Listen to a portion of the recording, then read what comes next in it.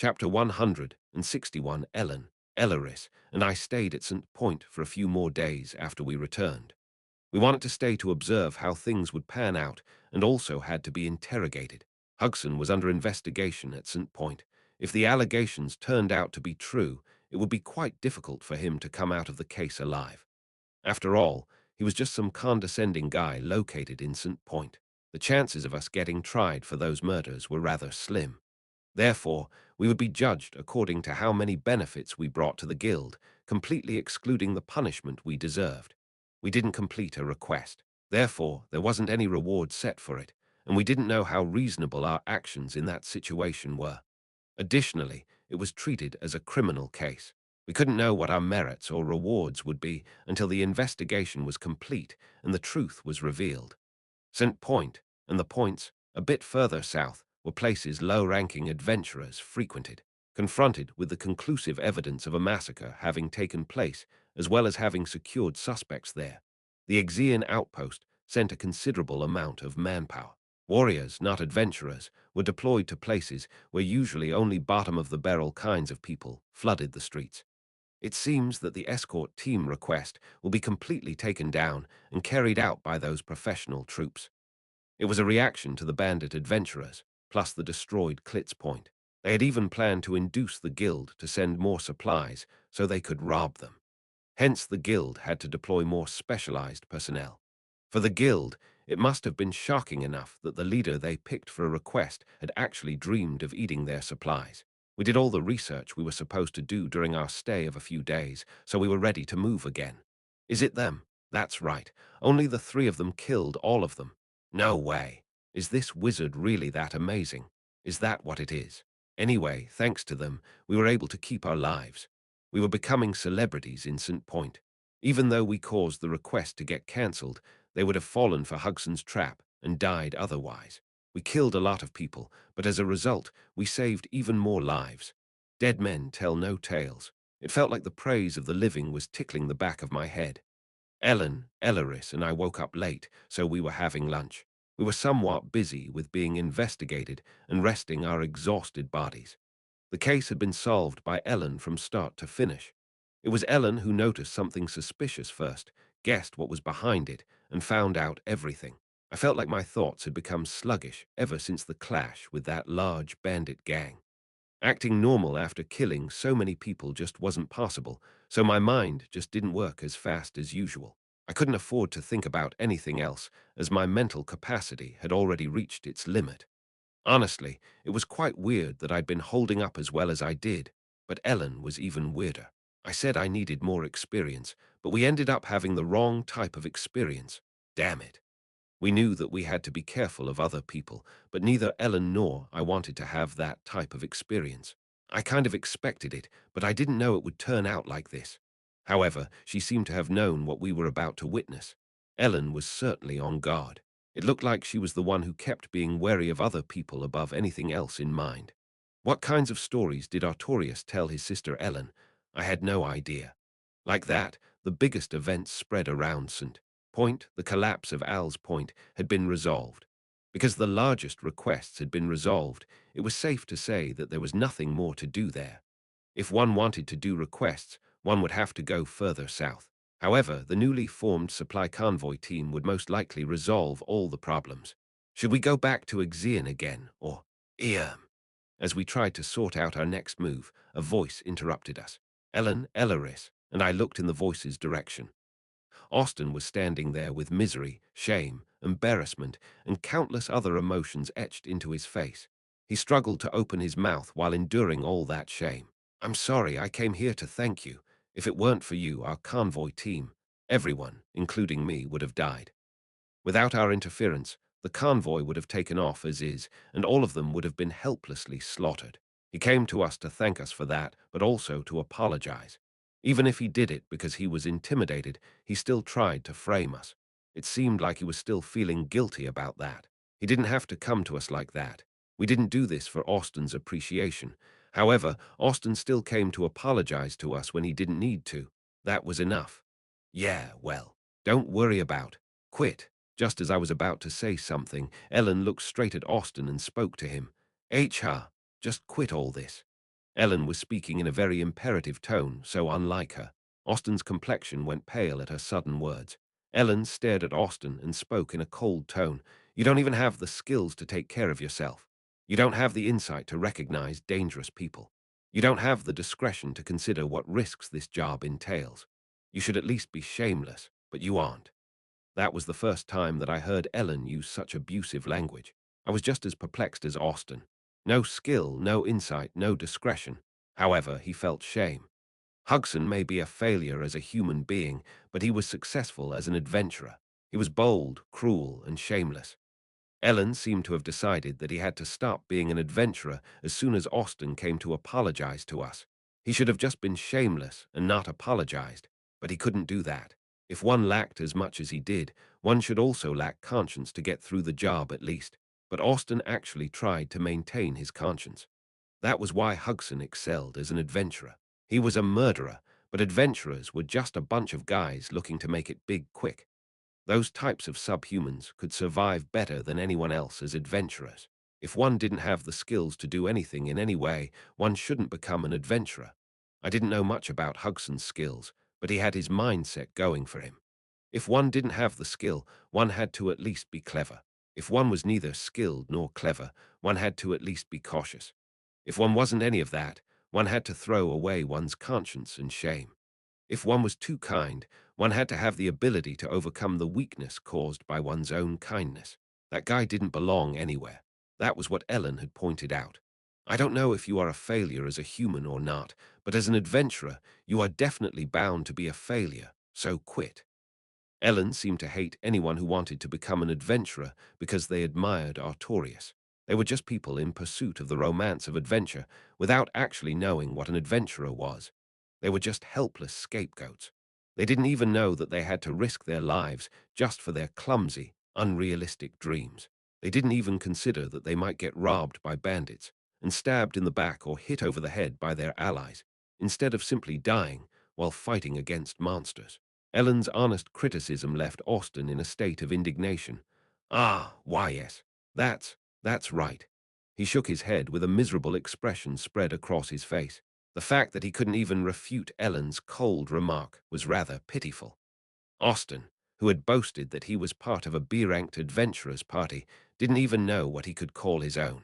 Was it really good to just break apart all the hopes and dreams of someone who had nothing but that and just send them home? Ellen chose to break everything apart now that cracks had formed. She told him to live a normal life.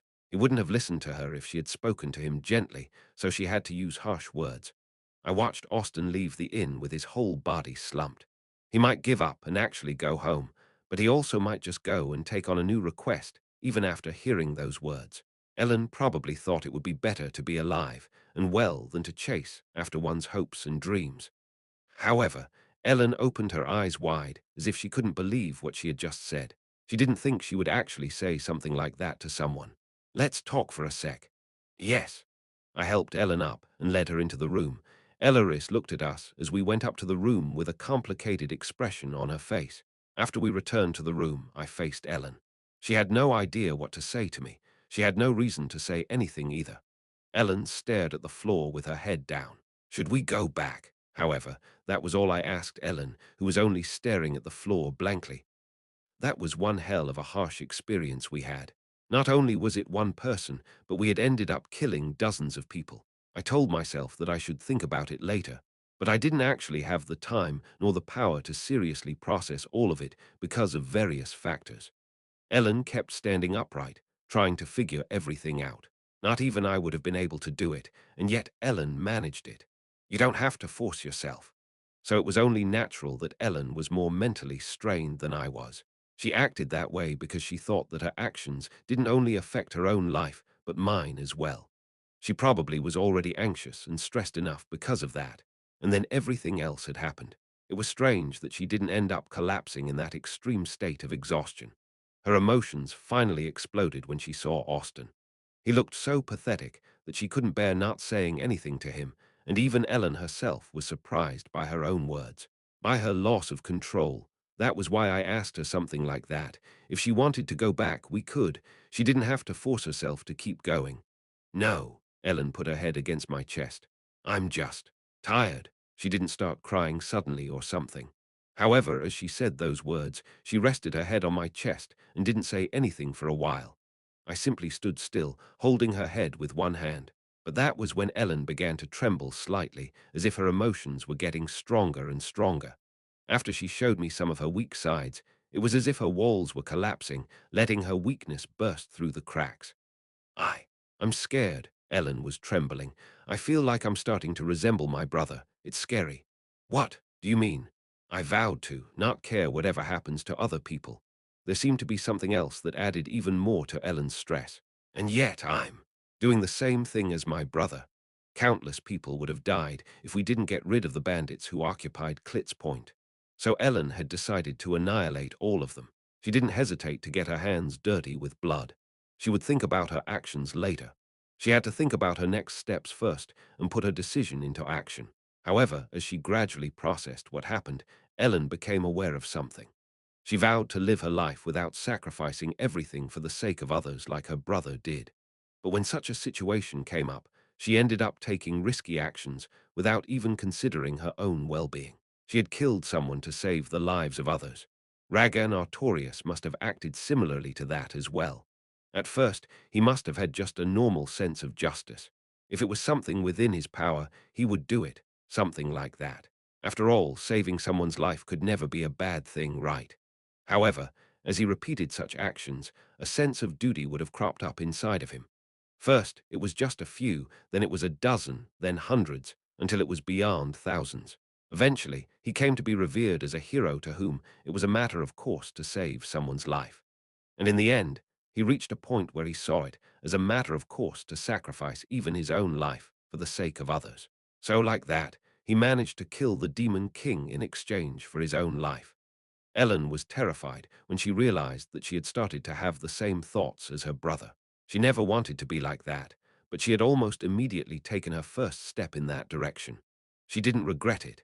It wasn't regrettable to save someone's life, after all. She realized that she was taking the same actions as Ragan Araturus in the end and started to feel afraid. It almost felt like it was something ingrained in her, as if it was running in their blood. Don't overthink it. I mumbled and pulled her head a little closer to my chest. Right, I knew what she was worried about. Anyone would have made that choice in that situation. However, in the end, it was nothing much. Everyone would have done this if their abilities allowed it. There were people who could and couldn't do something like that. There were plenty of people out there who would have made the same choice as us. We could do it, so that's why we did it. There was no other reason. We had made a common decision. The process and the ending were anything but normal, but our decisions were more than normal. She didn't make that choice just because she was the younger sister of Artorius. That was what she had to believe. She wasn't ordinary, but she had to believe that she was ordinary. I couldn't leave any room for her worries and anguish to breed. Is that so? Yeah, that's how it is. Ellen's trembling slowly subsided. Chapter 162, perhaps because of her extreme mental, not physical, exhaustion, Ellen went to bed early, even though the sun hadn't set yet. She might not have been able to sleep properly up until then because of her anxiety and tension. It was a bit much for her to call that place safe, after all. Seeing that girl sleeping with a furrowed forehead, I felt somewhat sorry for her. It was more than obvious that she still felt that anxiety even though she was sleeping. I was thinking of leaving her. I might feel reassured with her around, but as long as I was together with her, her burden would increase as well. As it was a three-person room, Elleris also entered the room. Shall we take a walk? I glanced at Ellen at Elleris's whispered words. There might be relatively less dangerous factors there instant point, but I still thought it was a little too much to just leave a sleeping kid all on her own. It's okay. I'll set up an alarm spell. Elleris only mouthed those words. She seemed to try to reassure me. It looked like she had something to say to me. Elleris and I left the inn and took a walk around St. Point, looking at the guys busily preparing for the new convoy. St. Point wasn't very large, but one could still take a walk around the place. You have made a good friend. Yeah. It was the first time ever since I came there that I had such a casual conversation with Elleris, except for that short moment at Klitz Point. But it also worries me. Worry? Elleris looked towards the inn where we were staying, and her eyes turned slightly sad. She is so strong that she's about to break. Her words seemed to signify that she was worried about Ellen, not about me. She was too strong, so she was about to break. I think I knew what she meant. Ellen had continued to march on strongly all the way to St. Point. She was sharp and doubted everything. As a result, we were safe, but Ellen suffered from extreme mental exhaustion. She was so sensitive to everything that we were able to avoid every danger on our way and uncover the truth behind that incident. However, if she kept going like that, she might end up collapsing soon. Elleris seemed worried about that. Everyone needs someone to show their weak side to. No one could be simply strong. Everyone had a weak side. One needed someone one could show their weak side to. It seems like you're someone like that to this girl. Someone whom she could show her weak side. Elleris said that I seemed to be that kind of person to Ellen. Yes, Ellen had often shown me her weakness for some time, a weak side she would never show anyone else. I think that's a good thing. That's good then. Please treat her well. Elleris looked at me. I'm already doing that. Is that so? Then Elleris smiled as if she was happy. What happened to you was terrible. It was obviously painfully sad and ugly. Your Highness has been through something I didn't want you to go through. Elleris spoke as she looked at the sunset, her eyes filled with a complicated mix of emotions. I think I can rest a little now. I had killed someone. However, it was to protect others. It wasn't anything good, but Elleris, while sad, seemed to be a little relieved. But, are you still okay? Elleris seemed to wonder if my mind was in agony. She wondered about the guilt and sorrow from the murders I had committed. How was I? Ellen told me to think about those things later. I first had to do what I had to do. The result of organizing my thoughts was only one. I should be fine. I decided not to think about it for the moment. We decided to go back to the Exian outpost and plan our new schedule the next day, but I actually thought it would be fine to take a few days to rest. Ellen needed to spend some time in a safe place where she didn't have to work her brain all the time. It's something I'd been through, and if Ellen stayed in that state any longer, she might suffer from stress-induced hair loss. That would be a grave problem. Just how miserable it was to not have a single hair on your head. However, I was completely fine because that wouldn't happen anymore. After all, I had a ring that made me immune to hair loss. I had to protect Ellen's hair. That night, after eating, I planned to go straight to bed. Ellen was sleeping like a log, so she skipped dinner. What if she woke up in the middle of the night because she was hungry? Elleris was also getting ready to sleep. I didn't know if she would actually sleep or not, though. I thought she was only pretending to go to sleep and would actually watch us all night while we were sleeping. And, knock, knock, we suddenly heard a knock on the door of our room. I was sure that the guild's business was almost over. Ellen got woken up just by that sound. However, she was already quite awake. Was she really sleeping back then? I slowly approached the door with my sword in my hand, just in case. Who is it? The Adventurer Guild's investigator. What? I heard a voice outside. He was an investigator sent from Exian's Adventurers Guild. I thought I was done for the day, but it seemed like I still had some business to take care of. When I opened the door, there was that investigator looking at me with a cold expression on his face. Could I talk with you for a minute? Don't worry. It's about the investigation, not about your charges. It seemed that he tried to assure me with that addition to his words. Perhaps it was something confidential as he walked into our room and sat down at the table. Ellen, Elleris, and I were all wondering what the investigator came there for. You guys assumed that the guys that attacked Klitz Point were also responsible for the attack on Al's Point after they came up north, right? Yeah, I guess. Both Ellen and I nodded to his words. The bandits who attacked Al's Point had traveled north and raided Klitz Point as well. We also told the officer in charge of the case that we suspected that they were trying to plunder the goods transported in the convoy. We have secured testimonies regarding the alleged raid of Klitz Point from Hugson. It has been said that they sent out an advance party that was supposed to occupy Klitz Point and raid the convoy. So what? I didn't know whether Hugson simply admitted to all the charges or if they used some kind of trick to get a confession out of him. However, it seemed that the investigator somehow managed to make that Hugson confess. Ellen and I nodded. What did he want to say with that? That so-called advance party started from this point traveling to Klitz Point. They didn't start from Al's Point. Hugson said he didn't know anything about Al's Point, which lost contact with every other point. He admitted guilt to the attack on Klitz Point, but claimed that he had nothing to do with Al's Point's case. He claimed that these two cases weren't connected at all. We have confirmed the travel path of the bandits that we had obtained from Hugson by looking at the guild's data. They all went down to Clit's Point via St. Point and never came back. I also confirmed that it was impossible for them to attack Al's Point due to time constraints. Hugson didn't commit perjury. Investigators had already confirmed, based on the data collected from the Adventurers Guild, that they absolutely had nothing to do with the attack on Al's Point. Our reasoning was wrong. The reason for the loss of contact to Al's Point and the other points connected to it was still unclear. But why was he telling us that? We weren't investigators, so we had no reason to take responsibility for our wrong guess. However, Ellen seemed to know why. You want us to find out what happened, right? You're sharp. The investigator clicked his tongue slightly. Currently, we are very short of manpower because we have to organize a new convoy. The Exian outpost and the guild can't provide any financial support. There are no other skilled adventurers here in St. Point either. Hugson, who was the Point's highest-ranking adventurer, had tried to pull something ridiculous like that. However, although we three were only F-rank newbies, we were bold and skilled enough to destroy the bandits who occupied Clit's Point. From the investigators' point of view, if they quickly found out the reason for Al's Point's collapse, and it turned out its threat was very serious, they would need to attach more escorts to the convoy. We expect it to be a very dangerous mission, as no one has yet to return from Al's Point. So the choice is yours. I'm just here to present you with this offer. It was impossible to force adventurers to take on a request. If he was an investigator of the Adventurers Guild, then he probably was in a fairly high position. Your task would be to scout out Al's Point. If you come across a threat, keep in mind that this mission only entails reconnaissance, not extermination or subjugation. He was willing to entrust us with that mission in that situation where manpower was very scarce. The estimated level of risk for this mission is B rank, so it's a very dangerous request. The reward would be 10 gold coins each.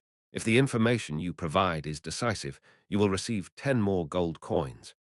He promised us a pretty huge reward. Just for going down to Al's Point to see what happened, we would be able to receive 30 gold coins. If the information was decisive, we could get 30 more.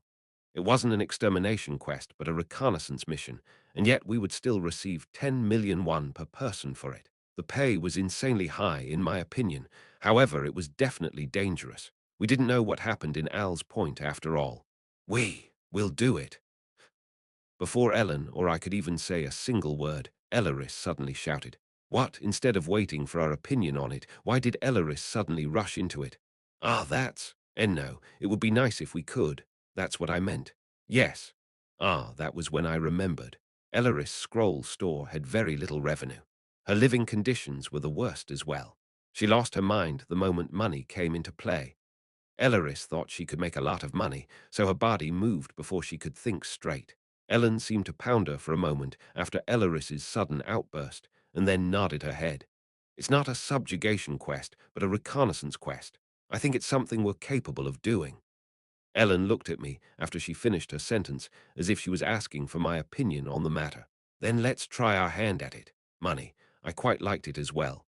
As St. Point didn't have any manpower, they commissioned adventurers on Hugson's level to do certain requests.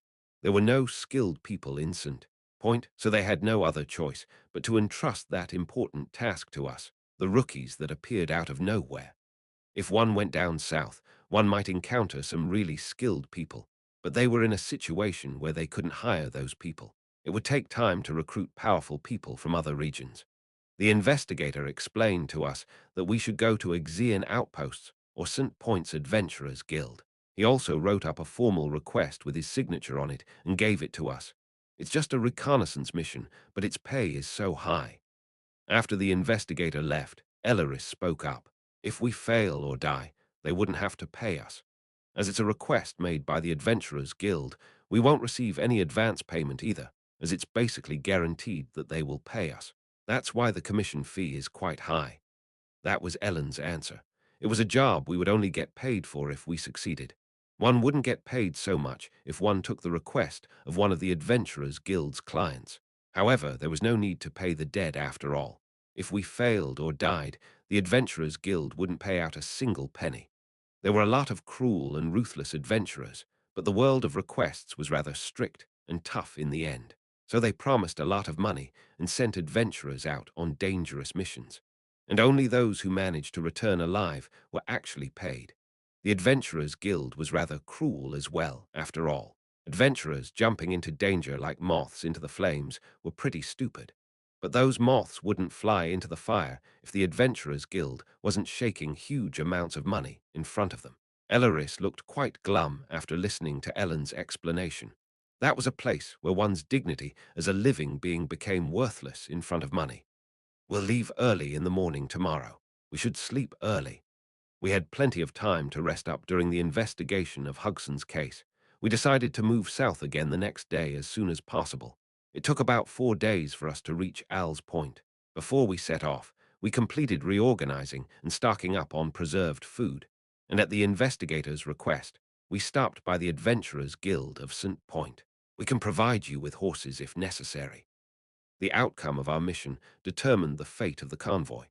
As many people had to move along with it, the damages caused by binding those people down as well as to the isolated front lines would exacerbate with every passing day. That was why we had been promised quite the sum as our reward. So the investigator told us that he could provide us with horses unrelated to the reward we would receive. Of course, Ellen told me that she couldn't ride a horse. She hadn't learned how to yet. I know how to ride a horse. Elleris said that she could afford to brush up her horse-riding skills along the way. She didn't seem to think that it would be a bad idea to take the horses, as the matter was very urgent. Of course, my horse-riding skills weren't that great, but as long as I didn't have to participate in a race or something, I thought it would be possible to simply move. Then I could ride together with you. However, Ellen seemed to think of something else, regardless of whether we could ride horses or not. It's going to be a rough journey. Let's not take them. She seemed to have decided that it would be inefficient to travel by horse, as we didn't know when or where an emergency might occur. I didn't think it would have made any difference if we rode those horses anyway. The terrain was rather curved, so even if we went by horse, we wouldn't be much faster. Elleris and I agreed with Ellen's decision. I hope that the 3 of you will return safely. We all nodded at the investigator's words. We made our way back to Clit's Point from where we had left not too long previously. Since Elleris casted chilling touch on us again, we had almost no trouble with the heat. But come to think of it, it only takes a day to get to Clit's Point, so we'll reach it by tonight, right? Right. Ellen nodded at my words. We'll have to rest in a place filled to the brim with corpses then. Elleris looked exhausted. You could camp outside. What choice is sleeping in the wilderness and sleeping in a place where tons of people have died? I hated both choices. Anyway, even if we didn't rest at Clit's Point, we would have to camp at some point. The road to Al's Point was destroyed and broken. By the way, what do you think actually happened to the people in the other Al's Points? At Elleris's words, neither Ellen nor I could give any sharp answers. After some time, it was more than clear that Hugson's gang of bandits wasn't related to the destruction of Al's Point. Those punks knew that a large convoy with supplies and commodities would be put together following Al's Point's collapse, so they immediately headed to Clit's Point from St. Point. They didn't even get to Al's Point in the first place. I'm not completely sure, but there are 2 possibilities. Ellen took the lead and presented the possibilities. 1, those who returned from Al's Point were actually killed by the bandits in Clit's Point. There must have been some adventurers who noticed that they ended up isolated from the other points and tried to return. On their return, they were killed by the bandits who occupied Clit's Point. That was why we didn't get any news from any of the Owl's points. That was one possibility. 2, there were bandits or similar people occupying Owl's Point as well, and those who were trying to go back died in Owl's Point. The second possibility was that they couldn't even go back to Clit's Point. We didn't even know if the incident at Al's Point was already over or still ongoing. Anyway, our goal is to scout. Let's not overdo it. If it was something we couldn't seem to deal with, we could just watch and report back to the guild. Ellen's words seemed to serve as a reminder of the nature of our mission. We didn't know what might happen if we tried to annihilate the bandits like we did in Clit's Point, and something beyond our expectations happened. In other words, we should really think of fighting against the threat as a last resort for once. Chapter 163. Apart from our journey down to Al's Point, we had to make a certain choice that day. We could see Clit's Point from a distance as we slowly approached it. What should we do? Neither Ellen nor Elleris could give me an answer to my question. Last time we were there, it was raining and midnight, but that time the weather was quite nice, and we were able to reach the vicinity of Clit's Point just as the sun started to set.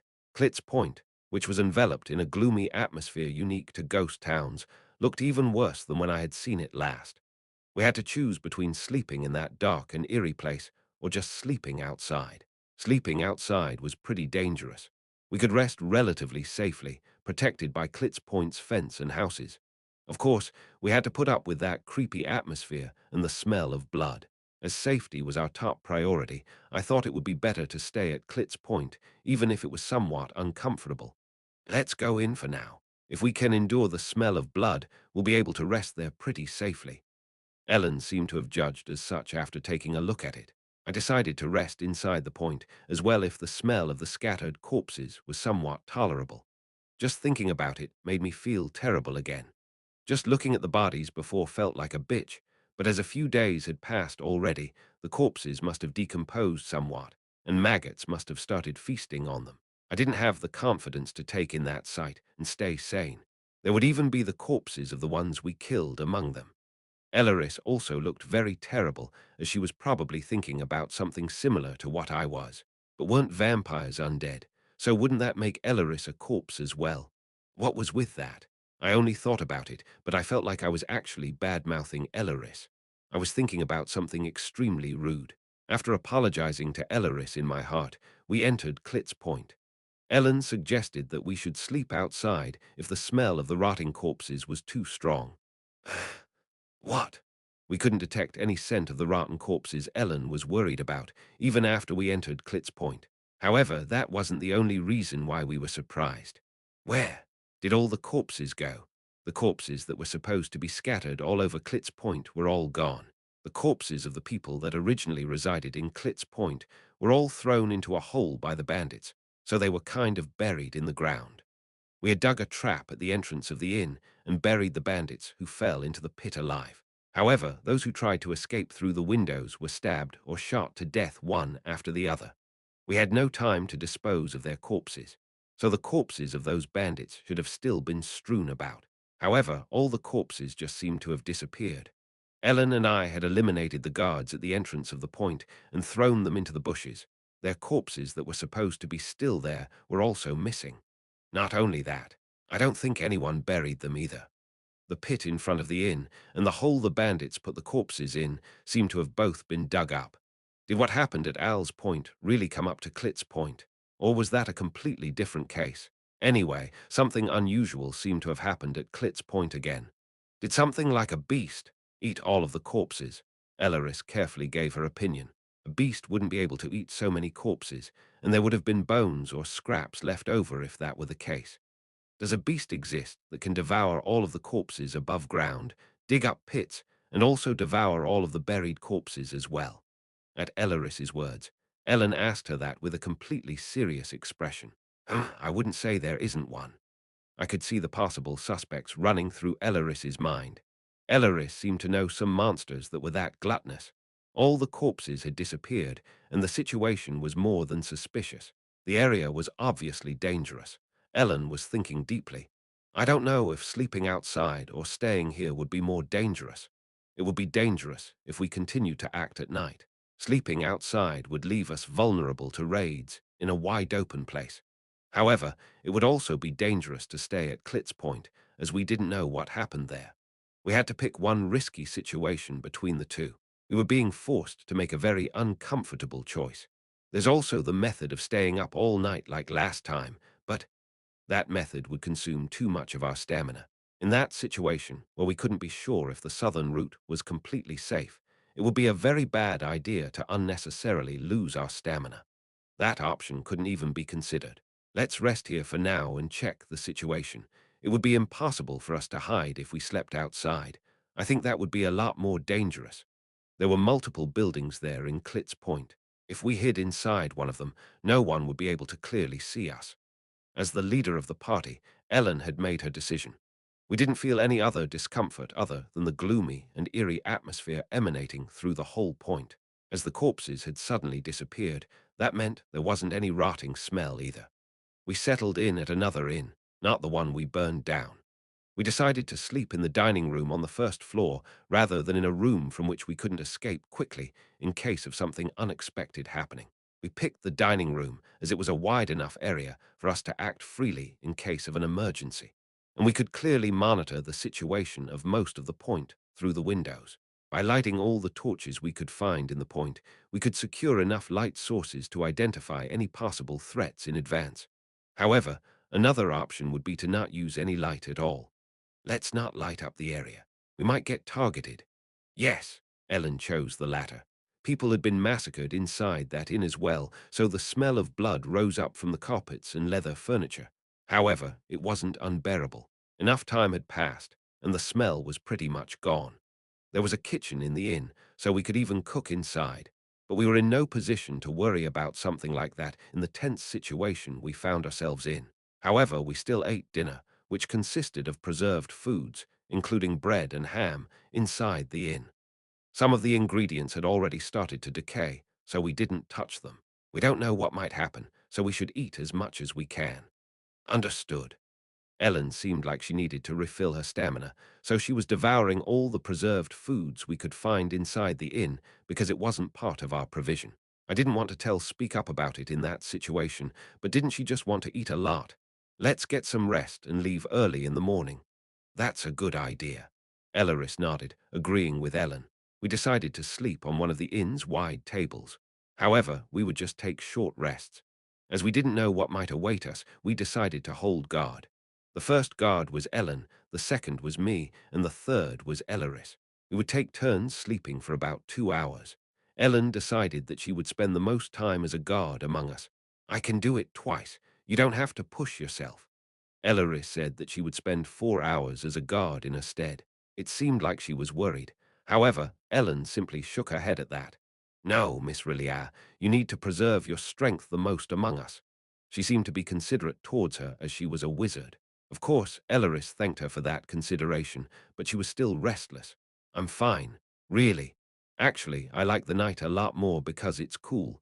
It seemed like she was holding in what she actually wanted to say. We would go to bed early and wake up at dawn when it was still dark.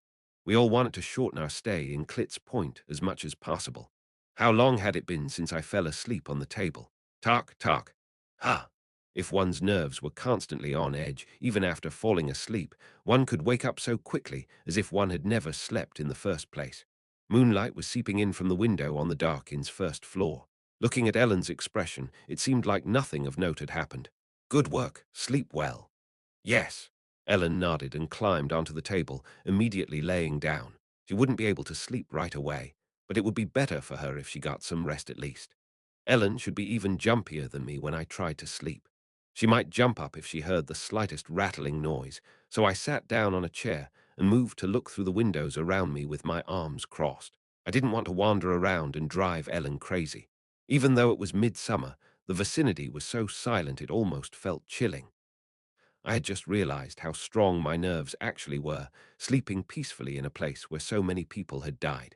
If I came back safely from that place, I didn't know if my skills would have improved, but I was 100% sure that my mentality would have grown a lot stronger.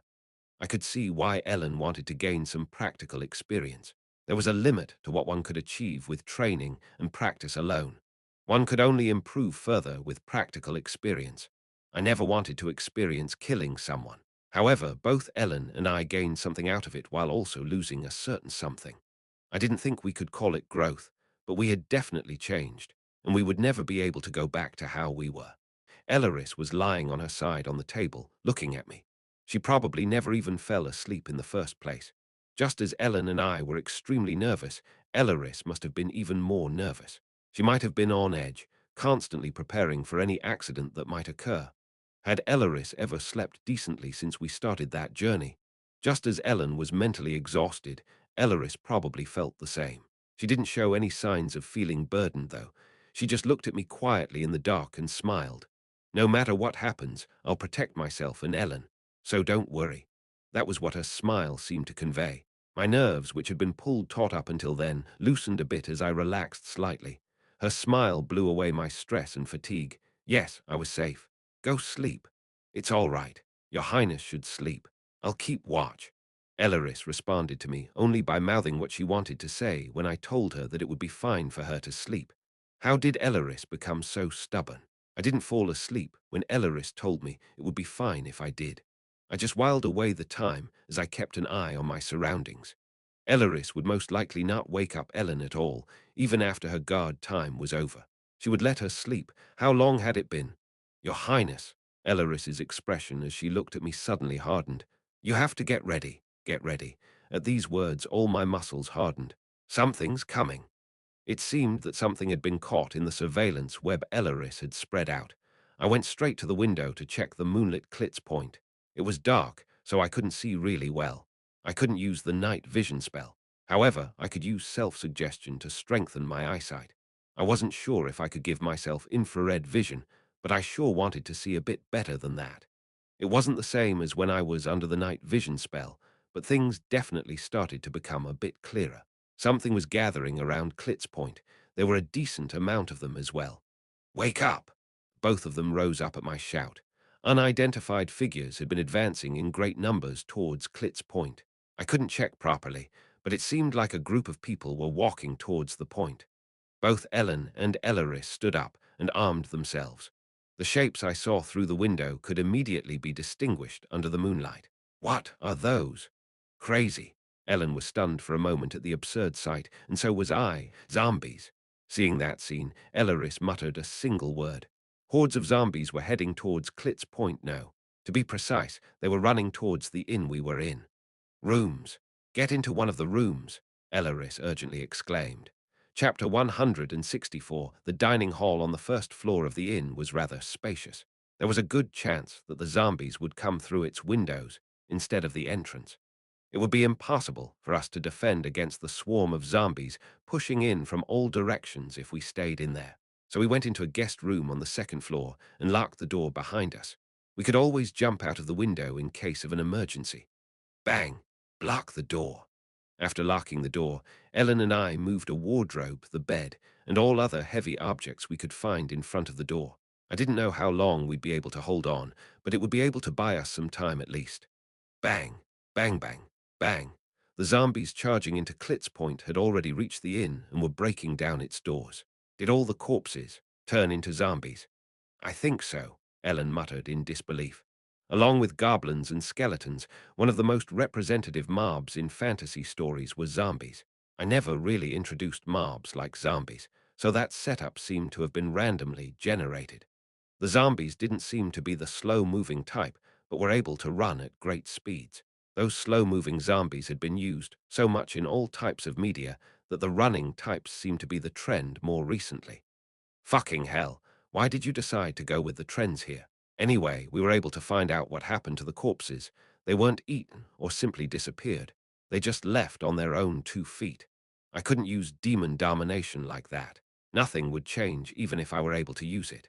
Because zombies basically lost all reason, I was also one of their targets. Ellen's complexion grew ghostly pale as she watched the zombies swarm into the inn from the window of the room.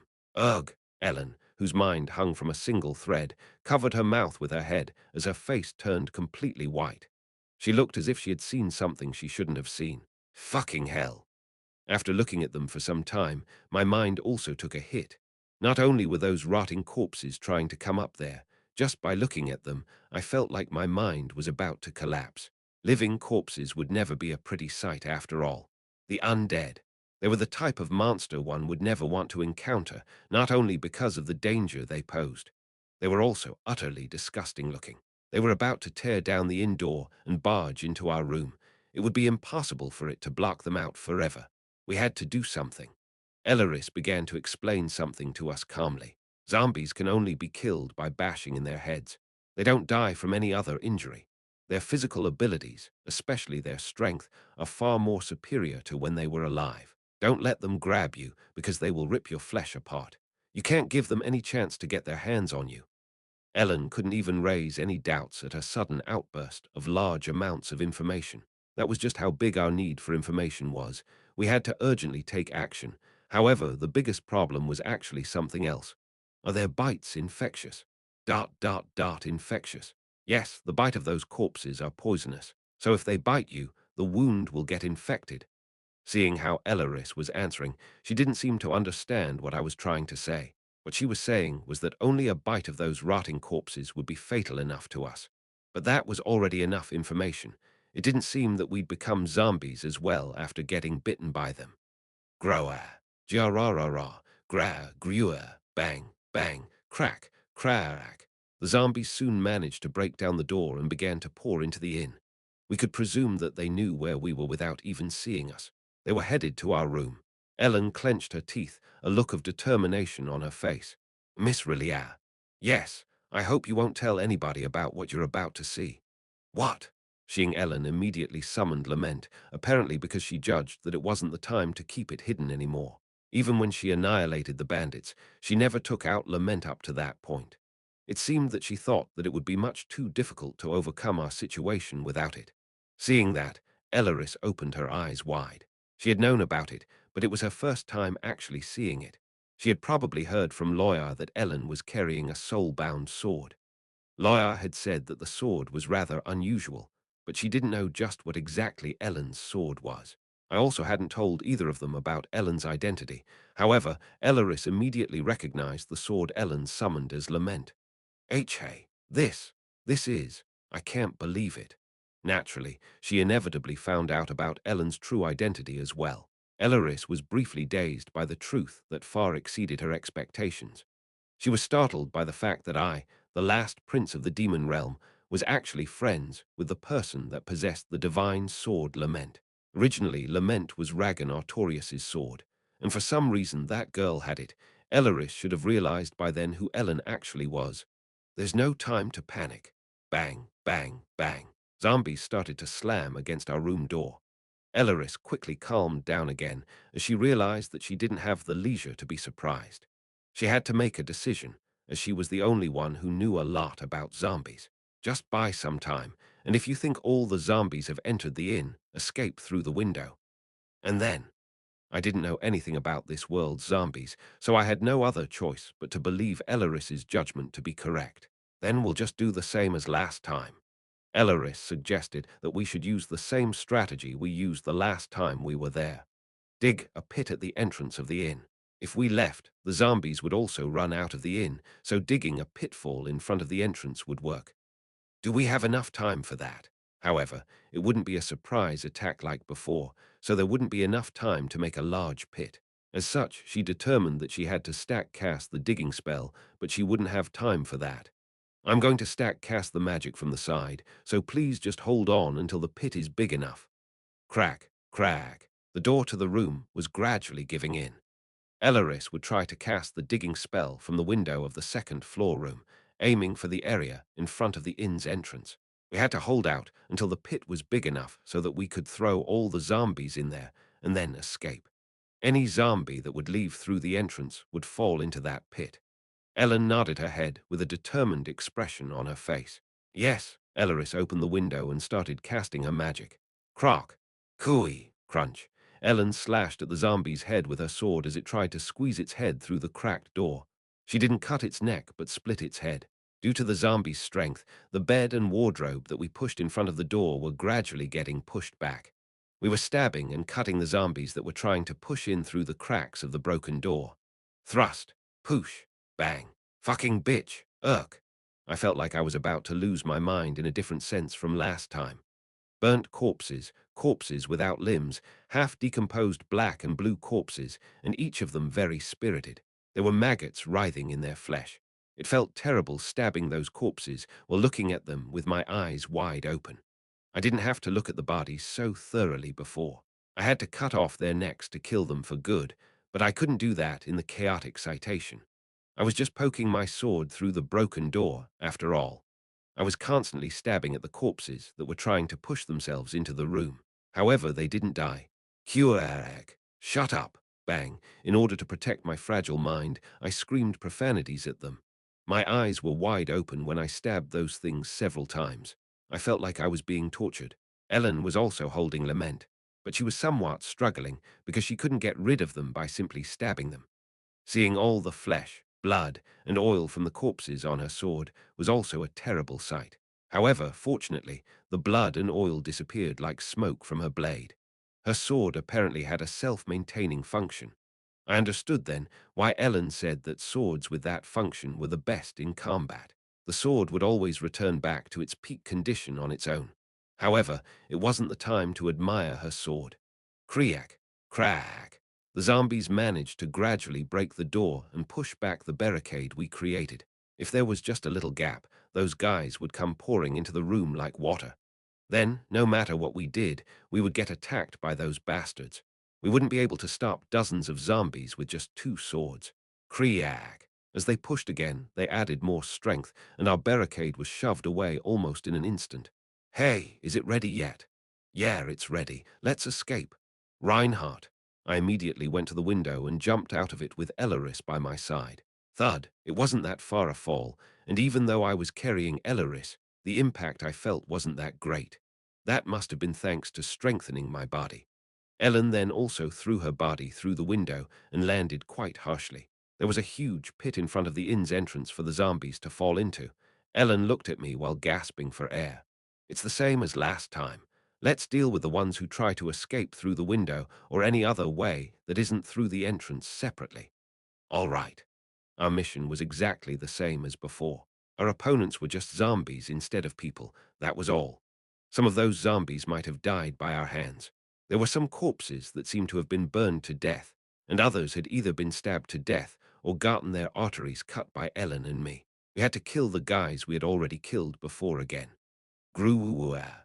The zombies that gathered on the second floor scrambled to get outside, falling over each other and getting tangled after we ran outside. You have to cut their heads off or bash them in. Don't worry about that, though. We have to keep our distance after all. However, there was an added difficulty that time. They wouldn't die unless they suffered a fatal trauma to the head or their head got cut off. They were rather difficult to deal with, but some things had gotten easier as well due to the change. Kuaarok. Zombies ran out of the inn and fell into the pits Elleris dug, one after the other. They didn't even have a shred of intelligence in them. That was why they fell into the pits, as if they got sucked into them, not caring whether the zombie before them fell into them or not. They didn't have the intelligence anymore to understand the concept of a trap. Bang! However, it seemed like some impatient bastards still tried to get to us through the windows of the second and first floors. Usually, it would be impossible for us to deal with such a large group on our own, but in that situation, it would be possible to defeat them one by one. Reinhardt, please protect Miss Rallia. Got it. Ellen entrusted Elleris's protection to me and jumped into the fray to kill the spirited zombies. Ellen held Lament in one hand and seemed like a ghost killing all those zombies. Elleris's advice to cut off their heads was correct. It was also quite the convenient way to instantly kill them. However, there was no need for that, as the sword she held was Lament. Slash. The reason for that was because that insane weapon could be swung however one liked, and it would end up dissecting a zombie horizontally at its waist or diagonally from its right collarbone to the left side of its lower back. Ellen killed all the zombies that tried to get out through the windows. Ka! Hum! Slash. Although my weapon was rather good as well, its performance couldn't compare to Lament. Therefore, my actions had to be a bit more detailed. The zombies' attack pattern was quite straightforward, and their movements didn't seem to have any form of strategy behind them. They would just run around and try to bite you. It wasn't really difficult for me to predict their attacks and respond to them. I cut off a zombie's head by angling my sword properly. With more than half of its neck cut through, the zombie just fell to the floor, groaning. If you simply smacked the sword against their necks, it wouldn't be cut off. Rather than hitting directly, one had slightly slant the blade as if one was about to flip meat. You couldn't just slash at it with force, but more as if you were trying to sweep it down by its neck. You had to carefully calculate the angle at which the neck could ideally pull on the blade and slightly saw with it to cut the head off when you felt the sensation of hitting bones. You had to apply even more force, as if you wanted to utterly destroy them. Because the tip of the sword wouldn't have much power behind it, one had to use the part slightly lower than the middle of the blade. You had to adjust it so that it could properly make contact with the neck. I got to know something I never wanted to know. Rather than just knowing, it was engraved into my mind as I was cutting down the zombies rushing at me. How to mutilate those bastards that didn't even die after they got stabbed. I didn't want to know those things, but I was forced to learn them. Pack, Ki, Kieg. Humph! Squish! I stabbed my sword into the neck of one of the zombies rushing at me again. That time I didn't just cut it off. I actually twisted my sword while it was stuck in there and destroyed its cervical vertebrae. Afterward, I kicked away the fallen zombie. Ellen had told me to protect Elaris, but they couldn't even be called playmates for her. Bang! Just by hearing that smashing sound, I knew that one of the zombies rushing towards us had gotten its head destroyed before falling backwards. This feat wasn't accomplished through magic. Swish, swish, swish, swish. I could see Elaris swinging around some rope, and when she let go, I heard a menacing banging sound. She was using a sling. Whoosh! A zombie that was running around in the distance was hit smack on the head, leading to it getting smashed apart, meaning it died. Elaris began to put one sling projectile after the other into it and started swinging it around, carefully looking for her next target. She actually used a sling in that situation. I would call it ridiculous. However, Elaris playfully spinning around a sling seemed to support my collapsing mind in the horrible situation. There was no need for her to use some strong magic for those weaklings after all. I could feel the ease with which Elaris killed them. Bang! Elaris smashed in every zombie's head one after the other while I was shuddering and struggling to cut off the zombies' heads. She had a terrifying accuracy to her shots. Huff! Huff! Ah! It's almost over. After about half an hour of fighting, the zombies were almost all sorted out. In addition to the 20 or so bandits, everyone who had originally resided in the point had turned into zombies, so their number was huge. There were the zombies that fell into the pits, and more than 30 zombies that had gathered around us and finally been returned to being normal corpses. The smell and cruel sight akin to a hellscape made me feel dizzy. Ellen, who had killed the most zombies among us, came back after sending Lament back. That was not the end. Let's burn up all of them. Yes. Although I didn't think that the corpses would come back to life again, we decided to burn all of them up, even after they had already drawn their last breath, to prevent something even more bizarre from happening. Quarag, giararararara, grower, the frenzied snarls of the zombies rang out from the pit. It might start moving again. Be careful when you carry it. After listening to Elaris's words, Ellen and I were very careful as we began to collect the corpses and put them in one place. After we dealt with the zombies, their bodies were severely damaged. Touching their rotten meat felt horrible. No matter how many zombies I killed, I would never get used to that. When I was fighting them, I had to look at them straight and kill them. But after everything was over, I couldn't even look at their faces anymore. Had death always been so disgusting? It took only a few days for a human to completely lose their original form. Humans felt utter disgust towards something that only had a crude resemblance to human beings. That was the essence of the uncanny valley. Those zombies were terrifying examples of beings that belonged to that uncanny valley. The discomfort they produced was even bigger because they actually used to be human. As I was carrying the bodies and their heads separately, I couldn't think about anything else. Although the zombies had attacked me first, I felt like someone who was trying to destroy the evidence after utterly mutilating and killing someone. We collected all the zombies, except for the ones trapped in the pits, and poured the flammable substances Elaris had brought over them before setting everything on fire. After that, we poured the flammable substances and oil into the pits before we set it on fire. Kieyek. Accompanied by terrible screams, two flames climbed up from Klit's point. We each sat still, staring blankly at the two flaming pillars. Why had the corpses scattered around Klit's point turned into zombies? Did something like that happen at Al's point as well? So did that mean that the 3 points at the front line were similarly affected? Tack Ellen, who was next to me, rested her head on my shoulder. There were just too many unanswered questions. However, we were too tired to share our thoughts. Sleep. Yes. Leaning on my shoulder, Ellen closed her eyes. Chapter 165. The next day, both Ellen and I woke up as it turned to dawn. We fell asleep, leaning on each other, with our backs against the wall of a building. We were so exhausted that we had stopped thinking about what might happen. We just completely gave up thinking and fell asleep. Well, it was more like losing consciousness than falling asleep. Are you up?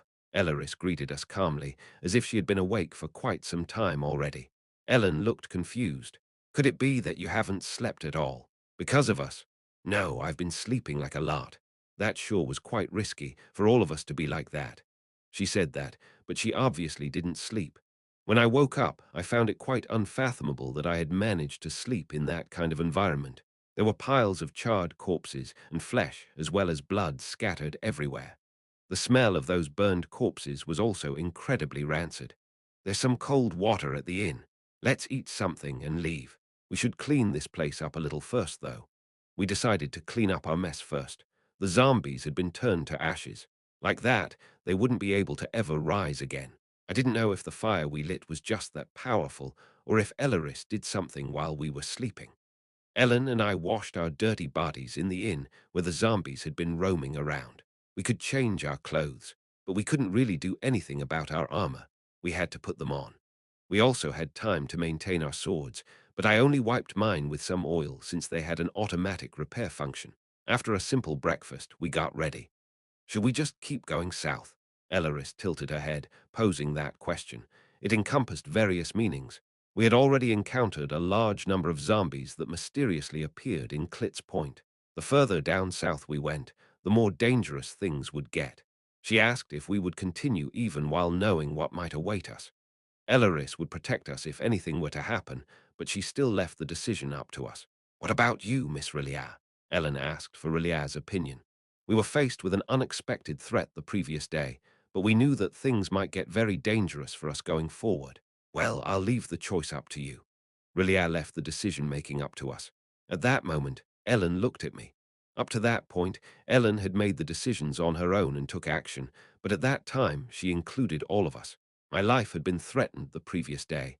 That could happen again, or I might fall into an even more dangerous situation. She was asking me if I still wanted to go, despite knowing the risks. If you go, then I'll go as well. If you won't, then I won't either. Of course, I left it up to Ellen. Both of us suffered from some mental damage when we annihilated the bandits, though in different ways. Dealing with those undead was more of a mental issue than a physical one as well. It was incredibly taxing to deal with the abominations. Will you be fine? Ellen stared at me as she asked me that. She was asking if I could really endure any more of it. I don't think I would have been okay if I was alone. Well, I think I'll manage somehow. Ellen nodded when she heard my answer. Yes. Ellen looked between Elleris and me. I'm of the same opinion. Just being with someone helped one endure even the greatest of horrors. It seemed that Ellen was the same as me in that regard. In the end, we decided to continue to go south. We headed south along the road to Al's Point. Ellen was warier of her surroundings than before, but still posed various questions. How did the zombies know where we were right away? It was a question directed to Elleris. The previous day, Elleris gave us an immediate answer as to what zombies were and how we could deal with them during our small crisis. As a wizard, one had to play one more role as well, a limitless encyclopedia of knowledge. That was what Elleris had seemed like. Of course, she didn't know about those things because she was a wizard, but because she came from the Darklands. Ellen seemed to have misunderstood her knowledge as part of her being a wizard, though. Zombies can track down living creatures. I don't know if they do it by smell or by some kind of instinct, so there's no point in even attempting to hide from zombies. So the battle was inevitable. We'd have to fight if we come across zombies again. Yes, but zombies usually only come out at night, so we should be careful during the night. According to Elleris, zombies were nocturnal creatures. Then they are sleeping during the day or something like that. At my question, Elleris put her index finger on her lips as she looked far away. I don't know if you could call that state sleeping or not. It is said that zombies move to shaded or cold places during the day. They'll probably wait there until nightfall, but I'm not sure if they are sleeping or something similar. Why do they go to cold places? That was when Ellen expressed her doubts, probably to limit the speed of their decay. Decay. Their decay would progress rapidly during the day because of the high temperature. Zombies are usually dead beings. As their bodies are already dead, they would continue to decay, right? So if the decay continued, the only thing remaining would be nothing but bones in the end. Elleris lifted her index finger and explained as such. She explained something pretty horrible while making some pretty cute gestures. A zombie was a reanimated corpse, more or less, but their decay would eventually progress like normal. Flies and maggots would feast on them. So they actually had a very short lifespan, if one could call those things living beings, that is. In the end, only bones would remain. Although zombies didn't have a shred of intelligence in them, they still wanted to extend their lifespan instinctively, huh? And when they have reached that state, their behavior changes completely. Didn't they have a limited lifespan?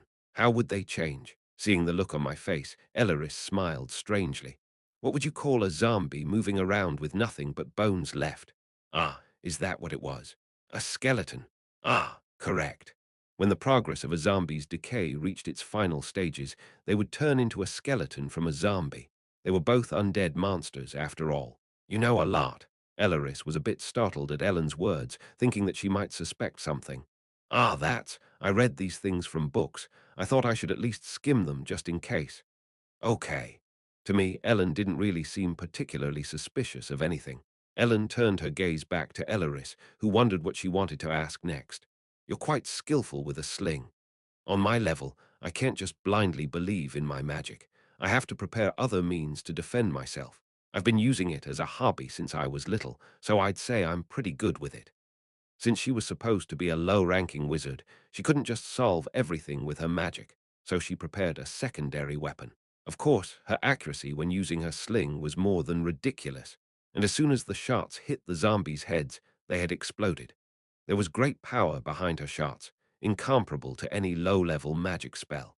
Elleris took out the slingshot she used previously from her bosom. There are even some enchantments placed on it. Enchantments? Yes. So that wasn't just a normal slingshot, but secretly a magical artifact. The enchantment placed on it is weight increase. The things that you shoot with this sling gain more than double their weight for a very short period of time. Ah, so it had that kind of power. So there was a reason why the zombies' heads didn't just break but exploded. Even a very light object could become as heavy as a cannonball if thrown using that slingshot. Ellen didn't ask her why she didn't bring it out during our annihilation of the bandits. Did she already think of it as a thing of the past? But was that really a magic artifact? Didn't she just cast some weight-increasing magic on the projectiles as she tossed them with the sling? I couldn't really ask Elleris those things at the moment, so I couldn't help but be confused. Then how are zombies made? That was the most important question. Elleris furrowed her brows and tilted her head at Ellen's question. Well, zombies can occur naturally, or they can be made artificially through black magic. Zombie outbreaks could be either a natural occurrence or artificially made. However, if the zombies were created by a black mage, they'd be controlled by the same wizard. Yesterday's zombies, however, there was no sign of them being controlled right. Yes, zombies had just suddenly appeared from all directions, drawn to us. It didn't feel like there was any kind of strategy behind their behavior or movement. Of course, there's still the chance that black magic was involved in all this, but at this point, I'm assuming that they were natural zombies. Elleris seemed to think that the zombie outbreak was unlikely to be the work of a black mage. When do zombies naturally occur then? Elleris frowned again at my question.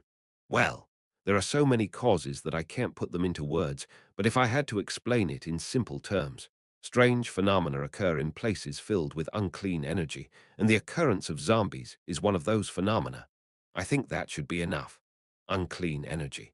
It was a bit too vague to actually understand how that incident happened. However, simply put, a lot of strange things happened in unclean places, and zombies were one of those strange things. That meant that the place had already turned into such an unclean place. Elleris looked at the winding road stretching into the south. We'll just have to find out just what on earth is causing this energy to accumulate. We were all aware that things would become more dangerous the further south we got, if such phenomena spread all the way from Al's Point. Yes, something truly unusual must have happened, to say the least. If Al's Point was the core of that incident, to the point that such strange phenomena even occurred in Klitz Point, which was a 3-day journey away, then it was more than clear that something outlandishly unusual was taking place there. Miss Rilliard. Yes, Ellen quietly called out to Rilliard. You can go back, Miss Rilliard. She tilted her head when she was told that she could go back if she wanted. Reinhardt and I have teleportation scrolls, so you can just go back separately. If an emergency were to occur, we could always escape with these scrolls. It would be dangerous if we continued to go together, and we had an escape route, but she didn't, so Ellen suggested that she go back. She worried about Rilliard. You get paid pretty well if you just went back and reported that zombie incident we came across in Klitz Point. Ah, I see. Elleris nodded quietly as if she knew what Ellen was trying to say. She smiled a little. It's okay. I also have at least one trump card up my sleeve. She might ask what that would be. Something like the sword that Ellen took out yesterday. I didn't ask about your circumstances, so don't ask about mine. That was what she was trying to convey, so Ellen couldn't really bring herself to ask. She bit her lip before murmuring silently. If it becomes dangerous, I hope you won't blame us for teleporting away without you. Of course, if you have a way to survive, you should use it. Ellen seemed to find it increasingly harder to comprehend that wizard called Relia. However, in the short time we had known each other, we had ended up fighting for our lives together twice. So Ellen couldn't simply disregard Relia's opinion. She seemed slightly less suspicious of her. It was a 3-day trip to Al's Point. We would arrive there after approximately 2 more days. We walked all day southbound. Nothing really unexpected happened during our march. More zombies might come out again like yesterday. We should avoid camping completely in the open. Elleris and I agreed to Ellen's judgment. If there were any zombies around us, they could immediately pinpoint our location, so hiding was more than meaningless to begin with. I wish we could camp somewhere close to a cliff where zombies couldn't climb up, although I don't see anything like that close by. Then maybe on a big tree. While that would be a bit uncomfortable, we have no other choice but to sleep in a place like that. That's a good idea. We might not be able to sleep properly, and we might fall off if we fell asleep on top of that tree. However, it was the best resting place we could choose at that moment, as zombies wouldn't be able to get to us even if they appeared again. We continued to walk until the sun was about to set, making sure that we found an appropriate tree to climb up and sleep on. Soon, the thin twig-like trees parted before us, allowing our gazes to fall on a beautiful, thick, old tree. That one looks pretty sturdy. Zombies couldn't climb trees, so it seemed like we could rest on one of that tree's thick and sturdy branches. Ellen and I had experience climbing palm trees on that deserted island. But how do we climb this? But we managed to do that because we could actually grab around the tree. It was impossible for us to climb up the tree we were looking at with our bare hands. Ellen didn't answer, rummaged through her backpack, and pulled out a rope. Right. I didn't even think about using other tools, but single-mindedly thought about somehow doing it only with my body. A slow brain would make one's body suffer. Ellen tied a stone to one end of the rope and threw it over a branch. The rope with the stone on its end rotated around the branch 3 or 4 times, tightly winding itself around it. Ellen tested the stability of the fastened rope by pulling on it a few times, then grabbed it and started climbing. Ellen, after climbing more than 6 meters in but an instant, landed on a branch, making the branch sway a few times with her feet. It's sturdy. Come on up. There didn't seem to be any problem. I grabbed the rope and started climbing as well. Things that wouldn't have been possible in the past became effortless, so I was a little surprised when I managed to climb up so well. When I got up and decided to look down a bit, I felt dizzy. Of course, the branch was considerably thick, so I honestly thought that I could lie down on it without a problem. However, regardless of how sturdy it was, wouldn't I still end up breaking my neck if I fell asleep there? Ellen looked down and shouted, Miss Relia, if you hold on to the rope, I can pull you up. Okay. Since not everyone could climb a tree like that, Ellen seemed to want to try and pull Elleris up there herself. Elleris grabbed the rope, and Ellen pulled her up quickly, as if she wasn't heavy at all. Wow, you're so strong. Elleris looked at Ellen, who had just lifted her up without exerting much strength, talking to her with admiration. At that height, even if a whole horde of zombies came, they would have no choice but look up at us dumbly. Ellen quickly moved and leaped over to other branches, climbing up even higher. It looked like she was searching for an even better place. As a result, she found something like a cave inside the huge tree trunk. It was like a crack that one usually saw in old trees. I don't think we'll fall if we stay in there. It's spacious enough. Yes. Although it would be a bit cramped, it seemed that 3 people could somehow sleep in there. Even if we tossed and turned a bit in our sleep, we would be inside the tree, so we wouldn't have to worry about falling down. Of course, our posture would be a bit uncomfortable. I was in the hollow tree, Ellen was in my arms, and Elleris was sitting opposite me. It wasn't that big after all, so Ellen was sleeping with her back against my chest. It kind of seemed like I was hugging her from behind. We both had to sleep in that posture. Hey, you seem to be getting along very well. Elleris looked at me with a soft gaze, teasing me a little. Stop talking nonsense. Let's eat something.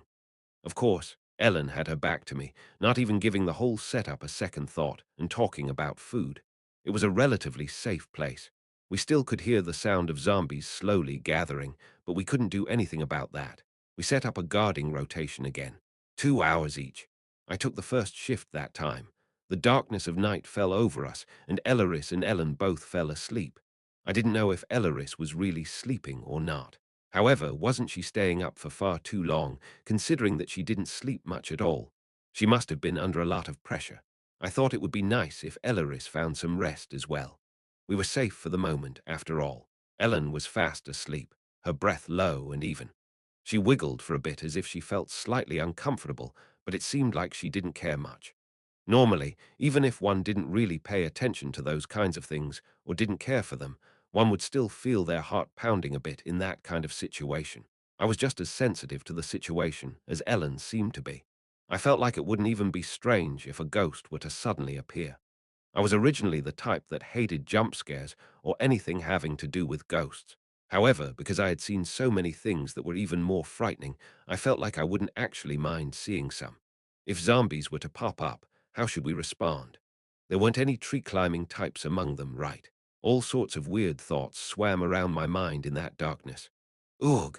However, nothing much was happening except for Ellen wiggling and letting out strange groans in her sleep. Chapter 166, the next day. Fortunately, nothing really happened, and we could simply continue our journey after climbing down the tree. What would we do if the incident was something even Elleris couldn't handle? Of course, we could just escape using the scroll, and Elleris could use teleportation. We continued south, believing in our own countermeasures. If we kept up our pace, we would be able to reach Al's Point by the next day, and if we managed to get back safely to St. Point, after taking a look at the situation over there, our mission would be over. After a light meal, we diligently walked ahead. Judging by the previous day's situation, there didn't seem to be any zombies present, but we had no other choice but to be concerned about our safety. We climbed on top of a rocky protrusion of a cliff and rested on its flat surface. As it was placed on top of a mountain, we could see far in every direction. However, no matter where we looked, it was just mountains upon mountains, so we couldn't really see anything suspicious at all. It feels creepy. I could feel an unidentifiable eerie feeling tickling at the back of my head. It would have been better if something actually showed up, but nothing like that happened, so it felt even stranger. The next day, we set off early in the morning. If we started walking only after the sun rose, we would arrive at Al's Point after sunset. So we decided to set off very early, take a look, and then go back during the night. Let's be very careful and rush back if we find out that Al's Point is threatened by something serious. Ellen felt just that nervous to the point where she would say those kinds of things, even though nothing had happened yet. With the awareness that we would be heading straight to the heart of all those incidents, we kept on walking, except for a few short breaks in between. It seemed to be around 5 in the afternoon. That's Al's Point. As we crossed over another hill, we found Al's Point located at the foot of said hill. We stopped for a moment, not approaching it immediately.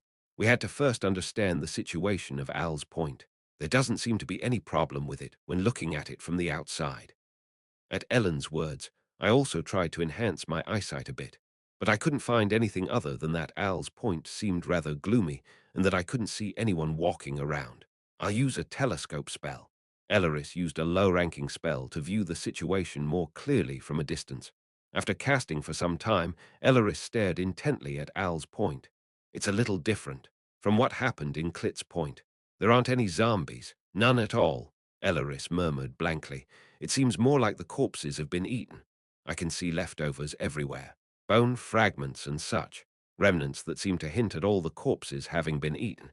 That's what one would see if one were to zoom in on the point. What ate them? I think zombies did this. Hints of zombies having eaten people could be seen. However, as time had passed, there were only remains left. Although it rained quite heavily recently, we should still see some footprints if anyone came or went since then, but there are none. It had rained when we went to annihilate those bandits. At that time, any traces, footprints included, were completely washed away. However, there were no footprints or other traces of anyone coming or going ever since then. It seems like Al's Point has been abandoned for a while already. If zombies appeared here as well, they would be all over the place. There was no reason for them to return to Al's Point, as no one was left alive. They only attack the living, right? Yes. If zombies had appeared there before, they had long left Al's Point. The point had been devoid of anything for quite some time already. If one wanted to return from the front lines, namely Al's Point 1, 2, and 3, one had to pass through Al's Point. Ellen seemed to have organized her thoughts and spoke quite curtly. So no one came back from the other 3 points ahead. I guess so. The other 3 points might have been wiped out already. None of us could deny that it was quite likely. Let's go check for now. There didn't seem to be anything strange about the place at first, so we decided to get a closer look at Al's Point. Just seeing a village completely devoid of any person gave one a creepy and eerie feeling. However, if one were to see blood all over the buildings of that village, it would instill fear in anyone who saw it. There were bits of bones all over the place as well. Al's Point was the waypoint to the 3 frontline bases ahead, hence it was 3 times the size of St. Point and Klitz Point. However, there wasn't a single soul in that huge point. We searched Al's Point's vicinity with tension in our hearts. We didn't see any survivors or zombies, but we didn't know what might come out to attack us. Acting separately could be dangerous, so we went through each building together. There were bloodstains and bone fragments scattered everywhere. The bones were already completely dry. They didn't even emit the usual rotting smell, perhaps because the maggots had already gotten to them. Did they really get attacked by zombies? Looking at the pieces of the bones that had been eaten clean, Elleris expressed her doubts, her expression very serious. No, I don't think so. Ellen shook her head, however. She looked at the bloodstains smeared on the wall. If zombies had attacked them to the point of destruction, there should have been more bones. However, while there are some pieces of bones scattered around that seem to have been eaten clean by zombies, we can't really say that these were all the people of Al's Point. There were clear signs of predation, but their number was just too small. Perhaps they weren't eaten while they were alive, but after they died. Ellen picked up one of the dry pieces of white bone, because decapitated corpses probably can't turn into zombies. The bones seemed to have been cut through with a blade or something as sharp. The people in Al's Point were slaughtered by someone or a group holding weapons, and after the massacre took place, zombies came and cleaned up the place. They didn't devour living people, but corpses that couldn't turn into zombies. That was the conclusion Ellen seemed to have reached.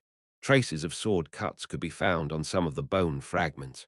I didn't know who the culprit was, but it could be concluded that they had very sharp blades with them. They had to be sharp enough to kill people in a single stroke, and such weapons were by no means common. Creating something with that sharpness wasn't possible with common smithing, after all. We carefully searched through the point again. Let's go to the Adventurers Guild. Ellen headed to the Adventurers Guild in Al's Point as if she knew exactly where to go. There were traces of blood everywhere in the Adventurers Guild building. There was a reason why Ellen had gone there. We need to find the Adventurers Guild's log. Most of what went on at Al's Point should be recorded there. There seemed to be a high chance that we would gain a major clue. Ellen already knew what to look for. While searching through the Adventurers Guild's building, she found a huge book in the manager's office.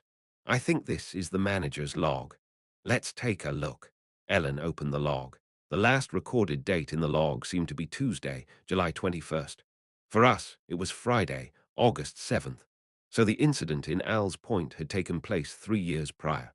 Tuesday, July 21st, year 323 of the imperial calendar. I shouldn't have sent people to that tomb. Snarton will kill us all.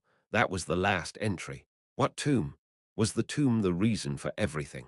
And that name, Snarton? Ellen turned the pages, looking for the first mention of the tomb. Thursday, July 2nd, year 323 of the imperial calendar. 3 adventurers, A-rank Snarton, B-rank Pagan, and B-rank Liza, reported finding unusual structures about 2 days east of Al's Point. According to their sketch, it is presumed to be a tomb due to its enclosed nature. Since they are a party with high integrity, there is only a low possibility that the information provided is false.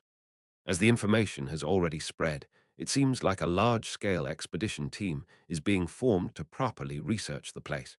Adventurers of Al's Point had discovered a tomb more than a month prior and set up an expedition team to search it. They didn't know what dangers might await them, hence why they put together a team. Sunday, July 12th, year 323 of the imperial calendar. An expedition consisting of a rank adventurers who left to investigate the tomb to the east of Owl's Point returned. According to their reports, it was composed of 3 tombs, and there were no dangerous demons or other threats in them. They returned with a large amount of jewelry and precious metals. It was a considerable haul. There were also some items that seemed to be enchanted among them. Detailed results will be available after the appraisal. In such cases, conflicts with bloody ends might crop up among them to gain even a little more, and such a situation must be prevented by all means. As a special note, they said that they found a sword in one of the 3 tombs' coffins. It seems that Snarton, the leader of the expedition team, had decided to keep it as his loot. No one seemed to have objected to that. A sword found in a tomb's coffin. Maybe the adventurers touched something they shouldn't have. I felt a certain sense of unease. Tuesday, July 14th, year 323 of the imperial calendar. Fortunately, the expedition team members divided the loot among themselves without fighting. Their reward was enormous, so there seemed to be enough for everyone, leaving no reason for them to fight. We could identify a total of 2 magic artifacts. There was a pair of earrings and a bracelet, which were taken by the other 2. Snarton's sword was also believed to be a magical artifact. However, the man himself said that it didn't need to be appraised. Wednesday, July 16th, year 323 of the imperial calendar. Last night, I had a nightmare. Curiously, all the people in Owl's Point had nightmares. The content was different and completely incomprehensible. But how is it possible that everyone was plagued by night terrors at the exact same time? Thursday, July 17th, year 323 of the imperial calendar. Zombies suddenly rose from the burial site next to the point and killed 3 people. Action was taken immediately, but why did this happen? I keep getting this ominous feeling. Friday, July 18th, year 323 of the imperial calendar. Snarton is acting strange. I was told that he would sleep while holding that sword he brought from the tomb. He became less talkative, and it seems like he doesn't eat anything. It's as if he became a completely different person. Snarton's comrades have reported that the sword must contain some ominous magic. We'll investigate that matter tomorrow. Saturday, July 19th, year 323 of the imperial calendar. Snarton didn't give any reaction to my suggestion that the sword might be a product of black magic. He only smiled strangely and said strange things. No, what left his mouth didn't even sound like words. It was more than certain that Snarton was under some kind of curse. When we tried to take the sword away by force, he killed 3 guild members, even his 2 old comrades who were with him, and ran away. I became increasingly afraid to get to the bottom of this. Snarton's sword was definitely cursed. A search party has been created to track down Snarton. Sunday, July 20th, year 323 of the imperial calendar. The search party organized to subdue Snarton was slaughtered by him as soon as they left the point. After killing the search party, Snarton disappeared again. Snarton was known to be outstanding, but he shouldn't have been that skillful. Everyone was thrown into confusion. There were those who said that they wanted to escape the point, and those who said that they'll get killed by Snarton if they did, creating chaos. That tomb is the root of all this. Having grasped everything, we looked at each other. That gave us a rough idea of their situation. The adventurers touched something they shouldn't have touched. They left the tomb with a cursed sword. A crazy adventurer named Snarton, who claimed ownership of this sword, was actually the culprit of the incident. He caused carnage at every turn, spreading the curse of turning the dead into zombies around him. The curse seemed to have gradually spread on its own. It could be the type of sword that brainwashes its owner. Elleris spoke with a firm expression on her face, guessing that the problem was caused by that sword. Ellen put the log into her backpack. Let's return. Our mission is over. Our mission was to figure out what happened at Owl's Point, and we could prove that with that log. With that, our mission was over. We weren't supposed to solve the problem, but simply find out the truth behind it. Now that we knew the identity of the person who ended up destroying Owl's Point, we could leave the rest to someone else. A cursed sword, and an adventurer who went crazy because of its curse.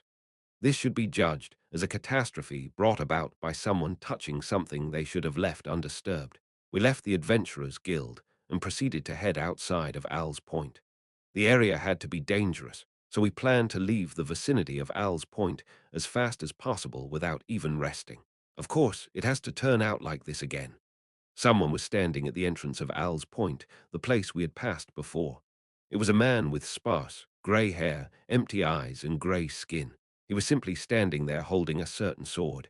It seemed like he was trying to stop us from leaving. Snarton, the culprit behind Al's Point's destruction. It was more than obvious that it was him. The man didn't come closer, but he didn't move away either. He was simply blocking our way out. Dot, dot, dot, it doesn't look like he's alive. Those were Elleris' words. That man clearly seemed to have neither will nor ego. It was enough to look into that guy's eyes to see that. The owner was already dead, and that body was only driven by the curse of that sword.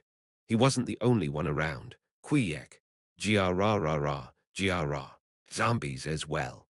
At the other entrance of Al's Point, zombies were appearing one after the other. We had fallen into another dangerous situation. Snarton, who was under an unknown curse, was in front of us, and behind us was a horde of zombies. If we got surrounded by the zombies, it would be over for us. At Klit's Point, we were only able to break through them by killing them one by one. But if they were to attack as a group, we wouldn't be able to stop them. There weren't that many zombies yet. We have to get past him. Although we didn't really know who he was, that cursed man was mocking the entrance. If we weren't able to get out of there, we'd die. Ellen didn't seem to consider using the teleportation scroll yet. She seemed to think that Relia would end up dying if we left her. She never said that the trump card she held would help her get out of a situation like that. I don't know what that trump card you were talking about is, but can it stop those zombies? Elleris nodded her head with a hard expression at Ellen's question. Dot, dot, dot, use it. But if it gets dangerous, you have to escape. Don't care about us. Yes. It seemed that Elleris had decided not to stop Ellen from her risky plan. Shiving Ellen, after she summoned Lament, looked at me. Let's fight together. Yeah, we had one opponent. His combat power was unpredictable, but he'd have to face us 2-on-1. Chapter 167, the difference between Snarton and us was quite obvious. Kang, just by blocking his sword, I was pushed back a few steps by the sheer force behind it. I felt a sharp pain run through my hands. It was incomparable to the time I fought with Mayarton. It was a good thing that I didn't end up letting go of my sword. Before, I would have definitely let go of it. Gruwol, the zombies behind us were charging at Elleris. Gruah, Gruag. Elleris had probably decided to stop pretending that she was a low-ranking wizard. The fireballs she kept throwing were proof of that. However, Ellen didn't have the leeway to be shocked at Elleris's prowess. Kang, Kang, Kakag, Ku, Huck. Just blocking his strikes was almost unbearable. Aside from his skill, his strength and reflexes were already on a completely different level from mine. Kang, Kook. Fortunately, there were two of us. If he attacked one of us, he would always be exposed to the other's attack. Whoosh! I swung my sword at his back as he was deflecting Ellen's sword. However, he didn't seem to care about any wounds inflicted to him, so he just swung his sword right at me. I pulled out the sword in an instant and stepped back. However, if that guy had swung even a little farther, he would have managed to cut my head off. I stabbed him deeply, but it didn't seem that he would die from that wound any time soon. What bullshit. Heal. However, I didn't expect that the wound would almost instantly heal itself.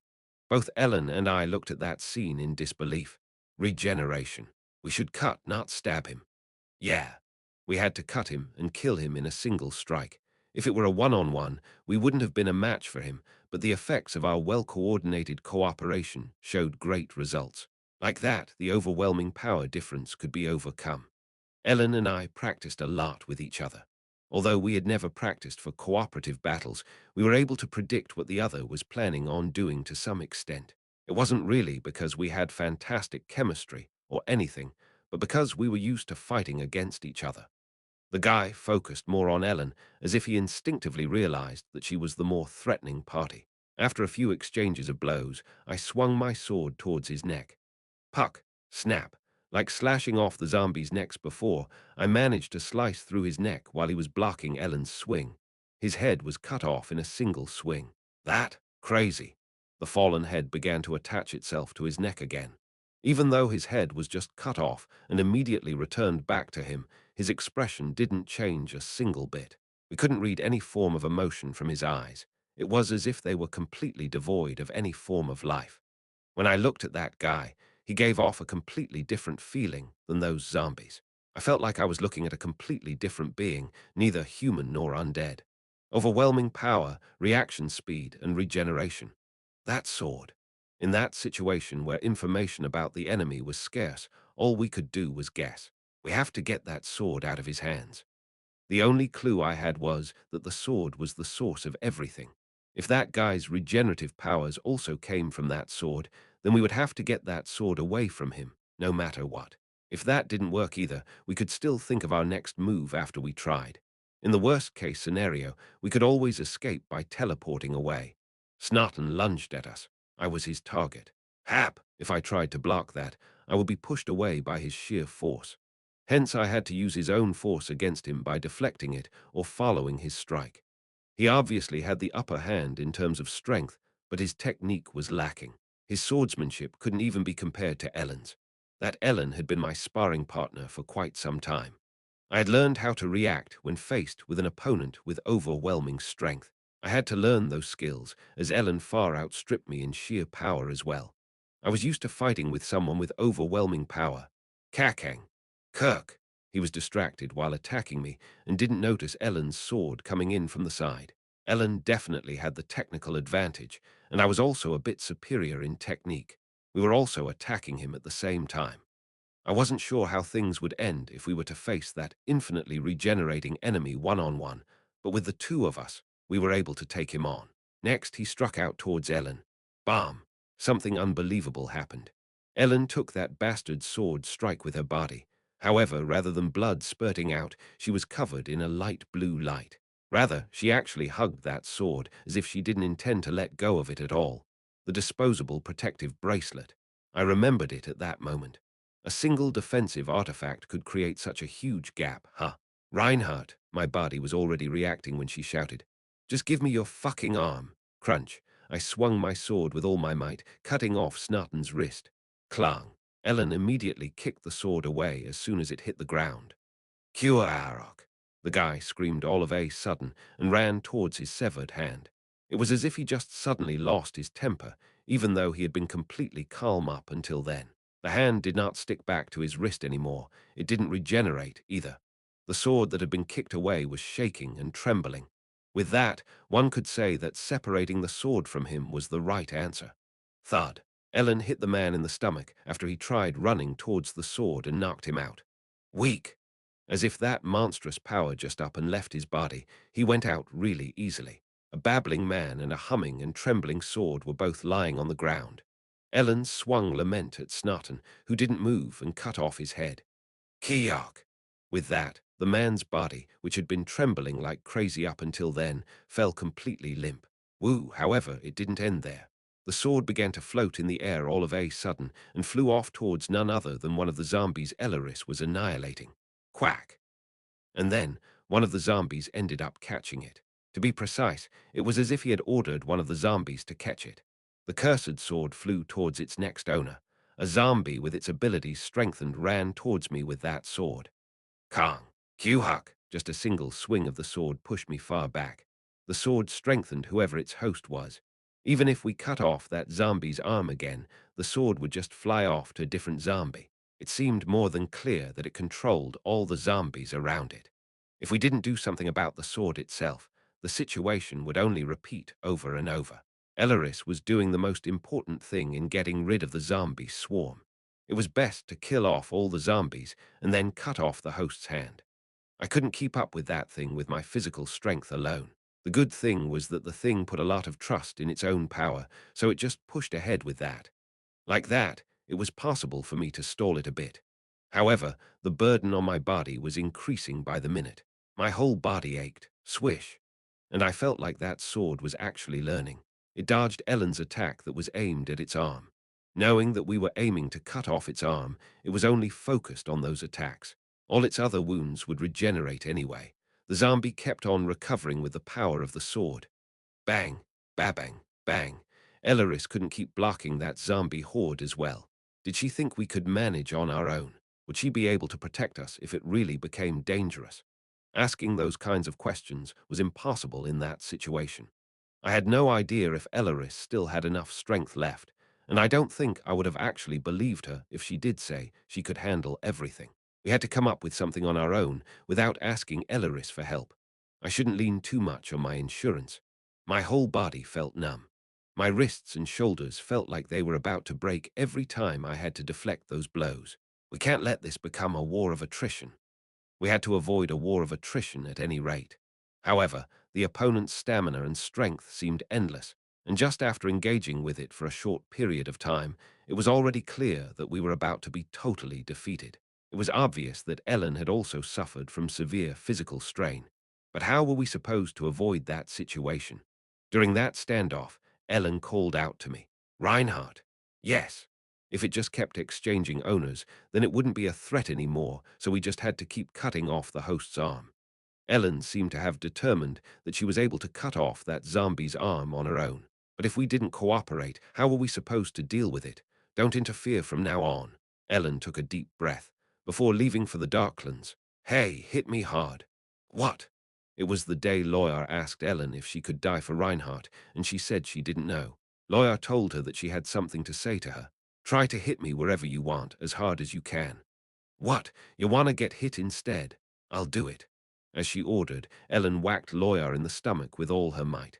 A sound that almost seemed like a roar could be heard, but Lawyer seemed to be completely unharmed, although she got only pushed back slightly. When she had first encountered Lawyer, she controlled her strength a little, but that time she definitely used all her power. Although Lawyer wasn't hurt in the least, she wondered if the fist that hit her was completely broken. You know what I did, right? Body strengthening using magical power. Correct. Lawyer was able to protect and strengthen her body with magical power. There is a huge difference between someone who knows how to do this and the one who doesn't. It's like magic. Not everyone can do this. Just as there are only very few wizards, there are just as few people who have the talent to manage to pull off this skill. I won't tell you why I can do it, so there's no point in looking at me like that. Just as there were few people with the talent to become a wizard, there were few people who were able to strengthen their bodies with magical power, and those who could were considered to have entered the realm of superhumans. There were even fewer who managed to master this skill. I mean, if you can't use magic, you won't be able to beat me until you kick the bucket. It would be different if you used that weird sword of yours. However, it wouldn't make much of a difference. They were on markedly different levels. Therefore, Ellen would never be able to defeat Lawyer to begin with unless she exceeded her limits. I don't think they're gonna teach you that at Temple. Not yet, at least. If you practice this the wrong way, it's hard to put into words, but you will die after bleeding from every pore of your body. You can't learn magic if you aren't smart, but this skill will cause you to bleed out if you can't do it properly and still want to use it, so one should be very careful when teaching this skill. Magical body strengthening. It was a double-edged sword. Therefore, only people with appropriate talents were selected to learn it, and they were taught with utter care. If one did a bad job teaching them, that would cause the loss of valuable talents and lives. If it's a skill only geniuses are eligible to learn, then only geniuses can actually use it, right? So even among these geniuses, there are ordinary ones, just like there are exceptional talents among all the wizards out there. That's how it is. Laura looked at Ellen. You're going to learn this really easily. In her view, Ellen was a monster that couldn't be put in any category, so she didn't have to be all too careful teaching her it. Honestly, if it's you, you probably don't even need anyone to teach you this stuff, right? It didn't even seem necessary for her to have a teacher. I don't know how to do that. At Ellen's words, Laura only shook her head. You never tried doing it. She never learned it, so she never tried doing it before. That was only natural. Why would she use something she never learned how to do? Ellen thought that the gray-haired auntie was talking weirdly. You feel the magical power in your body, use it to your will, and then strengthen your body with it. Simple. That was an overly simplistic explanation of the concept of magic body strengthening. It wasn't something that could be summarized in just a few words after all. It sounds simple, but why can't anyone learn it then? It only sounds simple to you. Lawyer was confident. Even though it's hella difficult for anyone else, it'll be hella easy for you. Why are you so sure about that? I've never seen anyone who's as crazily talented as you are. Lawyer judged that no one she had ever met in her life was more talented than Ellen. Hoping that she would always be on Reinhardt's side, Lawyer decided to teach her this. She didn't really have to wait for someone to teach her this skill. It might be difficult for others, but for her, it would be more than simple. If I do it wrong, I'll end up vomiting blood and die. Then that's your fate. That's how it is. If you ever feel sick of waiting for someone to teach you, just try to do it carefully yourself. Don't overdo it, though. If you aren't in a hurry, you can always just wait for Temple to teach you right. Can't you teach me? Why should I? What an irresponsible person. But she was somewhat thankful to her as well. That was what Ellen remembered. And now Ellen was faced with an incomprehensible enemy. She didn't give her that advice so that she could use it immediately in a real-life situation.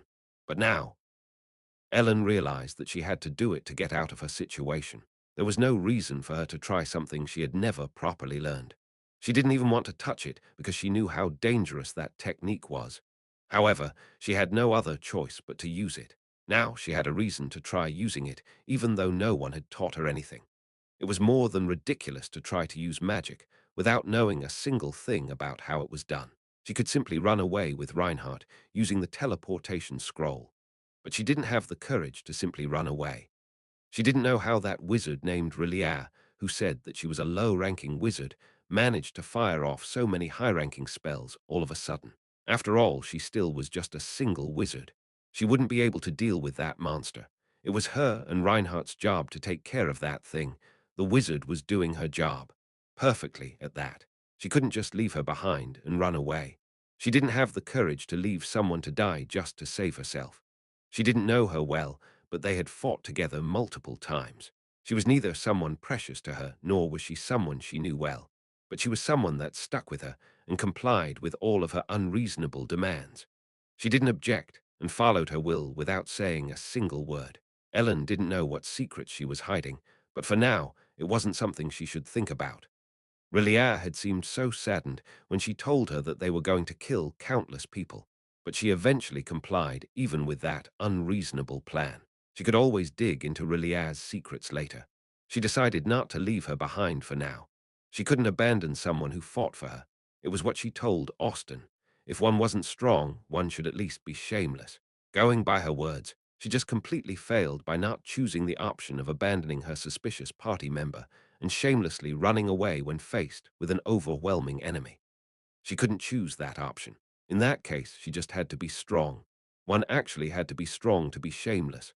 One had to be strong to shamelessly survive. So now she had to gamble with her life on the line. A gamble that risked her life by using a skill she had never used in her life nor learned anything about. She didn't have the courage to run away, so she risked her life in the name of growing stronger, just like her brother did. Since she couldn't suppress her conscience, she ended up following the same path her older brother took, who clung so dearly to his life while under constant pressure to grow strong enough to keep his conscience. She didn't know how, but she was going to do it.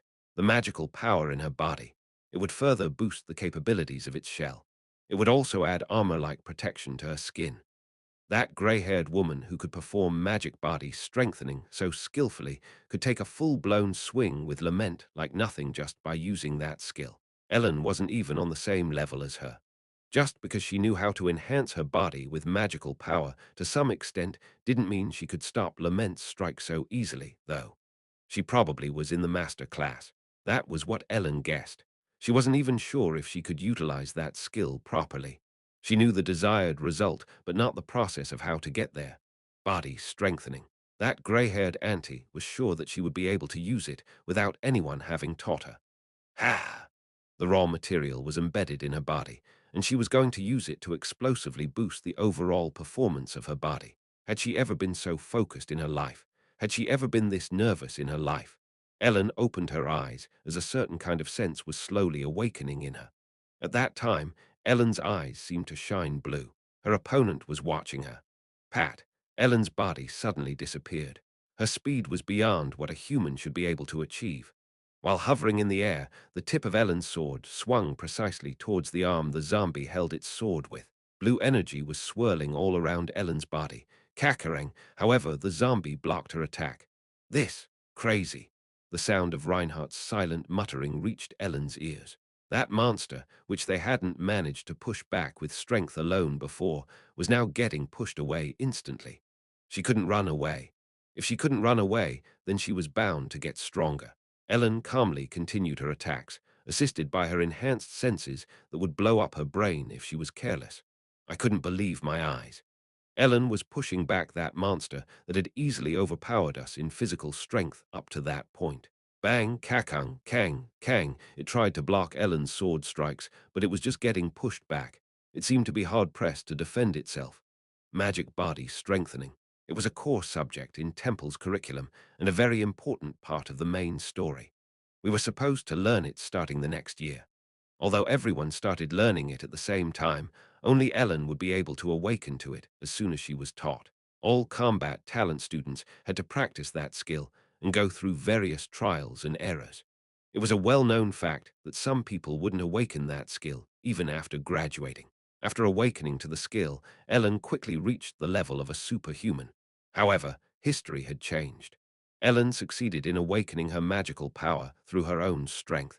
Achievement reached superhuman Ellen Artorias. Ellen Artorias entered the path towards becoming a superhuman faster than originally intended. You received 500 achievement points. Ellen changed history, but I couldn't care less about that achievement at the moment. I couldn't intervene in her fight. Pang, papang, kook. I killed some zombies that Elleris had missed one after the other so that they wouldn't interfere in Ellen's fight.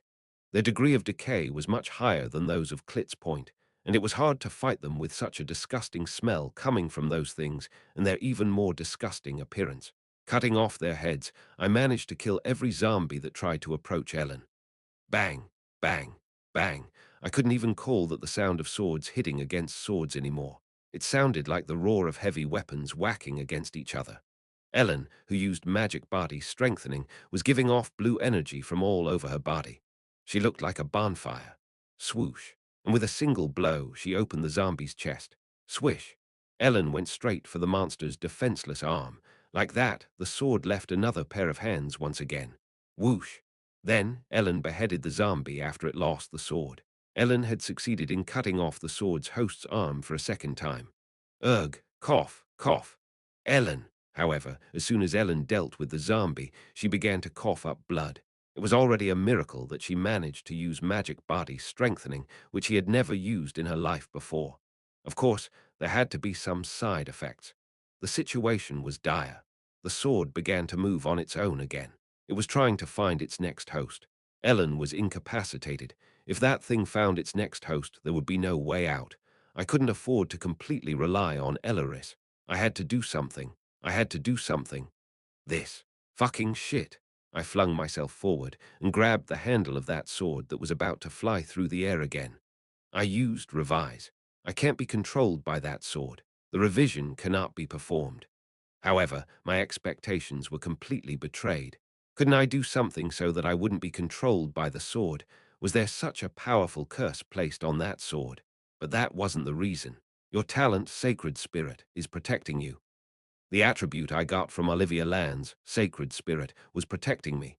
Chapter 168. As I gripped the cursed sword, I saw that Sacred Spirit was protecting my mind.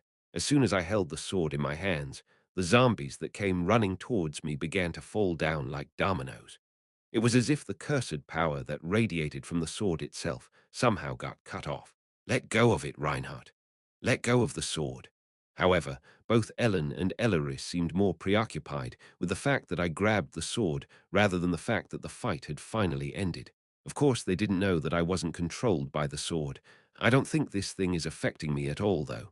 Let go of it. Let go. Hurry up. Okay, okay. Park. Seeing them both telling me to let go of it so frantically, I plunged the sword into the ground. Both of them were staring blankly at my action of letting go of it so arbitrarily after holding it like that. The sword had moved on its own before. However, when I let go of it, it just stayed still as if it was dead. It didn't move or react. At that moment, Ellen and Elleris came over to me because they realized that the fight was over. Are you okay? I think I'm just a little exhausted.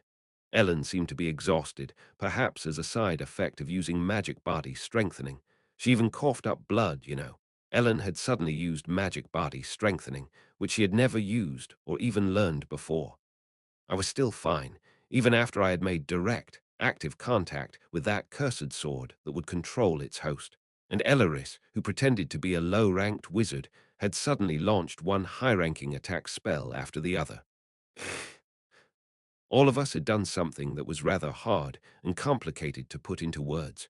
All three of us had done things that couldn't be explained with just one or two words. Ellen did something that was generally known to be near impossible.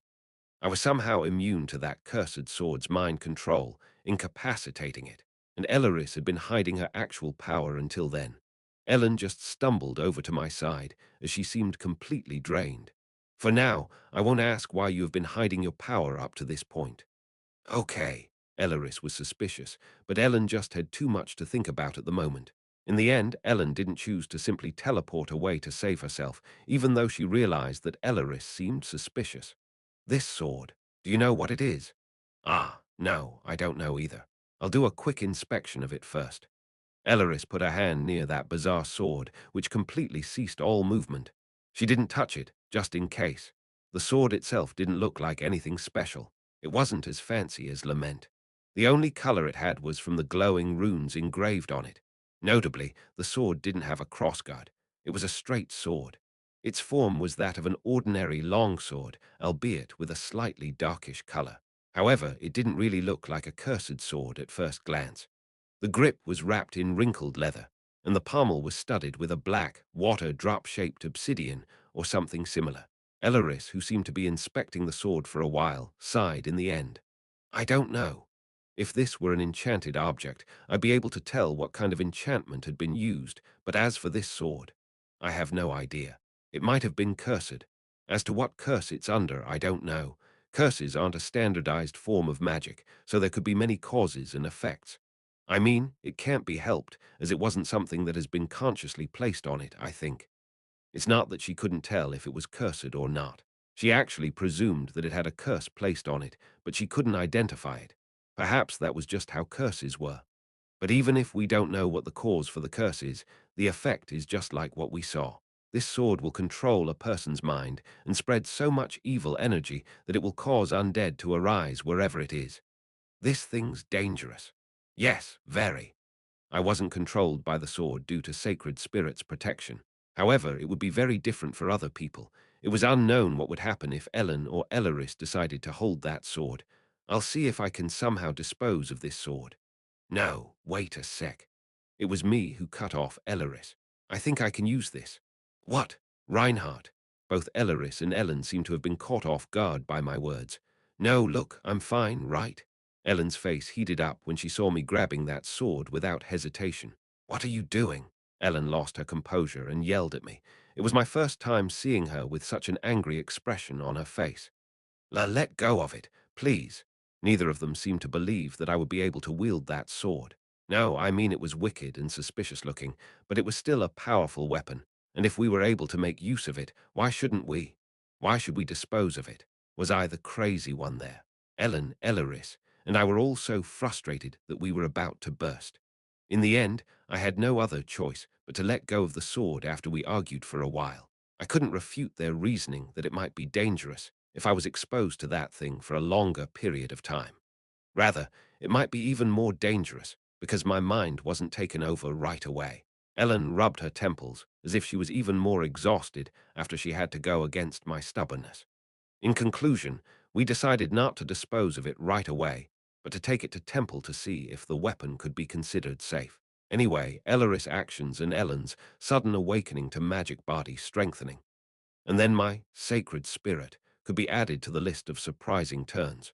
With that, the complex and difficult Al's Point scouting mission ended in the complete resolution of the incident. Now, please explain. Ellen silently looked at Elaris. She didn't even need to explain what she meant by that. Why did you deceive us and pretend to be a low-ranking wizard up to this point? The corners of Elaris's lips twitched. Her expression had turned into a completely bewildered one. That's. It's just one of these things. Our role. Playing. She probably already prepared an excuse for everything, but she seemed to have some difficulty bringing it over her lips. Role-playing. Well, a beginner wizard who just went on her first adventure, that's the concept. What are you talking about? Ellen glared at Elaris as if trying to tell her to stop joking around. Role-playing. I'm actually a dragon that came out to play a bit. That's it. I tended to tell Elaris almost everything I did in temple. I also told her about my little senior named Redina, who told me that she thought that she was a dragon. So I had asked Elaris if it was possible that she was a dragon that lost her memories. Elaris's answer had been negative, but she decided to use that excuse. I could have never imagined that she would pull something like that. Elaris continued her explanation while stuttering. I just wanted to try going on an adventure like all those humans and experience all sorts of things. If I showed you my skills, it wouldn't be a real adventure. Yeah, so I hid my abilities. But that was an emergency just now. I thought you might be in danger if I continued to act. I had no other choice but to abandon my concept. That's what happened. A vampire lord was claiming to be a dragon that came out to play. Well, the truth was more troubling, I suppose. It would be better if she really was a dragon. That's why. I was looking for some nice people who would be easy to get along with rather than some high-ranking adventurers, as I said in St. Point. Reinhardt helped me when I was in trouble. So, she was looking for someone she could enjoy an adventure with rather than strong ones, because she was already strong enough to play around leisurely, so we were chosen. That was the explanation she wanted to give. There are no such things as dragons. Ellen, of course, cut her off as soon as possible, trying to keep her from speaking any more nonsense. Why are you saying that? I'm here, looking at Elaris, who suddenly turned into a dragon role player. I felt like I was about to lose my mind. Was it a trend? And I'm a dragon, all right. Anyway, I saved you from a very dangerous situation, right? I just wanted to help you guys. That's all. Anyway, I saved you, so just say thank you. It was a complete mess. There is no evidence that beings such as dragons exist. Also, it's been said that they can cast magic without casting. That's a myth. Elaris just sprouted more poor excuses. However, everything we knew about dragons was actually a myth. No one knew if they were true or false. Elaris also doesn't believe in dragons to begin with. It's a bit hard to show you my true appearance. Elaris suddenly closed her eyes and opened them again. They were blood red. Her pupils also turned into vertical slits. These are dragon eyes, a characteristic of dragons. After she showed us those dragon eyes, Elaris closed her eyes again before opening them once more. Her eyes had returned to their original state. I guess that was some kind of illusion spell. Really? Yes, really. The stories about dragons had a major weak spot. There were many legends about what dragons were supposed to be like, but nothing was actually clear about what kind of existence a dragon really was. It wasn't even clear if they were actually winged lizards. Even if someone were to ask you to prove that you're a dragon, people didn't even know anything about them, so there was no way one could prove something like that reliably. There wasn't any evidence if those were really dragon eyes or something else. No one had ever seen a dragon, after all.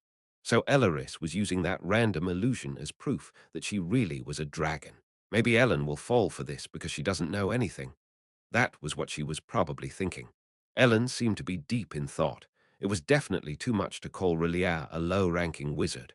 Her physical strength, her incredible accuracy with a slingshot, spells we needed that appeared at the exact right time. She had quite a lot of knowledge as well, and that tremendous amount of magical power, enough to cast one high-ranking spell after the other without a break. Dragons aside, I did suspect that you might not be human. It seemed that Ellen already had some doubts that Elaris might not have been human. Is that so? Ellen was only half confident about her suspicions. However, she wanted to see whether Elaris held any hostility towards us or not. It was a bit frustrating that she used her magic body, strengthening to protect someone she didn't need to protect. Anyway, Ellen knew that Relia held no hostility towards us, no matter if she really believed that she was a dragon or not. Meanwhile, I had a hard time pretending to be all surprised. Elaris was talking so much nonsense. I knew that it was utter bullshit, but I had to give responses like, I would have never imagined that it was something like that. We gathered the zombie bodies and burned them all. The sword's curse on them was gone, but we still did it just in case.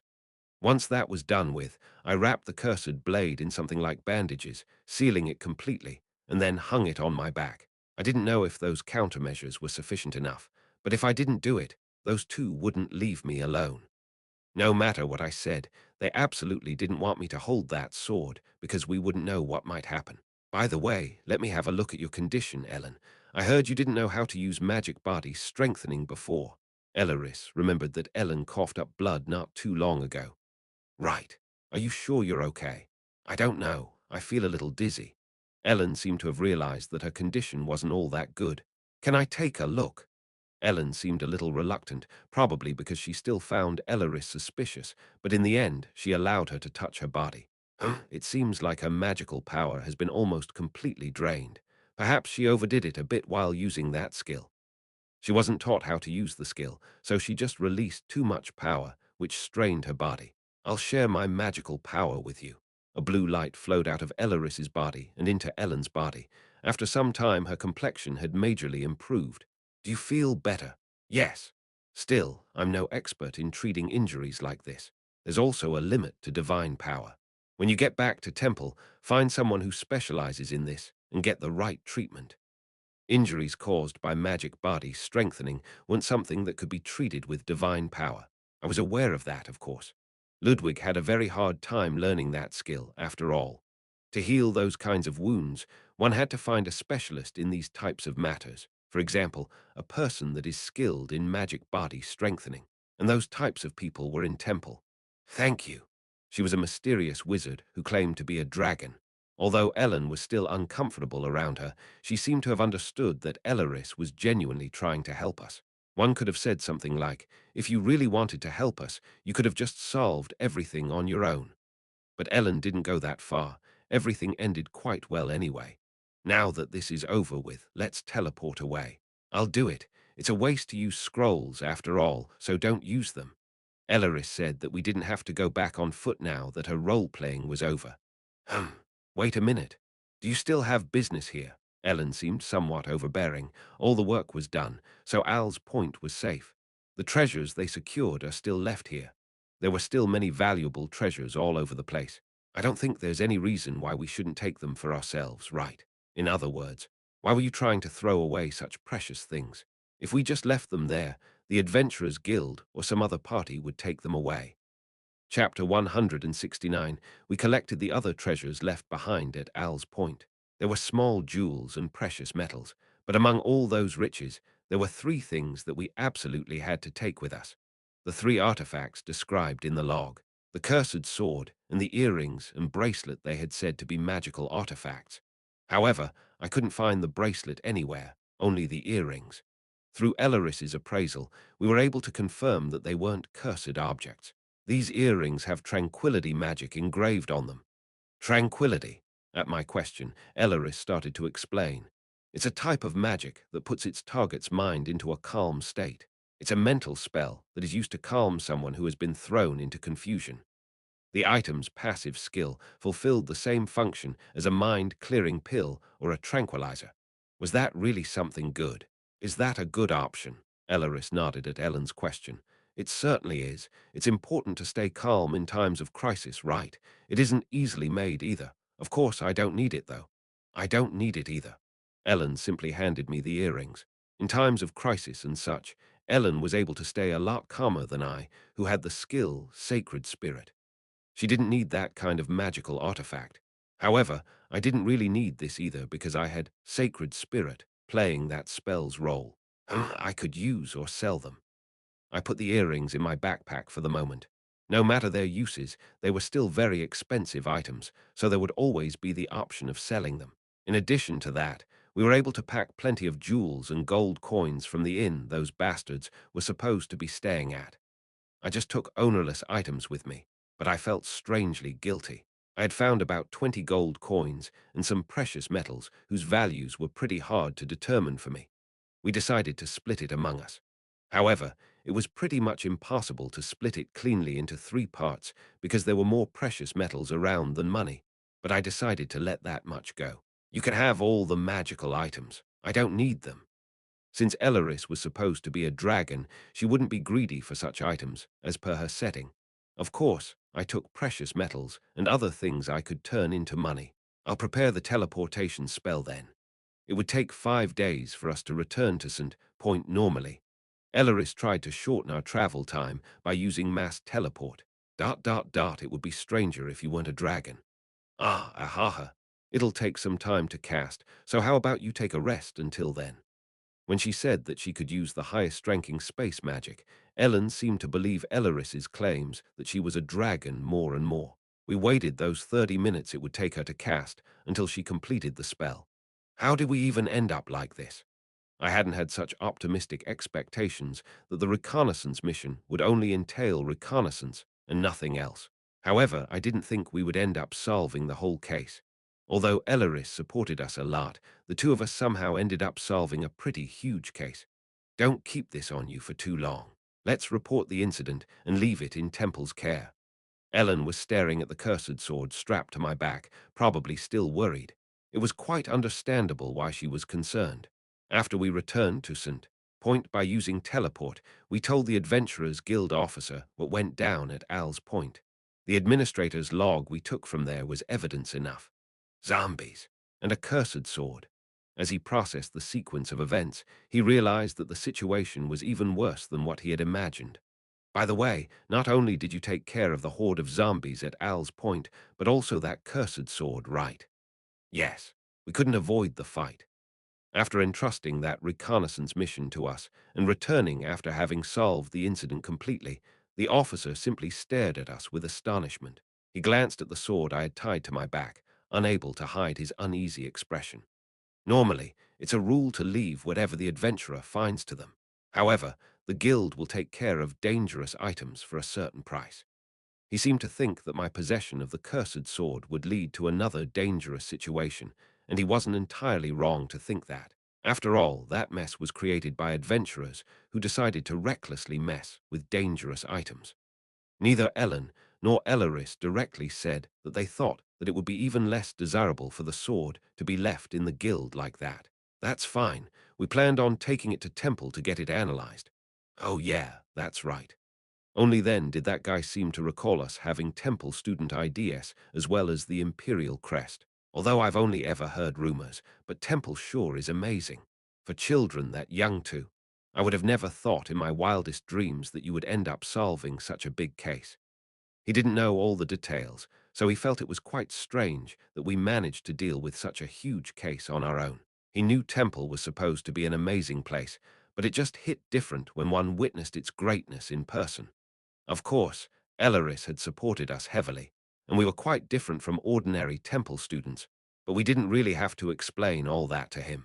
The predicted risk level for this mission was supposed to be B, but it should suffice to say that it completely exceeded that level. We'll give you 10 more gold coins in addition to the original then, so 20 gold coins in total. We may also pay you more based on the case analysis later on. The Adventurers Guild was quite generous. The mission was actually more dangerous than predicted, and we did a lot more than what was requested, so they would reward us with a lot more money, and they might even pay us even more after they investigated the case more thoroughly. We can just send the money for you two directly to Temple. I'm aware that this wizard isn't a Temple student. Could I just go to one of the Adventurers Guild's branches to retrieve it? Then we'll do that. He stared at the three of us. I didn't know what he was expecting of us, but those results definitely weren't within his expectations. All of you are supposed to be F-ranked adventurers, but due to this and the other case, your ranks might get updated. We had only solved 2 cases, as he said, but just with that, we were able to immediately raise our adventurer rank. That was quite huge. He filled out some kind of document that stated that we were to be given the discussed reward, and then handed one out to each of us. It seemed like we would receive our reward if we handed in the paper at the Exian Outposts Adventurers Guild. You did a great job. On behalf of the Adventurers Guild as well as many other adventurers, I want to thank you. We will do our best from the guild's side as well. Even though we were still pretty young, he faced us with respect apparent on his face. It felt quite strange. Ellen looked at me. Did we actually end up helping someone? I thought we were just killing a ton of people, and what was worse, even after we killed them, we murdered them one more time after they came back as zombies. In the end, we never found out how the points beyond Al's Point were faring. They might have already completely collapsed after getting attacked by hordes of zombies. Ellen, who wanted to gain experience, gained exactly that. However, she didn't know if she should be happy about that. I didn't know yet either. Ellen looked at me and spoke softly. Let's go back. Anyway, with that, our short adventure came to an end, It was already late, so we rested at St. Point. The next day, we returned to the Exian outpost and received our reward from the Adventurers Guild. We each received 20 gold coins, and our adventurer rank would be updated after their investigation. That and other things would be communicated through temple. It was then time to part from the wizard Reliar, who claimed to be a dragon who came out to play around. Elaris wished us farewell in front of Exian's warp gate. Looking at Elaris, Ellen posed a question. What are you going to do now that we're leaving? I'm not sure. I might just wander around again, or something like that. To be honest, this was quite an intense experience, so I think I might not want to continue this. In the past, Elaris had told me that she was sick of killing others. I might have made Elaris suffer by telling her to protect us in case of an emergency. Those thoughts suddenly surfaced in my mind. Although we only knew each other for a short time, I enjoyed being with you. Although I can't say that what we went through was that enjoyable. It was quite fruitful, but I couldn't say that the experiences we had were good. Killing people and mutilating corpses couldn't be seen as a good experience, after all. It was nice traveling with you, really. Ellen wasn't able to completely believe her until the very end, but she could see that Elaris was being sincere. She continued to look at Elaris. After staring at her for a long time, Ellen finally opened her mouth. I still can't believe what you told us, and I also don't know just what you were trying to achieve with this. Ellen said that she couldn't believe that Elaris was actually a dragon. However, she was convinced that she was some sort of other being. She didn't know why she acted the way she did. However, Ellen still held her hand out. Still, thank you for traveling with us. Ah. Eventually, Ellen seemed to have accepted that we were greatly helped by that mysterious wizard called Reliar and thanked her. Elaris just looked blankly at Ellen's outstretched hand. Somehow, she seemed to be about to cry. I hope we can travel together again someday. However, not in such a dangerous place. Somewhere a little more beautiful. We could go on a trip and only look at the beautiful sides of the world. Elaris' eyes were slightly red as she held Ellen's hand. I hope so, too. Ellen, who had trouble dealing with people, was able to say such words. I would call that a positive change that the journey had brought about. Like that, we left Ixion. The quest has ended, Darkland Adventurer, measuring performance. You did your best. Great job. Reward. Randomly receive one of Ellen Artorius's attributes. Attribute acquired, Hero's Blood. Then I suddenly acquired a completely unexpected reward. Attribute, Hero's Blood description. Heroes are blessed with the potential to grow even more powerful than ordinary humans. Their growth limit is so tremendously high that it can't be compared to ordinary humans, and their growth rate never falls either. Neither that hero's blood nor the sacred spirit I received from Olivia Lands were attributes I had set up. There were some things in the original story that couldn't be explained with just talents alone, like why Ellen Artorius continued to grow so rapidly, completely exceeding everyone else's growth limits. That was probably why the probability of that setting was supplemented by the addition of the hero's blood. In the end, because she's the hero's younger sister, was made into a characteristic. Those weren't all of Ellen's traits, though, so she probably had other settings added to her as well. However, I had no way to determine her actual characteristics. The characteristic dealt with one's growth limit and growth rate. Just because one trained every day didn't mean one would constantly grow at the same rate infinitely. After one reaches a certain level, one's growth rate would slow down until one reaches their limit. After someone managed to gradually lower and lower their record time for running, it would be harder to get even lower, ending up with only 0. 1 second differences. All growth had a certain limit and individual differences after all. For some, their upper strength limit might be B or a rank. Some might reach S rank. That characteristic tremendously raised that limit. If my original strength growth limit was supposed to be B rank, it would raise that limit to a plus or even S rank. While Sacred Spirit was also widely advantageous, Hero's Blood would tremendously raise my potential, even if it wasn't to Ellen's extent. Soon, I would need that characteristic more than any other talent. It was a trait that would allow me to transcend the limits that have been placed on me as an individual. It was described that I would be rewarded based on my performance in the Darklands quest. And surprisingly, those guys actually concluded that I tried my best that time. For the first time after a long while, I received a satisfactory reward. I never thought that there would come a moment where I was actually thankful to the system. HP 8, 1C, agility 8, 1C, dexterity 9, 5C, magic 12, 4C plus, stamina 12, 8C plus, demon domination. D. Archdemon's unique ability cannot be used in current state self-suggestion. C. Swordsmanship. C. Combat level assessment. B. No matter how I looked at it, I couldn't deny that those real battles led me to reach the next level. The rank of my self-suggestion had risen by 1 rank, and my swordsmanship had also risen to C rank, thanks to my constant training. Even before my Darklands adventure, I was able to reach that rank. Levels weren't everything, but they were still an indicator of one's strength. Compared to my past efforts, that was a tremendous level rise, but in the end, my overall assessment was still B. There was still a long way to go. Of course, I was already skilled enough to call it an achievement, and I would have entered into the segment in which my growth rate was supposed to slow down. However, due to the hero's blood characteristic, that restriction was as good as gone. My adventure had ended, and an unexpected reward had fallen into my lap. However, I could not return with light steps because the memories I had to carry back with me could not be called happy. Chapter 170. After returning to Temple, we handed back our equipment and consulted with Mr. Eppinhauser. It was a hasty decision. I shouldn't have let you go. Even that calm and cold-hearted teacher, Mr. Eppinhauser, showed signs of regret after hearing what we went through.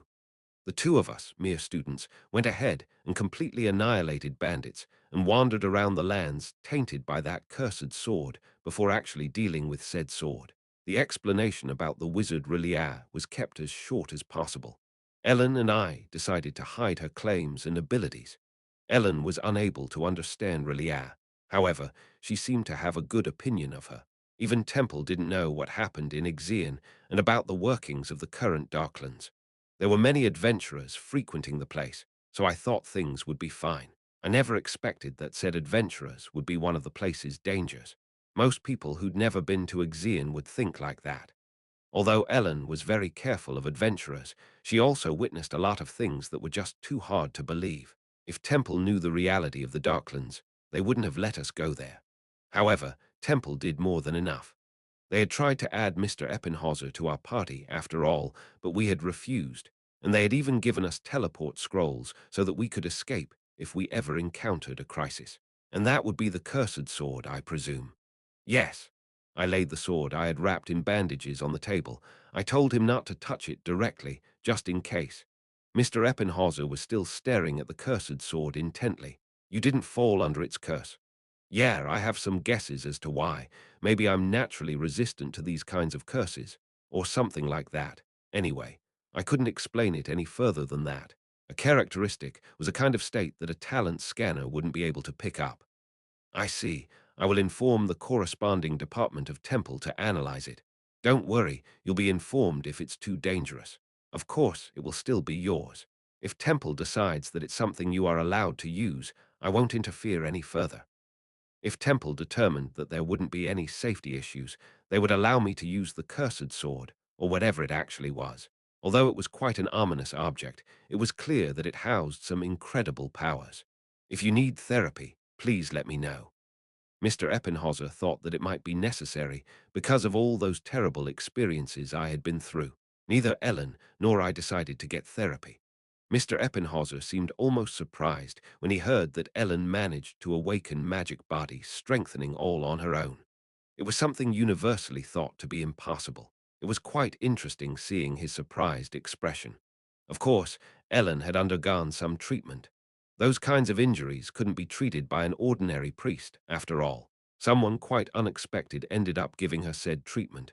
It's like letting a dragon loose in a narrow alleyway. Student Ellen. Yes. All right. It seems that you stumbled a little while taking your first steps.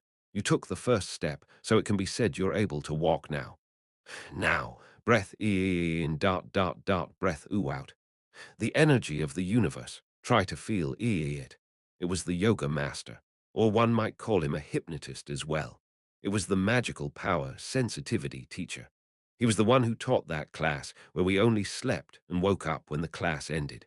It seemed that he was unparalleled in the field of magical power control on the continent.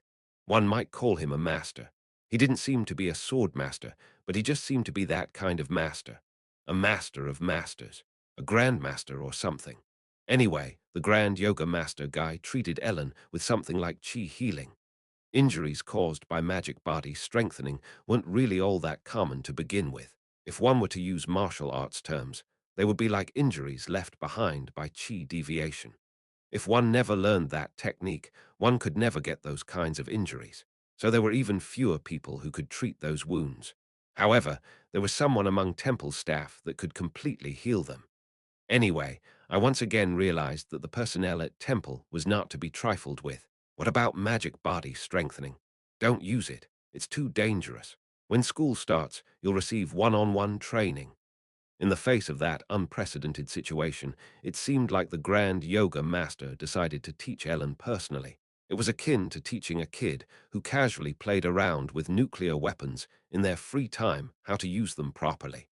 Anyway, our adventure in the Docklands was then complete.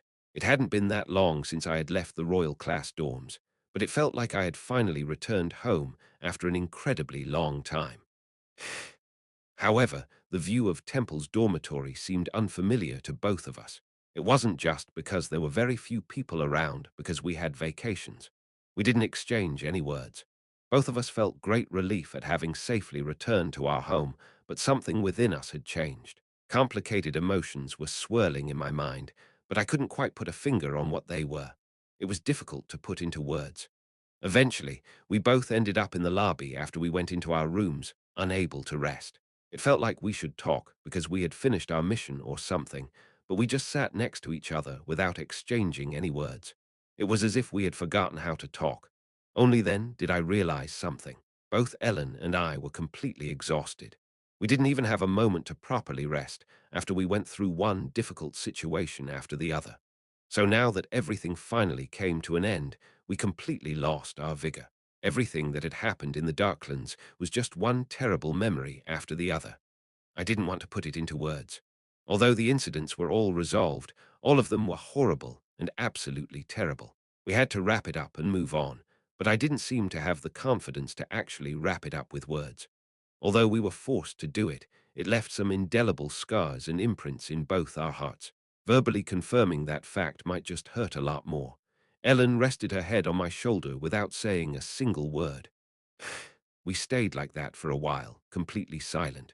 Although we returned from the Darklands, it was only natural that we resumed our training. 3 days had passed since we had returned to Temple. We still had vacations. Let's go. Yes. Only a few people remained on campus. Except for us, the only one around was Adelia. So we did our early morning exercises together. I was finally able to keep pace with Ellen with a little help from my supernatural powers. Earlier that year, I would have been crawling after that much, but I was able to manage. That was the result of my hard work, my supernatural powers, and my cheat. After a long workout session, we wet our throats with some water and sat down on a bench. After returning from the Darklands, we had not a single conversation. It wasn't because I felt awkward. I just couldn't figure out what to say. We hadn't brought anything up regarding the Darklands ever since the consultation with Mr. Eppinhauser. Ellen was very talkative back in the Darklands. She had a lot of things to think about, a need to discuss things, and a lot of doubts. However, after she returned to Temple, she spoke as little as possible again. It was a bit different from Ellen, actually returning back to her original state. We never even tried to discuss what happened in the Darklands. It practically felt like the topic was taboo. However, neither of us could have a conversation about something different without bringing that up. It was only natural that it was the only thing continuously swirling in my head. But that talk would be about the people we killed, the ones that almost ended up killing us. Although it somehow ended, I couldn't help but feel that it had left some trauma. The people we killed, the zombies we fought. I actually kept having nightmares. I couldn't sleep at all because I kept remembering slaughtering those maggot-filled zombies in my dreams. When I was over there, I had no nightmares whatsoever. But as soon as I had to process everything after I finally reached a safe place, all those thoughts kept rushing in. They blew through my head like a hurricane. I decided not to think about it further, but apart from the guild, all those terrible images continued to flood my mind. So we avoided talking about the Darklands, resulting in us making very little conversation. Even after we returned, we were still together all the time, except when we were sleeping. I didn't know what to say to her, so I just continued to train and train some more. Do you want to eat some dinner? Yes. Let's go train. Yes. That was all we talked about. Of course, aside from becoming less talkative again, she was a bit different from before as well. Ellen seemed to be a bit more open-minded towards me than before. She would lean on me often, and she would even fall asleep on my lap after training, saying that she was tired. It did feel nice that we seemed to have grown a bit closer. However, it also felt rather strange because we seemed like a couple while not exchanging even a single word with each other. A lot had happened, but only 2 weeks had passed since our vacations had started. We were in the Docklands for only a week or so, and yet so many things happened that changed both Ellen and me forever. Thinking that she had probably returned already, I went to Elaris's shop and found her sitting inside. Your Highness. Elaris had taken off her Riliad disguise and returned to her true form. You went through a lot. I'm sorry. It's okay. Although it wasn't enjoyable, it was quite the meaningful experience. Elaris smiled sadly. That child, as I expected, she's someone related to Ragan Artorius, right? His younger sister. Is that so? The younger sister of the Artorius who had killed the Demon King. The son of the Demon King who had killed Artorius. Elaris seemed rather confused about whether our relationship would end up being an ill-fated one or not. She's a good kid, upright, strong, and good. Elaris quietly took my hand. With all my heart, I hope that your bond with that child won't turn into a tragic one, Your Highness. Yes. Although she had said that, her expression seemed as if she was watching a story coming to its end. You should never ever tell the others about this, especially Sakigar. If Sakigar found out, he would do everything in his power to harm Ellen. Loyar wouldn't put a finger on her if I told her to stand down. No matter how strong the relationship between Ellen and me was, in the end, it was nothing more than a giant glass castle that would shatter no matter what with just a single truth coming to light. Contact Loyar. Yes, Your Highness, and give her this. I put my backpack in front of Elaris. It was filled with jewelry and precious metals from the Darklands. I was going to sell them through the Thieves' Guild. I didn't know how much all those things were worth, but they were definitely worth more than a penny or two. I didn't only bring my part of the loot, but Ellen's as well. She couldn't sell it herself. She obviously found it much too annoying to take care of that herself, regardless of whether she was able to do it or not. Additionally, I also packed some for Elaris, so she wouldn't have any financial problems for some time. Also, go look for that sunless semi-basement you said you wanted. I mean, what's the use of earning money if not to spend it right? See, can I really do that? Elaris was so thrilled to the point that she was shivering. She seemed happy just imagining what awaited her.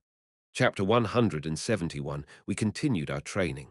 In the past, I had thought that my usual routine was quite boring, but over time, I felt like it was relaxing.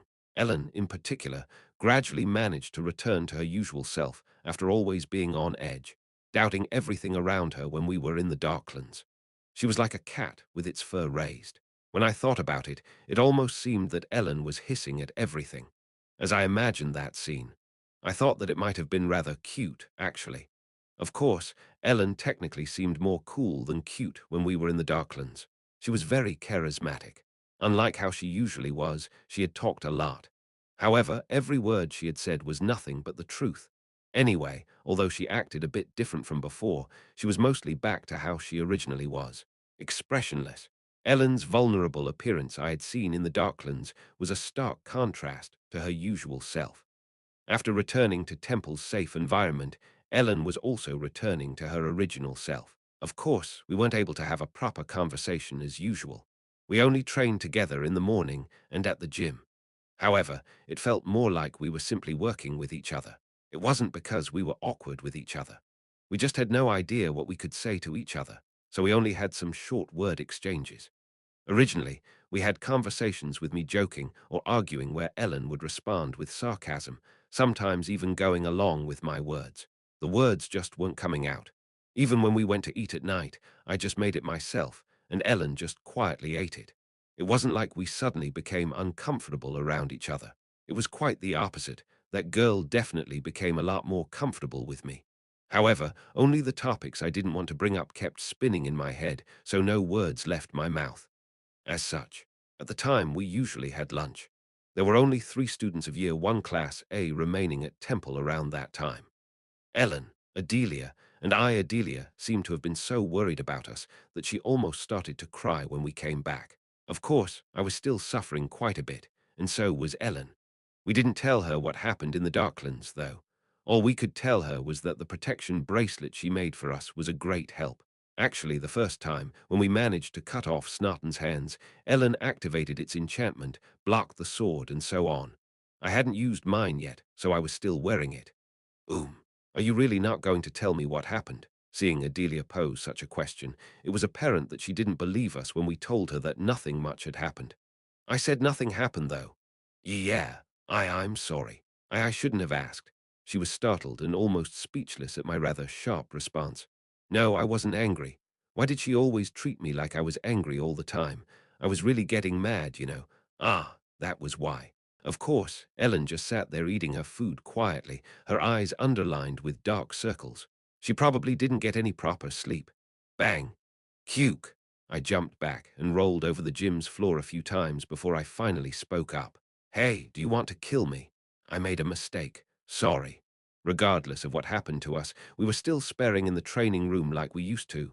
That girl. She was a lot rougher than usual. Ellen took her training sword and pointed it at me. Let's do it one more time.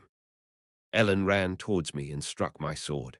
Rather than fully blocking the sword, I tried to avoid it by turning sideways and aiming at the nape of her neck. Thud. However, as soon as I sidestepped, she kicked my leg as if she had already expected it. Bam! I eventually lost my balance and fell, followed by her pointing her sword at me on the ground. So, were you trying to break them? She didn't just simply trip me. She actually full-on kicked my ankles. It was quite hard to even get up properly like that. Ellen looked down at me before grabbing my hand to lift me up. My skill level couldn't even be compared to before.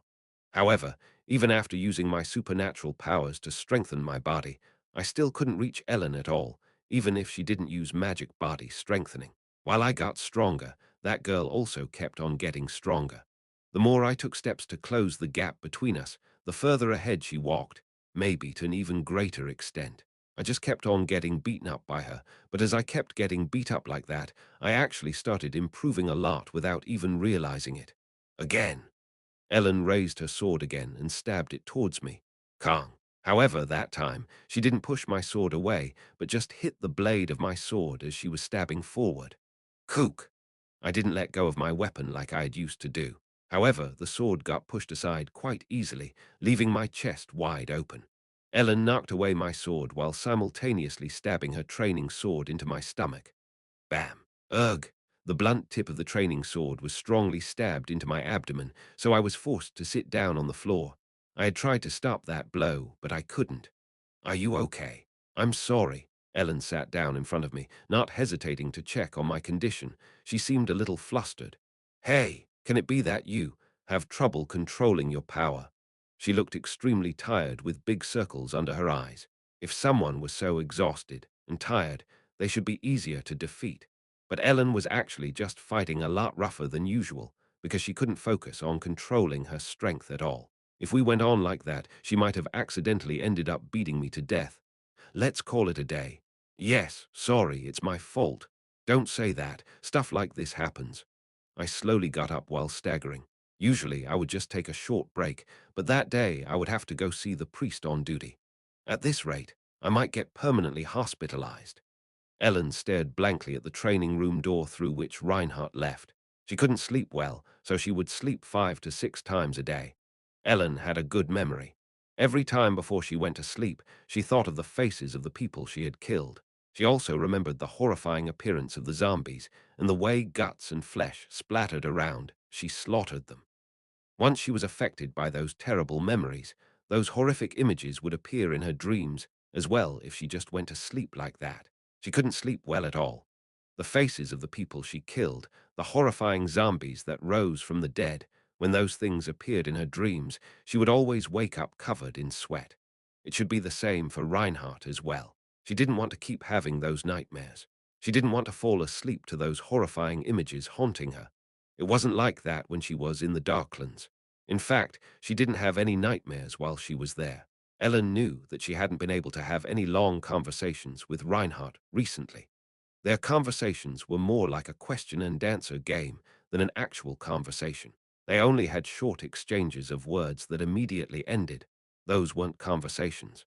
She just wanted to say something, but she couldn't even ask him what he was worried about because she didn't want to talk about those things herself. However, even before that, Ellen became aware of a more fundamental problem. It wasn't because she had changed that their conversations had let up. Reinhardt, who always took the initiative in striking up conversations, also talked less. Ellen had always been silent. She was like that before as well. No matter if her mind was in disorder or not, she had always been silent. The reason why there were no conversations between them anymore at the moment was because Reinhardt was unable to start proper conversations with her. He had always been the one to start our conversations. Reinhardt was always the one to strike up conversations with her. Everything between them started with Reinhardt's words. Her own answers had always been curt, yes or no. However, Reinhardt would continue their conversation despite her blunt answers. No matter what she said, the conversation would carry on. Reinhardt had continued to talk to her even if she didn't respond to his words. Strange stories, rude words. He just said whatever. Reinhardt would always continue the conversation. It was as if he was still waiting for her to answer him while persistently talking about this and that. Reinhardt had grown silent, so their conversations had let up as well. Ellen realized for the first time how passive she had been all that time. She then stood up from the training room floor after pondering for quite a while. Ellen locked herself in her room and didn't come out. However, even without Ellen, I continued with my training on my own. I practiced my stance and swordsmanship while I was hitting a scarecrow. I had become quite accustomed to that already. I had originally done my physical training alone in the first place. That night, after my evening training, I made some food for myself, even without Ellen around, and went to bed. Knock, knock, however, right when I planned on sleeping, someone knocked on my door. Just who could it be? They didn't usually have something like a roll call in the dormitory, and since we had vacations at that moment, there shouldn't have been any patrols either. Is it Sakigar? I thought that he might be able to pull off something like that because he had actually come to my room once while disguised as a maid. However, when I opened the door, I found someone completely unexpected. What are you doing here in the middle of the night? Ellen, wearing her pajamas, was standing right in front of me. Of course, we were told not to visit each other's rooms at night. However, we had vacations at the moment, so the supervisors were a bit looser. We were advised against it, but it wasn't anything noticeable.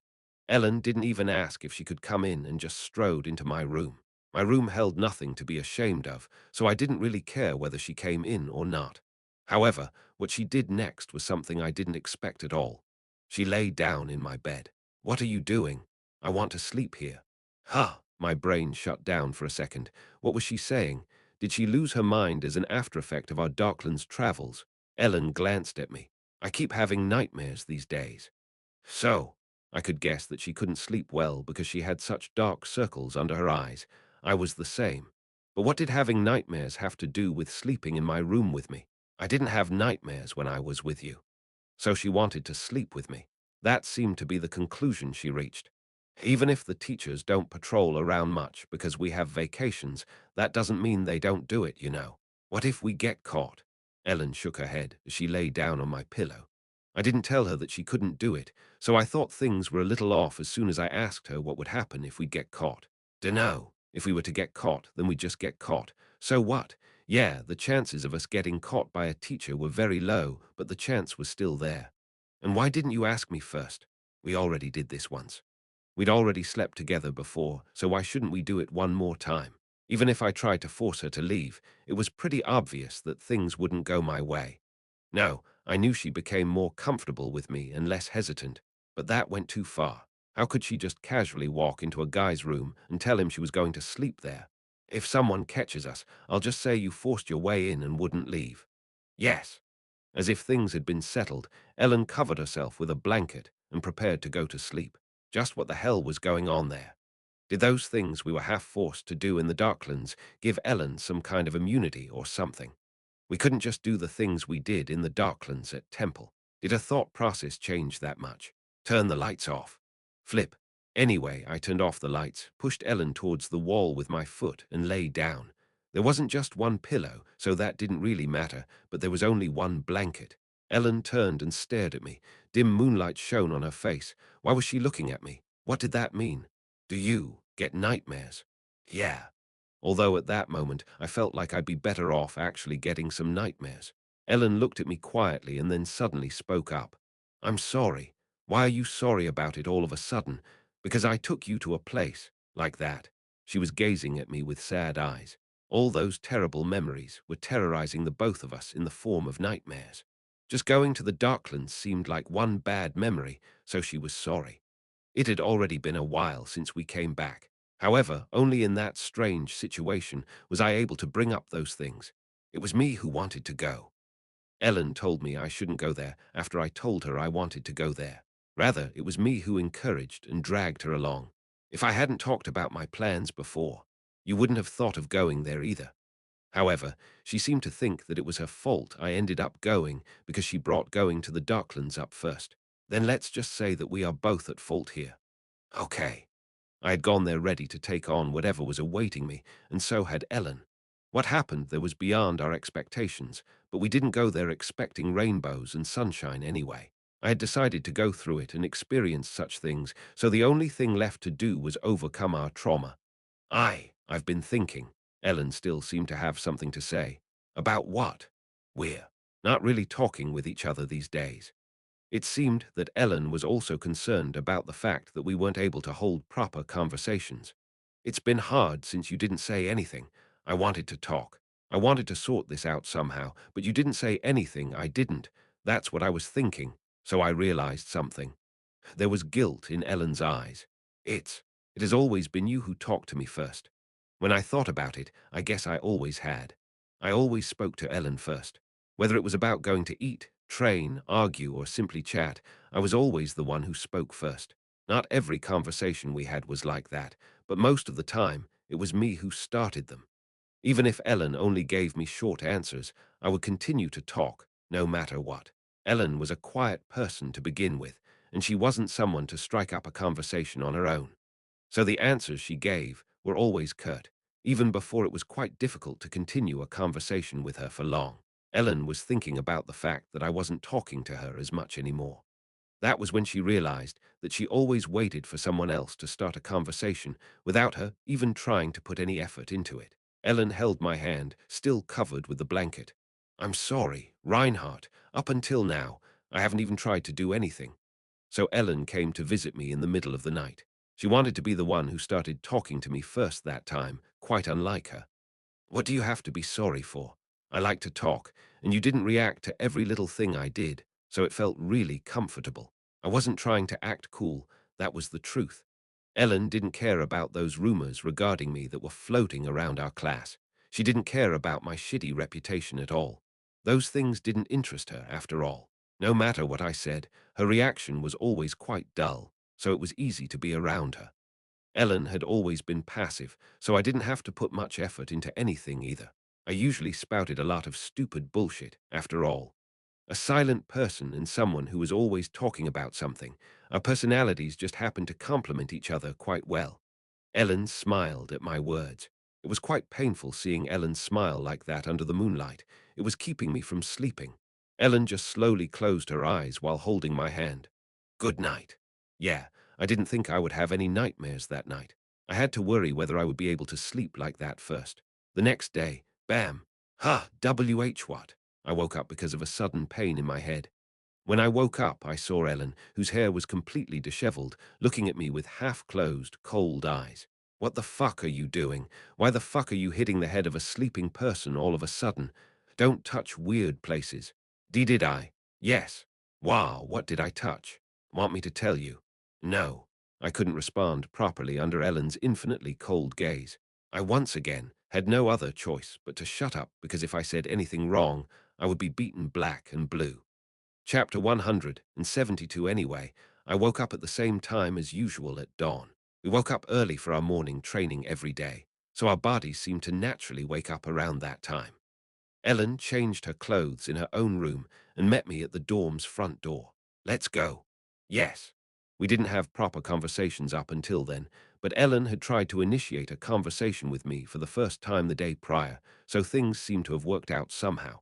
We didn't really have any feelings for each other, but I felt a strange feeling of relief for some reason. However, there still wasn't much of a difference from before. We chatted while we jogged.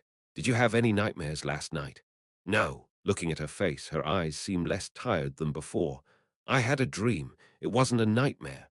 Ellen didn't tell me what she dreamed of. "You." Perhaps it was because she had been thinking about the fact that she always gave short answers and never tried to continue our conversations. But Ellen was even able to ask some questions to her conversation partner. Was she trying to change? She didn't have to do that. I didn't have any nightmares either. Before, I would have tossed and turned multiple times before barely falling asleep. I was so tired I didn't even have any dreams.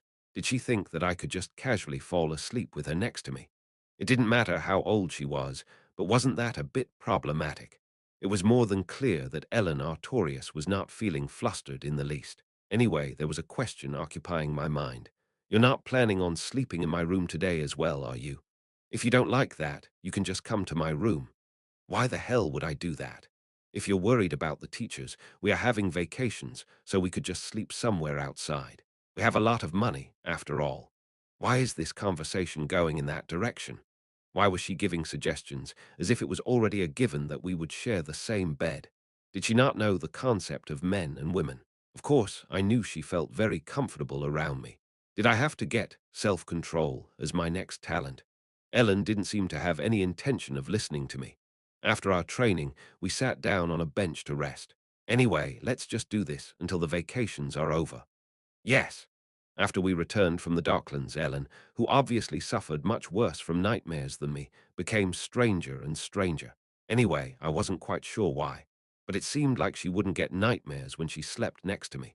So I couldn't really refuse when she asked me to stay with her until her nightmares let up. It was also an opportunity to train my mental strength.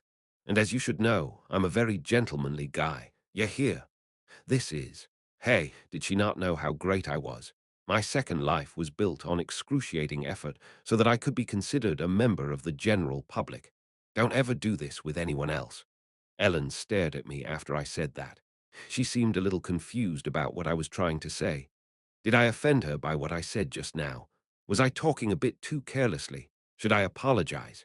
Ellen thought for some time and then opened her mouth cautiously. "A while ago, before I went to the Docklands, the gray-haired auntie asked me something." "Did she?" "Yes." Loya's nickname was Irene's wild dog, and no one knew her name except for me, Elaris, and Sakigar. That was why the gang members called her Big Sis. Other people called her Irene's wild dog, and Ellen called her gray-haired auntie. Whenever that happened, she would get beaten black and blue. However, it seemed like Ellen was aiming for that. So Laura had asked Ellen something. She asked me if I could die for you. Why did Laura ask her something like that? She thought Ellen was incredibly dangerous, so she might have asked her that as a way to realize the instructions of not hurting Ellen I gave her. I said that I didn't know back then. I wouldn't know something like that unless I was put in an actual situation where I had to. Ellen fiddled with her water bottle. She seemed like she was pondering something. Could one die for someone? One might be willing to protect someone in situations where one wouldn't die. However, things might be different in an emergency where one might actually die. One had to be put in that kind of situation first before one could know how they might act. So that was why Ellen said she didn't know. She was never in a situation like that before, after all. However, the answer, "I don't know," wasn't the same as saying she couldn't die for me. Ellen and I had been to the Docklands as well. She had also experienced taking someone's life at the risk of her own. Ellen spoke without looking at me, fiddling with her bottle. "I think I can die for you." Ellen seemed convinced that she could die for me. I didn't know whether she came to that conclusion when fighting with me in the Docklands or after we returned. After finishing what she had to say, Ellen looked at me. You aren't just anyone to me." Okay. I then knew what she thought of me. However, it was then that what Elaris had told me came to my mind. No, I was already aware of it, even if Elaris hadn't told me. The truth would much too easily destroy our relationship, and I never thought that my lie would last forever. We weren't in danger anymore. No, we had always been in grave danger already. Ellen Artorius and I. We might end up in a much worse state than anyone else. Someday, that could be the case. I'm sorry. I apologized for speaking such reckless words, but that wasn't the only thing I felt sorry for. And, yes, Pack. I flicked Ellen's forehead. Do ya really want to die so unluckily? Ellen's eyes widened as she couldn't understand why I had flicked her. Just shut up and let's go eat. Ellen ignored me as if she had nothing to do with me, pouting all day. The Imperial Palace, Imperatos, located in the imperial capital, Gradium. Inside the palace. Originally, it was the Empress's residence, but after her death, the place naturally became the living space of the Imperial Princess. It was in the exact opposite area where the Imperial Prince resided, so the Prince and Princess rarely met each other unless it was for an official agenda in a common area in the Imperial Castle. There was no threat of assassination, as multiple safety measures had been implemented, including tight security and protection. Even if such measures weren't in place, the prince and princess had never made any attempts to assassinate each other like that before. Anyway, everyone inside the palace was under the control of the princess. No one would dare to leak any secrets discussed there. And inside the bedroom of said imperial palace, where the imperial princess resided, there Charlotte sat on a rocking chair, not in a dress, but in her casual clothes. Almost no light came into the room because of the blackout curtains she had placed in her rather dark room. The room looked as if it was night, even though it was midday. Someone was kneeling in front of Charlotte. Your Highness, you have to accept it. We decided not to talk about this anymore, didn't we? The man bowed his head even further at the sound of the princess' quiet voice. Your Highness, I have put all the information I could find together. I searched all over the continent for personal accounts and information. I've been double-checking, triple-checking, quadruple-checking. I've looked over your command over and over in case I might have missed something, but the results were always the same. The man was close to banging his head on the ground. The total number of people kidnapped was 7. There was no boy who was even close to his appearance and age group among them. That's a fact. Dyrus. The boy wasn't kidnapped. You already know as much. Dyrus. He was much too healthy to be someone who got kidnapped and held captive for such a long time. He didn't show any signs of starvation. The chances of him being someone who got kidnapped recently, as your Highness said, are very slim. Dyrus. After making some brilliant contributions along with the unidentified boy and the princess escape from the Demon King's castle, he had become Charlotte's escort knight. After organizing his thoughts, it became obvious to him that it was just too suspicious. Unlike Charlotte, who was just skin and bones when he saw her, the boy had looked far from that. He had found the magic scrolls straight away. The demons had even moved to help that boy, and he had purposely ran away. He had already obtained the complete list of kidnapped people, but none of the people described were in any way similar to that boy. However, no matter how often he explained that, it was no use. He told Charlotte countless times that the boy was strange and that he should be properly investigated, but she never gave him the order. Dyrus, are you done talking? Yes, Your Highness. Dyrus raised his head quietly and looked at Charlotte. What difference does it make? What? What difference does it make if he's suspicious? Charlotte spoke in a quiet, powerless voice while still looking at Dyrus. He could have escaped on his own as soon as he found the teleport scroll. However, he came back to the garrison to save me, and he somehow managed to do it. Dyrus, no matter how often you tell me such things, it won't change anything. Even if the boy is suspicious and we aren't able to identify him, it's all useless. It doesn't make the slightest difference. It would never change the fact that he risked his life to save me. It also doesn't change the fact that he didn't even ask for anything in return for saving me. There were so many suspicious circumstances surrounding him, but it wouldn't change anything. The boy had risked his own life to save hers. Although he was surrounded by various lies, that fact was the truth. Charlotte leaned her body against the backrest of the rocking chair, slightly making it rock. My order will stay the same. A ray of light entered the room, flashing across Charlotte's face. Don't investigate the boy anymore. Every time light shone on Charlotte's face, her eyes lit up for but a moment. Charlotte's eyes, which became visible for a moment, didn't shine with their usual golden luster, but were dyed in black darkness, seeming like an endless void. It was such a deep and dark color that they felt like they led to a limitless abyss. Your Highness, he might be the only one who knows how to cure your Highness' condition, even if the chance is low. I said it before. Charlotte's black eyes gleamed grimly. I don't want to put his life in danger after he has given me the chance to live just a bit longer. A glimmer of hope. That was why Dyrus had tried to find the boy so desperately. However, the princess refused that. She felt no need to bring him out into the world as long as she knew that he was in a safe place. A certain wizard's scroll shop. Charlotte and Reinhardt were the only ones in the world who knew that the place was connected to that boy. Charlotte didn't tell that information to any of her people. I'm tired, leave. Yes, your highness. After Dyrus left, Charlotte stared blankly at the ceiling. Just, who are you? There were a lot of things she didn't want to accept. However, with each passing day, she grew warier, so she gradually came to accept some of the facts. Are you really my enemy? Charlotte took several deep breaths, covering her eyes with her right hand. Hera, when she removed her hand, Charlotte's eyes were back to her usual golden color. Is this cruel? WHYR, why are you doing this to me? Why me? What are you trying to do to me? Do you think this is cruel? Don't do this. Stop.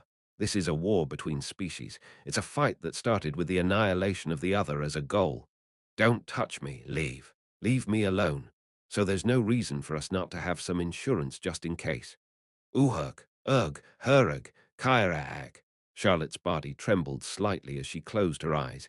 It almost seemed as if she was convulsing. She remembered absolutely terrible memories. Gorge, bite, you-arok, you-hook, you-arok. When she had seen humans eating each other, her bonds of reason had been broken. Seeing those who had forsaken their dignity, those whose dignity had been forever lost. Watching people ripping off the flesh of corpses, and even trying to eat the living with no rhyme or reason, and seeing her mother, who had fed on someone else's flesh like a hungry ghost. All of it had made Charlotte lose all reason. She knew. She already knew. She already knew all those things, even if Dyrus didn't say anything. She just didn't want to accept it. That kid's presence was the only form of hope she had, so all those words were just unacceptable to her. Sob, Herc. Sob. See, calm down. She just wanted to believe that the boy who had been kidnapped like her had somehow survived. She knew in her head that it was unlikely, but her heart just couldn't accept that. However, she had to accept it. There was so much evidence, so many truths she had no other choice but to accept. Huerg, WHWH. Who are you? How? And no, I mean I was trapped in here as well. But how could there have been any survivors? She had been startled by the boy's presence. With that, she seemed to have confirmed that she hadn't lost all her reason and killed everyone. She even felt a certain sense of joy, so she didn't doubt anything. However, she had to accept the simple truth that no one could have survived in that situation. That boy wasn't a survivor.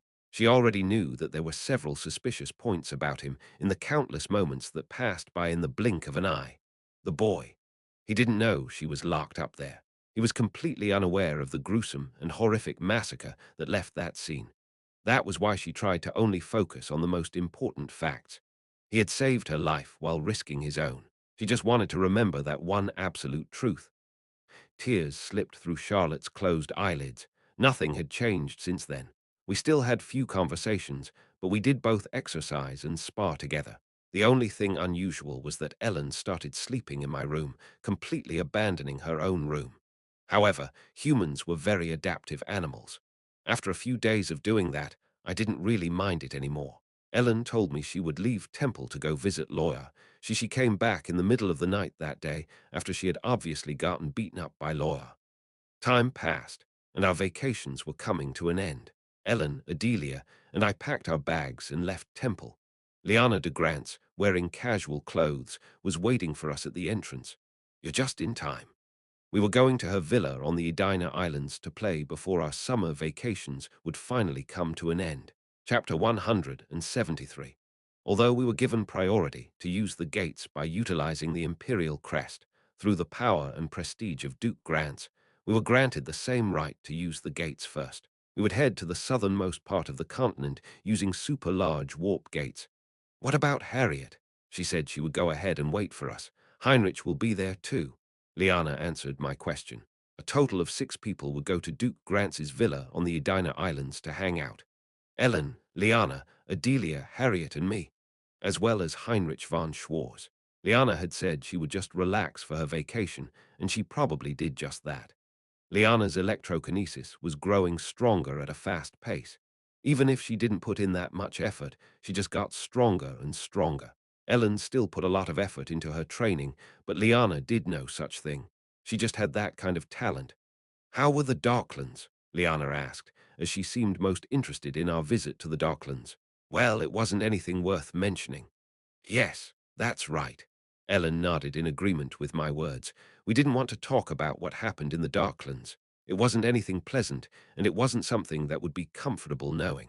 A massacred village, a gang of bandits, a horde of zombies, a cursed sword. What we had been through was much too terrifying to be anything to brag about. By the way, you. Liana alternated between looking at me and Ellen, and then gave a slight nod and tilted her head. The atmosphere around you two seems a bit different. Something had changed, but it was rather hard to pin down. That was what Liana seemed to think. We didn't say much about our trip, and Liana didn't seem to be that curious either. We headed south via warp gates, and then teleported to the Edina Islands by one of the Grant's family's wizards. Mass teleportation could move all of us immediately, but it was a lot of ranks above teleport, so the wizard just casted teleport on us one after the other to transport us to the villa. There was a pub run by the succubus Queen Eri on the Edina Islands, but there was no reason for me to go there. I did want to see what they were up to with my own eyes, but I didn't have time to do that. Like before, we passed through several super large gates to reach the shore where the wizard would be waiting. Ellen, Liana, Adelia, Harriet, who arrived before us and was waiting, ran towards us. Heinrich von Schwarz, who stood around a little awkwardly, also approached us. "You're safe, Ellen." "Yes, that's a relief. I was so worried." "Thank you," Harriet nodded, saying that she was glad that Ellen was safe. "Wasn't it dangerous?" "No, I wasn't much. Our lives were just on the line several times, but I didn't say that." Harriet looked at me after she greeted everyone. Then it was time for her to greet me. She'd probably say something like, "Why'd you come back?" "I'm glad you're safe, Reinhard." "Huh, yeah."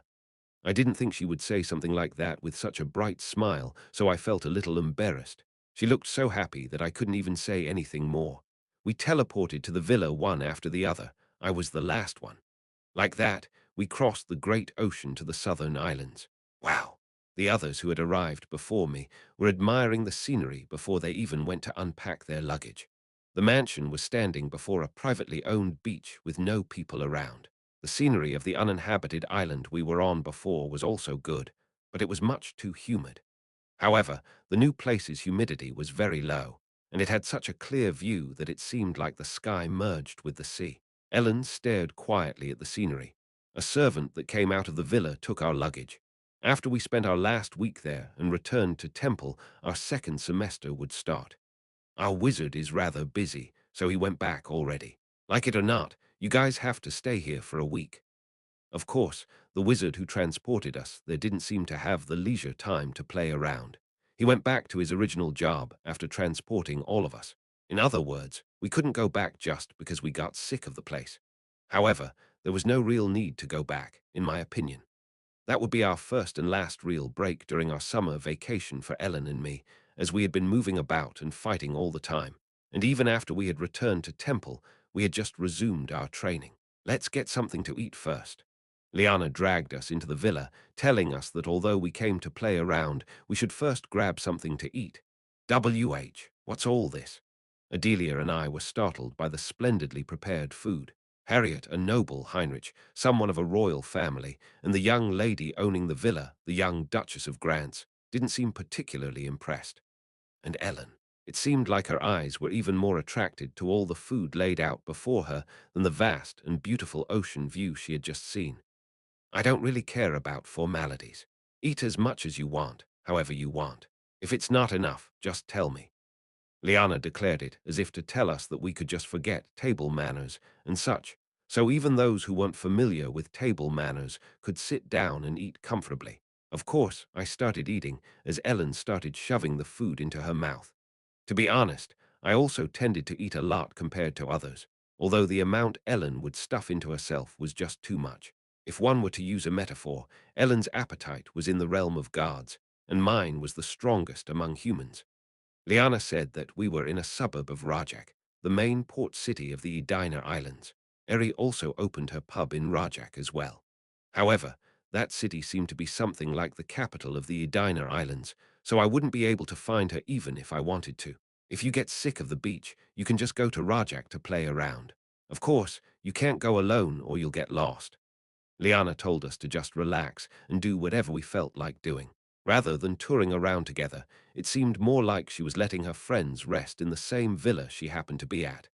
Did you have a good trip? Heinrich talked to me during our meal. Ah, kinda. I didn't have that good of a first impression of that guy. He had picked a fight with me for being someone with no supernatural power crawling his way into the class and got beaten up. After that, he had avoided me because he thought I actually was the son of some huge big shot. But when he found out I was just a beggar, he ignored me completely. Since then, we hadn't really met each other than that one time on the deserted island when he was all nervous. However, that situation, all of the others, except us two, were girls, and that guy was attracted to Liana. There was no way that the guy could talk comfortably, so even if he didn't like me even a single bit, he tried to talk to me first. Did you see any demons or something like that? No, nothing really happened. I just answered his questions vaguely. It really wasn't something worth telling everyone. Then what did you do when you went there? Just toured around. It wasn't that dangerous. So you just wasted your time, wasted our time. That remark made me want to grab that bastard's neck. Ellen, who was still eating, also seemed to flinch a little. It was clear that he was being sarcastic. We didn't waste time. We had gone through more terrible experiences than he could ever imagine. I had no intentions of bragging childishly, wasting our time. Maybe it would have been better if we actually had just wasted our time. Maybe. Heinrich seemed startled by my casual admission to his words. If one thought of summer, one would inevitably think of the sea. Going by the staple development of a rom-com, we decided to go for a swim after lunch. So everyone changed into their swimsuits. Are you doing this on purpose? What? At Liana's absurd remark, Ellen tilted her head and just answered bluntly. Somehow, I knew the two of you would do this. Harriet nodded, looking a little exasperated as if she had already expected Ellen and me to act like that. What? Do you really have to wear the swimsuits provided by Temple, even here? Yeah. Both Ellen and I wore swimsuits provided by Temple. All the others were wearing their private swimsuits. Liana was in her tube-top bikini, Harriet was wearing a bikini with a frilly skirt, and Adelia was wearing a modest, one-piece swimsuit. Heinrich was also wearing swimming trunks. Anyway, Ellen didn't really get why she should care about what swimsuit she was wearing, and I also just bought a Temple swimsuit with me because of similar reasons. Liana didn't seem to mind about it that much, and Harriet seemed to have expected it to some extent.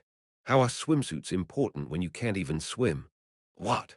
Girl, as long as you can swim, how are swimsuits important? Aren't you nitpicking on something really petty? No. I did know that swimsuits were a lot more important than being able to swim. Liana frowned at my questions. I haven't seen you in a while, and I already hate you. Liana shook her head, as if her hospitality had completely disappeared from her face. Then she stared at me in my Temple swimsuit. Ah, you're right. Swimsuits aren't that important. She looked at Heinrich and me alternately. What? Why was she looking at us like that? It felt kinda bad. For some reason, Heinrich suddenly put on his shirt. Swimsuits weren't important. I felt like I knew what she meant. Adelia and Harriet, of course, couldn't even look at me straight.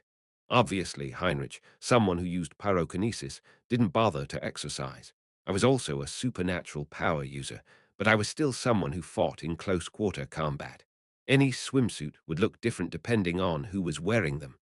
I had quite a well-built body. Wow, they must be as hard as rocks. Crazy woman, WH, where are you touching? Liana came up to me without an ounce of hesitation and touched my abdomen, so I jumped in surprise. What the hell is this? Are you worn out? That's not the problem here. Just stay still. Try tightening them. Are you crazy? What's wrong with you? Will you only stay fucking still after I knock you out? Do you want me to electrocute you? Liana de Grance's level of self-indulgence was high enough to surprise even me. Harriet, Adelia, and Heinrich were watching the scene with puzzled expressions on their faces. You bastard, then I'll do the same. When I counterattacked, I found Liana wide open. Sure, go ahead. What are you gonna do? I didn't expect her to react like that. So there are lines that even you don't cross. Isn't that unexpected? Liana covered her mouth as she laughed when she saw me standing there dumbfounded. I could feel Heinrich's rather uncomfortable gaze on Liana and me. Once that whole mess passed by, we went swimming. However, what we did was a little different from normal swimming. Remembering the times when I swam in the sea with underwater breathing magic cast on me when we were on the uninhabited island, we all got that spell cast on us by Harriet and took a look around the underwater world. Heinrich and Liana seemed surprised, as that was the first time that they had experienced it. Heinrich subtly showed that he wanted to go around with Liana, and she caught on to that, so she shoved him away underwater. What an unsociable fellow she was. Ellen and I usually went around to hunt back when we were on the island. Of course, the scenery we saw was different and similar at the same time. Harriet dragged Adelia with her to show her around. It was the first time for her, after all. Ellen just leisurely swam through the sea, occasionally meeting my eyes. It somehow seemed that she wasn't really enjoying herself. When we were on the deserted island, she busily absorbed the scenery around her as long as she could, even saying it was fun. I felt similarly. We were still too distracted to concentrate on simply playing around with no care. We swam all day long. That was only possible because Harriet kept on recasting her underwater breathing spell on us. I feel so tired.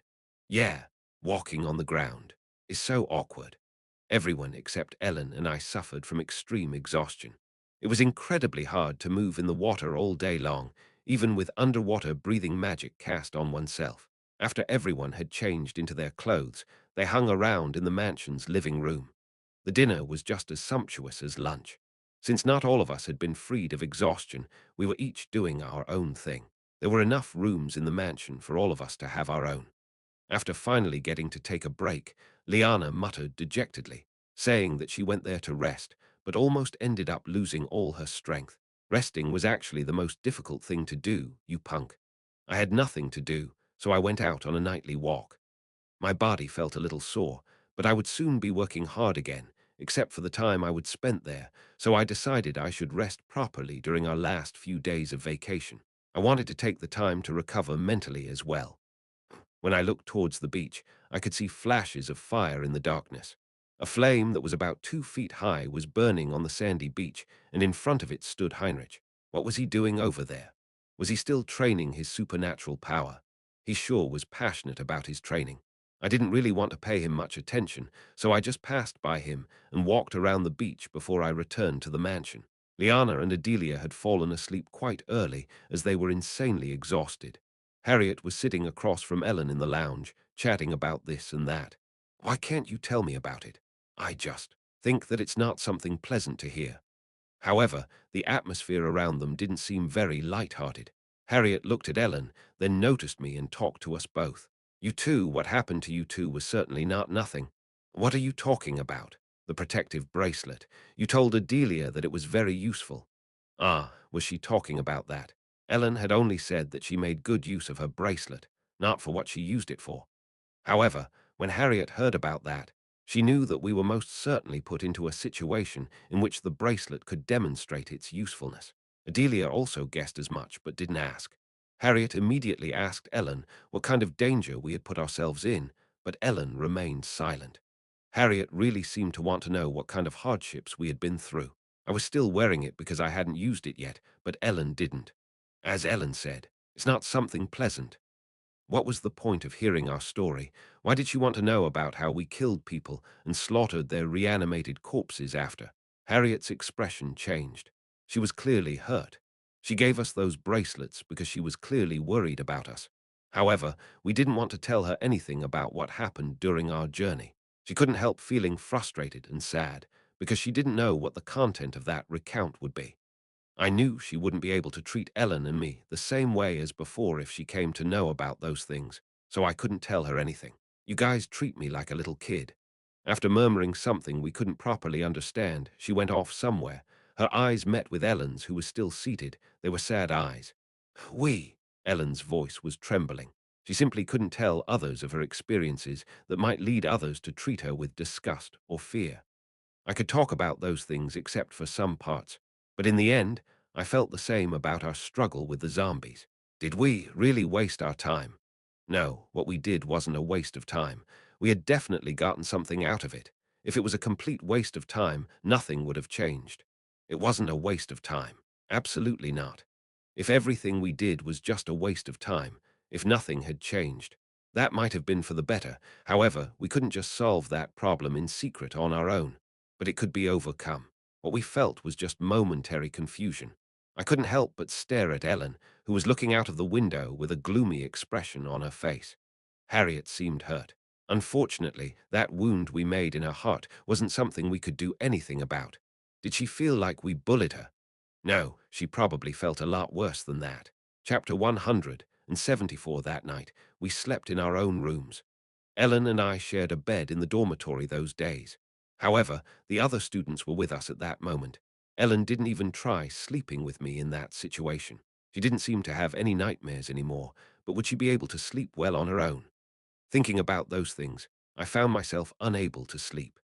The others seemed to have fallen asleep rather quickly because they were completely exhausted, but my stamina had become unnecessarily higher, so I didn't have much trouble playing around underwater all day. If overworking one's body became a daily routine, one wouldn't get tired even if one overworked it a little bit, so I couldn't sleep.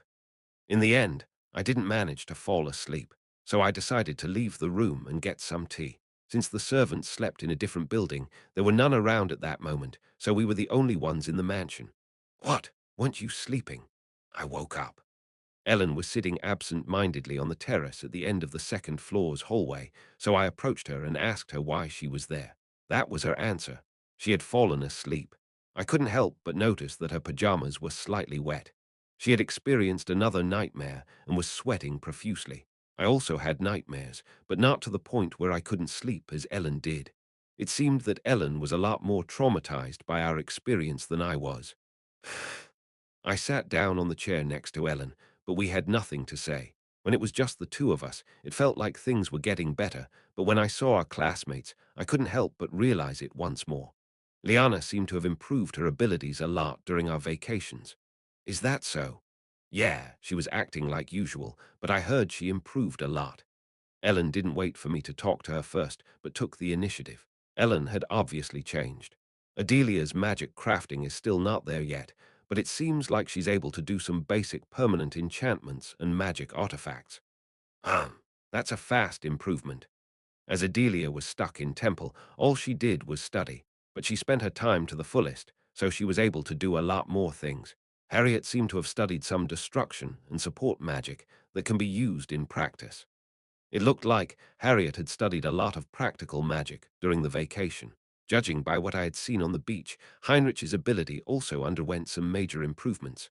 Although what I saw wasn't quite on the level of a bonfire yet, everyone had grown in their own way. Everyone worked hard. Yes, I think so too. Ellen stared out at the waves crashing on the shore. Everyone had grown in their own way. I think we were in too much of a hurry. I wish I had just tried to improve in a normal way. I wanted to be stronger faster, just a little bit stronger. I think I made a big mistake. We had become stronger, that was for sure. Ellen dipped her foot into the realm of superhumans, and I had also seen some major improvements in my abilities.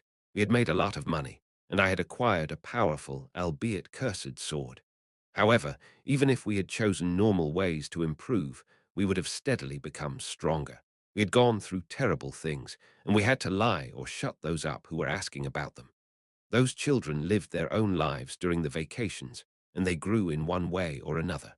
We might have made a mistake while trying to take a shortcut to become stronger just a bit faster. In the end, we were even forced to hurt Harriet. Ellen seemed to have felt a lot of different emotions when she saw her classmates growing step by step, using different methods from us. Sigh, I took a deep breath. As someone who had gone through the same, I didn't want to say it. Although what we experienced wasn't positive, let's try thinking positively. Positive. Yeah, even though what we experienced was terrible, we can't say that the results are bad. What Ellen needed was a cruel duality of things. I looked straight into Ellen's eyes, who seemed a little confused. We saved more than we killed. It was terrible, but definitely nothing we have to be ashamed of. At least 50 people would have died if it wasn't for us. Although the experience was incredibly tough and terrible, it couldn't ever be called worthless. It seemed like Ellen was drowning herself in shame, thinking that our deeds were completely worthless. It might have been a mistake that we went to the Darklands, but we didn't make any mistakes while we were there. We made the best choices we could while we were there. There was no reason to be hunted by shame and nightmares. Is that so? Yes, I nodded at Ellen's question. The next day, we had a simple breakfast prepared by the servants. What's with this atmosphere? Liana tilted her head as she seemed to sense the slightly strained atmosphere. Harriet's expression was noticeably sad, and Ellen didn't really seem to react much, but she did stop eating her food. Harriet would usually just pout and go, "Humph." She wasn't reacting like that, though. It was seriously hard to bear seeing her hurt. When she was really sad, Harriet wouldn't get mad. She would just internalize her pain. I came to know that fact all over again. It was incredibly hard to look at. Anyway, I'm going to Rajak today, but if you want to come with, you can. If you don't want to, you can just rest here. I didn't really know what she was planning.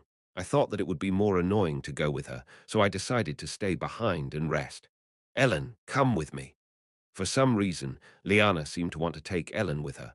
Looking at your swimsuit is just unpleasant. We'll go buy a new one. I'll pay. It seemed to have bothered her a lot seeing Ellen play around at the beach in a temple swimsuit. No, was it really that unpleasant? Well, how could I understand the likes and dislikes of a duchy's young lady? Ellen didn't seem to have any objections. No, but I also only brought a temple swimsuit, you know. Why did she only want to buy something for Ellen? Hey, what about me? Wow, are you seriously asking me to buy you something with such confidence? How about no? Ah, fine. Of course, I was only asking to ask. I didn't really want her to buy a swimsuit. Heinrich said that he would tag along, and Adelia also said she would go after some hesitation. I'll stay here. Yeah, do that. It seemed like Harriet wanted to rest in the mansion, not feeling like going anywhere. I thought about following after her, but looking at Harriet's expression, it seemed like she wanted to be left alone. I had to give her something, though. I didn't know if it would make her feel better. I want to stay here as well. I decided to stay in the mansion, too. Everyone left the mansion and headed towards Rajak. It seemed like they would be taking a carriage, as we were in a suburban area, so it was quite a distance away. Harriet and I were the only ones left in the mansion. Knock, knock. What? When I knocked on the door of Harriet's room, she opened it while wearing an incredibly depressed expression on her face. Let's talk.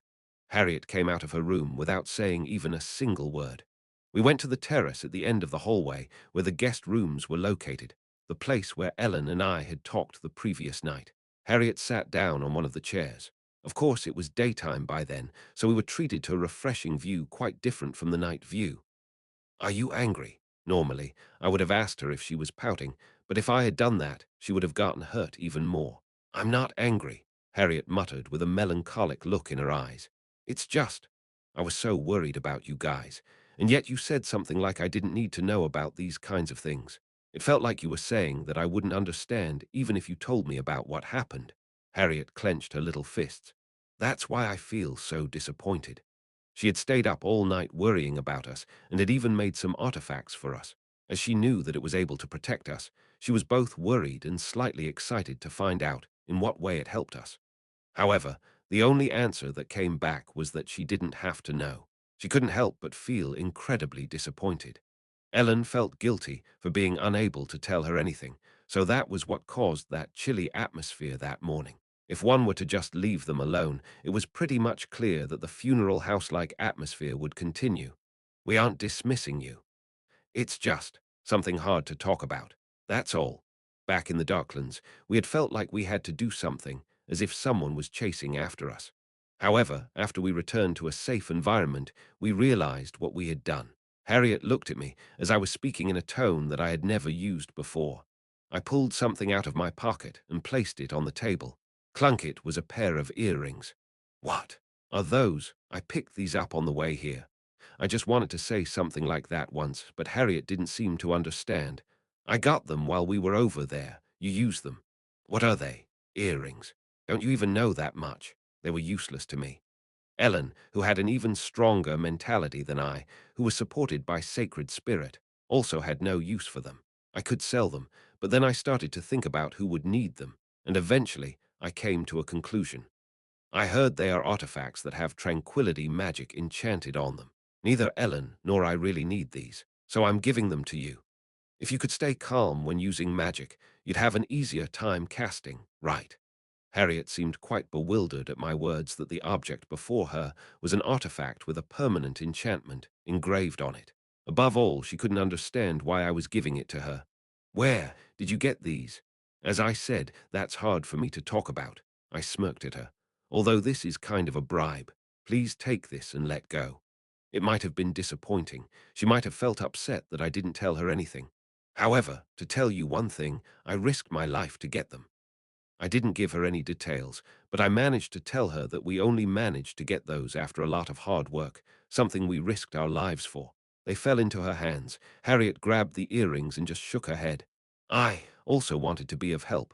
Your bracelets really helped. I also wanted to go with you. Tears dripped on Harriet's hands as she looked down, but there was no way that they would let a kid like me go somewhere so dangerous. When I asked, I almost got in trouble. Dad almost locked me up in my room in case I ran away. Only after Dad confirmed that you two were back was I able to leave my room. Harriet wanted to go to the Darklands with us, but of course her parents wouldn't allow something like that. So Harriet seemed to have been incarcerated, not spending a fun vacation. Only after it was confirmed that we had returned to Temple did the Grand Duke of Saint Owen allow Harriet to go out. That was the decision the Grand Duke of Saint Owen made. If Harriet had followed us, she wouldn't have been able to deal with those things. It was actually weirder that Ellen and I, who suffered from that much trauma, managed to hold on like we did. It wasn't that we treated her like a child. It would be weird for anyone to be able to handle something like that with ease to begin with. Me too. I'm good with magic. I'm better than anyone. So, then, Harriet was sobbing while clutching the earrings I gave her. Why was I not allowed to go with you guys? Harriet seemed to feel frustrated all on her own because she thought she wasn't recognized as a proper wizard. It seemed that she thought that if she was able to play her role better than anyone else, then she would have been able to travel with us. Because her parents didn't recognize her abilities, and she herself knew that she wasn't good enough. Harriet seemed to have felt deep disappointment during her vacations. It couldn't be helped this time, right? She could already use more than enough practical magic. Her skills should have improved by a lot since the time we were on the uninhabited island.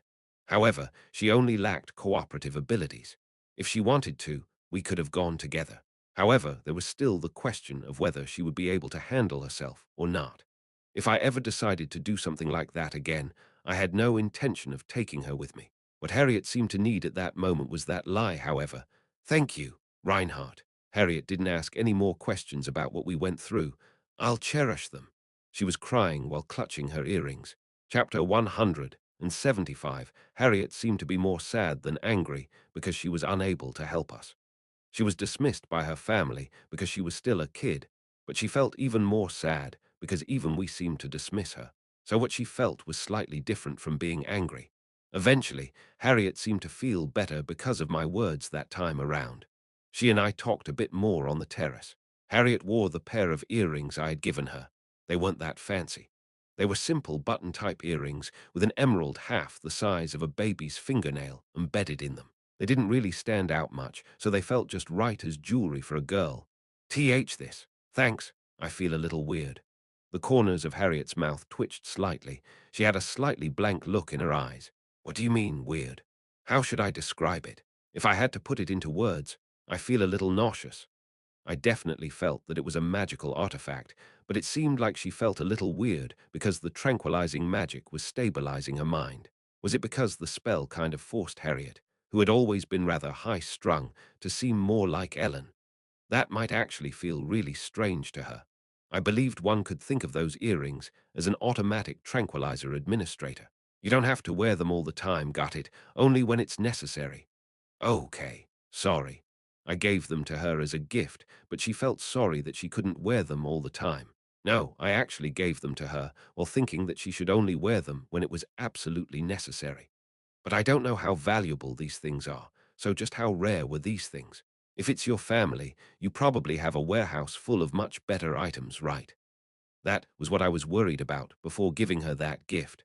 The Duchy of Saint Owen was a territory famous for its magic. The Grand Duke of Saint Owen, whom I had seen before, was an archmage, so there was a good chance that there were hundreds of better magic artifacts in their warehouse, even if Harriet would hang on to my gift. So I was debating whether I should give the earrings to her or not.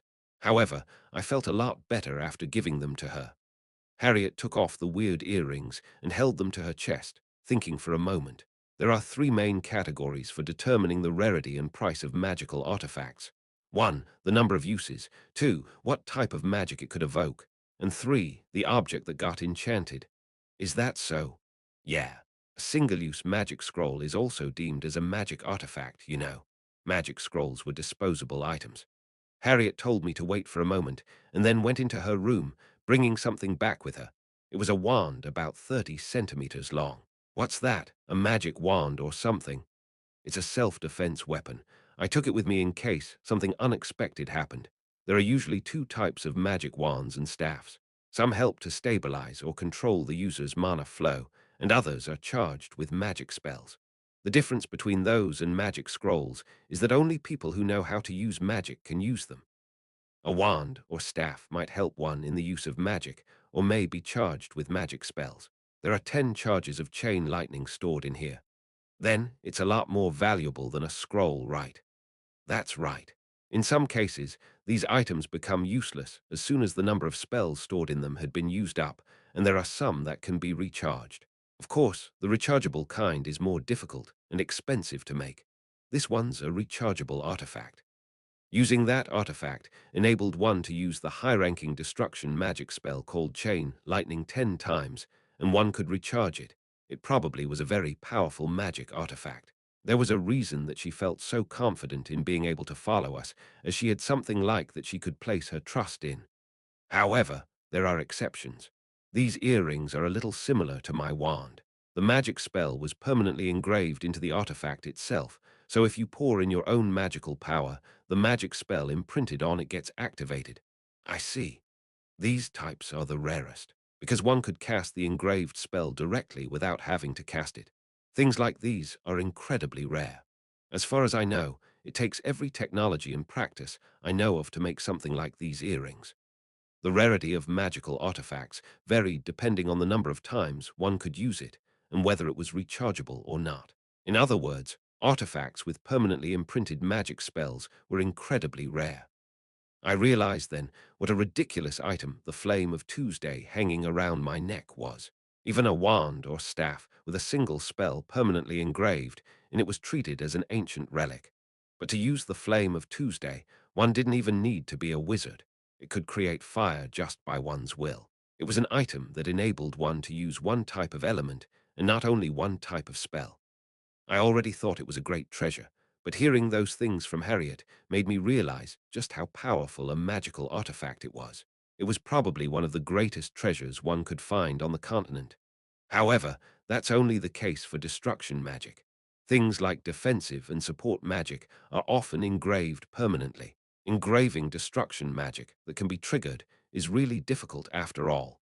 Harriet showed me the earrings I had given her, holding them between her index finger and her thumb. They are small. Do you think it's easy to permanently engrave spells on such small objects? It's not even a low-level spell like lightweight. It's a spell to stabilize one's mind. Although tranquility isn't a spell of the highest order, it's a mid to high-ranking mental spell. Just by wearing these little things on one's ears, one could enjoy their effects. It couldn't have been easy to make these. The third way to determine the rarity of a magical artifact was to look at the item itself. In other words, the size mattered. Large items such as armor and swords were easy to enchant. However, in the case of ornaments and jewelry, it seemed like a very high level of skill was required to enchant them. And the earrings I had given Harriet were half the size of a baby's fingernail.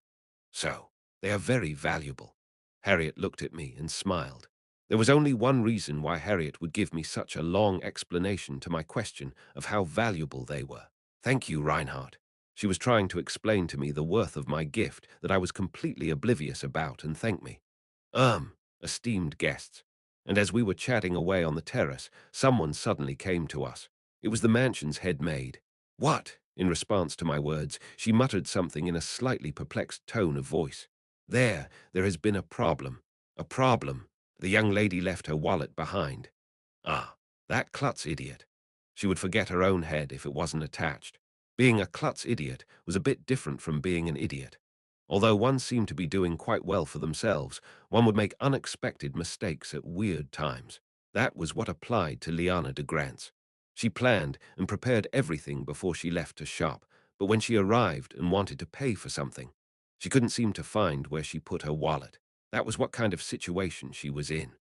The servants probably were incredibly surprised when they saw a bag of gold coins just lying on Liana's bedside table when they were cleaning her room.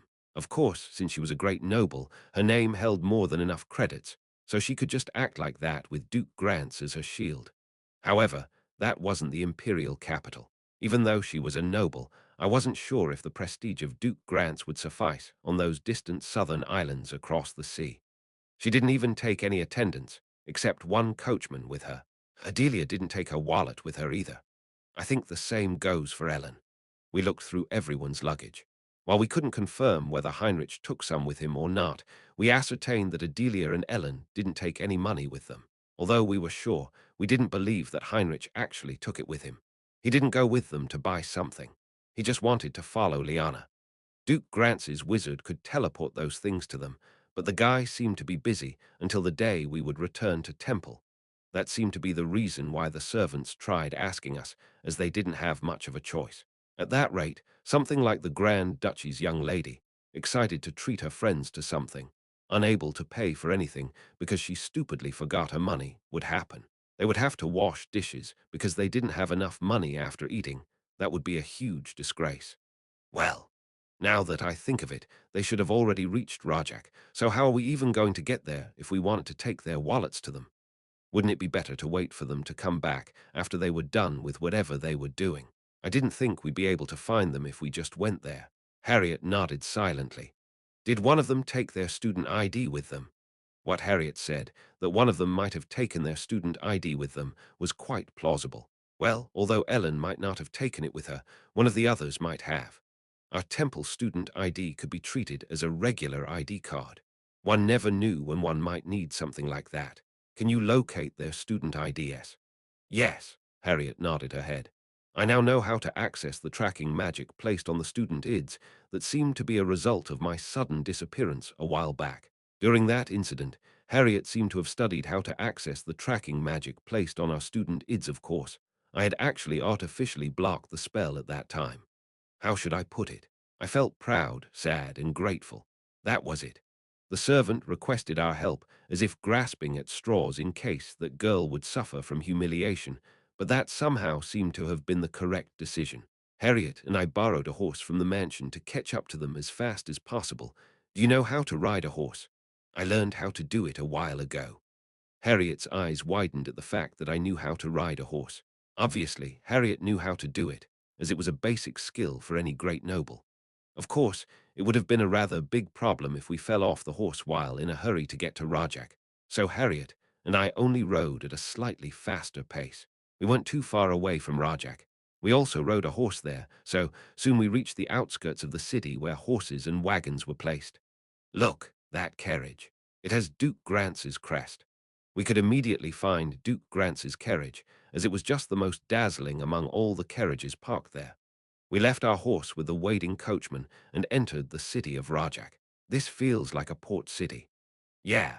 Although the sea was pretty far from the place, I could still smell the scent of the sea wafting over it. However, the smell was more refreshing than unpleasantly fishy. Rajak was a very busy city, however not as much as the capital. Placed on a hilltop and a steep cliff some distance away, I could see a building that seemed to be the royal castle of the Edina kingdom. When we went into the city, it went slightly downhill, like a slope, giving us a panoramic view of the city. There were numerous ships coming and going at the great harbor and docks. This place hasn't implemented warp gates yet. Harriet was staring at the moving ships in amazement. Due to the warp gate technology, trade routes had been drastically shortened, so that way of transportation seemed to be a thing of the past. Overall, there were many white buildings, so the city looked rather clean than eye-catching. I could see then why Liana said that the place was only a lesser-known tourist destination. Looking at those huge ships sailing back and forth in the transparent sea made me feel kind of good for some reason. The port town was like out of a painting, not dirty or filled with an oily and watery smell about it. Let's go look for those guys. Yes.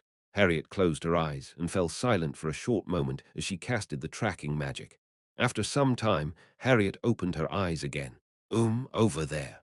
Harriet pointed her finger in one direction, but I couldn't quite tell where exactly she was pointing. Harriet took the lead, and I followed after her. Magic really is fascinating. Harriet wore a strange smile as we walked. What? To be honest, I learned that student ID tracking magic because of what happened last time. However, even if it's not you, someone might disappear again, so that's why I tried hard to learn this. It seemed that Harriet studied such magic because she held regrets like, I wish I knew more. I wish I knew magic that I could have used in that situation. But I can't believe I'm using this spell just to return someone's money bag. She had studied that spell in case someone went missing again, but she would have never imagined that her first application for it was to return a friend's money bag to them. She ended up using it in a way completely different from its original purpose. Harriet found that quite curious. Well, the same happened with the underwater breathing spell as well.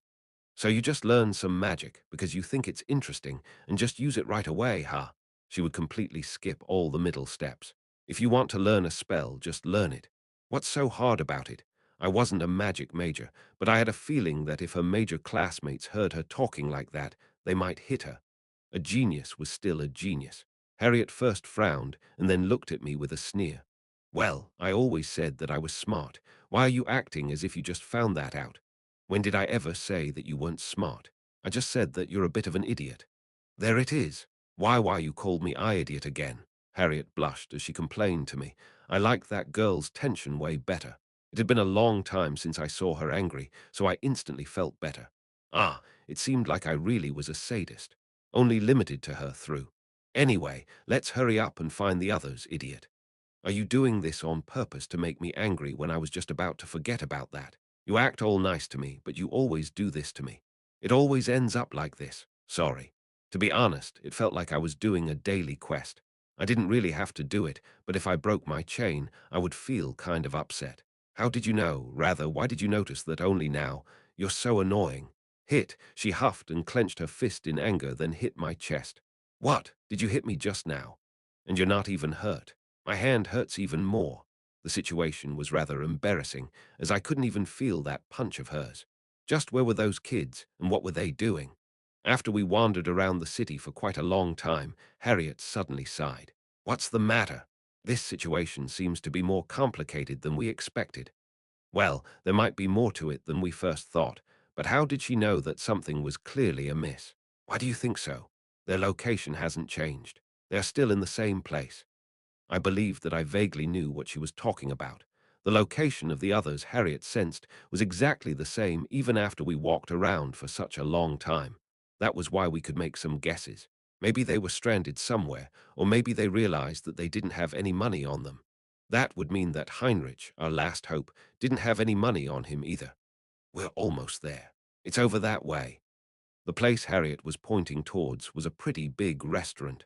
Chapter 176. Harriet and I entered the restaurant where the traces of the others had led. As soon as we entered, four people who were sitting before a table with a huge amount of emptied plates, seeming unable to leave, caught our eye. It was just as Harriet predicted. Hey, those idiots are really here. Don't call me an idiot. Ah, you erg. I didn't refer to her that time, but she still reacted to the word on reflex, her face turning completely red. Every time she heard the word idiot, she would think that I was calling her. I had trained her so well. Heinrich, Ellen, Liana, and Adelia, who went there without any gold, were all staring blankly at the two of us. There's a limit to how careless one could be. You completely forgot to bring any money on a shopping trip. Should I also call you an idiot? I'm not an idiot. Shove, Liana opened her mouth wide as she looked at the gold coin pouch right in front of her. Before starting their shopping spree for real, it seemed like Liana wanted to have something to eat first, telling the others that there was a really delicious restaurant in Rajak.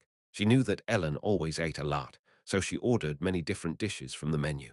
And just when they were about to leave after eating their fill, she realized that none of them brought any money with them.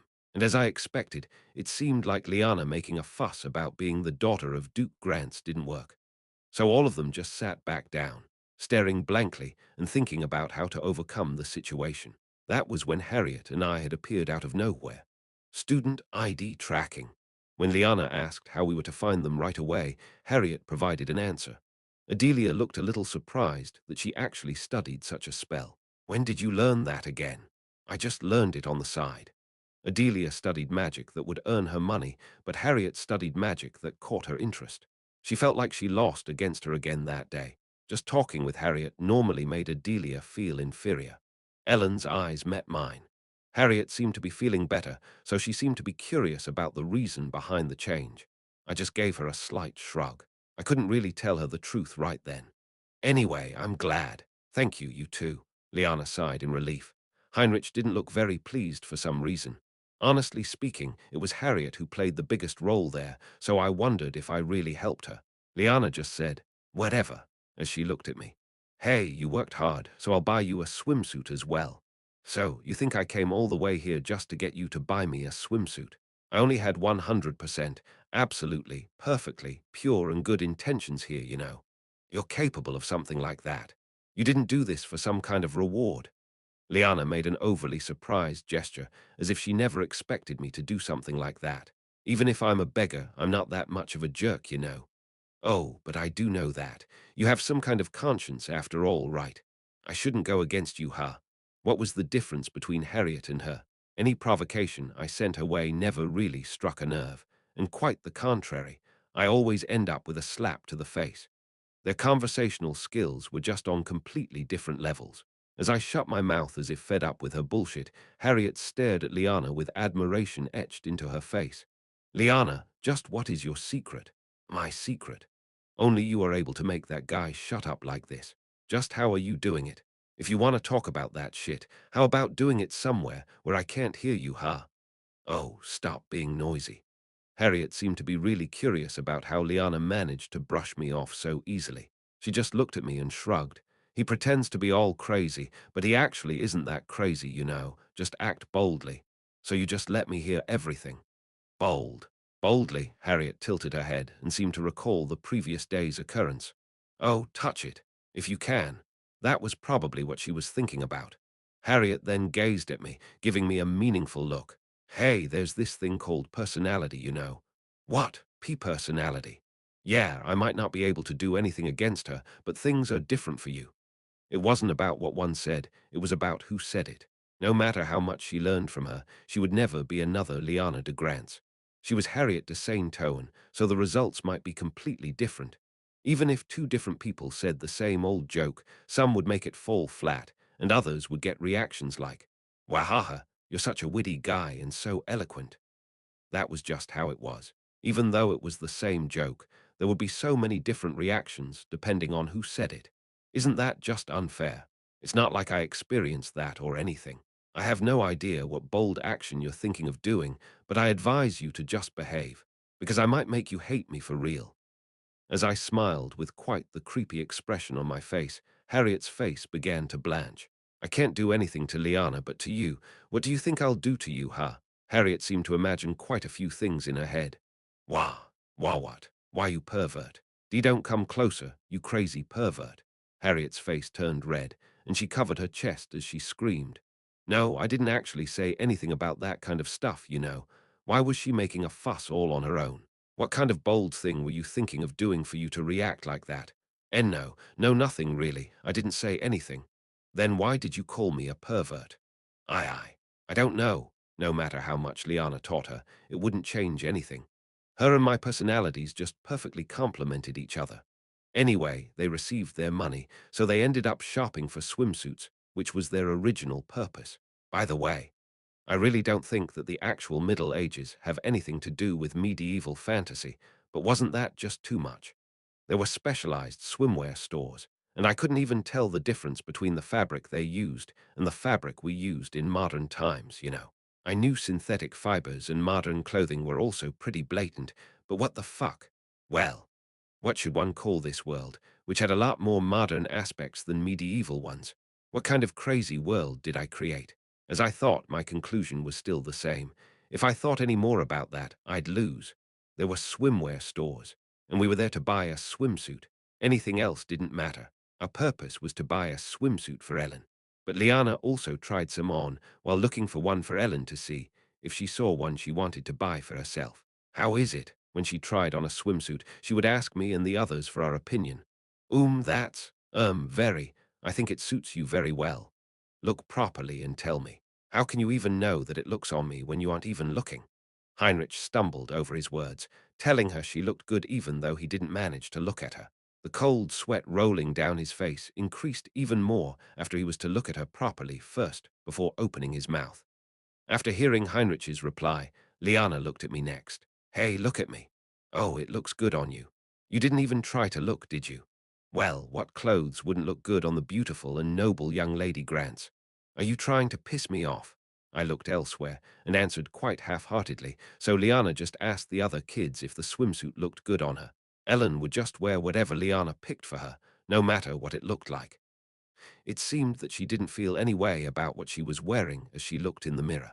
Of course, our young lady Grants was obviously superior in height and style, but Ellen couldn't just be dismissed either.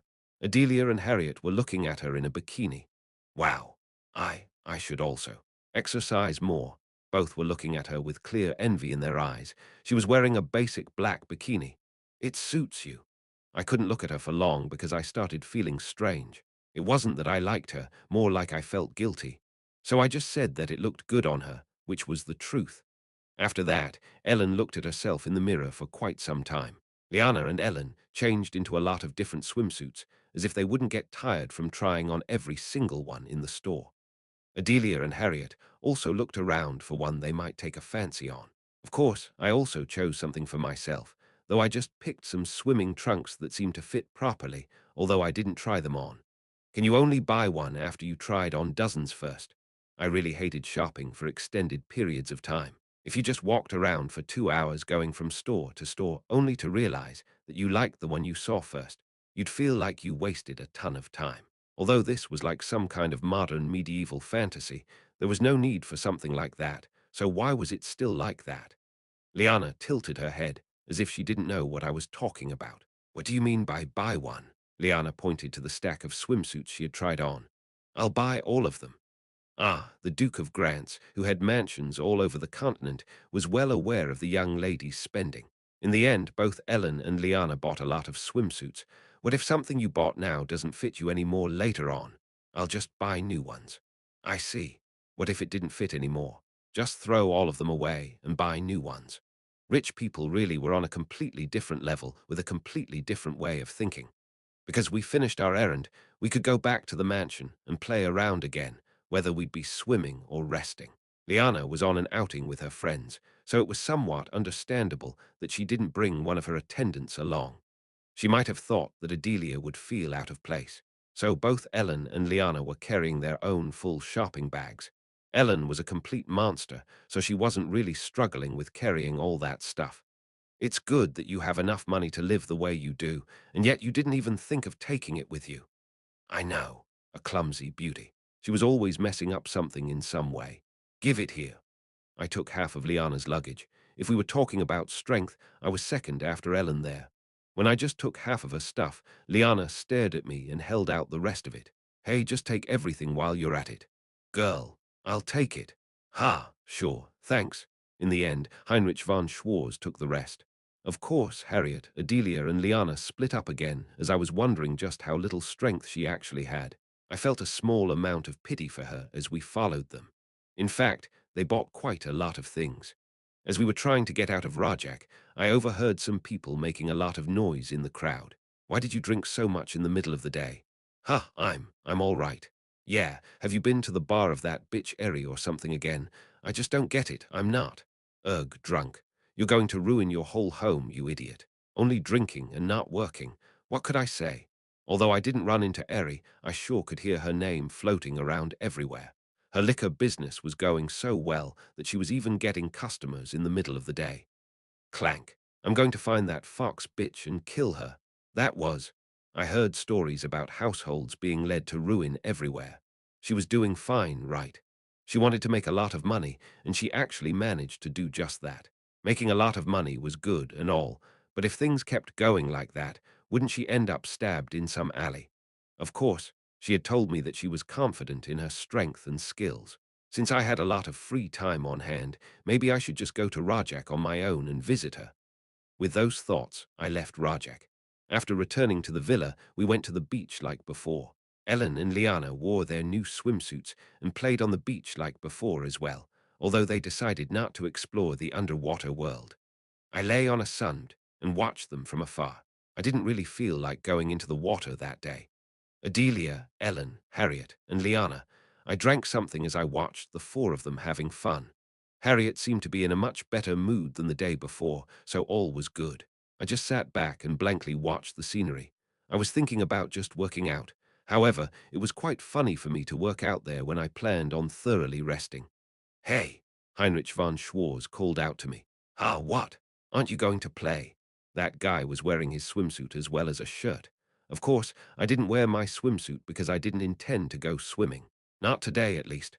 Really, was it too much for him to be all alone with the girls? He just stood beside me and murmured quietly. Did really nothing happen in the Darklands? Yeah, I said so, right. But it's the Darklands. Isn't it dangerous? He seemed to be wondering if I just didn't want to talk about what happened in the Darklands or if really nothing happened. We didn't even go to the dangerous places to begin with. If you didn't plan on going anywhere dangerous, why did you go there in the first place? Why was he asking me that? Did you want me to gamble away my life? We just thought it would be better to be careful. No matter what I said, it would only be lies anyway, so I felt too lazy to even think about it properly. I didn't care what that guy thought of me. So, you were making a huge deal of going to the Darklands, but acted like a coward and didn't do anything there. I glanced at Heinrich. He seemed a little dazed when I looked at him. Oh, well. If it were me, I would have at least taken a goblin's head with me. And how do you think you do that? Look, I'm not the same I was before. Phew, Wash. After concentrating for a bit, a fire was lit in the middle of the sand.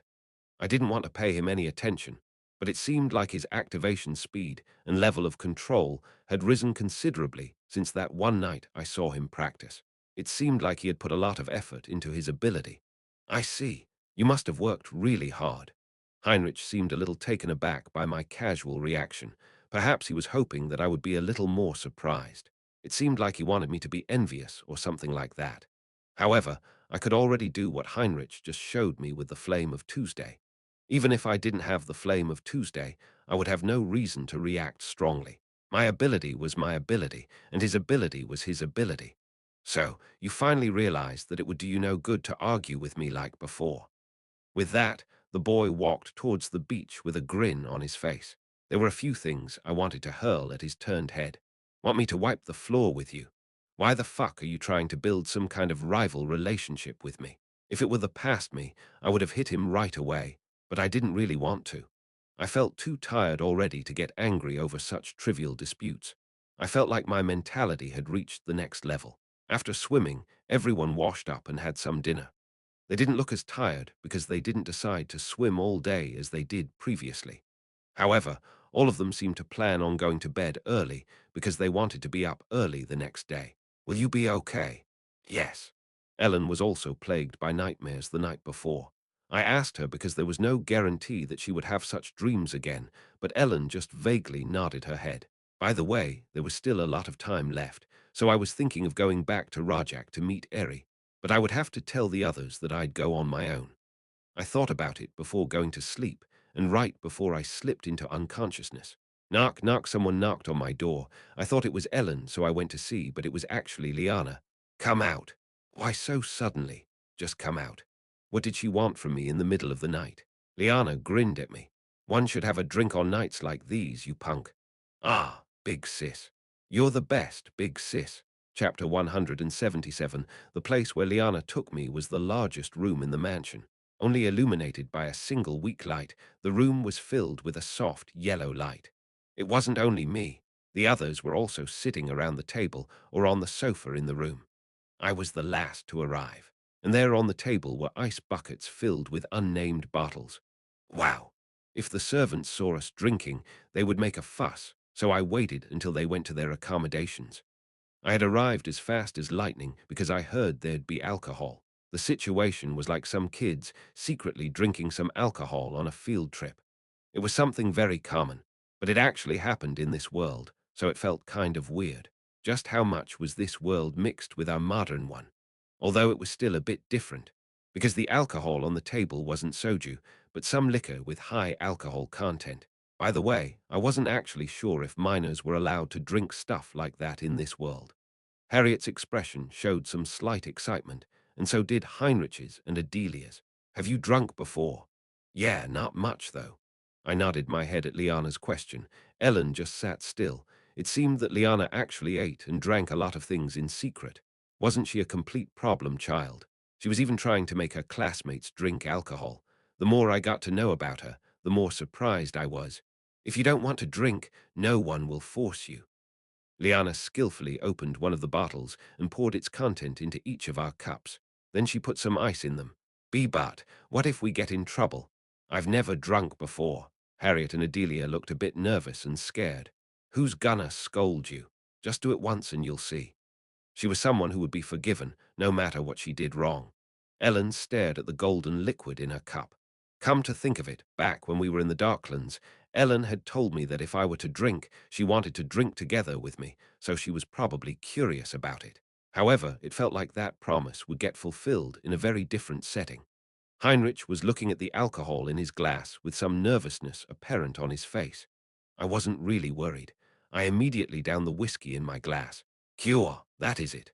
I had no reason to refuse the drink, as I had already decided to play around there anyway. Everyone was staring at me blankly as I drank the stuff without hesitation.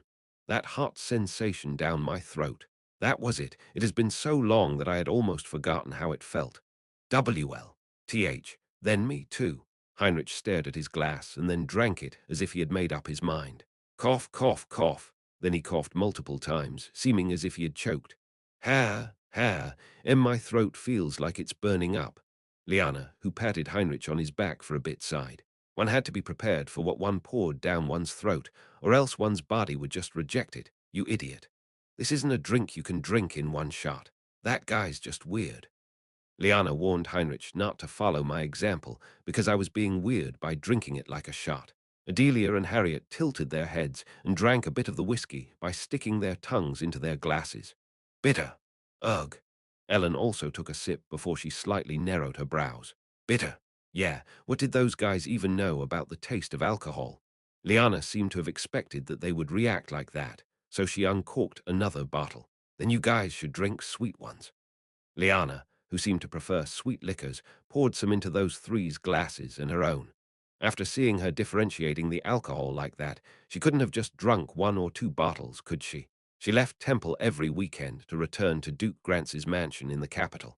Could it be that she didn't do that because she felt more comfortable at home, but because she couldn't drink in Temple? I felt almost certain about that. After all three of them drank the sweet wine, they nodded. Woo, this is delicious, Harriet. Yes, it's sweet, Adelia. This is okay. And Ellen's reaction. Is that so? Then you can just drink this. Liana looked at me, grabbed a bottle, and giggled. You don't like sweet things, right? Yeah, I'm fine. She seemed to have remembered the time when we went to the dessert cafe and I had mentioned that. Of course, I could clearly see Heinrich's eyebrows narrow a bit when he heard that. How about you, Heinrich? Want some of this too, if it's too strong? No, I'll stick with this. Liana probably had no idea that Heinrich was actually interested in her, so she probably didn't realize that her words were provoking him quite a bit either. Why was he always trying to compete with me? That brat. Of course, I knew that he didn't want to appear weak before the girl he was interested in. I'm not your rival or something, you bastard. I couldn't really tell him that, so I just sat back and watched. Liana, Heinrich, and I had whiskey. Ellen, Harriet, and Adelia drank the sweet wine. We had chocolate and cheese as snacks. As that was the first time for most of them, everyone just casually drank a glass or two. However, usually in those cases, one suddenly started thinking something like, this is delicious, isn't it? And I'm not even drunk. Then, all of a sudden, one would wake up to an unfamiliar ceiling. Hey, that's not juice. Drink it slowly, then you'll get a bit tipsy. Listen, the feeling of drunkenness only comes after some time, so drink slowly, Ellen. Okay, understood. Ellen kept on gulping down glasses of wine like grape juice, so she had to be extra careful. Harriet and Adelia, who did the same as Ellen, began to restrain themselves at my words. But I sure wonder what Ellen would be like when drunk. Liana stared at Ellen with a subtle smile on her lips. I was definitely curious about what she'd be like. Would she talk a lot more? She might just fall asleep as well. One wouldn't know how one would act while drunk if one hadn't been drunk before. By the way, what are you all planning on doing next semester? Like classes? Liana asked us what our plans would be for the next semester. So far, we hadn't really talked that much with each other, as we were too busy playing around. So the only time we actually got to have a proper conversation was at that drinking party orchestrated by Liana. Well, I think things will be pretty similar to the first semester for me. I mostly attend magic classes. I think Adelia is in almost all of them as well. If anything, I might take more classes on alchemy this time around. Yeah, my plans are pretty much similar to Harriet's. Those two were the only ones in Class A who majored in magic, so it seemed like they planned on sticking together even throughout the second semester. Next, her eyes turned to me. Why would I do anything differently? Supernatural power training, meditation, and magic sensitivity training are more or less mandatory. Swordsmanship. I can't really think of anything else. I thought about taking the same swordsmanship class as Ellen. It was more than obvious that I would have supernatural power training with Heinrich and Liana. The bigger picture didn't change, after all. Ellen seemed to ponder for a moment. I probably won't do anything different either. If I had to say something, maybe a demon ecology class. Demon ecology. Yes. All of us tilted our heads in confusion at her nonsensical words. I had no idea what kind of class demon ecology would be. However, judging by its name, it probably was a class in which one learned about demons. Ellen probably realized when she dealt with the zombies that she had no prior knowledge about them, so it seemed like she wanted to learn more in case she ever came across beings she didn't know again. Well, right. Actually, when I thought about it, I would probably have to learn those things the most. I might have to take that class with Ellen as well. Hmm, demon ecology. That sounds interesting. Should I take it too? Liana also seemed interested in that demon ecology class. By the way, why would you want to take a class on demons when we won't ever meet? Ah, Harriet immediately shut her mouth as she was posing the fundamental question of why she would want to pick a class like demon ecology in the first place. Something had happened in the Darklands, something we couldn't tell her. She thought that this was the reason, so she stopped asking. Ellen's expression darkened as she realized that she had made a slight mistake and let something slip. When the mood got a little weird, Liana raised her glass. I shouldn't have mentioned classes while we still have vacation, so let's just drink. When at a drinking party, one could just drink when the atmosphere got a bit awkward. Was she really a high school student? Wasn't she actually someone possessing the soul of someone in their 30s or 40s? We chatted away about various things in that room, illuminated by a dim, yellow light. Come to think of it, there'll be a festival in our second semester. That was a standard development in stories of the school life genre. In summer, it would be the sea. In winter, it would be hot springs and school festivals. School life had gotten a bit boring lately, but I definitely put in something that would make one sad if they missed it. Therefore, the temple festival, which more than 100 people attended, was very grand. But as far as I know, the royal class wouldn't just enjoy the festival. I heard. Harriet spoke a bit hesitantly. Liana nodded her head. Yeah, there'll be a battle, a competition, with the Orbis class. There were two special classes in Temple. The royal class for talent and the Orbis class for skill. The Orbis class and royal class would have a friendly match during the festival. That was actually one of the main events of the Temple Festival. In the original, there was a fierce rivalry between Class A and B within Royal Class, and outside of the class, it would be with the Orbis class. Those were the two types of rivals found in the novel. So, in the first semester, Class A was introduced as the rival, and in the second semester, a new rivaling party called the Orbis class was introduced through the festival.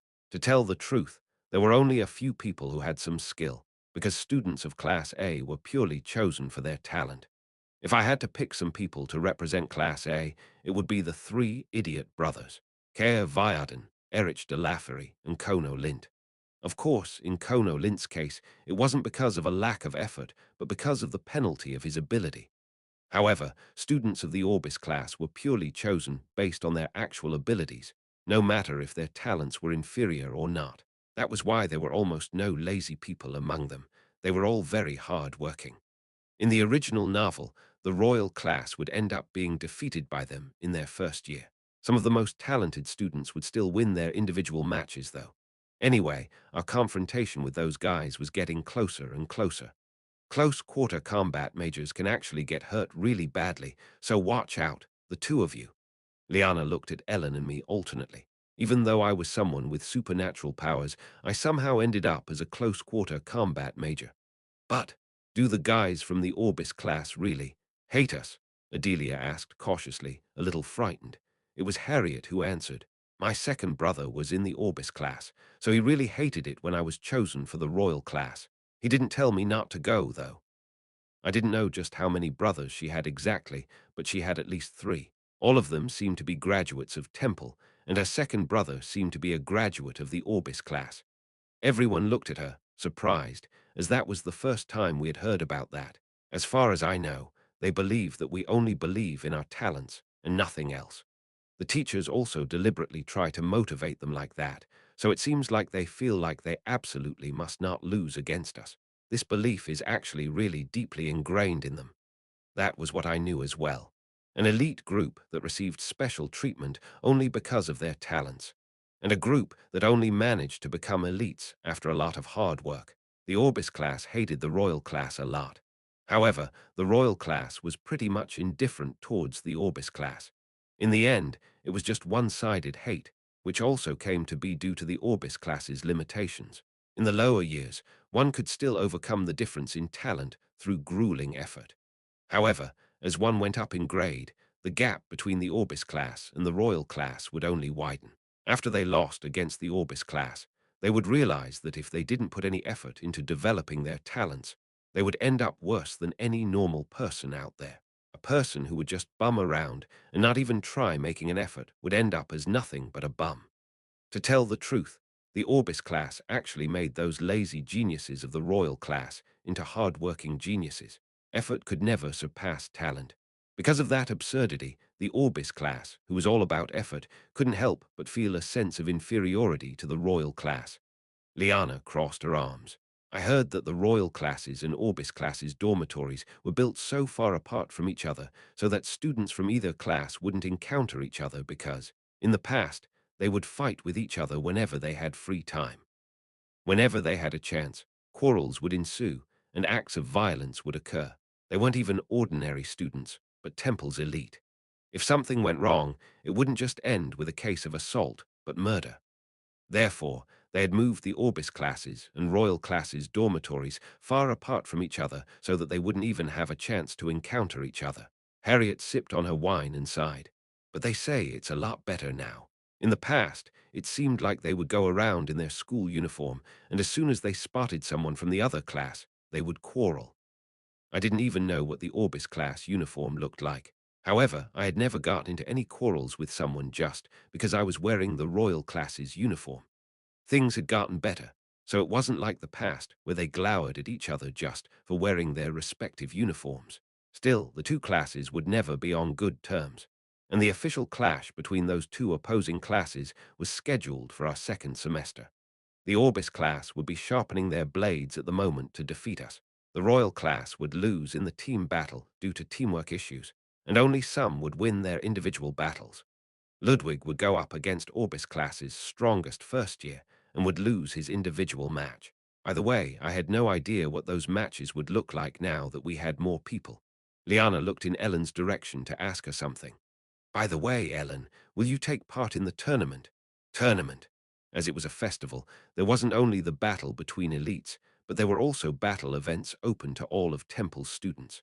The biggest among them was the tournament divided by grades.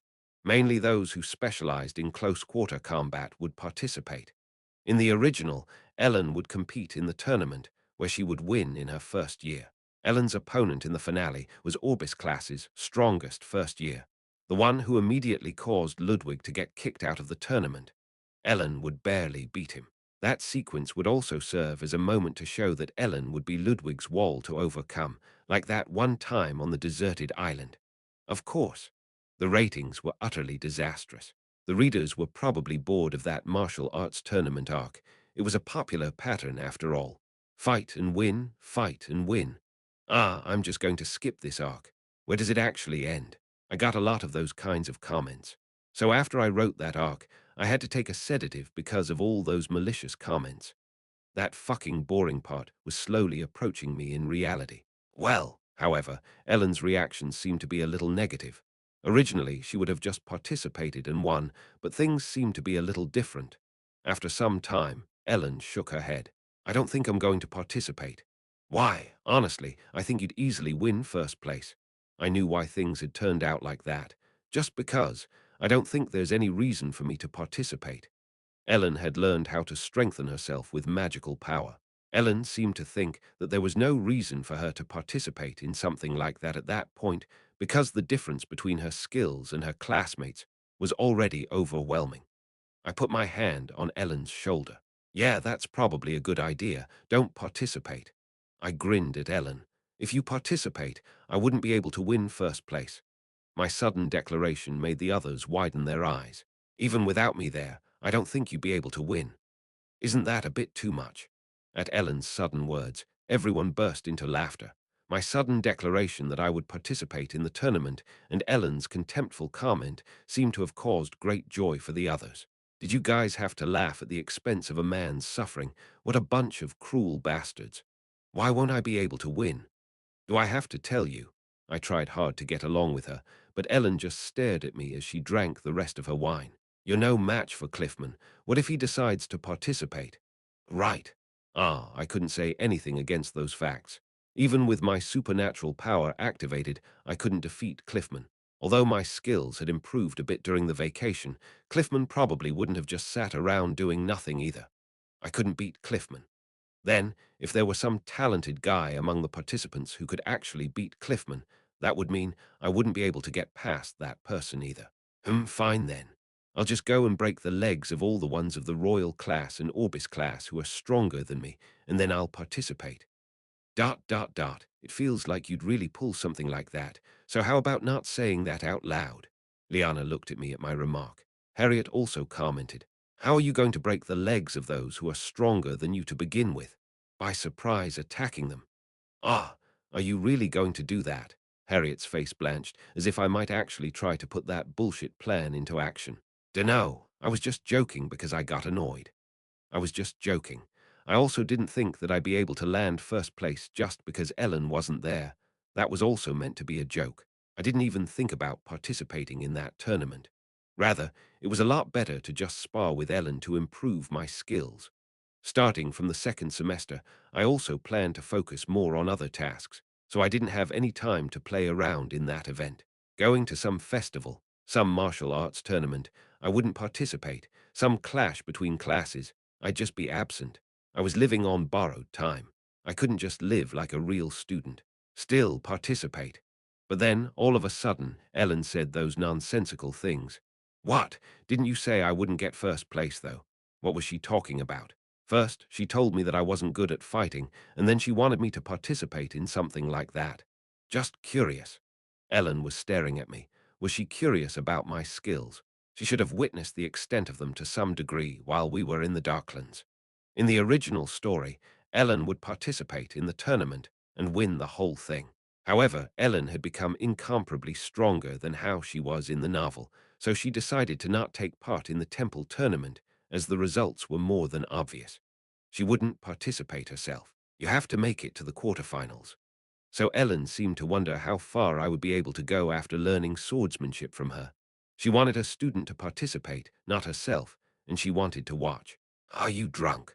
Suddenly, Ellen's expression became strange, as if she was trying to pretend that things were normal. She wasn't actually that kind of person, but she still said that I had to reach the quarterfinals after learning from her.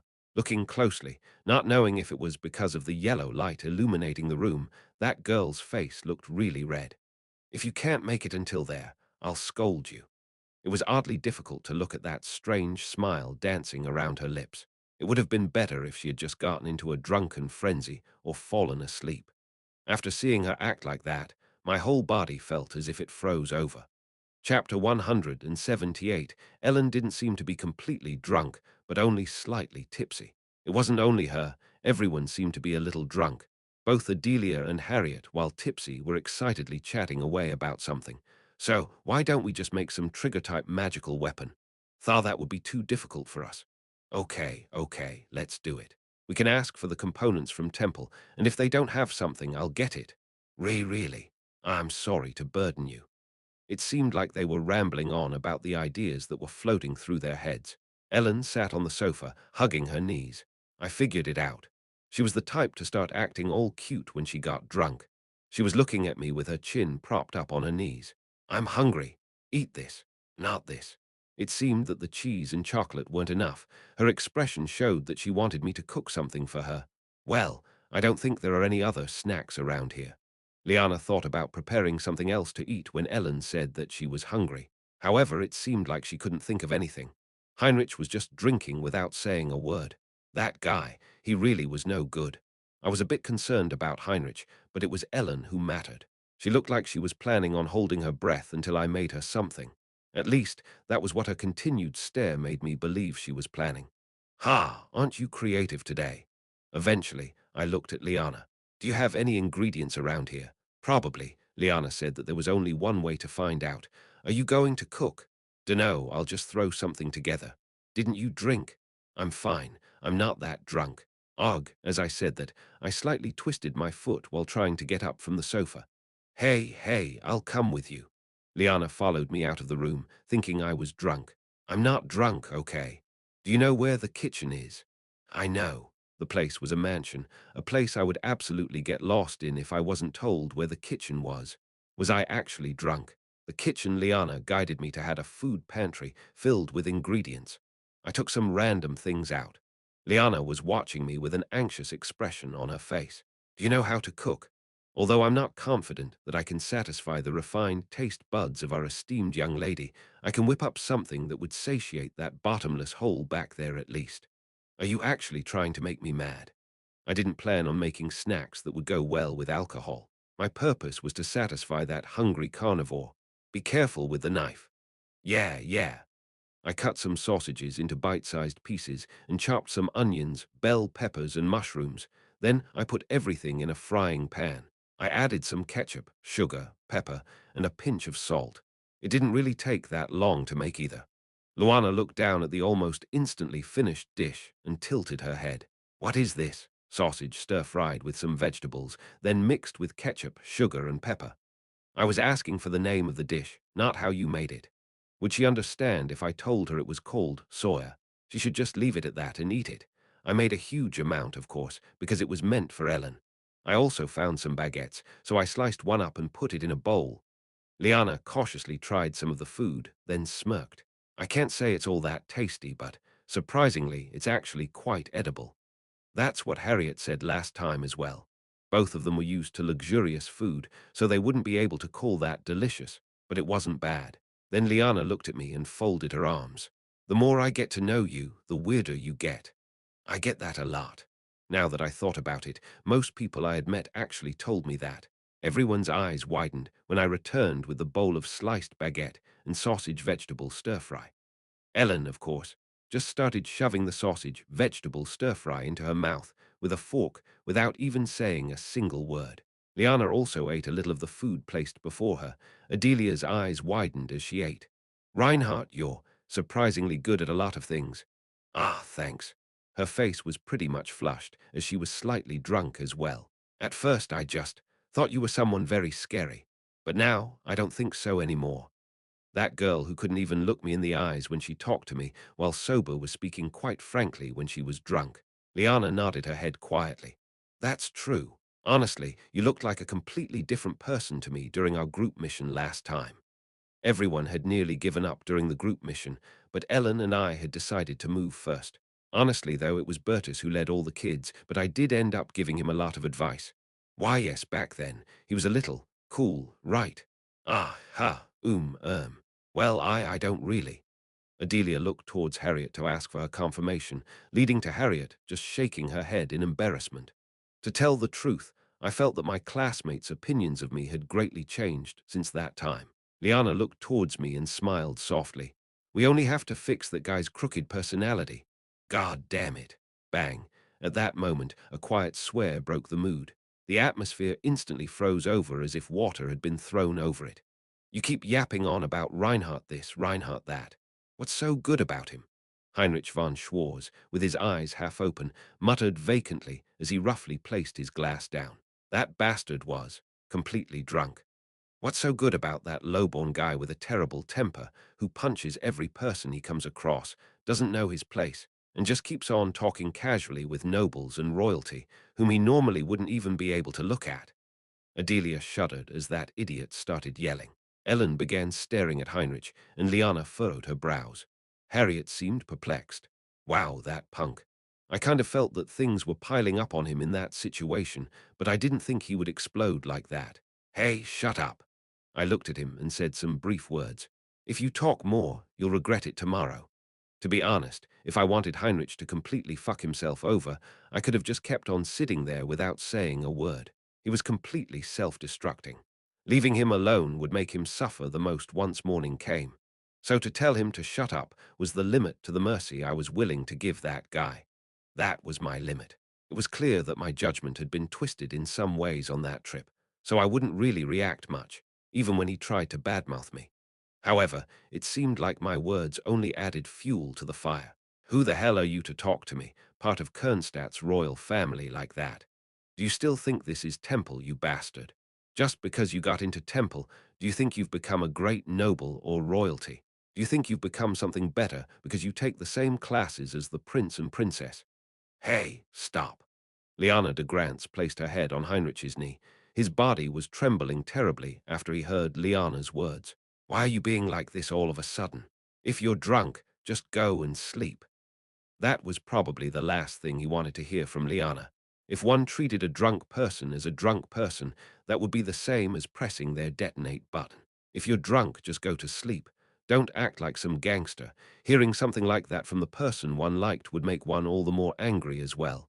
Hey, who do you think you are? He looked at me as he said that. This bastard. You've been kicking up a fuss about going to the Darklands this time around, and you've been acting all high and mighty. But then you just came back telling us that you just wandered around in some safe places, not doing anything at all. Can that even be called an adventure? Isn't that just a picnic? What's even the difference between playing around here then? There were a lot of things that he seemed to have kept bottled up. I was rather tired, so I didn't have the energy to get angry. Dealing with that was just tiring, and if I actually got angry at a drunk person, it would be my loss. It would just seem pathetic in that situation. I had seriously endured enough, and I didn't particularly like or dislike Heinrich von Schwarz. Did I seriously have to take care of the person who was bad-mouthing me like that? There was only one thing I needed to do while he was being so obnoxious. Just sit still. He would soon dig his own grave. I just had to leave him alone. The best thing that could happen to him was if I actually slapped him. Why would I even hit him when that would just end up biting me in the ass? I was just going to stay put. That would be the worst thing for Heinrich. Hey, I told you to stop. Wait a sec. You're nothing more than a bully in Temple who just one-sidedly attacks the ones weaker than you. Are you scared to do it in a place like this?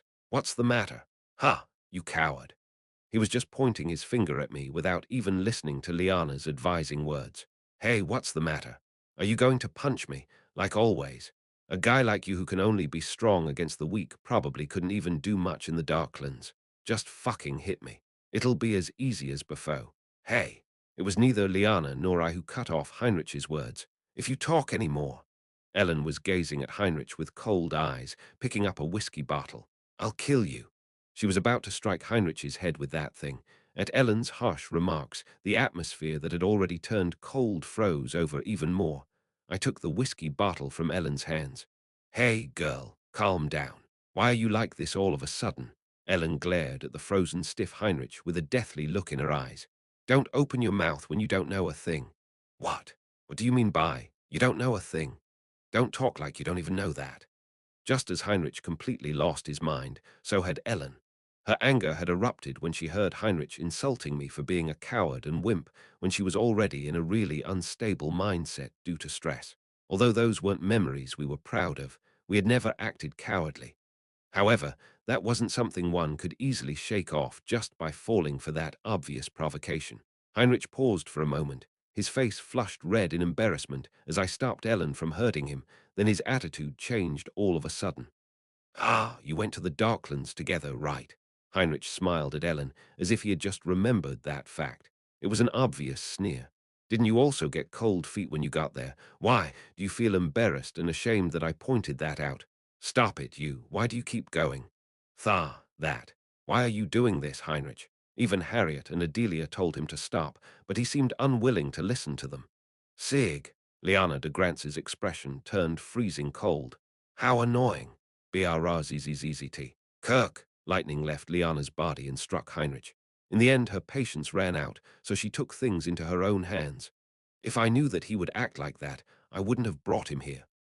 Liana was staring at Heinrich, who was almost immediately knocked out by her lightning bolt, lying there squished like some insect. After she put out the sudden disturbance in a flash, she just went back to sipping on her whiskey. It's okay, he isn't dead. Her saying that so casually sure was scarier, though. Anyway, Heinrich had done something he shouldn't have done out of jealousy and some sense of rivalry with me, so he was firmly embedded as an annoyance in Liana de Grance's mind. Maybe I should have hit him earlier.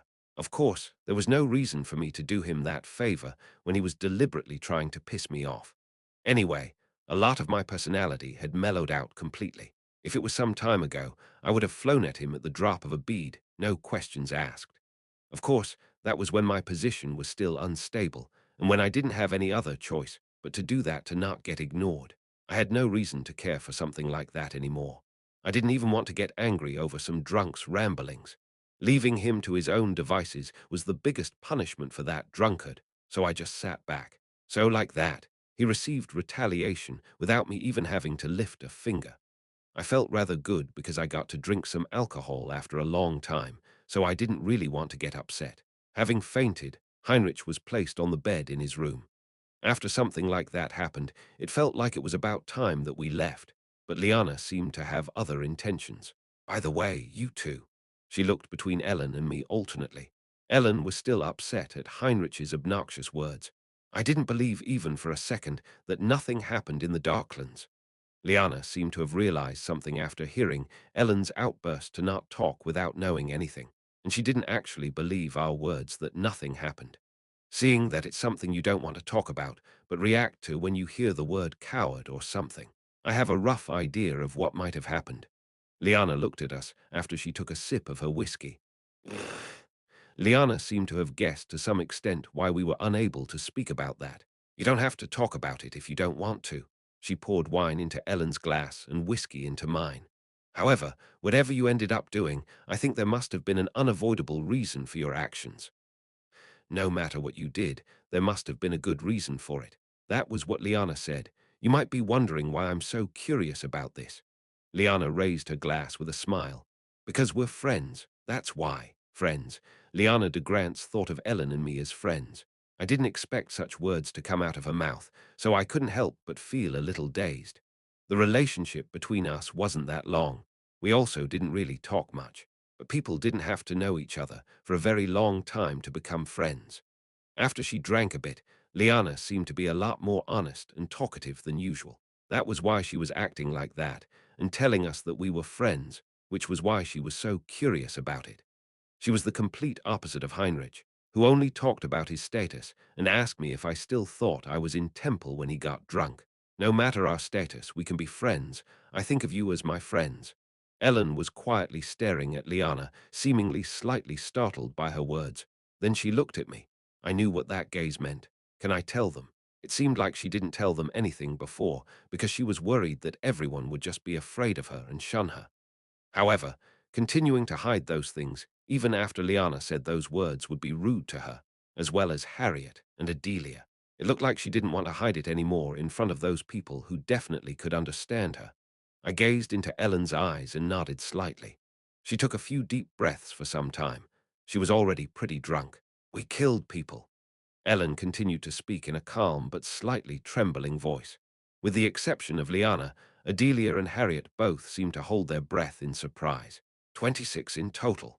Unlike me, Ellen could even remember the exact number of people we killed. Ellen calmly continued her recounting. Slowly, from the beginning. Everyone listened to how our journey through the Darklands went with bated breath. How we noticed and preemptively stopped a robbery attempt on us while we were traveling from Ixion to St. Point. How we made a wizard join us in St. Point. The conflict we had with a B-ranked adventurer called Hugson. How we chose between going to Al's Point ourselves and joining the convoy mission. How we ended up choosing to take a look ourselves and went south. The massacre in Klitz Point, as well as the annihilation of the bandits there. Our return to St. Point, and how we found out that Hugson was their accomplice, leading to his arrest. How we were asked by an investigator of the Adventurers Guild headquarters to return to Al's Point. The disappearance of all the corpses in Klitz Point, how they came back to life as zombies and attacked us. The mysterious case of Al's Point, caused by a cursed sword, and the battle between us and the cursed sword, along with the zombies it controlled. Ellen didn't reveal anything about the true identity of Relia, the suspicious wizard. Then she told them that, after all those battles, she finally realized how to use magic strengthening and how we recovered the cursed sword and left it with Temple. After having listened to the whole story, the three of them had dazed expressions on their faces. Too many people had died, and we even killed some ourselves. I just thought that it wasn't anything pleasant to listen to, so I couldn't bring myself to tell you. Ellen then looked at Harriet. Sorry, I didn't mean to hurt you. She apologized to her for not telling her anything. Harriet bit her lip and shook her head. No, it's okay. I think I can understand why you couldn't say anything. I'm sorry. I didn't know that something like that happened to you. After Harriet heard the whole story, she was more than convinced that we had reasons enough for not telling her. Rather, she actually ended up apologizing to Ellen. With that, even the last bit of enmity between them seemed to have melted away. It must have been hard for the two of you. You did well. That was what Liana told us. Her words were short, but she seemed to have understood how we felt. Rather than just understanding, she even thought what we did was good. It's scary. It's very, very scary, but both of you did great. If it were me, I wouldn't have been able to do anything. You too. I think you did really well. I think you did what you had to do, and thinking that you fought without even thinking of running away is so amazing. So, don't feel so sad. Yes, Adelia seemed slightly frightened, but confirmed Liana's words that both of us did great, seeming as if she was squeezing out every last bit of courage in her. Harriet looked between Ellen and me. Both of you saved so many people. We thought that the kids would be afraid of us or distance themselves from us after hearing what we did. I mean, it's not something one should brag about, but I think you can be proud of yourselves. I don't want you to suffer from this. That whole thing was our misunderstanding. Thank you. Ellen drank her wine with a warm smile tugging on her lips. It felt like that shadow that seemed to have been cast over Ellen's face after we returned from the Darklands had finally disappeared. Chapter 179, the next day. Naturally, Heinrich von Schwarz, who had been completely drunk, said that he didn't remember anything from the previous night. However, it seemed like he was the only one who had some missing memories, meaning everyone remembered what happened. Ellen seemed to have said to Heinrich that she doesn't like him. Harriet seemed to think that he was pathetic. Adelia seemed to have said that she doesn't really like him. But it was clear that what she felt on the inside was extreme hatred towards him for what he had done. The most important was Liana de Grantz. Why should I apologize to him? Just do what I tell you to do. But I don't remember anything. Then go tell him you're sorry for not remembering anything. Of course, one of the servants seemed to have scolded Liana a bit. The smell of alcohol was wafting from all of us, so there was no way that they didn't know. Anyway, during lunch, Heinrich was arguing that he shouldn't have to suddenly apologize for something he didn't even remember. He had no idea what was going on. Fine. What's even the point of such an apology? How could he sincerely apologize for something he doesn't remember? Heinrich frowned at my words that were telling him it wasn't necessary for him to apologize. It was so easy to screw that guy over. The more he showed off his uglier side, the more he would only destroy himself. Liana looked at me with round eyes. Did Reinhardt mature? You can even tolerate things like that now. It's not like I can keep acting childish like a certain someone, right? Are you talking about me? At Heinrich's words, I just smirked as I ate some bacon. Why do you think so? Do you feel guilty about something? How about we settle this now? Heinrich seemed pretty confident about his skills because he had improved a bit. It was the same as before when he was completely drunk. We probably needed to sort it out at some point. Hey, what? I took a fork and stabbed it into a marbled steak. After eating this, how about we go out for a bit to talk? Just the two of us. I had been patient once or twice. I didn't really feel like it, but I still thought that I should clean that mess up after all. I used to use rough words. I used to talk in confusing ways that were akin to poking the kids' eyes. However, my calm words that I wanted to talk to someone felt like a serious warning sign, so the others tried to stop me. I'm just going to talk. Heinrich seemed to be confident in whatever he had learned, and after I finally shook everyone off, I left the mansion with Heinrich. I went around the mansion to a place where no one could see us, and then I faced Heinrich. I had let that guy do whatever he wanted once or twice, bad-mouthing me and whatnot. What? You want to try me? If you want to come, then come. Heinrich didn't seem to be afraid. It looked like he had gained tremendous confidence in his improved ability, and he seemed to think that I wasn't anything big anymore because I had just bummed around in the Docklands. Don't you know that I'm being very considerate towards you? What? It was more than clear that I didn't really care for that brat, even when he accused me of things and bragged about being a noble, mostly because I had other things to worry about. However, if one looked at it from a different perspective, I was acting very considerate towards the guy to the point of actually leaving him be. Anyway, seeing that you're so confident, let's do it then. As if he had been waiting for these words, he looked at me with shining eyes. You might die, you know. I can't control my strength properly after all. He felt confident that he'd be able to immediately bake me by just moving his hand. I sighed at him. Unlike punching, pyrokinesis wasn't something that could be used in an actual practice match.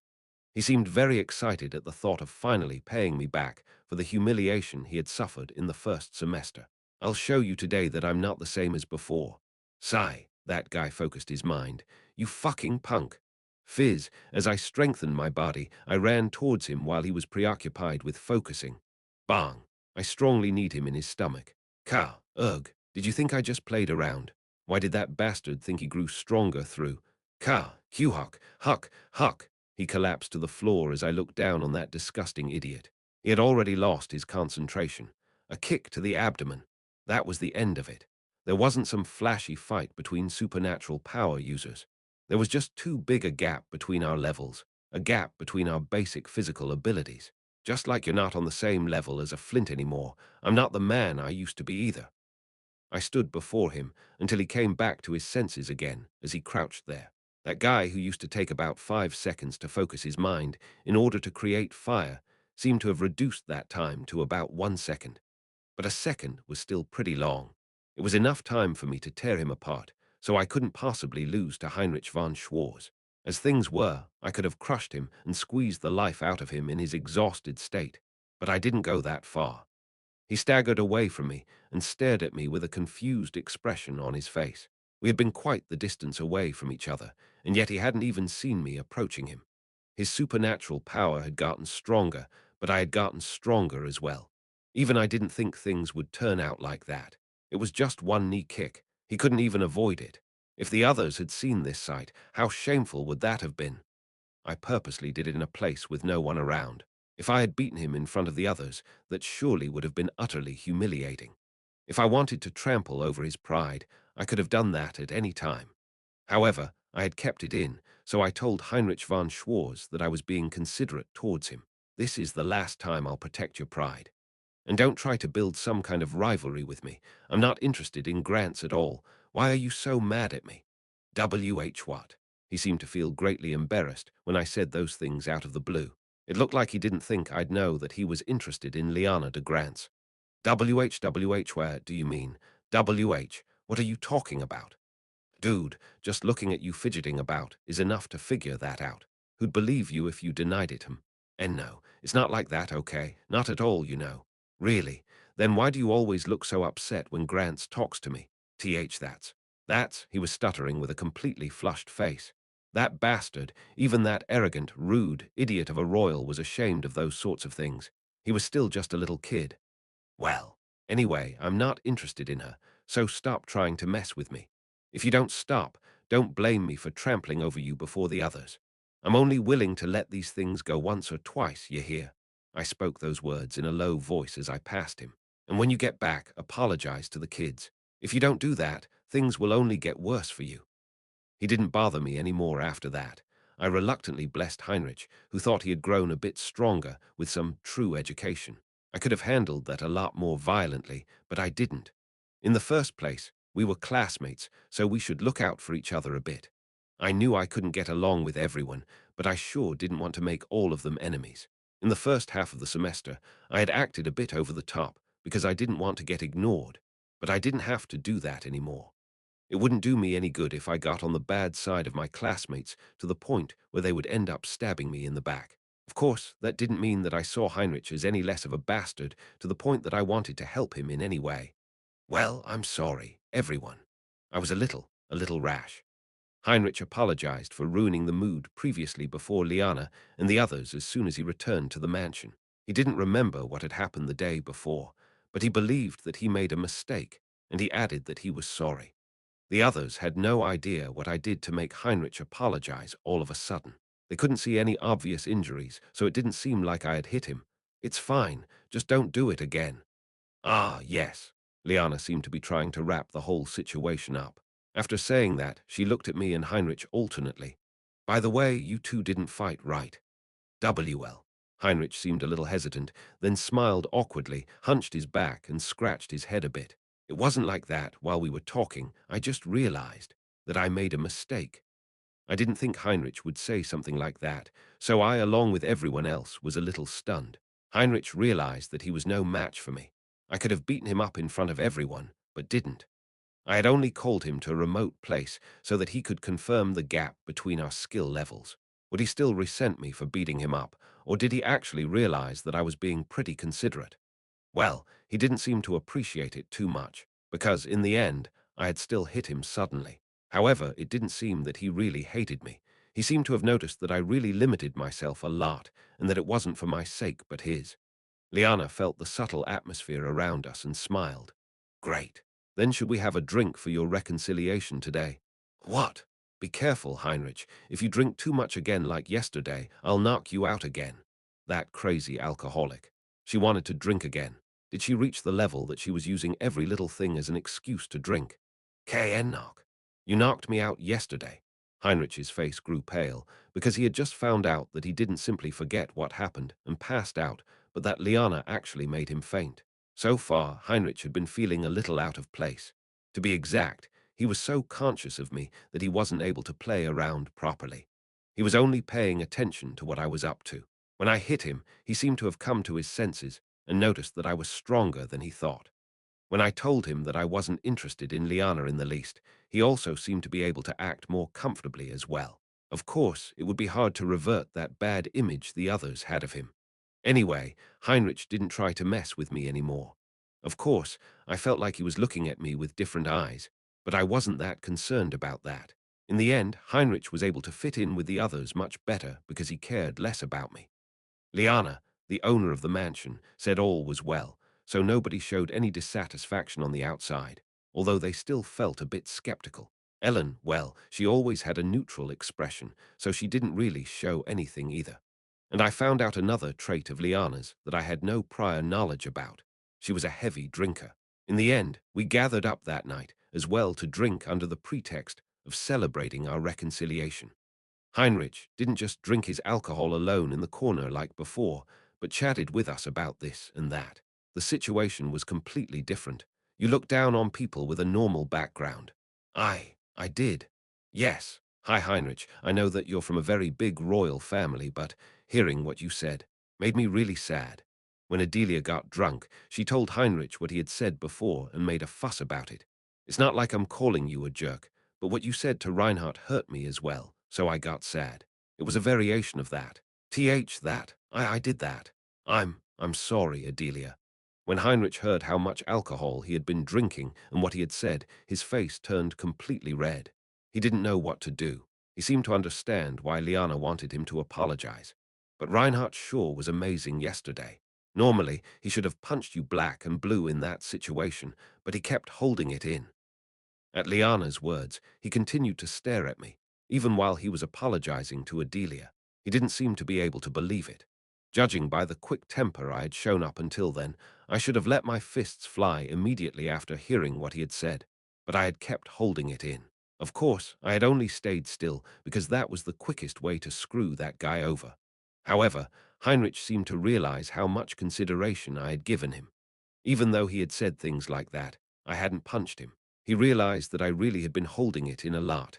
Ah, I'm sorry, Reinhardt. Eventually, he even apologized to me. As long as you know it. I wasn't that picky after all. Of course, no one told him that Ellen had actually tried to kill Heinrich or what had really happened in the Docklands. Fortunately, no one got so drunk that they ended up making a scene that day. Before that happened again, Liana would knock them out cold. Before I went to bed, I walked to the beach in the middle of the night to cool off my head. It was similar to the one on the uninhabited island, and yet a little different. Just as I sat down on the beach, someone came to sit next to me. "Aren't you sleeping?" "In a little while, I will." Ellen sat down next to me as if it was natural, and then, again, as if it was natural, she placed her head on my shoulder. I was used to that by then. For a while, we just stared blankly at the waves crashing on the beach over and over. "Are you feeling better now?" "Yes." I felt relieved that some of her pain could be lifted by confiding in the other kids. "I didn't have nightmares yesterday. It could be because of the alcohol." "Is that so?" "Alcohol or not, I'm glad that you didn't have any nightmares." I didn't care whether it was because she drank too much or because had she told the others. Ellen hadn't suffered from the nightmares that had been torturing her for all that time. Maybe because she had drunk quite a bit of alcohol, I could feel Ellen's breathing become a little softer. Just how tired was she? "Are you sleeping?" "No, you can't sleep like this." Ellen suddenly fell asleep while leaning on my shoulder. Harriet was getting ready to go to sleep in her room. She felt dizzy, probably because she was drunk, so she felt like she'd immediately fall asleep if she lay down anywhere. After she changed into her pajamas, she went to close the curtains in front of the window because the moonlight shining through it was too bright. One had a good view of the beach through said window. It was an absolutely beautiful sight. Although it didn't look much different from what they had seen on the uninhabited island, they were in a much calmer environment. She didn't have to worry about the heat, staying hydrated and surviving, unlike on that deserted island. So she was able to purely enjoy the scenery with a clean smile on her face. But Harriet didn't actually dislike her memories of that time. She should have hated them. In fact, they should have been the worst memories of her life. But she thought they weren't necessarily all that bad. Harriet looked out of the window into the night. She saw someone walking towards the beach, quietly sitting down and starting to gaze upon the sea. Reinhardt. She could tell that it was Reinhardt just by seeing his back. Was he unable to sleep? Should she also go out and talk to him a bit? Harriet stood before the window, pondering for a moment. However, after some time, she could see another person heading onto the beach. It was Ellen. She sat down beside Reinhardt as if it was natural and placed her head on Reinhardt's shoulder. Reinhardt didn't react as if he was familiar with that. She didn't know what they were talking about, but she knew the fact that those two were very close. And after going through such terrible experiences, she knew that it was only natural that they grew to rely on each other, hence growing even closer to each other. It was inevitable. Seeing Ellen get angry on Reinhardt's behalf as if it was her who had been insulted, she had already noticed that their relationship had undergone a slight change. She knew, but it was still painful to see it happening before her own eyes. Charon, Harriet couldn't bear to watch that scene any longer, so she closed the curtains. If she had gone with them, things would have been different. Harriet felt miserable. Her memories of the uninhabited island should have been the worst, but they weren't. She wished to make her best memories in that mansion, but she couldn't seem to accomplish that. Chapter 180. If I hadn't beaten him down, Liana would have hated Heinrich a lot more. Needless to say, he would have held an even deeper grudge against me. After having beaten him up, I should have finally been able to rest, but we would soon return to our life at Temple. I didn't stop by Aries' pub in Rajak after all. They seemed to be doing well without my interference, and I didn't really want to leave any clues by suddenly visiting that place I supposedly had no connection to. After resting at Liana's mansion until Sunday, we returned to Temple. That was fun, wasn't it? Yes. Adelia recounted that she had made quite a lot of fond memories of playing around at the mansion, to which Harriet smiled and nodded. She seemed a bit down, though. All of us who had been at Liana's mansion returned to Temple together. Of course, other than us, most people had already returned to Temple as our vacation had come to an end. Sigh. Even though I feel like haven't played enough yet, it's already over. The first thing I could see was Kono Lint hanging out in the lobby of Class A's dormitory. The three idiot brothers had been reunited already. "By the way, Erich, you've changed quite a bit." Oh, really? Kerr looked at Erich de Laffery, who then smirked. I exercised a bit during the vacations. He pretended as if what he did wasn't a big deal and slightly flexed his arm as if to say something like, although I'm not that kind of guy, I actually worked out during the vacations, you know. I'm tired. I'll go take a rest. All of you should, too. Liana said that she was tired and went to her room to rest. Although she had been playing around for the whole vacation, she was exhausted from the journey back, so she immediately went into her room, saying that we should also go rest. Good job. Huh. Ah, yeah. As if in passing, Heinrich left us these words as he made his way towards his own room as well. It somehow felt like the bad blood between us had been subtly resolved, to some extent. Hey, it's Reinhardt. And Erich de Laffery, one of the three idiot brothers who saw us coming back, looked at me and waved. What? Why was he doing things he had never done before? Ah, yes. How have you been? So. How was your visit to the Darklands? Why was that bastard pretending that we were friends? It was nothing much. Ah, what? Hearing my words, a strange smile crept up on his face. I somewhat knew where that guy's confidence came from. Does he think that he can take me on because he worked out a bit during the vacations? I thought I was done controlling those guys, but guess I wasn't. Heinrich wasn't the only one. It was the second semester. It seemed like I would have to have a second go at those idiots who suddenly gained some unnecessary confidence. Those losers kept trying to come at me for some reason. Was that a villain's fate or something? Ellen seemed to have been cured of her nightmares. And since I said that we'd only be sharing our bed during the vacation, I would have kicked her out even if she came in. In the end, our vacations ended as quickly as they started. The second semester of our first year had started. There were some things that changed, but also some that stayed the same. For example, my early morning training with Adriana. Hey, Junior, long time no see. Yeah, you're right. I was so worried about you. I'm glad you're okay. Adriana sincerely congratulated me for my safe return, blessing me with a very bright expression. When she asked me what happened in the Darklands, I gave her an appropriate answer. I did tell some of the kids, but in the end, I had still decided it wasn't something I should brag about. Of course, I also met the other people I saw around Dawn: Ludwig, Ellen, Scarlett, and Charlotte. Everyone gave me a simple greeting as they passed by.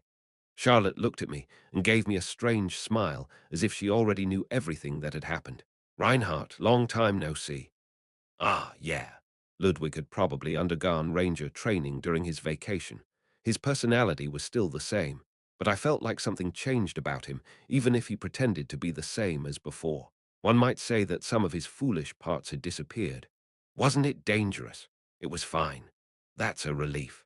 It seemed almost mandatory for everyone to ask me and Ellen about how things went in the Darklands as soon as they saw us.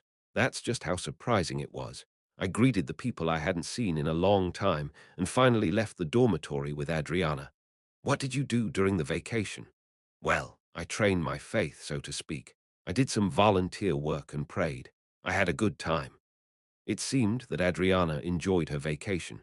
She got her satisfaction from helping others. There were times when I felt utter respect for her because she was so completely different from me. Wow, Junior, you sure changed a lot. Well, you had a month of vacation after all. Where are you touching me? I felt slightly embarrassed when Adriana was touching my forearm so casually. It seemed that my strength improvements were visible to the eye. Oh, that's... sorry. Adriana's face slightly reddened when she saw me so flustered, and she apologized. We went through our early morning training for the first time in a month. Wow, you've grown so much. Did you keep at it in your free time during the vacations? I couldn't do that.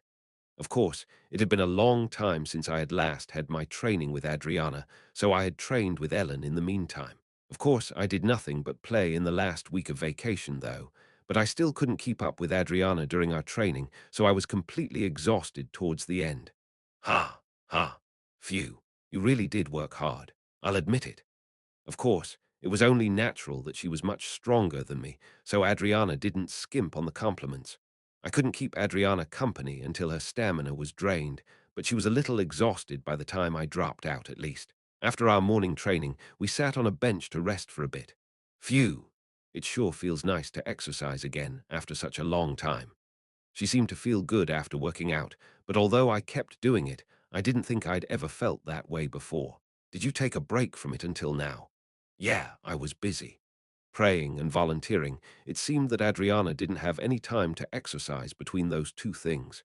Adriana then nodded her head and muttered something. Actually, it was kind of hard. What do you mean, it was hard? Well, I felt a bit lost, something like that. There was Olivia Land's case, and also the disappointment she felt towards the Knights Templar. Adriana seemed to have been agonizing over whether she should continue believing in her faith or not. So it looked like Adriana had a lot of worries haunting her during the vacation. However, I couldn't even tell whether my concern was really about faith itself or giving up on it. I couldn't readily come to a decision. She didn't know whether she was contemplating her faith or thinking of giving it up. I couldn't say I knew what Adriana meant by that. I think I know now. Adriana looked at me and smiled. So, I'm not going to give up on it. She thought about it and came to a decision. I couldn't sympathize with Adriana's agony, but it seemed like she eventually decided to not give up her faith. I didn't really know what to make of that resolution, though. Anyway, it seemed like Adriana found an answer to her worries that had been haunting her during the vacation. I believe she had some complicated thoughts about everything, but she didn't elaborate on it, and I didn't really know what to say to that. It felt refreshing to enter our classroom after such a long time. During my vacation, I had met the girls and Heinrich, but I hadn't seen Bertus, Cliffman, and the three idiot brothers for quite some time. Of course, I saw the three idiot brothers in passing the day before. It's been a while, Reinhardt. Cliffman still greeted me quite awkwardly, albeit in a friendly manner, to which I nodded. Ah, yes, how have you been? Fine, right. How was it in the Darklands? So-so, nothing really happened. I answered the others' questions as I usually did, but as I did, I heard some laughter from behind me. PFFFFFD. Why did he go there, then? Those three idiot brothers. They were laughing at me. Heinrich seemed to have been of the same opinion. They treated me as some kind of poser who made a big deal of going to the Darklands and returned with nothing to show. Why the fuck are they cutting into their own flesh? Did they start itching all over now that a new semester started? Do they want me to beat them up again? Reinhardt. It's been a while. I didn't really talk to Bertus about what happened. He just smiled softly at the people behind me who seemed to look down on me. Great job. It seemed like he already knew what Ellen and I went through during the vacation. I couldn't really hide anything from him, so saying anything would have been meaningless, hence I just shrugged my shoulders. Ratter, sit down. Then Mr. Eppenhauser entered the classroom. Today will mark the start of the second semester. The first point on the agenda is registering for your courses. Do submit your applications by today. Some of us had already done so, but I hadn't yet, so I had to fill out my course application form by that day. Mr. Eppenhauser, as always, simply conveyed what he had to convey without any rhetorics. Except for the midterms and final exams, there are two other big events during your second semester, the group mission and the festival. A detailed schedule will be announced later, and in your first class today, there will be a physical scan. He was like a well-oiled machine, so he didn't ask us how we had been or something similar. I thought that he was done conveying his message, but then Mr. Eppenhauser pulled something out of his pocket. Number Aminus 2 and Number Aminus 11, your new adventurer IDs have arrived from the Adventurers Guild. New IDs. Only then did I remember that they told us that they would upgrade Ellen's and my adventurer rank when we left the Adventurers Guild. The new cards were to be sent to Temple. Everyone was puzzled when the talk was directed towards the Adventurers Guild, except for the ones who knew what had happened. Mr. Eppenhauser simply looked at the ID cards and handed them to me and Ellen one after the other. They have been upgraded from F to B rank. That's rather unusual. This just shows how serious the issue you two solved was. You can feel proud of yourselves. Mr. Eppenhauser even gently patted Ellen and me on our shoulders, a rarity. He wasn't someone who just did those kinds of things, so everyone, including myself, had their eyes opened wide. He also asked us if we wanted to undergo psychological treatment because of what we went through. He thought that we might suffer from extreme guilt and trauma. That was also why he tried to comfort us in a rather unusual way, in case we were still suffering from what we did. You can be proud of your actions, don't feel ashamed. Your additional reward has also arrived, 100 gold coins each. An extraordinary rise in rank from F to B rank. Furthermore, 100 additional gold coins for each of us.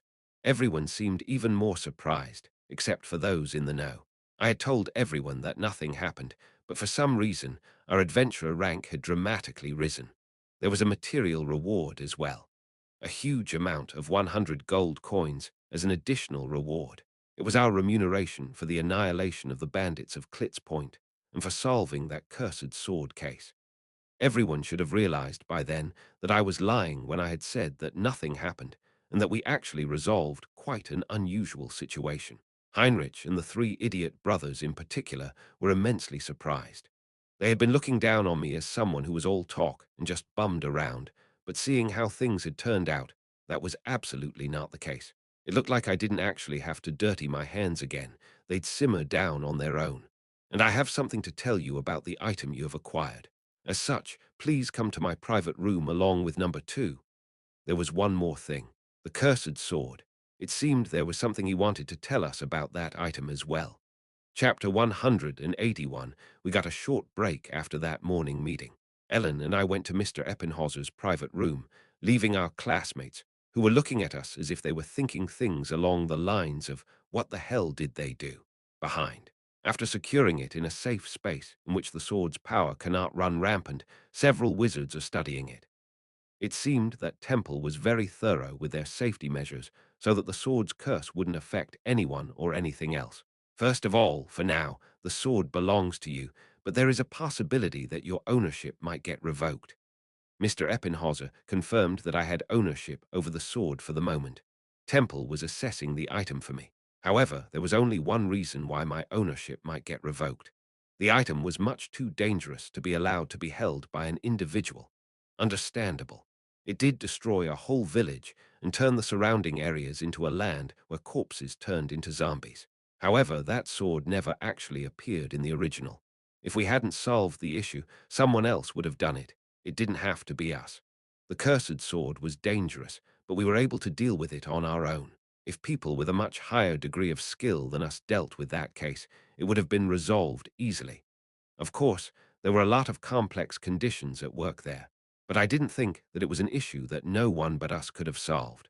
We had just happened to take care of an issue that would have been resolved anyway just a bit earlier. That's what it felt like, at least. Currently, they are considering disposing of the item. I felt like I had to inform you too. Disposal. They were considering disposing of the sword because it was too dangerous. That would mean that the cursed sword would completely disappear from the fringes of the story. Did you find out what that sword is? At Ellen's question, Mr. Eppinhauser swept his hair back and folded his hands. No, not much has been elucidated, yet except for the fact that a very unconventional curse was placed on it. Elleris also said that, due to the nature of curses, nothing much could be found out about them, because their cause and effect were very different from each other. However, Temple had come to the same conclusion. Elleris's brief examination and Temple's detailed analysis led to the same conclusion in the end. One might judge that Temple's power is insufficient, but I am rather confident that this is not the case. Temple, as you may remember, has a curriculum centered around black magic, albeit limited. In other words, warlocks who have mastered the black arts serve as instructors in this institution. I was aware of that. Black magic was seen as evil, but in the end, it was one of the most powerful magical systems of all time. So, although limited, Temple gave lectures on black magic as well. So there naturally were people who could teach the subject, warlocks that served as instructors. Of course, the staff consisted of clean warlocks who hadn't caused any social controversy. In fact, Class BS Anna de Journa, someone with a talent for black magic, was calmly studying black magic in Temple. Of course, there was a setting in place that the careers of black magic majors had to be clean, although they were seen as a minority in the world of magic. Because of that, warlocks preferred to stay hidden in the shadows sometimes. It wasn't like Temple was ignorant of black magic. They were even more knowledgeable about curses than Elleris. However, even though they knew so much, they still couldn't find out what that cursed sword was. They say that the power sealed in the sword is too ancient for them to find out anything detailed about. In other words, the curse and the ancient magic associated with it aren't used in our current era anymore. Therefore, it's rather difficult to analyze it and near impossible to know what kind of power that curse might exert. Hence, currently, it has been evaluated that our best move would be to dispose of it as soon as possible after researching it properly. Anyway, They had ultimately decided that the cursed sword was too suspicious and dangerous to allow me to use it. Of course, as we are essentially taking away something that belongs to you, depending on what is decided in the faculty meeting, you will be given an item that has been judged to be of considerable value, although we cannot be sure if its value will be similar to the sword. However, we can promise to provide you with a piece of equipment of at least a rank or higher. Still, Temple took my situation into consideration as well, so it seemed like they were trying to appease me with another item. But it was still disappointing. I wasn't affected by the sword's curse to begin with, so I could use that sword without a problem. Of course, I couldn't be sure that nothing dangerous would happen just because I was holding it. That cursed sword was even more ancient than I had initially thought. However, in the end, they weren't able to identify its origins, so they would just discard it after they researched it. An ancient item that even warlocks had no knowledge of, practical magic. Teacher, do you have something to tell me? I wasn't that greedy for that cursed sword. While it was a top-notch piece of equipment, if I were to receive an A-rank piece of equipment, that would be like getting handed a treasure. I had no reason to refuse if they decided to give me something like that, but it sure was a shame. I was pretty sure that the sword was something much too good to just miss. Even if they were going to throw it away, I wanted to first know what it was before it got discarded. Ancient magic, an old curse, a practical skill. If it's ancient magic, one last possibility came to my mind. Sorcery. Could it be something like that? An ancient power that no one had information about, even inside of Temple, and therefore couldn't be taught to anyone. Sorcery. So how about we ask Class Beast Dedemolian to analyze it just in case? I had a strong feeling that Class BS sorcery talent, Dedemolian, might be able to figure out what that cursed sword was. Or maybe not. Mr. Eppenhauser responded only lukewarmly to my suggestion that we should try to find out the sword's origins using sorcery. One could never know what would happen if one used an unknown power to probe something one had no information about. He said that he would have a word with Mr. Mustang and Dedemolian before he sent us back. The whole way on our way back to the classroom. Do you really need that sword? Ellen still seemed apprehensive towards me keeping the sword. That was only natural, as it was cursed and ominous. It's a waste to just throw it away without knowing what it is. Although I was able to use it, it would just get thrown away. Ellen still seemed unhappy, but didn't want to act too stubbornly. As it was the start of the second semester, the physical scan intended to measure our physical data replaced our first class. That's right, it was just a physical examination. Of course, its focus was more on checking how much one's physical abilities had improved than just making it a regular physical examination. After entering the measuring room, touching the physical scanner, and undergoing some tests, each person's physical abilities were announced on a bulletin board. Even during the semester, that information would be constantly updated, as those scans were a monthly occurrence. Aminus 11, Reinhardt Strength 8, 3C, Agility 8, 5C, Dexterity 9, 6C, Magical Power 12, 8C+, Stamina 13, C+, Talents Self-Suggestion, Magic Sensitivity. My physical data had risen slightly ever since I returned from the Darklands. I had been about to enter the period in which my growth would slow down. But then I had received that trait from Ellen, Hero's Blood, which allowed me to easily overcome that period. It was an overall even improvement. If compared to my stats from the beginning of the first semester, it could be used as an ideal example of physical growth. If I strengthened my body with self-suggestion, they might even go up to B. The rank of self-suggestion had also risen quite a bit, so the reinforcement it granted was quite substantial. Thinking about the time when my physical abilities were still shown as F and D, I felt kind of nostalgic. I was going to imprint my third talent soon. Unless something big happened, it would be a talent related to magic. Erich, you've grown a lot, you punk. Is that so? I still have a long way ahead of me. Kono Lint hit Erich on his shoulder when he saw his updated physical data table. I did hear that he worked out during the vacation.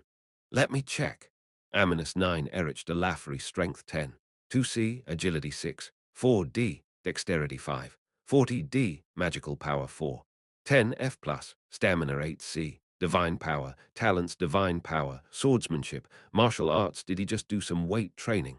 That bastard wasn't really interested in those kinds of things at first, so his old physical data wasn't even good to begin with, but he had definitely improved. His agility, dexterity, and stamina were too far behind his other stats. Dude, you have to grow in a balanced manner. Still, Erich's strength was higher in rank than mine. Although his potential was overflowing, he never put any effort into anything, so I had no idea why that deadbeat decided to try now. He had more talents than before, but he had neglected training his divine powers to the point that he didn't even get a rank for it. Hey, if you keep this up, won't you reach first place in no time? Come on, how could that be? Erich shrugged his shoulders at the praise of his brothers, acting humble. Speaking of, what about Kono Lint? I was rather sure that his stats were freaking bad. Aminus 8, Kono Lint, Strength 3, 1, F, Agility 7, D+, Dexterity 5, 1, D, Magical Power 1, 4, F, Stamina 4, F+, Talents Teleportation, wow. Even the words freaking bad weren't enough to describe it. Didn't the physical training we had to do in our common classes show any results? He wasn't like Erich. That guy got put into the royal class purely because of his supernatural powers while having such abilities, right? Kono Lint's physical abilities weren't even as good as mine in my first semester there. No, I didn't plan on looking at those pieces of garbage to begin with.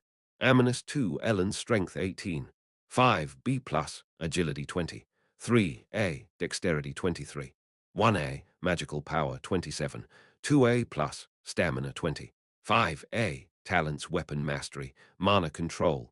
At the beginning of the first semester, most of Ellen's stats were at B rank, but almost all of them had reached a rank. She was getting closer and closer to the limits of a human being, so her growth was somewhat slower compared to someone like me. As we got closer to those limits, our rate of growth was bound to decrease. The hero's blood wasn't an ability that allowed one to simply push past the limits of man. Although none of our classmates could have been her equal in the first semester as well, it was clear that she had grown stronger. If she were to use magic body strengthening, her physical abilities would explosively improve. I wasn't sure by how much, but I wondered if she would be able to go up to S rank when using it. If one thought about it that way, she really was a tremendous monster. All the others were looking at Ellen's physical stats and were bound to just stare wide-eyed. She had been a monster before, but she was even more of a monster. Of course, Ellen Artorius wasn't interested in that. She was just sitting in her seat, staring blankly at the blackboard with her chin resting on one hand. Even though we had reached our second semester, the contents of our common classes were pretty much the same. As it was still summer, our PE class was still replaced by swimming classes. At the start of the first semester, I was completely drained by the PE classes, but after vacations, I was able to handle the curriculum without too much difficulty. That day, there were some that didn't return after class and just stayed in the classroom. This one, let's take that class. Yeah, I think that'll be quite fun. Adelia and Harriet, who wanted to apply for the same lectures, and Ellen and I did that. The three idiot brothers were also talking among each other, probably trying to take the same classes as well, although they were of different majors. And Ellen filled in her course registration form at her seat and immediately left the classroom. No, that was it. I immediately got up from my seat and called out to Ellen, who was on her way to the teacher's office. Hey. What? That girl just tilted her head as if there was something wrong with me. No, seriously. Wasn't that a bit sad, huh? Hey, shouldn't we also discuss which classes we should take together? During those times, we had gotten so much closer that I had completely forgotten how awkward she was. Now that I think about it, even when we got closer during our first semester, we had never even made proper eye contact when we met in the hallways or anything. Why do we have to take the same lectures? I felt like she probably didn't understand what being close had to do with attending the same classes. She was someone who had trouble with the social aspects of life. It had been a while since I felt it. She was rather slow when it came to those things. Yeah, there wasn't any reason for us to go to the same classes.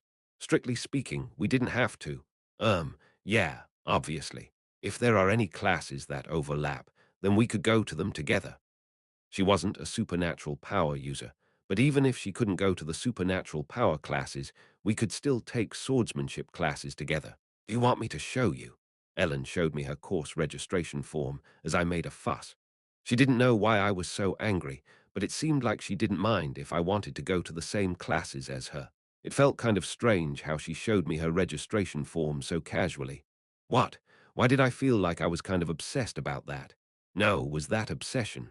Still. Wasn't it good to have someone one was close with in one's course? Wasn't it like that? Wasn't she acting like someone who didn't really care about me? Even though I had such thoughts running through my mind, I wrote down the swordsmanship class Ellen had applied for, as well as the demon ecology class. Her timetable contained various individual professors' lectures on magic enhancement instead of mana sensitivity classes, meaning they were classes that I couldn't take with her. By the way, what? Ellen looked at me and asked something as she watched me fill out my registration form in the hallway. Do you want to be together with me so badly? What? It felt like she was asking me because she was really curious, not because she wanted to tease me. We're always together anyway. We've been training together as well. Do you want to be with me so bad that you even want to take the same classes as me, even though we are practically together all the time regardless of our classes?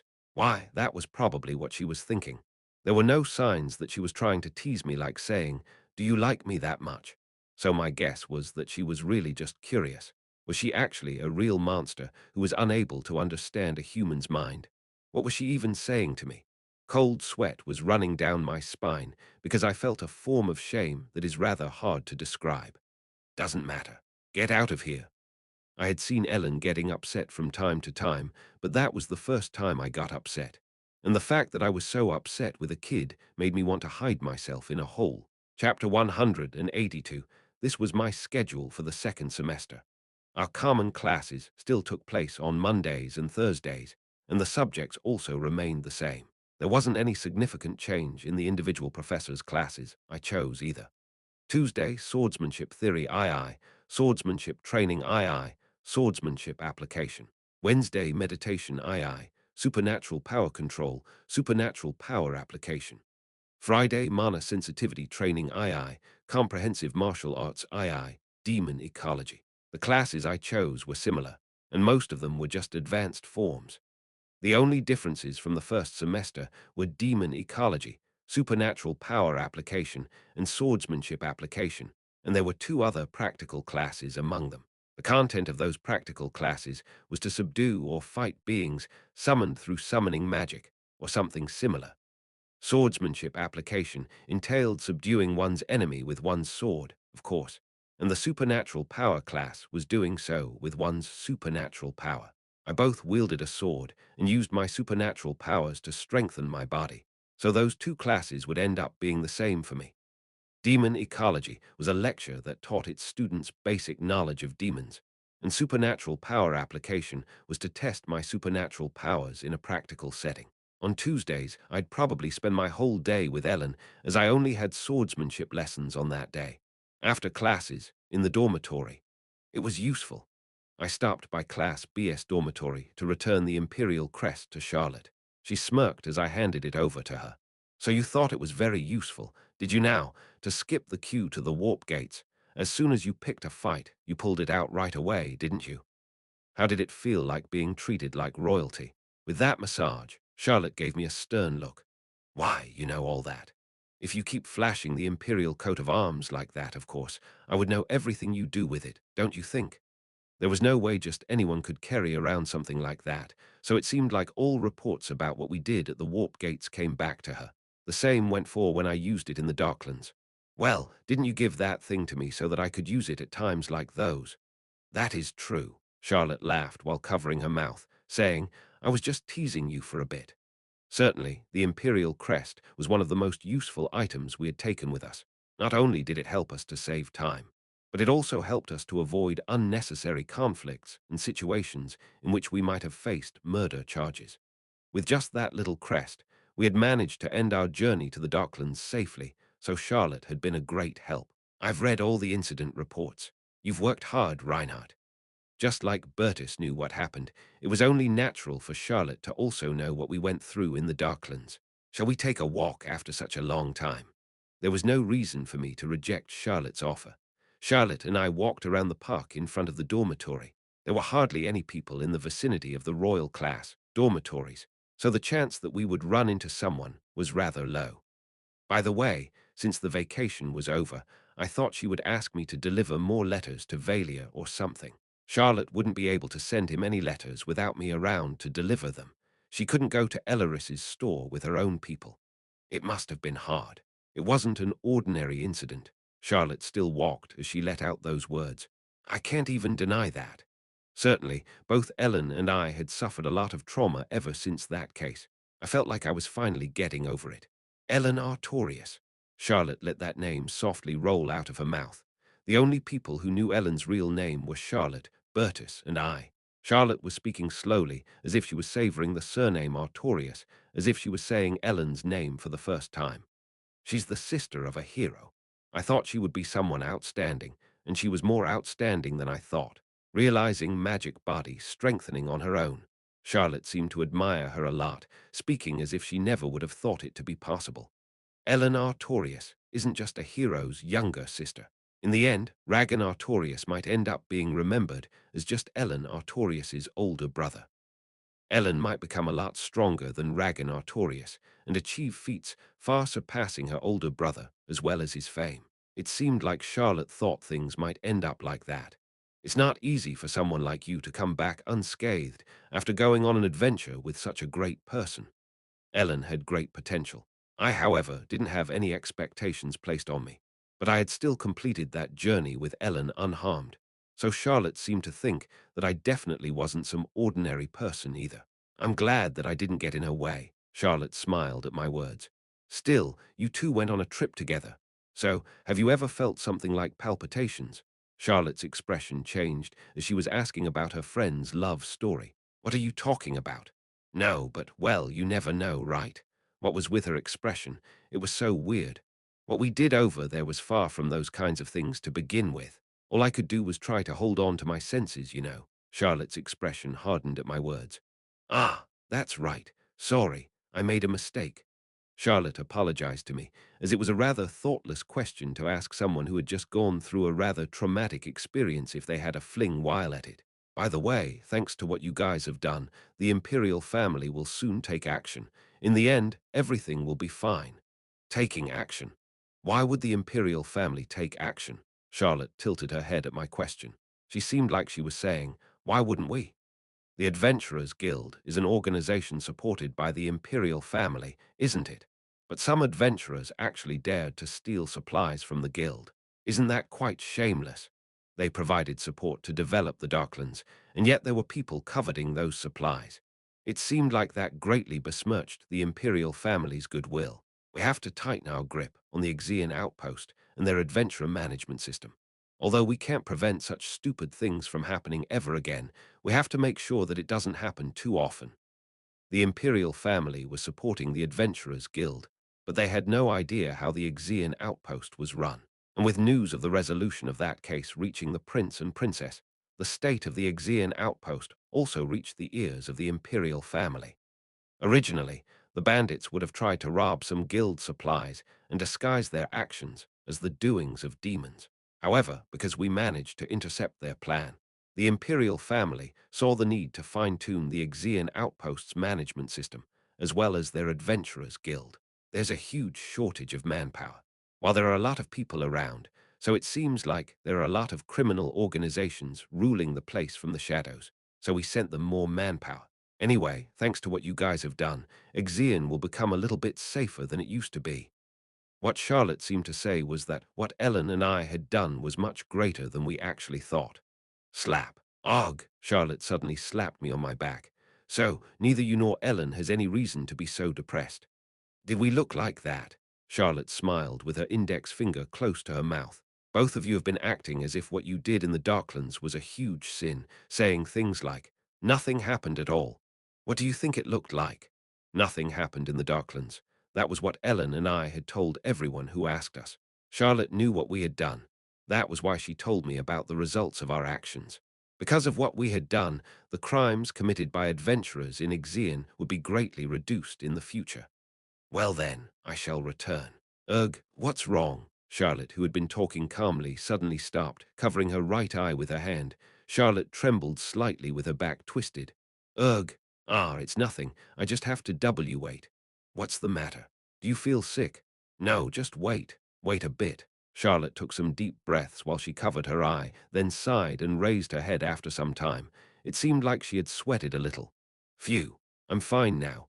What happened? Ah, it's nothing. I'm just like that sometimes.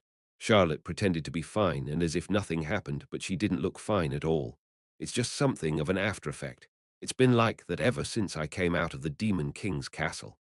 I guessed that it was something like a panic disorder, but Charlotte told me that it really was nothing, so I shouldn't worry too much. Although I didn't think it was like that, I felt like she would tell me what was really going on. Charlotte said that she needed some rest and that she would return to the dormitory, so we walked back together.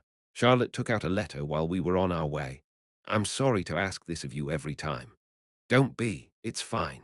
However, different from before, the expression on Charlotte's face as she gave me the letter was a little sad. The content of the letter wasn't much different from before. She wrote about what she did during the vacation and what happened. She also asked me how I was doing. I was getting used to writing her replies filled with nonsensical lies. The more I grew accustomed to what I shouldn't, the more guilty I felt towards Charlotte. After writing my reply in Ellaris's store, I went to its first floor.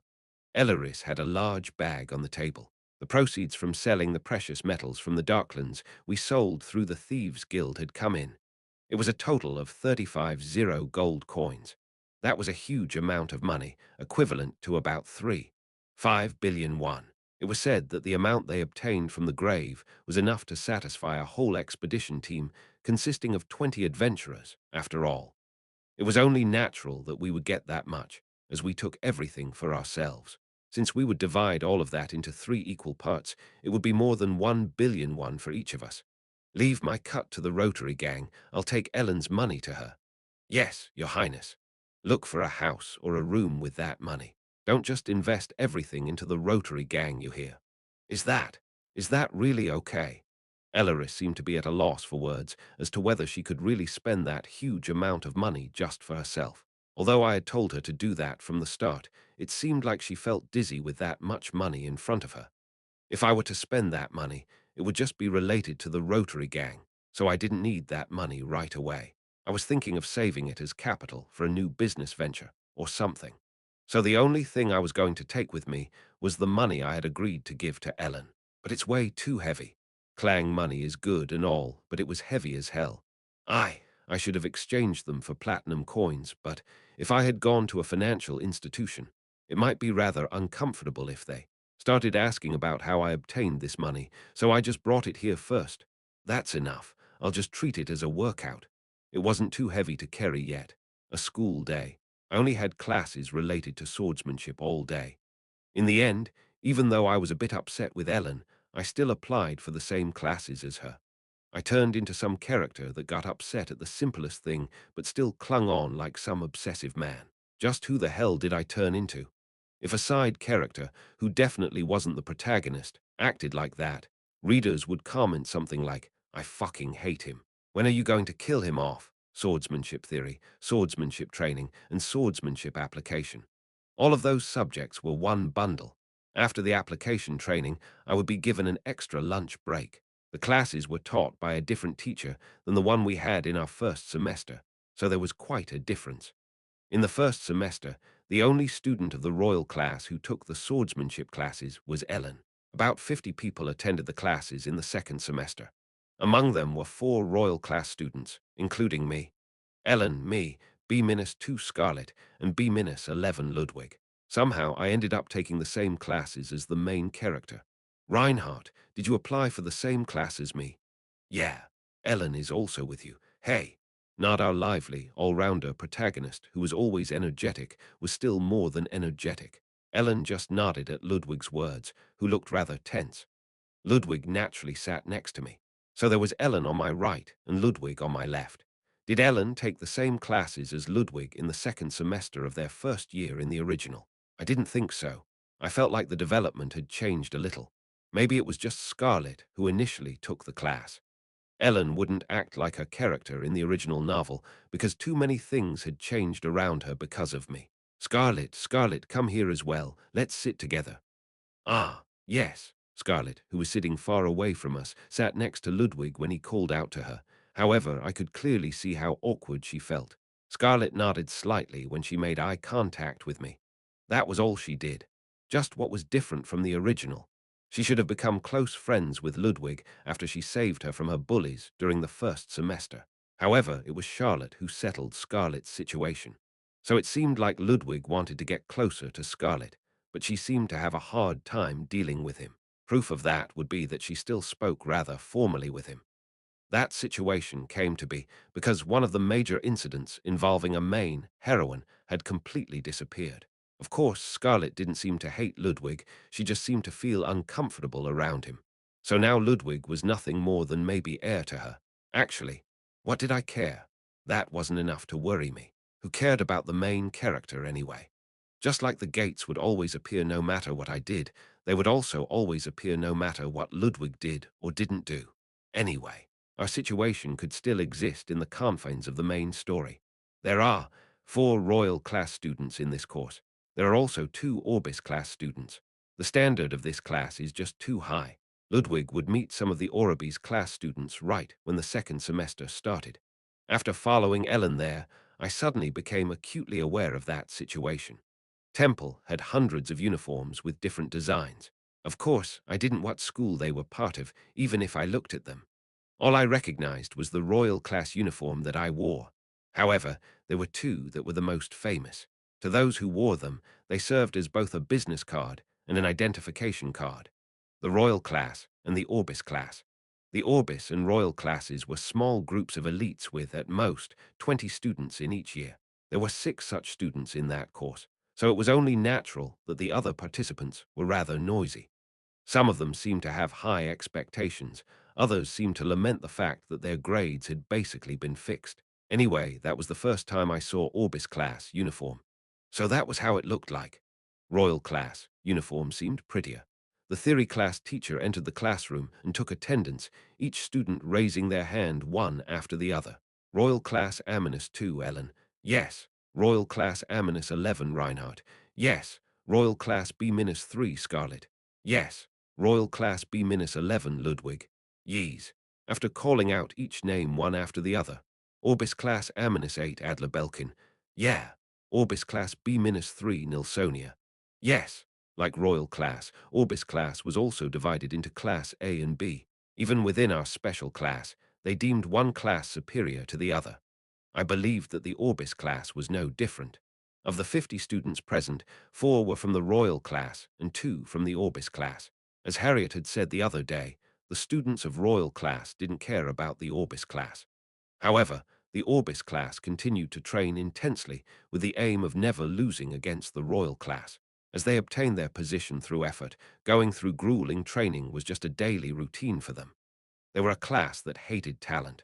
Therefore, it was only natural that the looks in the eyes of the 2 Orbis class students who stared at us, sitting in the order of Scarlett, Ludwig, me, and Ellen, weren't pretty. According to the original, Scarlett and Ludwig were the only ones who were supposed to take that class. Ellen and I were never supposed to be there, so I had no idea if the development would change or not. The lesson after the theory class was swordsmanship training. Originally, during that class, Ludwig would have suffered a crushing defeat in a practice match against one of the Orbis class students. It was a scene to give impact to the first appearance of the Orbis class students, showcasing how different they were from the sloppy Royal class students, who only believed in their talents and didn't put any effort into them. That Orbis class couldn't be compared to guys like Erich and Kea, and that they were blinded by jealousy and hatred towards the Royal class. That was the first appearance of the second semester's antagonists. However, since 2 additional characters had been added to the class, there was a possibility that Ellen or I might have to have a practice match against them. I wasn't so sure about myself, but if Ellen ended up having that practice match, she'd blow them away for sure. Would that be okay? Chapter 183, the practical class after the theoretical one. My worries were useless. As soon as the practical lesson began, the teacher in charge gathered us all up in the huge practice room and spoke as if they had something interesting planned. We have 6 students from special classes here. Do the Orbis and Royal Classware want to have a practice match against each other? Is there anyone among you who wants to try? I'll do it. The first one to jump up after they asked for volunteers was Ludwig, who was more than motivated. That was the kind of guy he was, after all. Everyone's eyes twinkled hearing that there would be a practice match between the Orbis class and the Royal class. Ellen was spacing out as if she didn't care, and Scarlett seemed slightly nervous, being addressed like that. Then someone from the Orbis class's side. I'll do it. A determined-looking girl walked out from the Orbis class's side. Number B-3, the one who was introduced as Nilsonia. Adler Belking of Class A just watched with his arms crossed. Nilsonia, she had horribly beaten Ludwig in the original, and from that, Ludwig learned that the Orbis class guys were extraordinarily strong. Take care not to get too violent. It was clear that the teacher in charge pitted the two special classes, the Orbis class and Royal class, against each other on purpose, even though they knew that they were rivals. Ludwig and Nilsonia faced each other holding their training swords. You said your name was Nilsonia, right? I'll be in your care. That girl named Nilsonia didn't react at all to Ludwig's greeting. Her expression seemed as if she viewed it as a real match. The atmosphere around her was kind of scary. Start. Hap! Nilsonia wildly rushed towards Ludwig as if she didn't care for anything else. I couldn't properly remember how their duel was supposed to go. He probably lost because of the overwhelming difference in technique or something like that. That was the reason why Ludwig got motivated to train even more. Something like that. Kang. As soon as the training swords hit each other, Nilsonia let her sword slide across the other sword in an attempt to brush off Ludwig's sword. At the moment when she was about to push his sword away, the look in Ludwig's eyes changed. Up until then, he had worn a rather silly expression. Kang, in spite of her attempt to deflect his sword, Ludwig applied more strength to his sword. Ugh, Cadding. And Nilsonia, who had been pushed down by that light push, fell down on the floor. The match was decided in a flash. I'm sorry. Are you okay? What was that? Why did he win? Although it was Nilsonia who lost, it was my brain that was on the verge of freezing. There was only one reason for Ludwig's victory, an overwhelming difference in strength. Ludwig's physical strength was simply so great that it was pretty much impossible to do anything against it using technique. He had just hit his sword against hers and pushed her away before she could do anything. Even in the original, Ludwig didn't lose due to strength, but due to his lack of technique, so he would lose all 5 of the practice matches. However, the results were different. Bang. Ugh, Cadding. You hook. Pack. Ugh. Hey, are you okay? I'm sorry. In the next 3 practice matches, Nilsonia was nothing but pushed around by that guy's overwhelming strength. In the end, Ludwig hit her hard enough to see the difference between them. Nilsonia threw herself on the floor without hesitation, her mouth gaping open. It was as if she never imagined that she would get so horribly beaten. Even Ludwig was nervous and worried about her, which seemed to make Nilsonia feel even more miserable. He sure had a knack for making people feel bad with his stupidly good nature. Stop. I think the strength difference is just too great. Stop. In the end, even the teacher declared that the results would be more than obvious even if they didn't finish the practice matches, which were scheduled to be 5 rounds. Nilsonia limped back to her seat and sat down with a wretched expression, hiding her own shame, on her face. The face of the Orbis class, a guy, was also seriously stiff. Ludwig came back to our side and sat down with his head down. It seemed like he also didn't expect that things would turn out like that. The one that was supposed to be defeated ended up winning, and by a landslide. Just what was different, teacher. Then the grimacing Orbis class A guy who had been watching raised his hand. Do you want to try? Yes. The situation couldn't be ended by Orbis class defeat. How could the Orbis class lose so badly against the Royal class? That class was almost like the army, so if it got out, they might get gathered up and beaten by their seniors. First, that guy's face showed anger at their loss, but he also seemed contemplative. He seemed afraid of what would happen if it became known. Who'll be your opponent? Ludwig again. The teacher looked towards Ludwig. The guy just grinned stupidly, scratching the back of his neck. If it's someone from Class A. As the last place in Royal Class wouldn't be a match for him. Last place. When they heard those 2 words, I could see the 2 Orbis class students, as well as the regular course students who were also attending the class, flinch. Although he had fought someone from Orbis class, Class B, it was still like saying that the no. 3 lost against Royal class last place. Wow, this bastard. Did that guy finally learn how to piss people off? Was he some kind of master? Of course, if we were to go by his actual skills, things would obviously be different, but it was true that Ludwig was ranked last in the Royal class. But if he said it like that, didn't that make him seem totally arrogant? Wasn't he totally scolding the Orbis class in front of everyone? Even the last place of the Royal class is much stronger than you. That was what it sounded like, you punk. Yes. Class B should match up with Class B, so let's have someone from Class A fight someone else from Class A. How about that? Okay, that's plausible. Then we need one person from Royal class, Class A. The teacher completely fell for Ludwig's weakling act. That guy, Adler or something, was looking at us as if he preferred someone from Class A. Hey, Tug! I poked Ellen, who just looked at me and tilted her head. Go up there. What are you doing? Go and beat him up. I didn't want to deal with that guy who looked like a pain in the ass. Ellen just looked at me with a sullen look and shook her head. Don't wanna. What? Go, Ellen murmured quietly. Go beat him up. I suddenly remembered that time when we were drinking in the mansion on the Edina Islands. She had told me to participate in the tournament and go up to the quarterfinals. It seemed like Ellen wanted to see how I'd do against someone of the Orbis class. I could see Adler's face crumple up at the words, go beat him up. Did he hear something like, he's not even worthy for me to deal with him? If you lose, I'll hit you. Of course, Ellen wasn't even looking at me. Was I her Pokemon or something? Did I have to go and fight if she said, go, Reinhardt? Fucking hell, if I win, I'll hit you then. I felt like I was being treated like a Pokemon, but I went out anyway. My opponent was Adler Belkin, Aminus 8 of the Orbis class. Nilsonia was a woman, whereas he was a man. He gave off a cold impression, but I could see in his eyes that he felt really tense. The Royal class didn't change their numbering, as they arranged it in order of talent, but the Orbis class was different in that regard. Classes and numbers changed continuously based on competitions held every semester.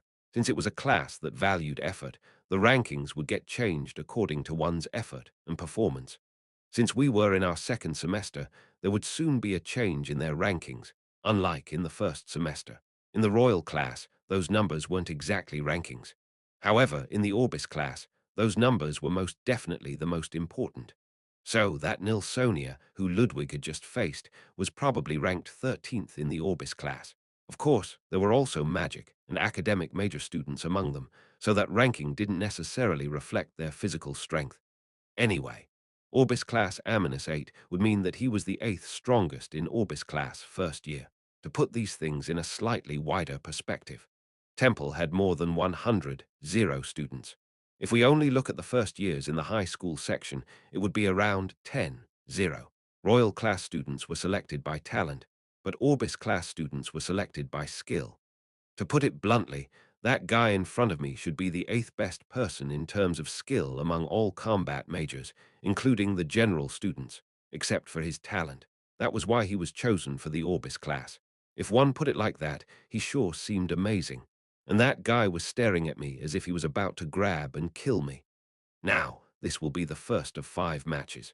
Don't get too riled up. Teacher, isn't my opponent already more than riled up? Why are you pretending to not see that? They announced the start of the practice match, and I was waiting to receive his blow. However, he didn't come closer to me and just kept his distance, looking at me before opening his mouth. You said you were Class A, number 11. Yeah, that's right. So you're the last place of Royal Class, Class A. If I wanted to make him feel even worse, I had to answer yes to that question. But did I really need to? Well, the Royal Class doesn't go by the same system as you. These numbers aren't really rankings and don't reflect our skills after all, right? I shrugged as I said so. You must have gone crazy now. I pointed to my classmates in the Royal Class who were watching me with a slight smile on my lips. Although I'm in Class A, I'm actually the weakest in the Royal Class. What? Did I really have to make him feel bad? Of course I did. People make mistakes when they start seeing red after all. So, if you lose to me, Ellen had said, go, Reinhardt. So I was giving it my all. You're really nothing more than dog shit. Reinhardt used taunt. Get ready to lose. It was very effective. That bastard definitely hit pretty hard. Kang, Kang. His physical strength, his agility, and his sword skills were certainly considerable, so I continued to fight him while taking steps back to prevent that guy from getting a chance to slash his sword at me. No matter how much I had learned my swordsmanship from Ellen, it had been just half a year at most. I also had practical experience, but I never had to deal with a guy like that before. It was Temple, a place filled with guys professionally trained to wield weapons. And that guy had entered Orbis class on his skills alone. He wasn't someone who just kind of learned how to swing a sword like the guys I encountered in the Darklands. He was someone who had been sharpening his sword skills for much longer than I had, and had put a lot more effort into it than I. Kang. Kang, do you only know how to run away? Is it because you're the weakest? When I kept backing up and didn't try to get closer or slash at him at all, he sarcastically tried to poke at me. He was superior to me in strength, and it was also more than certain that he had the upper hand in terms of technique. However, because he was so riled up, his sword strikes were rather rough. I could almost feel how anxious he was to finally get a hit in. Unlike when Ludwig was fighting Nilsonia, our confrontation was prolonged, as I kept on calmly stepping back and gave him no chance to slash at me or stab me. I couldn't keep backing away, so I tried to grab his sword, which he thrust towards my chest using half-swording. A quick counterattack after pretending to be pushed back again. Hap, however, as if he had predicted what I was planning on doing, he stopped the sword that was thrusting at me and spun around. What I did felt like a desperate attempt to turn the scales while being thoroughly beaten. Don't mess with me. He pointed his sword at my neck. His expression showed utter contempt, as if he was looking at a bug. It was my defeat. The first match is Orbis class victory. Get back in position. It was a match consisting of 5 battles. Ludwig and Scarlet seemed quite surprised that I had lost. Ellen was looking at me with a sullen expression on her face. She looked dissatisfied.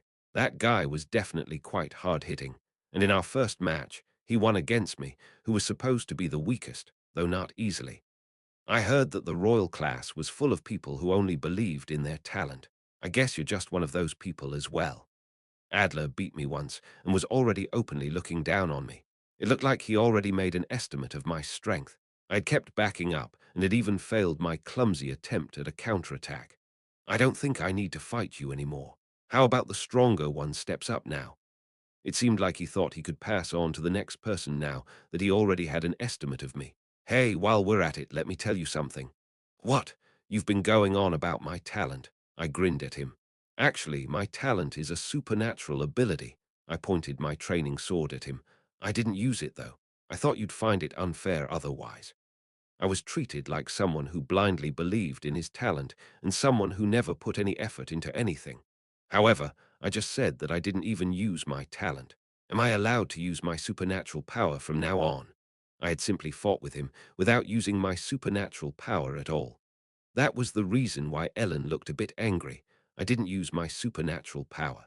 It seemed like I was just playing around with that guy, completely giving up on the fight. Should I go and really trust in my talent starting now? What are you gonna do? His eyes turned completely cold at my second taunt. That guy bore complete hatred for talent inside of him. He thought I was someone who would blindly believe in his talent, never even thinking to put in any effort. And yet I had faced him with the skill I had acquired purely through my effort. If that guy wanted to surpass the royal class, then he had to overpower me while I was using my supernatural powers. Do it, whatever. Those words were enough to provoke Adler. Then shall we start? Type A. I could have used the melee sword fighting preset, but I decided to do it a little differently. Strengthening my physical power. I only strengthened the power of my muscles to the max. That guy approached me and stabbed his sword towards my body. It was a sword strike aiming to clash against the opponent's weapon and continue from there. Before, I would have blocked that strike and backed away, but I wouldn't do that after activating my ability. Hap, I simply hit the incoming sword with my own. Kang. Fragments of the training sword, which had been smashed to pieces by my single swing, were scattered on the floor of the training room. That guy was just staring blankly at me, and his broken training sword with a puzzled expression on his face. The training sword broke in just one attack. If the sword hadn't been broken, he would have been sent flying along with it, or lost his grip on it. Silence fell upon the training room. I don't think I need to fight you anymore, ain't that right? The moment our swords clashed, his training sword would shatter, or if it didn't, he'd lose his grip on it as soon as I hit it. So the more we fought, the more obvious the results would become. Like that, I simply returned the words Adler Belkin had said to me just a few moments before. Chapter 184. Before using my supernatural powers, I had been losing through a long, drawn-out battle. After I started using my supernatural powers, I was able to decide the match in a single strike. Adler seemed unwilling to step down, though. After that, We had 3 more practice matches, and I used my supernatural powers to their full extent in all of them. However, as long as I strengthened my body with my power, my abilities would be overwhelmingly superior to Adler Belkin's. I only broke his training sword once, though. I was stronger, faster, and more accurate than him, and I was also superior to him in technique due to the aid of my supernatural ability. My supernatural power, which got increasingly stronger, didn't just strengthen my physical power anymore. It even helped me improve my level of swordsmanship. Eventually, Orbis class, Aminus 8 Adler Belkin returned to his seat, a look of defeat etched onto his face. Class BS Nilsonia lost to Ludwig, and Class A's Adler Belkin lost to me, the self-proclaimed weakest. The practice match between the Royal class and the Orbis class ended in the devastating defeat of the Orbis class.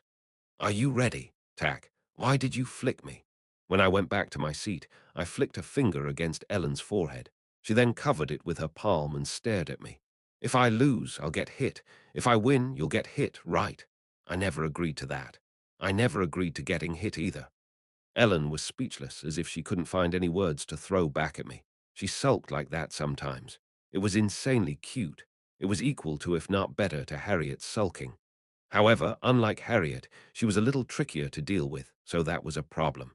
But why was I even thinking so hard about that? "Reinhardt, how are you so good? You really improved your skills a lot." "Is that so?" Ludwig was muttering beside me, thinking that I was able to overpower that guy with my supernatural ability. My fight was what it was, but I was wondering just how the hell he became so much stronger. Just what had changed. Scarlett didn't really talk to me, but her expression was slightly flushed from excitement. She must have been really impressed. "By the way, what did you mean with you're the weakest? I'm not sure I could ever beat you, you know." Ludwig didn't seem to believe that I was the weakest among the 4 of us. That statement was based on the premise that I didn't use my supernatural ability. "Ah, but I still think that I'm still far behind you. Don't speak fucking bullshit, Mr. Main Character." I wasn't sure about the outcome if I used my supernatural powers, but if I fought that guy without them, I would, without a doubt, lose. He only had 1 talent, stamina, but he was the main character, after all. I bet he had some sort of trait, a setting I had never created. Just like Ellen had the trait Hero's Blood, there should be other traits I wasn't aware of. Ludwig should have a lot of such corrective traits. Why? Because he was the main character. Maybe he also had Hero's Blood. He would eventually become just as strong as Ellen, after all. And to begin with, even if I used my supernatural ability, I could never defeat Ellen, even if she didn't use magic body strengthening. And it wouldn't work against Scarlett either. Scarlett's skills were enough to compete with even Cliffman, who had a combat-focused talent. Still, thanks to my self-suggestion getting stronger from all those experiences, I felt like my physical abilities had explosively improved. Now, if I could just enhance my magical power, I wouldn't want for anything more. Improving my physical abilities with magic body strengthening, and then buffing them again through my self-suggestion. I'd be able to beat up anyone coming at me with that double buff cast on me. But could I even do that? I thought it really was about time for me to get my 3rd talent. I had been really patient for such a long time, after all. Anyway, the class commenced without the Orbis class trying to take unprovoked revenge on the Royal class. After the class ended, I looked up Ludwig's physical data and found out why he ended up becoming so strong. B-11 Ludwig Strength 14, 2B Agility 10, 4C Dexterity 9, 7C Magical Power 9, 2C Stamina 32, 2S. Talent Stamina Ludwig's physical abilities were improving so rapidly that they couldn't even be compared to his stats in the original novel anymore. His stamina had already surpassed human limits and reached the S rank. Not even Ellen had reached S rank in any of her stats. There was only one reason. Because of my involvement, Ludwig had not gotten involved in any incidents or problems within his class. He didn't have to pay attention to anything else, and had just focused on his own training. That was why his physical ability had risen so much more than in the novel. As all his burdens had disappeared, the main character was able to become stronger than usual since there was nothing to distract him. Even if I used my supernatural ability, I might not be able to beat him. What was with that? To summarize, there were no more fights with the Orbis class, and we just trained as we took the classes together. I felt like the losing side's mood had been put down by a lot. But anyway, the class ended without any incidents. There were no quarrels with them after that either. However, when I returned to the dormitory, the atmosphere turned a little strange. Just tell the teacher. No, it's too embarrassing. The three idiot brothers were sitting in the lobby, seriously talking about something amongst themselves. What was the matter? What did they not want to tell the teacher? It looked like Erich was the main topic of their talk. When I looked closely, I could see that the boy's face was slightly swollen. What? How'd you become like that? Reinhardt, Kea, Kono, Lind, and Erich were all stunned when I suddenly approached them. Looking at Erich de Laffery's face, it was more than obvious that he had been beaten up.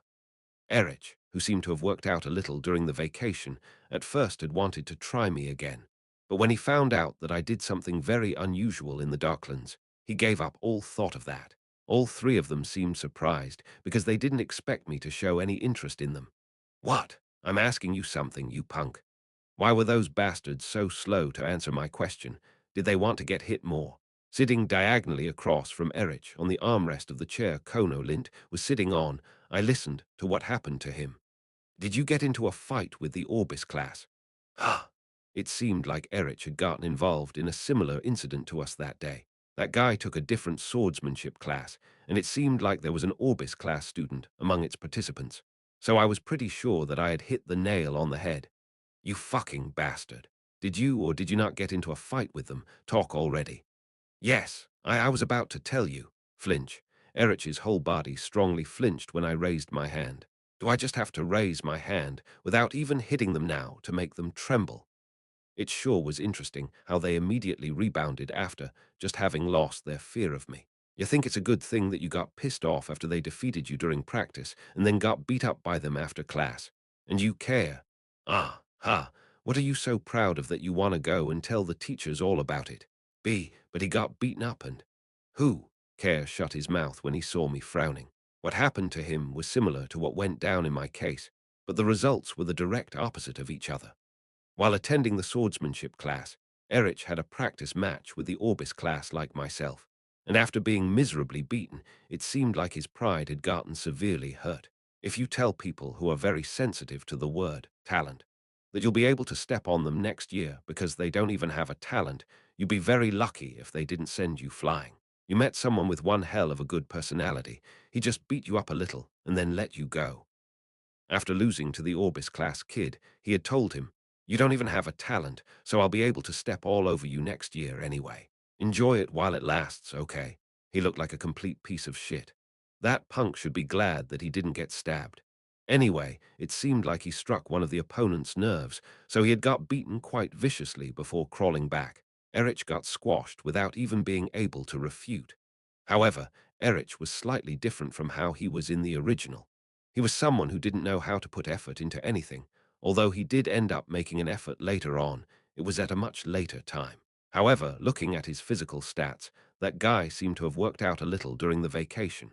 Of course, it was just weight training, I believe. Seeing that he was acting really strangely towards me as soon as school started again, I could guess why he did that. I think you did a bit of training during the vacation to stick it to me to begin with, am I right? Seems like I am. I could see Erich's complexion grow pale, perhaps because my guess was correct. It seemed like that bastard decided to train during the vacation because he felt pressured by me, and it looked like he had planned to deal with me during the new semester. It was more than clear that the three idiot brothers were looking down on me, and there was also a time in the past where I had beat up Erich like Kea. However, it was clear that he gave up on those plans pretty early on. He probably had a strong hunch that he wasn't the only one who had gotten stronger. Still, he had gained more confidence in himself, so he had to play big before someone, but it seemed that the other party was someone of the Orbis class. Erich and the other two, whose thoughts had been laid bare, seemed like they were slowly dying in real time. Shameful little bastards. If you can't beat me, don't try to mess with me. Same goes for the guy you got fucked up by today. He was so overconfident that it hurt. Why was he so rude when he knew he couldn't beat that guy? Erich couldn't even raise his face as I was insulting him. Beating up the other kids again. Are you some thug? I turned around at the sudden voice coming from behind me and saw Harriet looking at me with her arms crossed, sighing. Beat up who? Otherwise, why does his face look like that? Looking at Erich's beaten-up face, it was only natural that she thought that it was me who had hit him. No, it wasn't me, right? Hey, did I hit you? Ha, ah. And no, he didn't do it. When I glared at him with a grim look in my eyes, Erich immediately answered, "What the hell?" Now it looked like I was threatening him to pretend like I didn't hit him after I did just that. No, I really didn't do it. Harriet was looking at me as if I was crazy. Wow, you look like a real thug. Now you're even threatening him, that brat. She looked like she was actually a bit disappointed in me, didn't she? No, I really didn't hit him. I felt like crying. I felt like the boy who cried wolf. Harriet let out a sigh, and looking at Erich, who had crumpled up, shouted at him with a shrill voice. You too. Don't you feel ashamed always getting beat up by that guy? If you don't like it, just tell the teacher or something so that he can't do these things anymore. He really didn't hit. What happened to your face then? If he hit you, you should just say that he hit you. That's... Wow. He might get PTSD from this school year. Hearing those things from a third party hurt a lot more than getting hit. Harriet didn't seem to realize that she was slowly shattering Erich's dignity. What is this? I was just trying to talk some smack to them because I saw them grumbling behind my back and they had seemed like they wanted to jump me. Then Harriet had suddenly intervened and went even beyond the level of true education. I didn't want to smack them down that hard, you know. I didn't actually beat him either. He's actually nothing. He just has a dirty temper, so if you really stick it to him and are bold, he can't do anything against you. Ah, that's... Harriet kept on beating Erich up with her words without a single break. He didn't even know what she was talking about. Harriet, what's going on? And when Harriet was muttering some words that felt like a good old sermon, she attracted some attention. That time, Liana de Grant seemed to have gotten curious and approached us. Harriet sighed as she pointed at me. That bastard just can't let go of his habits and is bullying the others again. No, I was just asking him what happened. I didn't actually hit him. I was a bit rough with my words, but I really didn't hit them. And now you're just picking on me. She didn't even realize that I actually felt like I was being bullied, looking at Erich's face. Because Liana had also come over, he seemed like he wanted to actually die. The other two didn't look much different. It's just been 2 days of school. Liana looked at me as if I was a dog who couldn't hold his poop in. She couldn't help but look at me as if I was pathetic. Then she looked down at Erich, smirked, and said, "Why are you even getting hit?" After Liana gave him the final blow, she simply slipped away. Chapter 185. Erich was turned into a living corpse. He was beaten up by the Orbis class and whined to the others. But he only got his mentality completely shattered by the guys from the Royal class. Thinking of it, Erich was already made into a permanent sandbag, as he had been the main instigator of Scarlet's bullying. That wasn't what I wanted to talk about, though. Why are you suddenly acting like you're worried about them? And I really didn't hit them. Sure. Seriously, I really didn't hit them. No matter what I said, she wouldn't believe me. Anyway, I didn't expect Harriet would intervene after seeing me like that, so I was strangely bewildered. The three brothers had snuck out of the room, so after looking around, there was only Harriet and me left in the lobby. And why would I care about them? I'm just saying that you shouldn't do these things. I hate seeing you like that. Her focus wasn't on the kids getting bullied, but on the fact that I bullied people. That was kind of sad as well.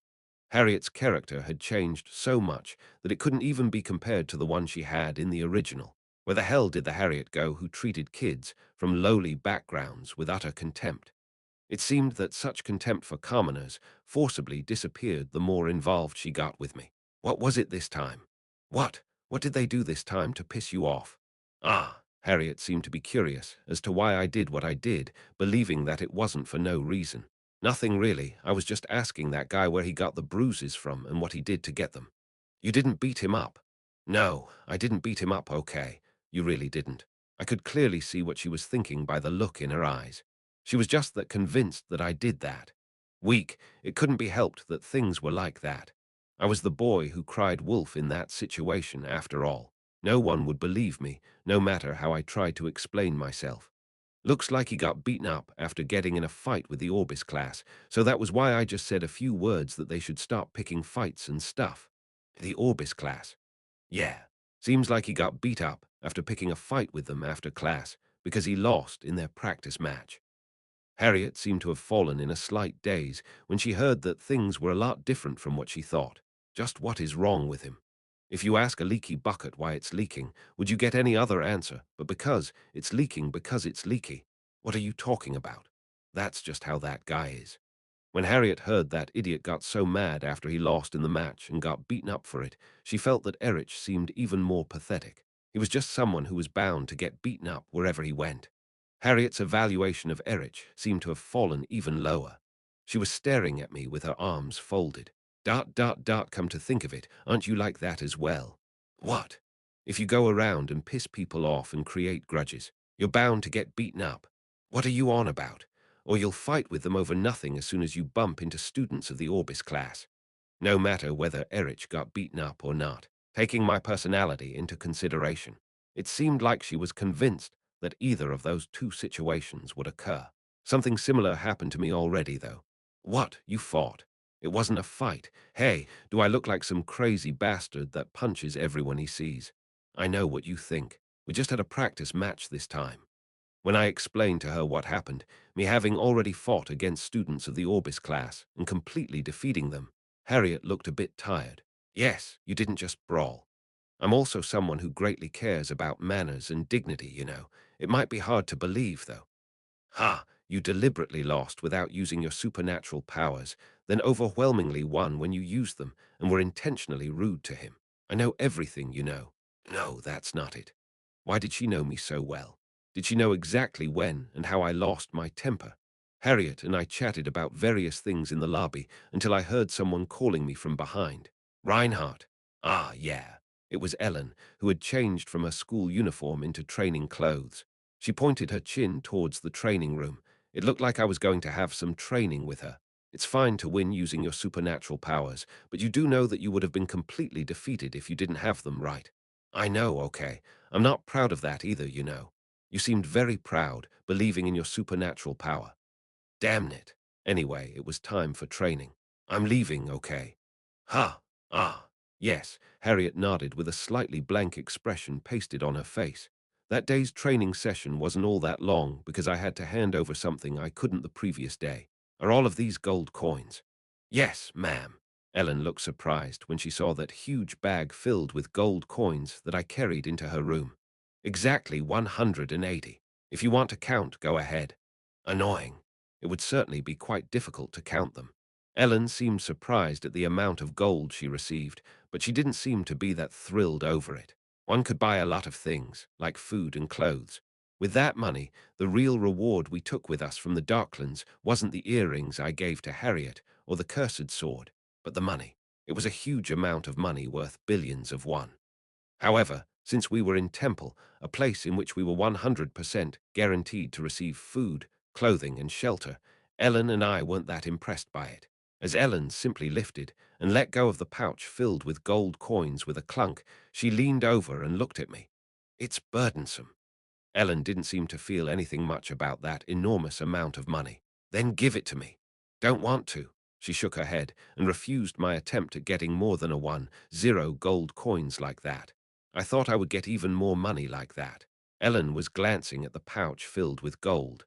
Did she think nothing more of that money than she would of a sack of rice or something? Evening time. If there was one difference from before, it would be that Ellen could eat with the other girls again, and I was included in that. Of course, Ellen still wasn't much of a talker, and she had little to no reaction to things. She mostly tended to leave Liana and Harriet to do the talking and Adelia to react to them. I also wasn't the type of person to say anything unless someone talked to me first.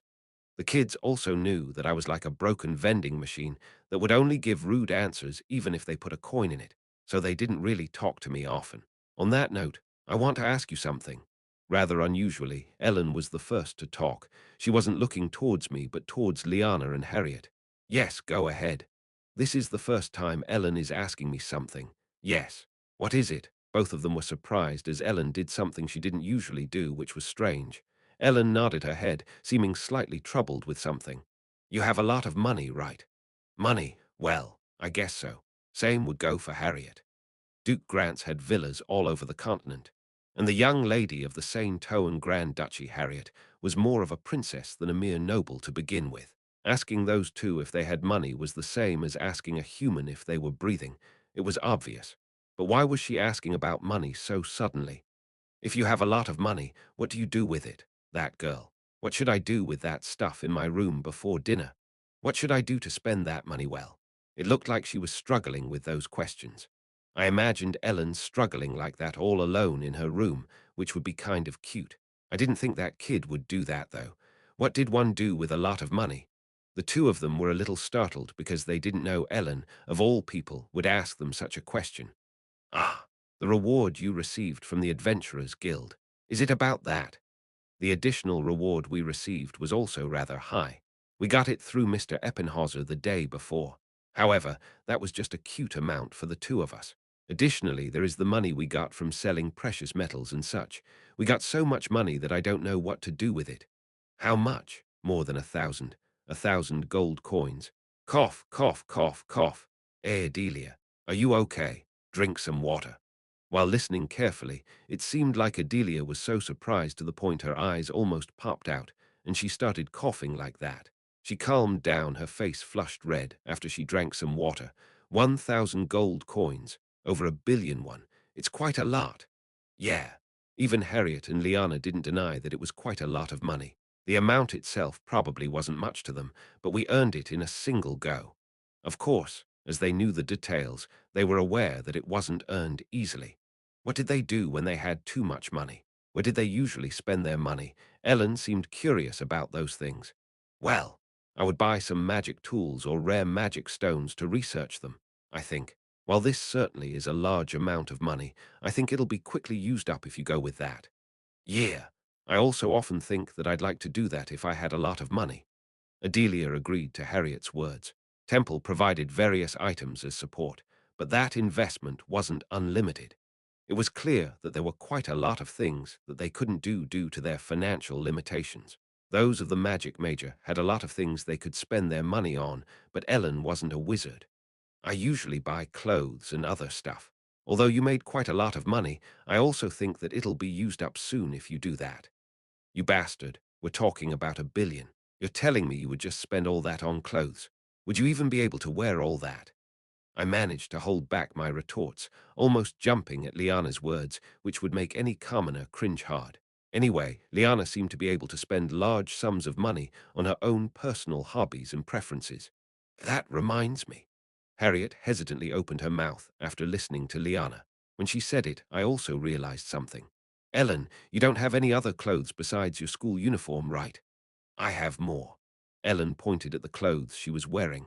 Liana and Harriet looked rather pale at her words. I mean, casual clothes that aren't training clothes. Harriet was right. Ellen was always either wearing her school uniform or a training suit. She didn't have any casual clothes. I had never seen her wear anything like that, at least. Even right at that moment, Ellen was just wearing her training suit. After class, all of us changed into our casual clothes and decided to roam around. Adelia wore a grey dress, Harriet wore a luxurious lacy black dress, and Liana wore trousers and a blouse.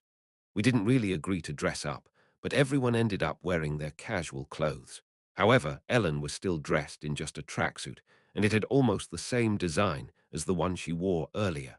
There weren't that many differences in tracksuits anyway. Liana just opened her mouth blankly as if she came to the same realization again. Don't you have any normal one-piece dresses? No. The only time I saw Ellen wearing skirts was when she wore her school uniform. Liana grabbed Ellen's hand as she entered her berserk mode. I can't leave you like that. Let's go buy some clothes.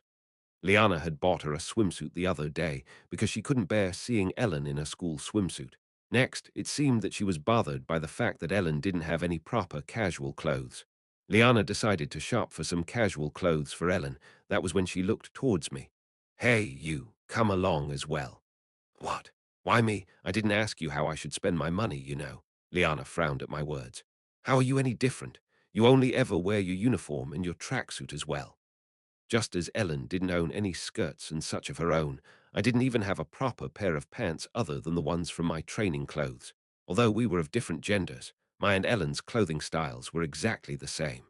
I mean, why would one need casual clothes if the only thing one did all day long was train? I wouldn't even have a chance to wear them anyway, right? I was pretty sure that Ellen was thinking the same thing.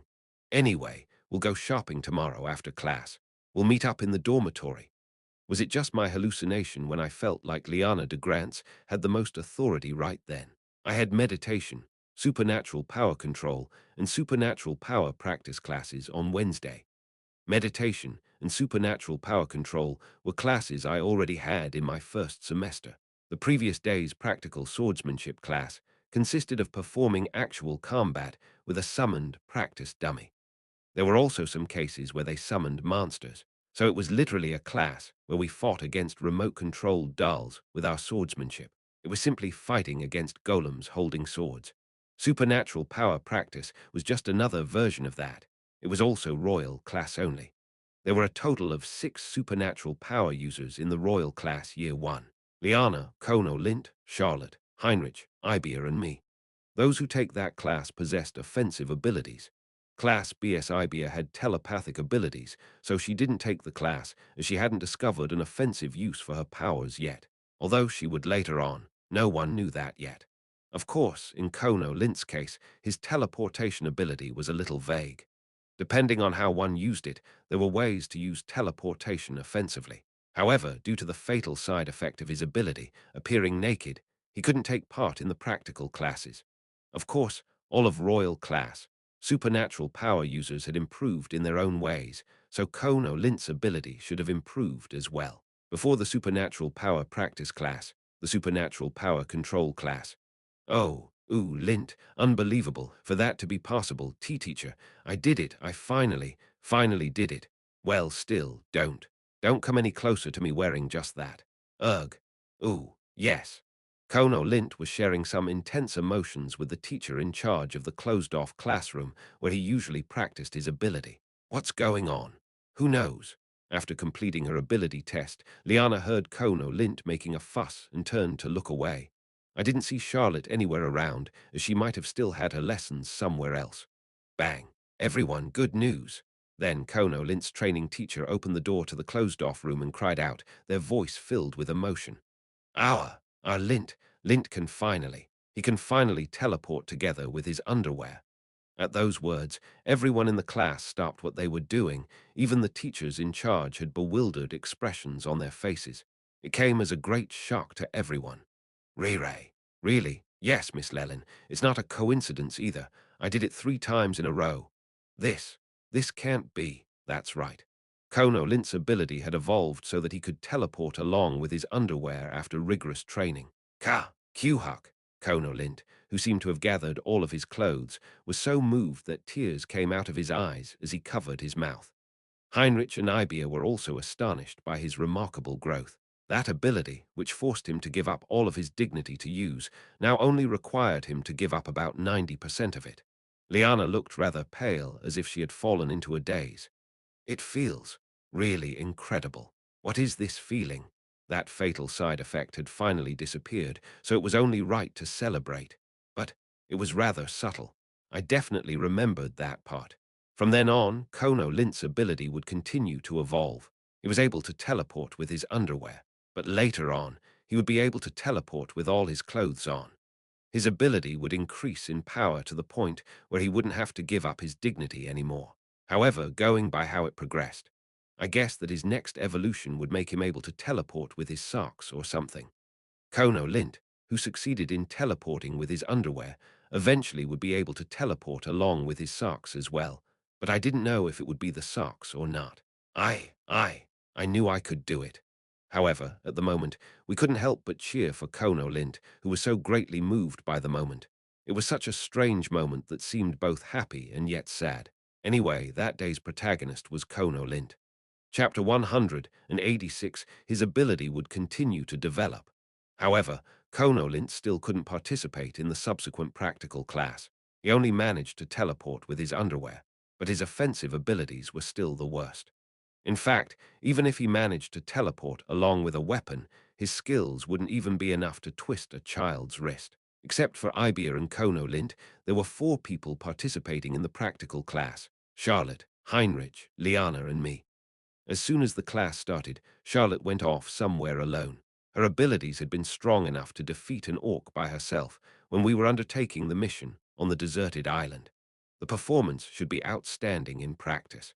Heinrich was busy dodging and rolling around in the practical class, probably because of the activation time of his ability. Huok, hook, Huok, flare, flare. SFX for fire igniting. He wasn't able to hit the goblin in front of him, although he was able to keep it from approaching by setting fire to the area around him. In Liana's case, flash, bang. When she hit the goblins, who were either rushing at her or standing still, with her lightning bolt, they would disappear like smoke. As if the time when her range was barely 5 meters was a lie, her output and range had increased tremendously. When we were on the deserted island, Liana's ability wasn't even able to properly damage the orcs.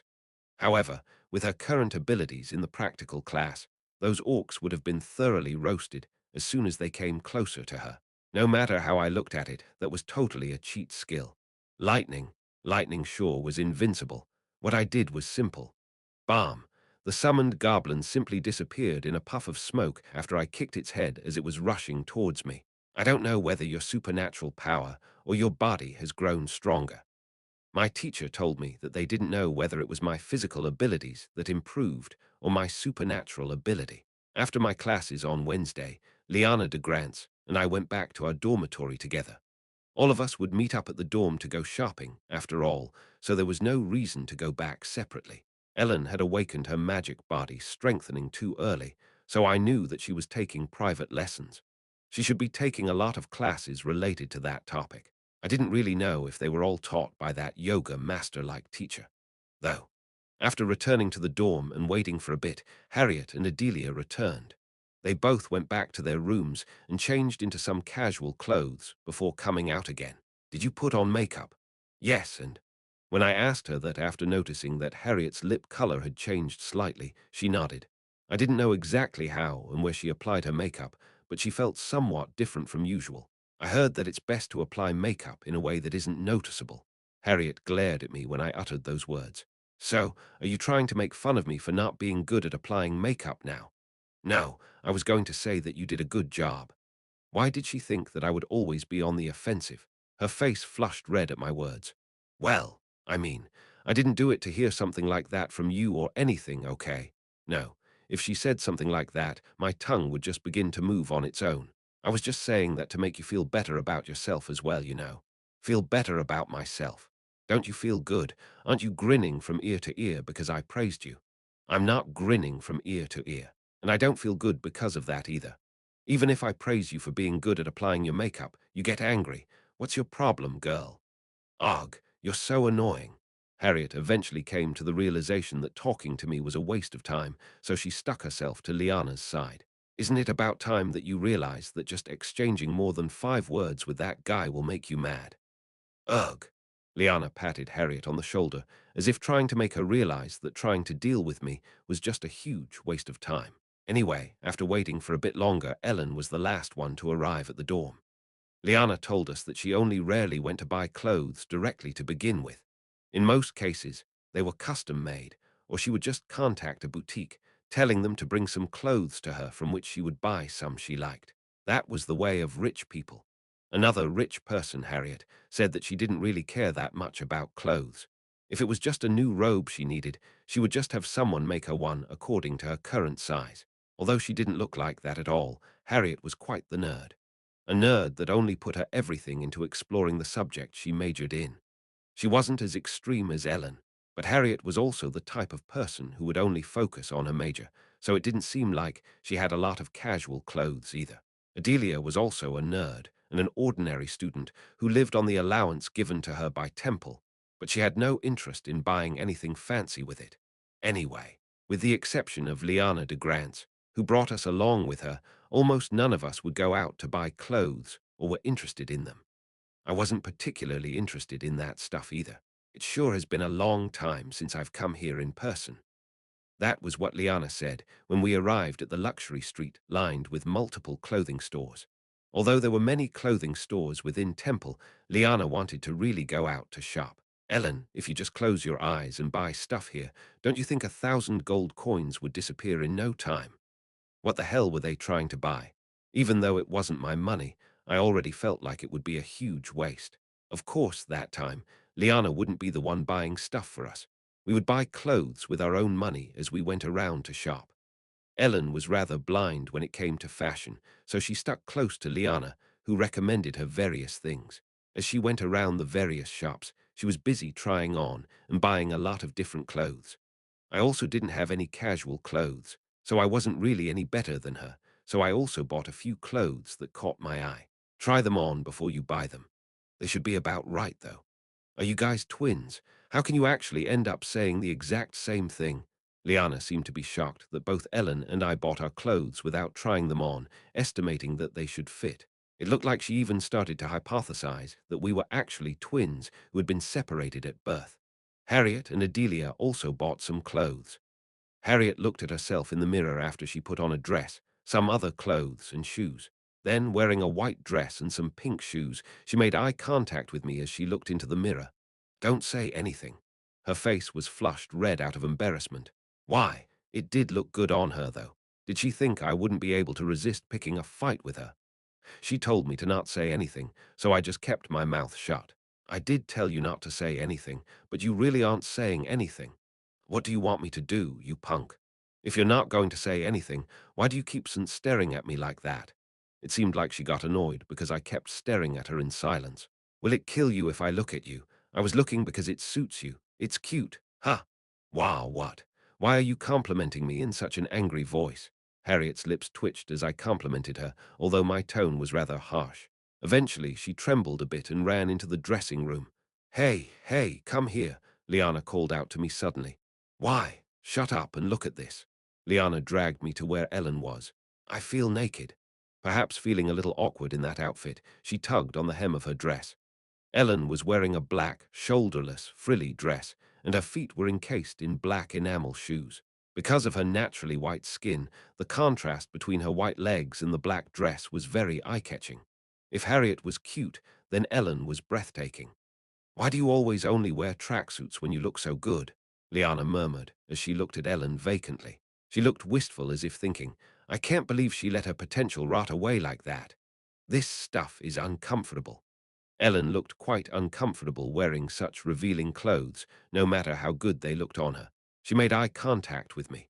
Harriet told me not to say anything just then, but suddenly Ellen was the one who looked at me without saying anything. Should I say something? Of course, even if I didn't say anything, Liana would continue to talk all on her own.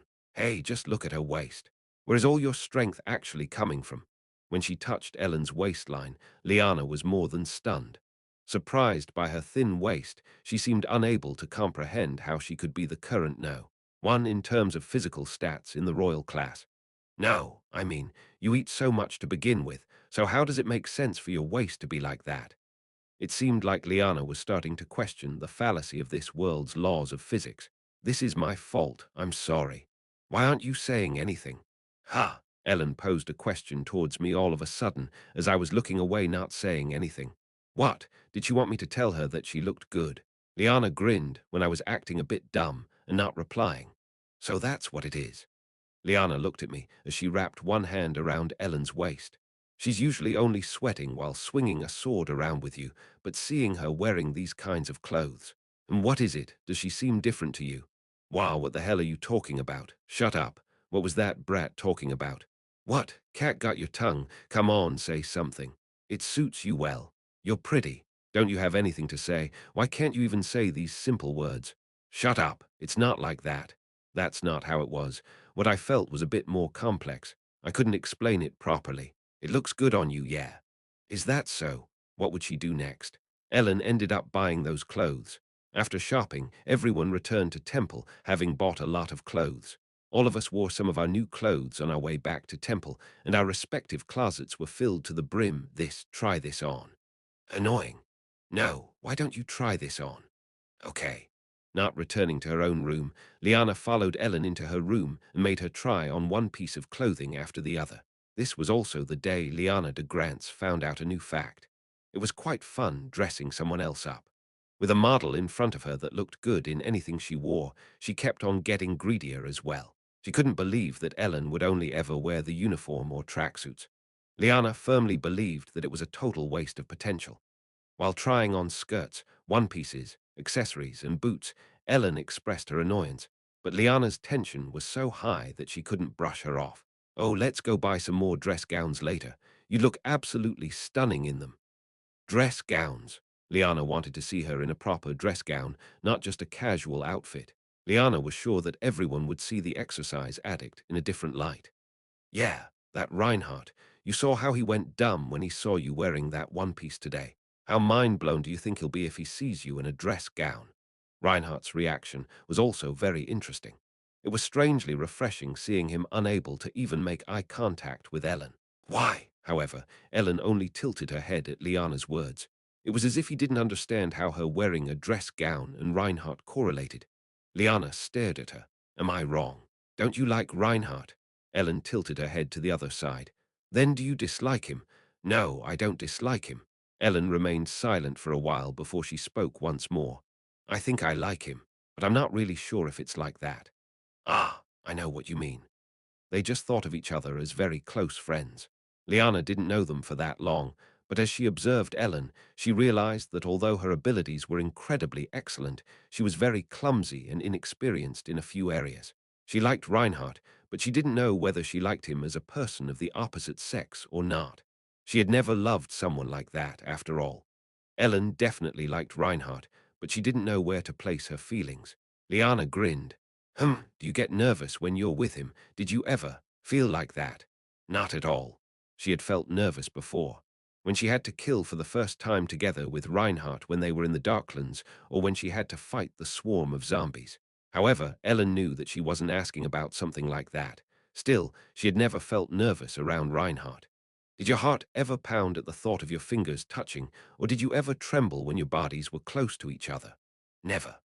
In the first place, their daily routine was practicing their swordsmanship together, so that was normal. Reinhardt would start shaking a lot. However, that was just out of exhaustion. He couldn't put any strength into his limbs anymore. By the end of the training, he would be very shaky. Liana, who showed more and more interest in the topic, slowly cooled down. Don't you feel anxious for no apparent reason, or do things you usually don't do? Something like that. No. Don't you feel annoyed or upset when he gets closer to other girls? Not at all. Ellen had never really felt that way. She felt comfortable when she was with Reinhardt. She had no reason to feel nervous around him. Liana sighed with a grim expression on her face.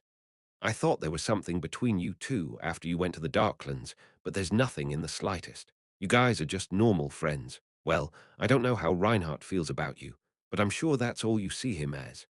Liana sat across Ellen's bed, exhausted, saying that Ellen just confirmed that she really thought of Reinhardt as just a friend. Do you feel like that when you fall in love?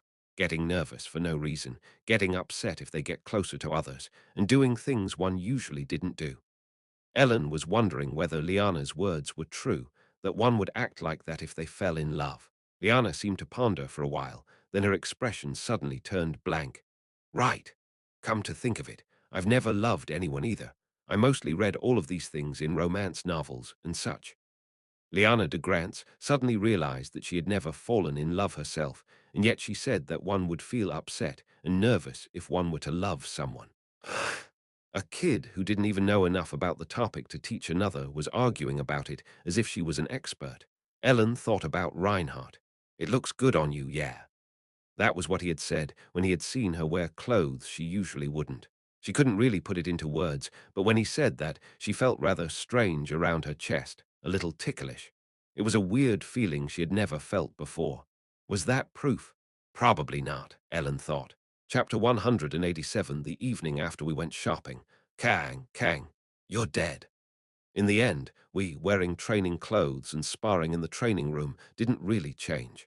I did buy casual clothes, but I had no idea if I would ever get to wear them. I was wondering whether the day would come where I would be able to wear the things I bought that day even once. Like always, there were the usual three people in the training room: Cliffman, Ellen, and me. Ellen and I were sparring, and Cliffman was training on his own. Occasionally, Cliffman and I would have some sparring matches. Of course, it still felt rather awkward, though. However, he couldn't even make eye contact with Ellen. That guy's awkwardness came close to a genuine illness. After fighting for a while and finally getting pushed to my limits, I lay down on the gym floor. I was still no match for her. Of course, Ellen was a lot stronger than me, so it couldn't be helped. Ellen sat down next to me, who had lain down. What's the matter? Got something to say? She didn't actually say anything, but it felt like she wanted to talk about something, so I asked her. After staying silent for a long time, Ellen finally opened her mouth. Have you ever liked someone? Why are you asking me that so suddenly? No reason, I'm just curious. That question went far beyond what I was expecting. Had I ever loved someone? Of course, there should have been a time. Before I entered this body, that is. Yeah, but, well, being 17 didn't mean I couldn't have had my first love already, so that was what I answered. It wasn't really weird after all. Then how did it feel? Ellen didn't seem particularly surprised. Felt like shit. Felt like shit. Yeah, it felt like shit. I didn't know about those that started dating after going through some heart-pounding ups and downs, but if one were to fall in love and the other person didn't reciprocate the feelings, wouldn't that feel like shit? Aren't you supposed to feel happy? Ellen stared at me, as if she couldn't understand why I would say that it felt like shit. I sat up from my lying state and looked at Ellen. Well, let's think about this.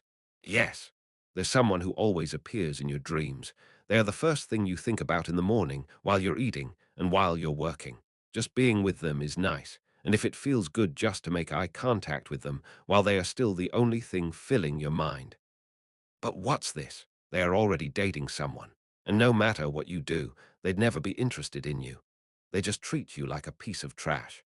Or are they maybe treating you like some annoying guy that keeps talking to them? What about if they start avoiding you? Wouldn't that feel like shit? Love feels like shit, you punk. It's a disease. Unrequited love is the worst plague. Ellen tilted her head at my sudden show of disgust. Did you get dumped? That's what happens after you confess, you know. I couldn't even do that. You get it. What crazy bastard would confess to someone when they were sure to get dumped? One would just keep on praying all alone before one eventually forgot about it. Anyway, you know what it feels like to love someone. Yeah, still, why are you so curious all of a sudden? Ellen stayed silent for a while, then grabbed my hand that was placed on the floor. It wasn't anything new to me that she would lean on my shoulders once or twice those days. Do you feel anxious? What? Are you trembling? What the hell are you talking about? Why should I? I don't have any hand tremors or anything, you know. When I drank too much to the point that I could be called an alcoholic, I would tremble a little as if anxious, but not with this body. It shouldn't be like that. No hair loss or hand tremors. I was reborn. I'm not trembling either. Ellen nodded to herself as if she had confirmed something. What was wrong with her? Did she eat something wrong? After our evening training, Ellen changed her clothes in a private room. After that, she went to the dining room to eat something. It was her fixed routine to eat late-night snacks with Reinhardt. Unless Reinhardt was particularly busy, it was common for them to always eat together like that. Liana de Grant said that when she fell for someone, she would get anxious and tremble when she was with the other person. Ellen had never felt that way when she was dealing with Reinhardt. Reinhardt said that when he fell for someone, he would dream about them and would think of them all the time. And he said if they weren't interested in him, he would feel like shit. He seemed to have an intense dislike for the fact that he fell for someone. On the other hand, Ellen didn't think of Reinhardt wherever she was. She didn't particularly care if they made eye contact or not. So she had just grabbed his hand to make sure, but Reinhardt himself wasn't even shaking or anything. Like usual, he didn't mind. So Ellen came to her conclusion quite easily. She liked Reinhardt, but not in that way. That was what Ellen thought.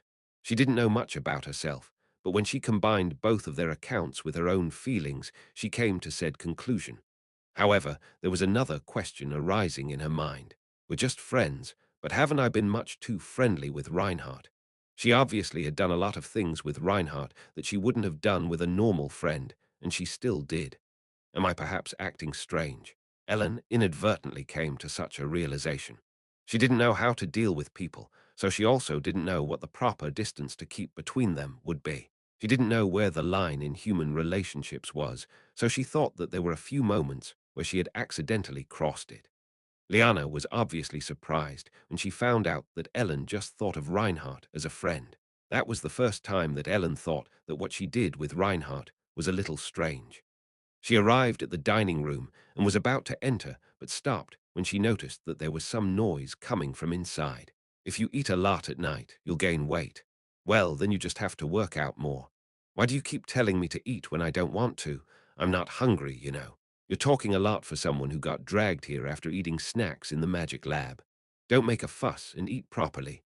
Ugh, I didn't though. How about brushing off the crumbs from your mouth first? Harriet and Reinhardt were arguing. As always, Harriet ended up with a burning red face. Reinhardt was grinning while teasing her. Ellen was watching them quietly. Anyway, I thought you were hungry, so I brought you here to eat together, but if you don't want to eat, oh well. It seemed like she had been eating something in the magic lab when Reinhardt dragged her there, thinking that if she was going to eat something, they might as well do it together. As soon as he brought Harriet, there they started fighting. It happened from time to time. Just like Ellen and Reinhardt would train until late at night, Harriet would stay in the magic lab for that long. At the words, "If you don't want to eat," Harriet sat at the table, her lips pressed together. "I'll see what you made, at least." "Sure, wait a sec." Ellen alternately looked at Reinhardt's back as he entered the kitchen, and Harriet, whose face was slightly flushed from the entrance of the dining room. She had no particular thoughts when she saw Reinhardt being close with others.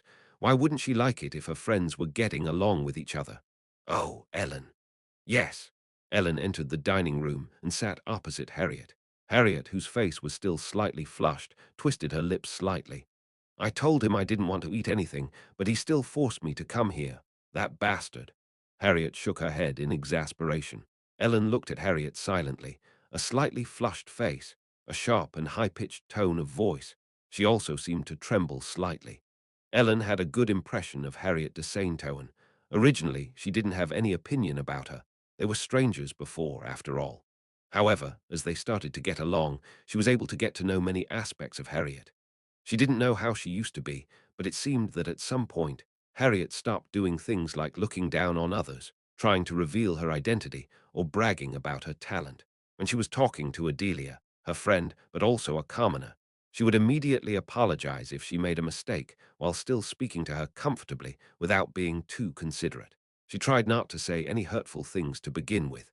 When Ellen, Harriet, and Adelia were planning on going out somewhere, she felt like she would leave out Liana, so she also invited her to come with them. She was someone who knew how to care about the people around her. She was different from herself. When she was with her friends, she tended to direct the mood and also kept conversations going. There was almost nothing she didn't know about magic as well. However, when she was around Reinhardt, she behaved a little differently. She didn't act sweet or kind, and they were almost always fighting. Of course, it would always be Reinhardt who teased her first. She only acted differently towards Reinhardt.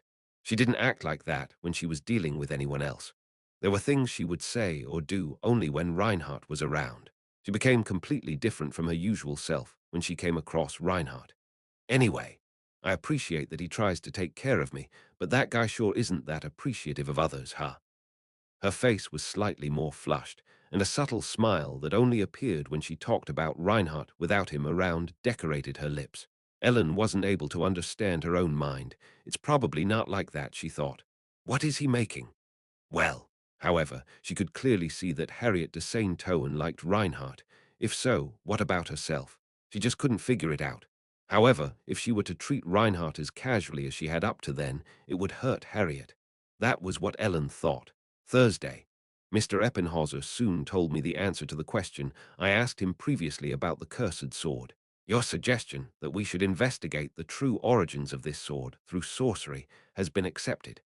We would use an unknown power to learn more about that mysterious sword. That was the decision Temple seemed to have made. I wasn't sure, however, if Dedamolian would be able to find out the origins of that sword through his sorcery. Of course, I wouldn't have to be present for the investigation myself. I would just have to wait for the results. I didn't know what kind of ritual he would carry out, but I was sure that it would take some time to get results.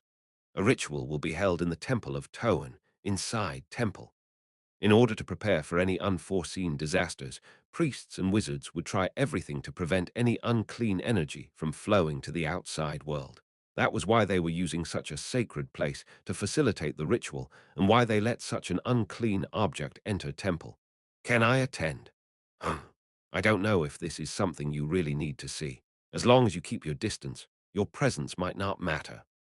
Even though I figured it wouldn't be necessary for me to be there in person, I still decided to go there because I might have to use my revision skill in case something unexpected occurred. Thursday night.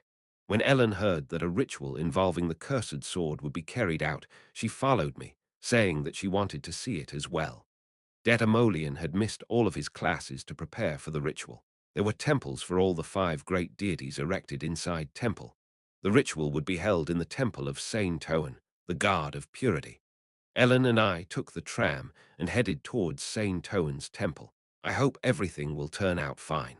Ellen voiced her concerns. It should be. If something we brought led to a huge accident in temple, it would be entirely my responsibility. After all, it was me who dragged that thing, which disposing of or throwing away might not be enough to deal with it. There.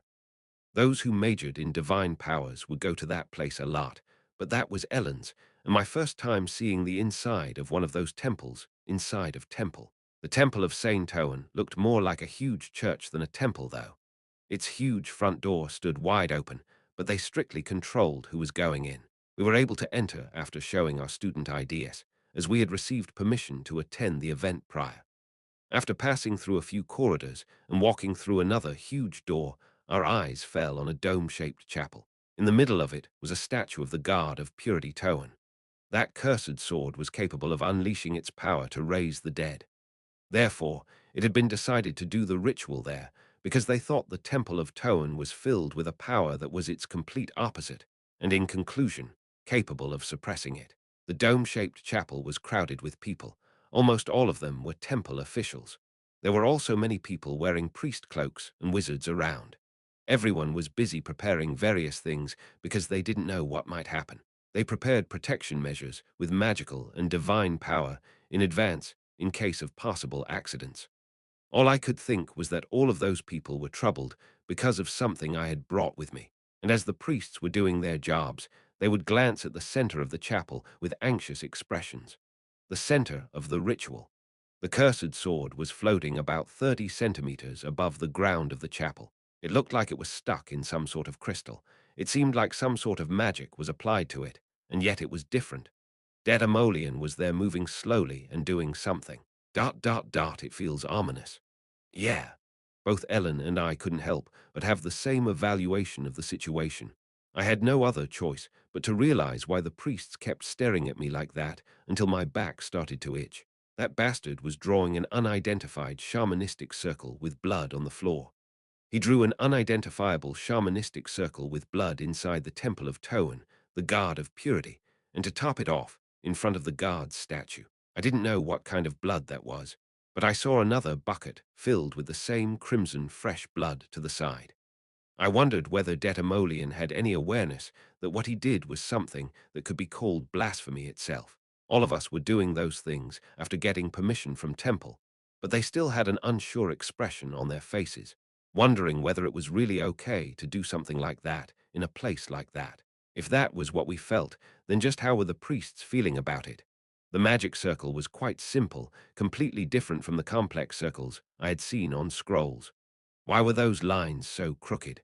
I thought that maybe they were supposed to look like that, so I investigated a bit, but that didn't seem to be the case. Then I looked at Datamolian and muttered blankly, "Are his hands shaking? Will it be fine?" I don't know. Did I think wrong? Datamolian was nervous, so his hands shook a little, but the lines sure seemed very messed up. My hands started to shake as well. Would things turn out well? Chapter 188 people were standing around the chapel. Regardless of how many safety measures had been prepared, we observers were watching that scene from the furthest edges of the chapel. As the priest chanted protective spells, a sacred kind of atmosphere enveloped the chapel. The whole chapel was surrounded by a soothing atmosphere, making one feel like everything would end without any mishaps. Then Datamolian, who was sitting cross-legged before the cursed sword, began to mumble something. I didn't know the details, but I guessed that him doing so would start the ritual. I hoped I could figure out that cursed sword's origins and if the curse on it could be broken. Everyone felt nervous, and we were too far from the center of the chapel to clearly hear the contents of his mutterings.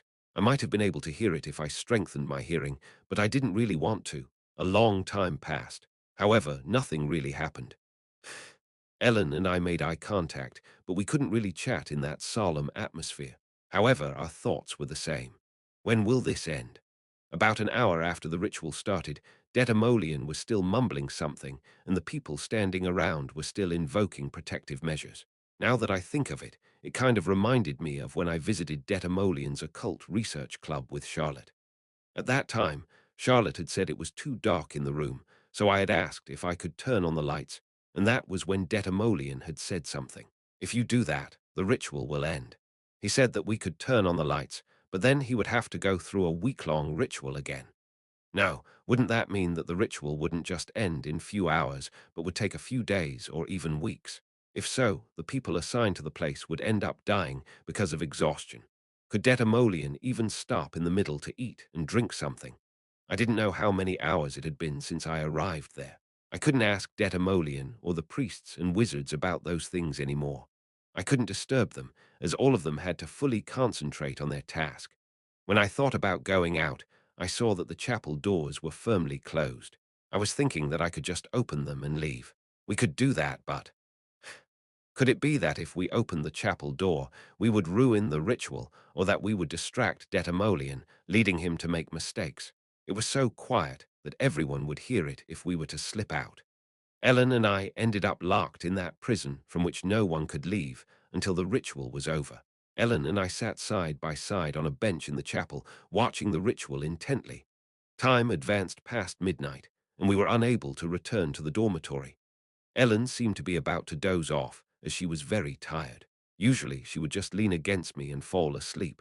I didn't want to see her swaying around like that anymore, so I just pulled her towards me and laid her head on my lap. That was all. Those types of things were nothing much to her or me anymore. Ellen woke up slightly, looked up at me, and tried to get up. I pressed her head back down, conveying to her that she should just sleep if she felt tired. Ellen seemed to resist a little, but then simply gave up and closed her eyes. That kind of casual physical contact had become a lot easier for both of us. It wasn't anything bad, but what's with this? I had that strange feeling, as if we simply skipped the dating phase and straight up turned into a married couple that had been together for 10 years already. The ritual was still in progress, and fatigue was slowly manifesting on the priests' and wizards' faces. Unlike what they had feared, the cursed sword didn't emit any kind of ferocious energy and just kept on maintaining its original state. The only proof that the ritual was still in progress was that Detamolian was still continuing to mumble something. At first, I thought he was weak, but in fact, he wasn't.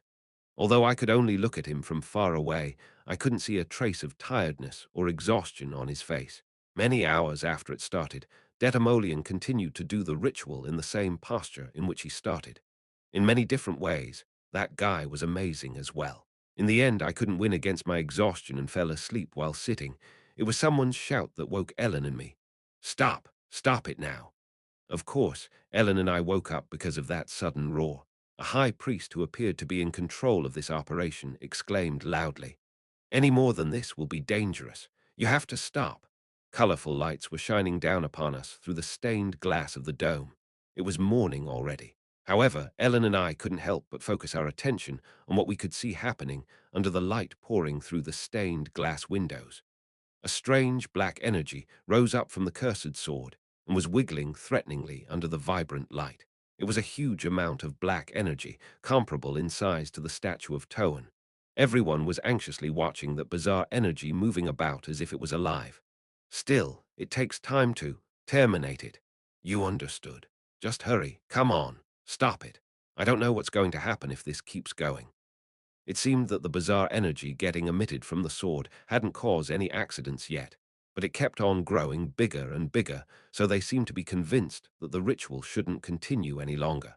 I wasn't sure if it was because Detamolian had it under control or because of the priest's barriers, but it didn't seem to attack anyone. However, that enormous, insidious, cursed energy that seemed to live and breath could only astonish every one of us gathered in that place, except for Detamolian. While everyone felt anxious, some time passed again, and the strange energy emanating from the cursed sword went back into it. That? What was that?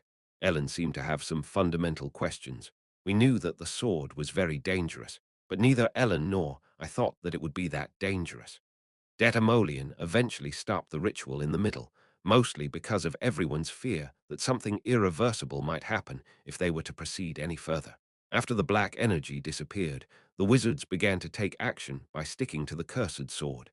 Things seemed to have calmed down, So Ellen and I walked towards the center of the chapel. Are you the students that brought this thing here? Yes, he questioned me with a serious look on his face. The only students around there were Ellen, Detamolian, and I, and we had said that we would come to observe the ritual.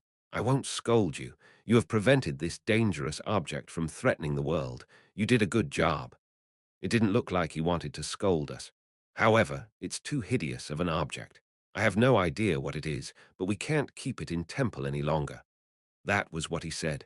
It wasn't just some moderately dangerous thing. However, we still didn't know what it was. Therefore, their decision to discard it or seal it wouldn't change.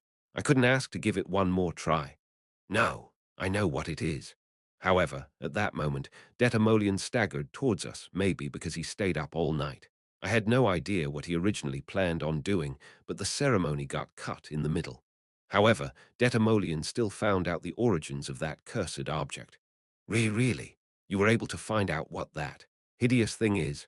Not exactly, but yes. The person in charge looked at Detamolian as if to urge him to tell us quickly. It's something very old. Its origins are ancient, so ancient that one can't see when it started existing. Although he couldn't find out what it was something more ancient than anything in this world. An object older than stones and rocks. It's something that was created before the world existed, something older than the world. I couldn't understand what he meant, but the priest seemed greatly astonished. Then? Then? No way. Don't tell me. Ellen's expression became serious, as if she just realized something. She muttered in a daze. A divine relic. That object existed before the conception of this world because it was something belonging to the gods who made the world, an object that was older than anything found in this world, a god's divine relic. Detamolian found out that the cursed sword was actually a divine relic, something that old had to be something like that. You too, the high priest looked at Ellen and me in astonishment. If that is true, what you found seems to be a divine relic of the demons. The demon guards also seem to have brought their divine objects to this world, a divine relic of the gods that spread impure energy which revived the dead. If it really was like that, it had to be a divine relic of the demons, not the five gods. The high priest didn't seem to have any other choice but to come to that conclusion. The demon god who is known to have such power is the god of corruption, Kir. Is that thing a divine relic of Kir? Kir, the god of corruption, corresponded to the god of purity. For the first time in human history, a demon god's divine relic had been discovered. The guy seemed to feel confused, as if he didn't know where to feel joy or fear in this situation. A demon god's relic. Kir. The same went for Ellen, who seemed lost in thoughts. However, I was stunned because of something else. There are no demon gods. The demons and humans actually believed in the same gods. Then, going by that, there couldn't be any divine relics of demon gods either. The Church of the Demon Gods did exist, and those who believed in it could also use divine power. But there was no way a demon god could send down their divine relic. There was no such thing as Kir, the god of corruption. Kir, the god of corruption, was just another name for Toan, the god of purity. If Detamolian was right, it was certain that the cursed sword was a relic. There were 5 divine relics representing the gods. However, only 2 of them were featured in the original novel. Alspringer, the sword of Als, the god of war, and Lament, the sword of Mensis, the god of the moon. As for the other 3 gods' relics, I had never set them up, as there was no need for them to appear in the story. After all, there was no reason to show all 5 of them. However, now that the novel had become reality, even the relics that wouldn't have appeared on the main stage of the story would exist somewhere and have their own history. Ellen and I found something that was supposedly the divine relic of Kir in the Darklands. There were no demon guards and no demonic relics, but that thing was still a divine relic. It had the power opposing Toan's concept of purity. Therefore, in the end, it could be concluded with quite a high probability that its true identity was the divine relic of the god of purity, Toan. It was only by some complicated circumstances, or because of the Church of the Demon Gods, that the power of the sword had been manifested in the complete opposite direction. I had originally only set up Alspringer and Lament. However, when I entered this world and took some religion-related classes in the first semester, I learned about the other 3 divine relics. I was certain that it was the Holy Sword Tiamata. Quest appeared Holy Sword Tiamata. Description. You found out that the item you dragged back from the Darklands was actually the holy sword Tiamata, misunderstood as a divine relic of a demon god. What an incredible coincidence. Like everything in your novel. Reward. It has already been given. It had already been given. What the hell did that mean? Was the reward confirming that it really was the holy sword Tiamata? That system message was more or less directly saying that the thing was the holy sword Tiamata. That proved that my inference was correct, and it seemed like that was the reward. Did it mean to tell me that I should try taking it somehow now that it confirmed that it was that holy sword? I knew that the cursed sword wasn't just some ordinary object. That thing that could spread evil energy into the vast area surrounding it and bring back the dead, basically creating a land filled with zombies, couldn't be something trivial. So, even though I knew it was dangerous, I just couldn't give up on it easily. However, naturally, I could have never predicted that its true identity would be on the level of a god's divine relic. The three divine relics I hadn't set up had their own place in this world, and Ellen and I happened to find one during that incident in the Darklands. If it weren't for me, it would have been discarded or sealed off as some sort of ominous sword, without even getting misunderstood as a demon god's divine relic. Of course, Temple would never allow anyone to own that sword and would try to hide or destroy it. I wasn't sure if they were capable of destroying a divine relic, but it was clear that they wouldn't let anyone have it. I found it, but it wasn't mine in the end. In that situation, if I insisted on having that sword, they might mistake me for demon worshipper. You bastard, we thought it was suspicious that you were so obsessed with it before. It was possible that Temple would come out like that. Tiamat was the reward that had already been given to me. Please take it. It seemed to be like that. The divine relic of a demon god. On our way back to the dorm, Ellen kept mumbling blankly. I was the only one who knew the truth. The opposite of the god of purity, Tauna, the god of corruption, Kir. Very few, including myself, knew that the two gods were actually one and the same. But there was one question.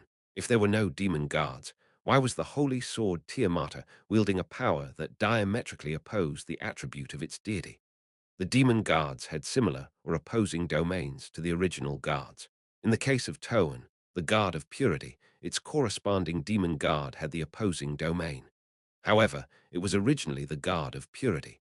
If I believed in Toan as the god of corruption, would I be able to wield the power of corruption? So did the worshippers of the demon god's church corrupt the holy sword Tiamata? Was that possible?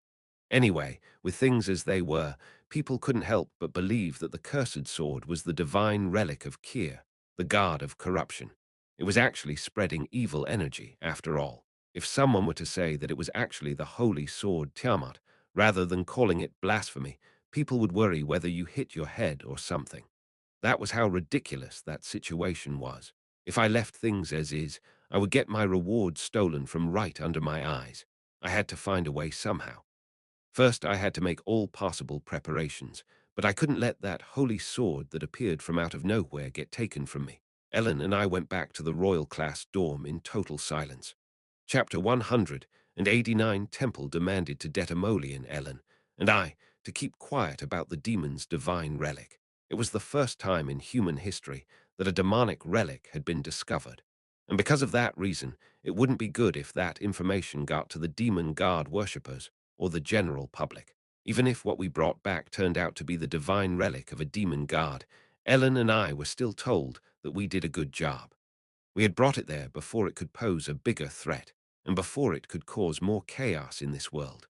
However, since the item we had found was a relic, it couldn't be revealed openly, so it might have been a historic moment, but it would eventually just be buried beneath the shadows, as it was something no one should ever know. I couldn't go back to the dormitory the prior day, but that didn't pose any problems.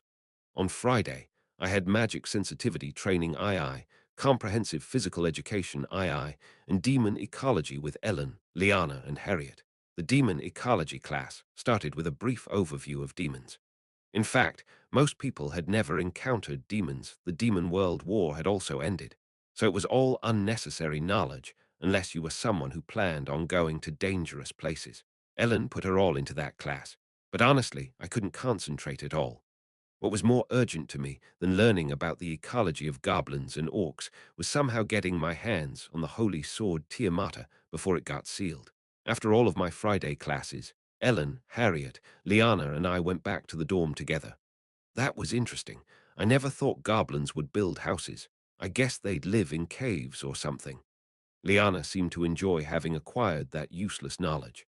By the way, I was more shocked to hear that an orc village consists of more than 1,000 of them if it's a large one. Harriet's face turned pale at the thought of an orc village containing 1,000 of those rugged orcs she had encountered on the deserted island. Ellen looked into the distance as she reviewed the contents of the class without even uttering a single word. No, she probably wasn't actually reviewing, but instead thinking about dinner. Shall we eat out for dinner today? Classes were over, so we had more than enough free time over the weekend. Harriet asked us if we wanted to go out to eat dinner. Ellen and Liana nodded to her suggestion. I have to go somewhere. However, I had to check something, so I didn't plan on having dinner with them. Harriet looked at me with a mischievous expression on her face. Who? I didn't even ask you to begin with, you know. Oh, okay. Imago then. Okay. Harriet seemed a little surprised when I just left without retorting like I usually did. I was in the Royal Class Dormitories library. If one went through the middle way, and not the left and right ways where the dorm rooms were located, one would find multiple auxiliary buildings like banquet halls, and one of them was a library. I didn't know how many books it contained, but it seemed to be an incredibly huge amount. Harriet and Adelia would often borrow many books from the place to study magic, but that was actually my first time going there. Tall bookshelves and ladders to climb them filled the area. It actually looked like the building was completely made of books. I couldn't believe that they built such a huge library for only about 120 students.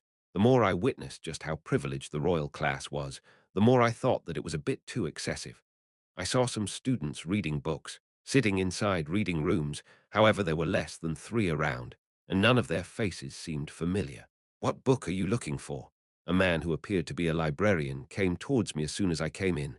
I'd like to read some books about the 5 divine relics. Ah, yes, understood. Please wait here. Since the volume of books in the library was so vast, it seemed like students didn't look for the books they wanted to read themselves, but rather let the librarian get the books for them. The librarian went off somewhere and soon brought about 5 books with him, putting them down in front of me. I will put them back, so you can just leave them here. If you want to borrow them, make sure to fill out this card. The rental period is a week. Yes, thank you. I didn't plan on renting any of them, so I took a seat at one of the reading room tables and opened one of the books. They weren't really thick. The history of the 5 divine relics. I opened the book. God of War, Als Alspringer, God of the Sun, Salam Lapelt, Goddess of the Moon, Mensis Lament, God of Courage, Ritter Alexion, Goddess of Purity, Toan, Tiamata. The table of contents contained the names of the 5 divine relics. I wasn't interested in the others, so I went straight to the page on Tiamata. Sword of Purity, Holy Sword Tiamata, Toan, the goddess of purity, is a deity that rejects all unclean beings and sincerely desires for all of them to be purified and eradicated. Therefore, Tiamata, the holy sword imbued with the power of the goddess, is known to exert power incomparable to the other divine relics in its role of destroying unclean beings. That is why in all periods Tiamata appeared, the land was ravaged by undead, vampires, and other unclean things opposed to anything pure. Each time, Tiamata has purified the world in the hands of a champion who executed Toan's will. It can be said with certainty that there is no unclean being which could resist the power of the holy sword Tiamata. As such, it is the strongest power in terms of exorcism among the other divine relics. The first time the holy sword Tiamata appeared, following that was a complete list and description of every person who had carried the sword Tiamata. It described what they had done with Tiamata and which evil beings they had repelled. It wasn't something I needed to know, but I was able to find out what kinds of powers the holy sword Tiamata held. It was the strongest weapon against the undead. I pondered if I really needed something like that, but the weapon's specs alone weren't bad. There was nothing wrong with having it. As I carefully read through it, I came to the last entry. Toan's last champion, Lagorn. The numerous achievements he made after acquiring the holy sword Tiamata were listed under his name. He wasn't a powerful hunter of the undead. What he mainly hunted weren't the undead, but demon guard cultist believers. He crushed numerous demon worshippers that were spreading throughout and devouring the empire. Many such feats were listed in succession, and soon I reached the last record. It was a record in the year 30 of the imperial calendar. We were in the 332nd year of the imperial calendar, so it was about 300 years from our time. Year 30 of the imperial calendar. During an incident that occurred, an unknown group seized Tiamata. In the process, Toan's champion, Lagorn, was killed. It has been presumed that they took Tiamata and then fled to the Darklands. Toan's biggest paladin order has been sent to the Darklands to track them down, but none of them returned. From that point on, priests and paladins of Toan were sent to search the Darklands to retrieve Tiamata, but none of them could bring back any results, and only increased the number of people sacrificed to the Darklands demons. In the end, the Church of Toan failed to recover Tiamata to this day. Nothing conclusive can be said about that unknown group that killed Lagorn or why they stole Tiamata. However, the theory considered as most convincing is that the believers of the Church of the Demon Guards, the cult Lagorn was ordered to eradicate at the time, systematically killed him and hid Tiamata out of fear that another champion of Toan might appear. 300 years ago, I believed that was the time when the power of the Church of the Demon Guards was faltering. Lagorn, the champion of Toan, the goddess of purity, did many things to exterminate the Church of the Demon Guards, another of his main enemies, not the undead. However, he was eventually killed by the believers who later fled to the Darklands.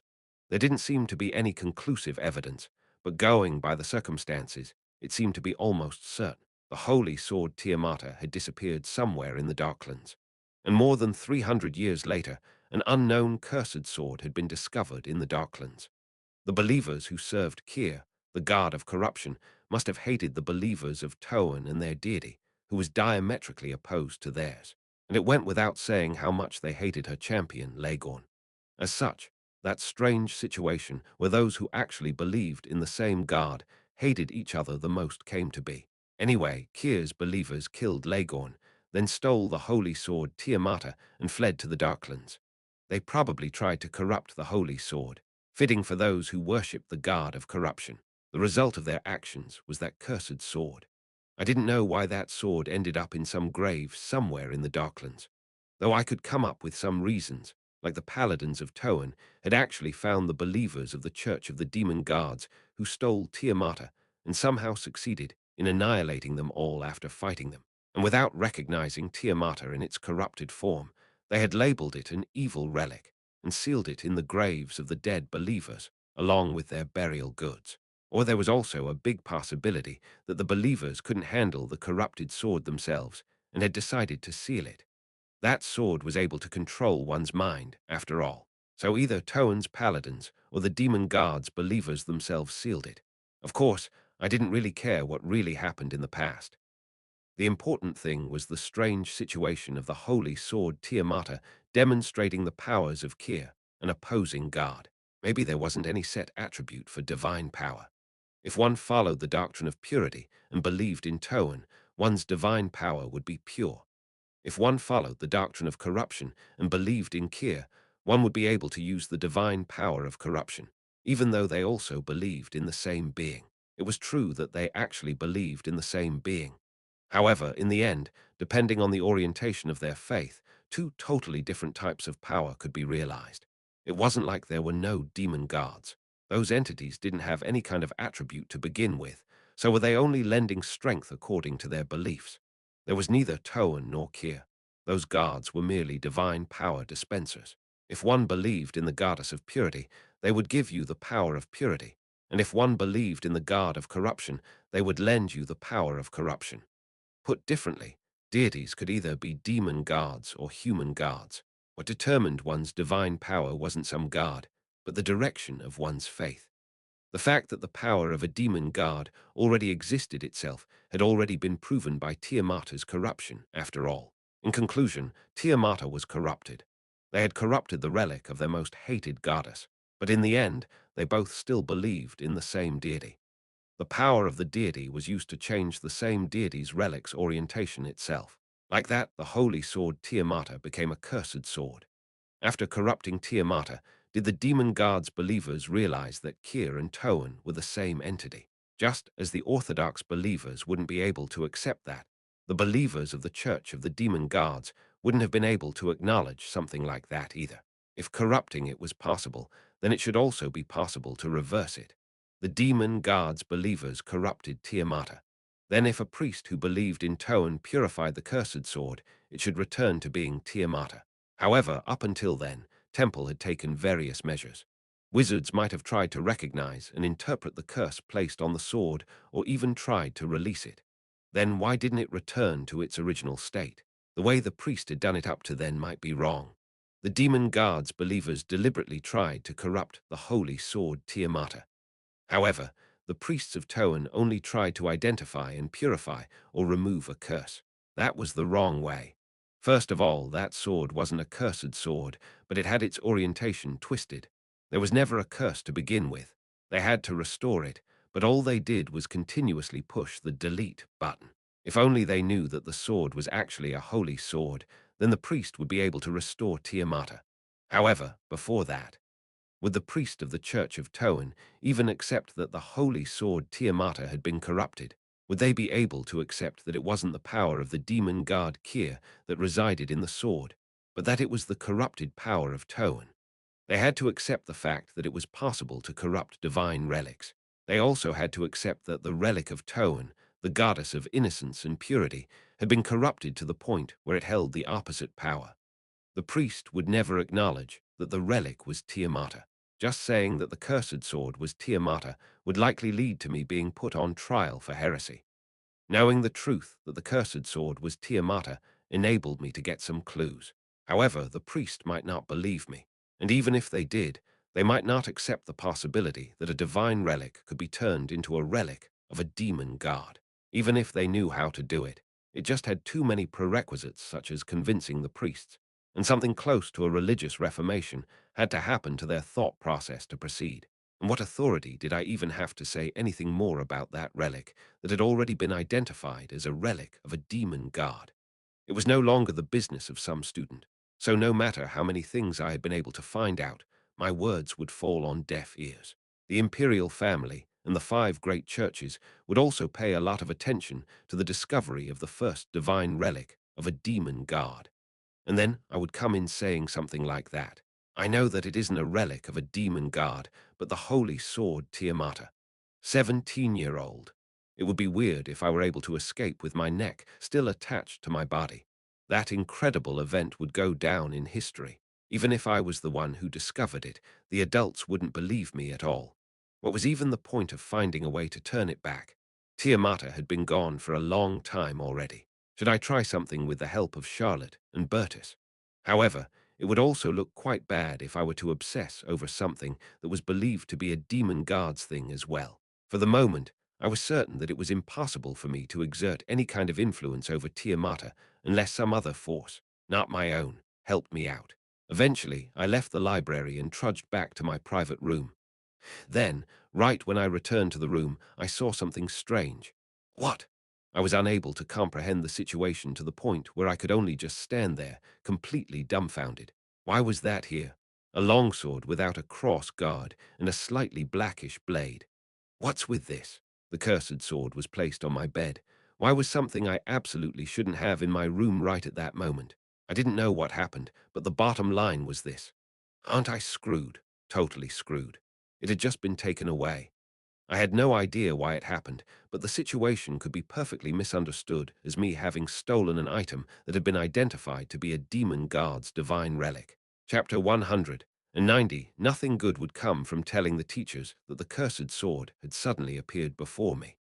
Up until then, I had been thinking about how I should take Tiamata because people mistook it for something that was not Tiamata, but something that belonged to a demon god. Just for having it, they would probably kill all 3 generations of a family. If I was caught having it, they would cut off my head, no questions asked. Just why did it appear there so suddenly? That would create an even bigger commotion. Although I couldn't see the situation in the temple right then, I figured it should be in quite the mess because the demon guard's relic suddenly had disappeared. Who is it? Who the fuck is doing this to me? If they found me like that, I wouldn't even be able to make any excuses. I would die not because they found out that I was the son of the demon king, but because they would treat me as someone possessed by a demon guard's divine relic. I immediately brought a training sword from the training room and put the cursed sword in the training sword's scabbard. It wasn't that unusual to walk around with a training sword hanging from one's waist, so there was no reason for anyone to be suspicious. I tried my best to pretend to be calm and went out of the dormitory towards the temple in the middle of the night. Then I threw it to some place where people couldn't see it too well and returned to the room. Temple should be in quite the hurry to find it, so someone would surely find it. They also should have heard that they should be careful not to touch it, as it was a dangerous item. And I soon found out that no one had actually brought that cursed sword into my room to fuck me over. What? On my bed, lying in the same position as before, there was the cursed sword. It wasn't a person who brought it there. No one could do that in such a situation. I threw that cursed sword away several times in a similar fashion. But no matter how many times I did it, the sword would return to laying on my bed like before. No one would be capable of putting it back every single time. The sword had come back by itself. That was the only explanation I could think of. Wasn't it that? A cursed doll that kept coming back even if one threw it far away. Was that thing the magical sword version of that?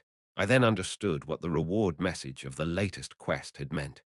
It said that the reward had already been given. It wasn't that it confirmed the identity of the sword Tiamata. I had already become the owner of the corrupted Tiamata, which kept coming back to me. The purpose of that quest wasn't to purify and acquire Tiamata. Tiamata, the holy sword that had been mistaken as a demon god's divine relic. A cursed sword that kept coming back to me no matter how I tried to throw it away. It seemed like that sword had already accepted me as its master.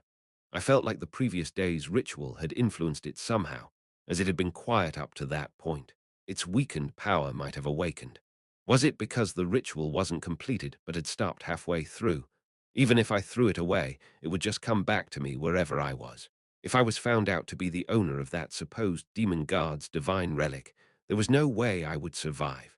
I was obviously soul-bound to that demonic holy sword. It was useless to tell anyone that I had nothing to do with it, that it just came to me on its own. No one would believe me. If I told them that it was actually the holy sword Tiamata, no one would believe me either. I was in a situation where, no matter what I did, I would always fall into some trap. The goal of that quest was actually to somehow deal with that situation. Then wasn't the time for me to go to the library to read books. I presumed that I had already become the sword's owner the moment I grabbed it in the Darklands. But until then, it had never returned to me like that or anything. However, the ritual had caused some changes in Tiamata, and the sword, which had been calm up to that point, kept on coming back to me, its owner. For there to have been a day where I was kind of obsessed with that sword. Could it be that it had a will of its own? Was it thinking something like, let's see how long you can keep throwing me away? If it was Tiamata, I would be treated as Toan's champion. But I was the only one who knew the truth for the moment. That mess happened right after they started to believe that it was a demon god's relic. Temple must be flipped on its head by then, because said demon god's divine relic had disappeared, and it was clear that they would soon approach Ellen and me, the ones to have discovered it. I had no idea if they would harbor any suspicions against us. I just couldn't figure out what to do in that situation, but then I suddenly heard someone knocking on my door. Knock, knock, Reinhardt, come with me. I was Ellen's voice. Signs of unease could be heard from it. For the moment, I hid the cursed sword under the clothes in a drawer of my closet, not under my bed. Ellen absolutely shouldn't see me in that situation. I'd just keep it a secret. Nothing good would come from seeing that damn thing after all. Rattle, WHY. Ellen's expression was dead serious. Mr. Eppenhauser told me to get you. Knowing that Tiamata had disappeared, it seemed like Temple had started their investigation right away. Cold sweat ran down my spine. Mr. Eppenhauser was waiting for us outside of the Royal Class dormitory. Although he normally looked quite cold, he seemed even more serious than usual. The demon guard's divine relic has disappeared. That's. Ellen widened her eyes when she heard that the demon guard's divine relic had disappeared, while I couldn't help but shiver slightly. I didn't know what to do, but I couldn't tell them that it was in my room right then. Nothing good would come from telling them that a demon guard's divine relic just kept coming back to me, even if I threw it away. Tiamata's owner was called Toan's champion. The fact that the divine relic of Kier, the god of corruption, kept coming back to me meant that the demon guard's relic had chosen me as its owner. In other words, people would think that I was Kier's apostle or champion. I'd be lucky if they just ended things by decapitating me. I was pretty sure I would go through a lot of suffering before they would at last allow me to die. I had to keep it a secret. Ellen was out of it, and I was as well, though for different reasons. Do you know something about that? No. Yeah, me neither. I see. You wouldn't know much, as it was B-8 who performed the ritual. After the ritual got interrupted in the middle, the divine relic had suddenly disappeared. That seemed to be the reason that he thought that Detamolian would know something about it, but not us. And his homeroom teacher, Mr. Mustrang, would take care of questioning him. Aren't we in a very dangerous situation right now? Ellen asked Mr. Eppenhauser with a nervous look in her eyes. Indeed, our current situation isn't a safe one, to say the least. Even as a joke, he wouldn't be able to say that things were okay. A dangerous object presumed to be Demon Guard's divine relic had suddenly disappeared in the middle of temple. Well, perhaps can't you try tracking the aura of that relic?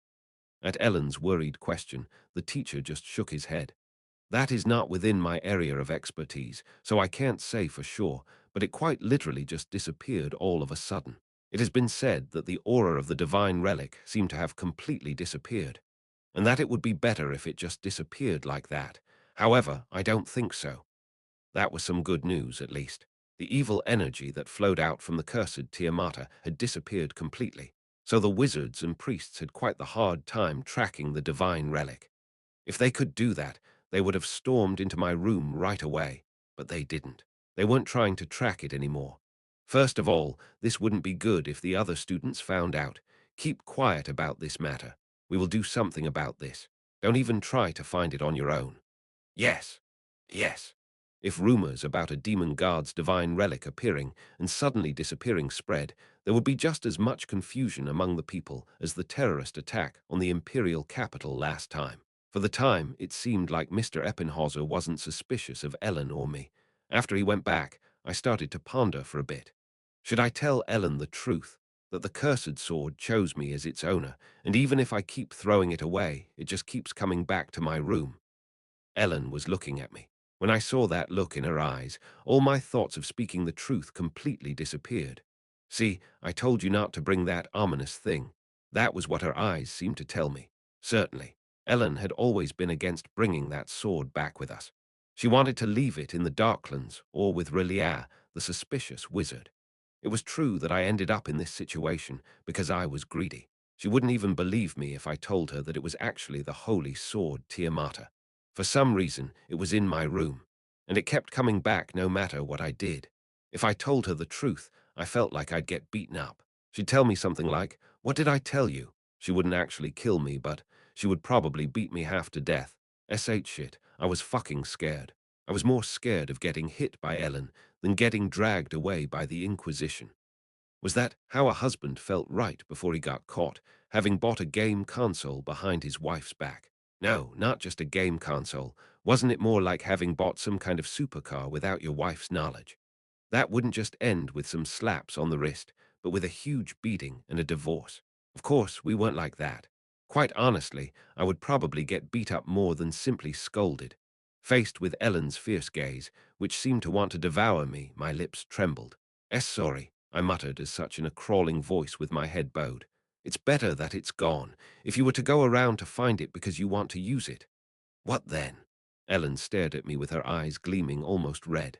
That look seemed like she would kill me. Do you want to know? No, not at all. I'm sorry. It's in my closet. I want to get rid of it, but it won't let me. At that moment, I really wanted to cry, past the curfew. I sat on my bed with all the lights in my room turned off. In front of me, sitting on my bed, was the corrupted Tiamata, which kept returning to my room like a cursed doll. I thought that I had become the master of that corrupted Tiamata. Even if I tried to throw it away, it didn't matter where, it wouldn't work. I didn't know what made it return to my room, and not my hands, though. It seemed like I had already become its owner from the moment I grabbed it. Honestly, as soon as I held the sword in my hands, all the zombies that were still alive and moving around had immediately turned back into corpses. That was the moment that I had become Tiamata's owner. Was it some kind of concept, like only those who could overcome the curse laid upon the sword could become the master of the corrupted Tiamata. However, during the examination they conducted on it in temple, nothing like the sword returning to me ever happened. It was more than clear that the ritual Detamolian conducted had some effect on it. It might have led the sword to regain its power. That was why it kept coming back to me, as it seemed to consider me as its master. Holding the corrupted Tiamata in my hand, I stared at it. By the way, do I really have to purify it? That was what suddenly came to my mind. It didn't spread around evil energy anymore after I had become its owner, except during that ritual performed by Detamolian that forcibly pulled out its power. Unless I used it with malicious intent, the corrupted Tiamata didn't seem to evoke any bad effects. To put it bluntly, it didn't seem to be affected by the demonic curse placed on Tiamata, evoking the opposite effect of the holy sword, and didn't seem to have any particularly bad effects on its surroundings. And since I was its complete master, it couldn't be used for any impure purposes without my consent. If I really had to purify it and turn it back into Tiamata, I would need someone to do it for me because I couldn't do it.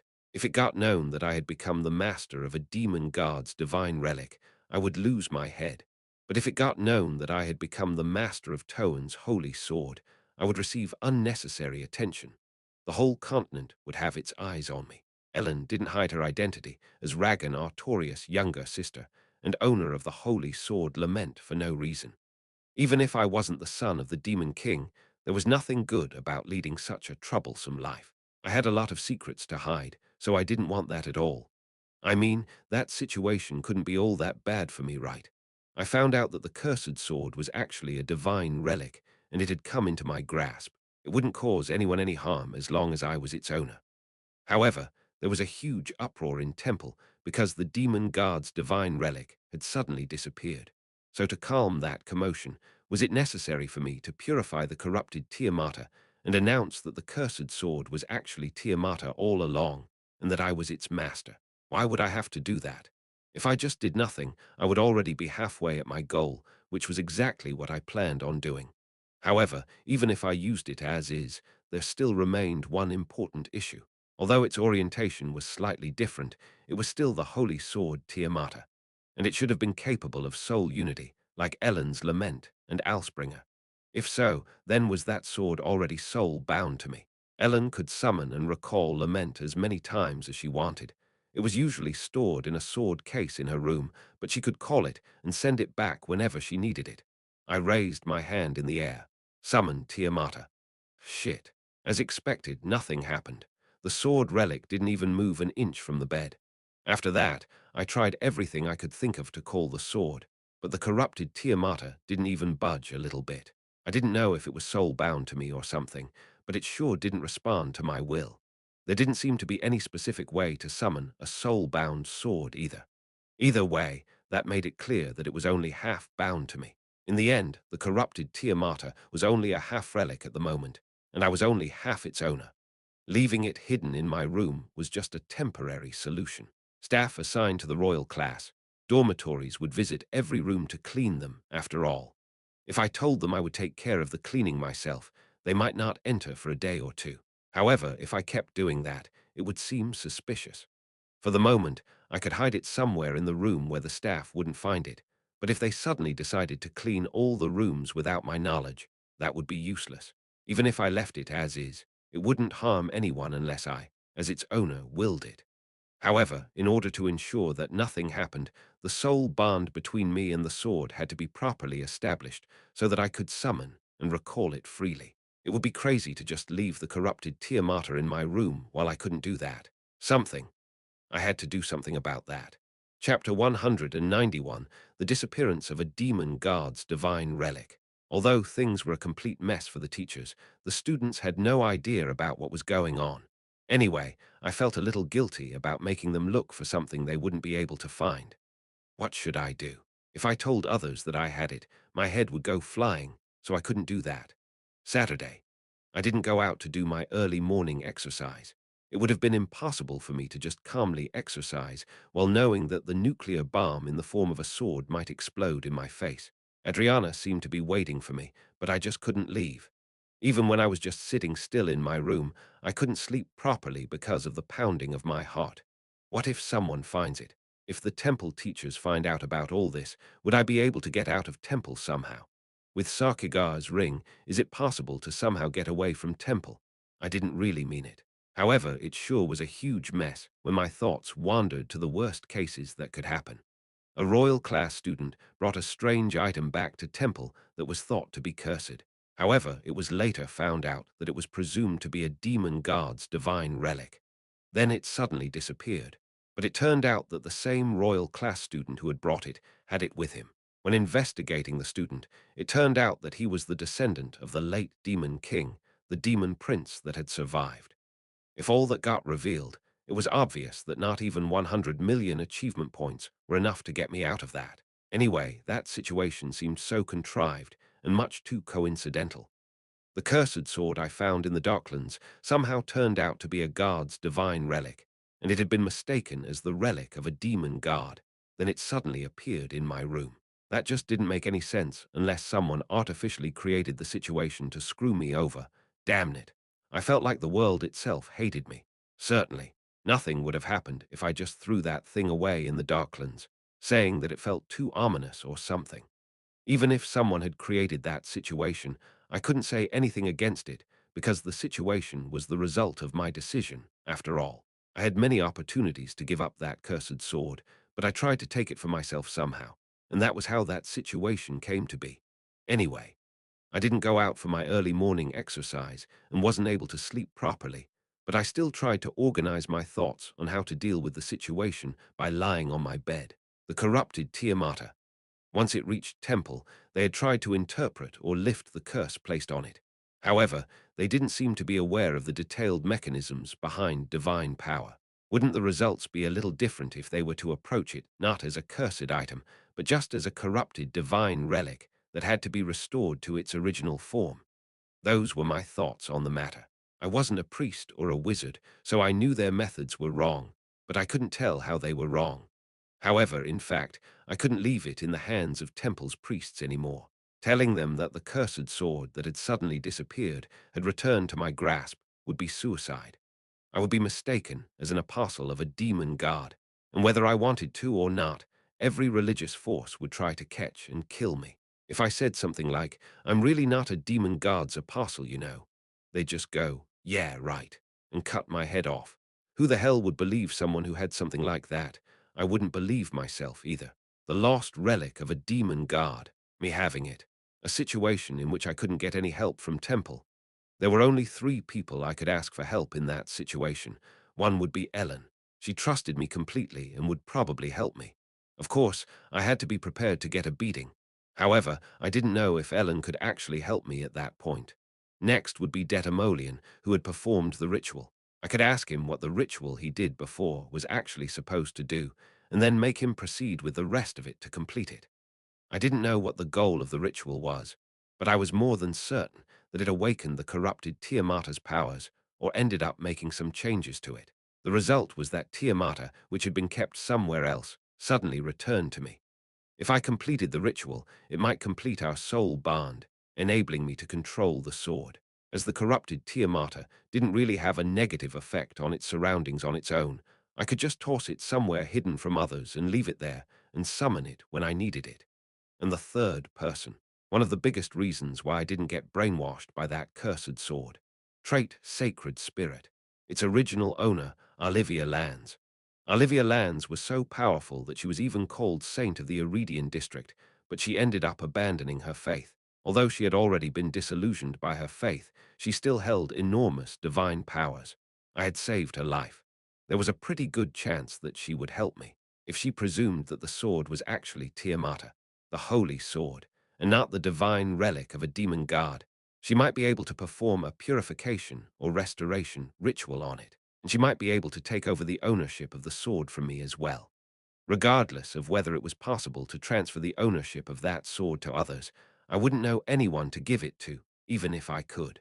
Anyone who touched the sword would get their mind taken over after all. The only ones who were definitely immune to that curse were Olivia Lands and me, who had the trait Sacred Spirit. Just as I became the master of the sword after I grabbed it, Olivia wouldn't be affected by the sword's curse either if she held it. If it was possible to transfer the ownership, The only one I could transfer it to would be Olivia Lands. Of course, I didn't know if she would help me out or not. It was the weekend. Eventually, I was forced to leave the room, so I locked the corrupted Tiamata in a drawer. Even if a staff member came in to clean, they wouldn't open that. However, I kept feeling uneasy even while I was eating breakfast. I felt like I had gone out after I watched some porn on my PC and had forgotten to close the tab. No one would come into my room, but what if someone did? What if they saw? My head was full of such thoughts. The crucial difference between those two situations was that if I got caught, it wouldn't just end in my humiliation, but in the loss of my head. Anyway, it felt the same. I felt fucking uneasy. Fortunately, no one was able to sense my abnormal state of mind, which meant that my anxiety wasn't evident on my face. After breakfast, I first tried to visit Detamolian in Class B Storm. However, he wasn't in his room. If you're looking for Dedo, he hasn't returned after Mr. Mustrang called him yesterday. When I asked Charlotte if she had seen Detamolian after meeting her in Class B Storm, she just shook her head slightly as she answered me. Oh, is that so? You must feel worried as well. Charlotte sighed slightly as if she was aware of the situation and patted me on the back. It was quite the huge deal that a demon guard's divine relic had been discovered, so it seemed like she thought I was going to try something. It's okay, Reinhardt. The teachers will take care of everything. Don't worry too much and rest. It's not your fault. Ugh. Charlotte's eyes that showed her unconditional trust in me hurt my heart. The imperial family must have been thrown into a state of turmoil by the appearance of an item believed to be a demon guard's divine relic, and its disappearance would have caused an even bigger uproar. I didn't know much about the internal affairs of the imperial family, but the atmosphere inside of it should have gotten quite serious. Damn it. The item I brought was so incredible that it had managed to turn the whole city upside down. It was just like a rotten apple spoiling everything around it. Of course, if it were known that it actually was the holy sword Tiamata, they'd be in a festive mood. But that was only if they were willing to accept that it was Tiamata. This might cause this world's version of the Yesong controversy. Was it really Toan's will that cursed Tiamata to hold her opposing power, the power of corruption? Was that really the corrupted Tiamata or not? If the divine relic of the God of purity could be corrupted and restored again, would it still be a relic representing the power of purity? They would fight over the verity of the matter like that. It wasn't just a nuclear bomb in the material sense, but in the ideological one as well. The fact that divine relics weren't absolute items would cause an enormous uproar in the religious world. Anyway, I was planning on asking Detamolian what ritual he was trying to perform, but it seemed like he was still held up by the teachers. I hoped that he wasn't going through any hardships. After all, the most suspicious individual in this incident wasn't me but Detamolian. After he performed the ritual, Tiamata had disappeared. That ritual certainly didn't seem all that sacred to them as well. It was such a blasphemous sight. However, Detamolian didn't perform the ritual because he wanted to, but because Temple ordered him to. Since I couldn't consult Detamolian first, I immediately headed to the fifth-year dormitory and asked for Olivia Lands.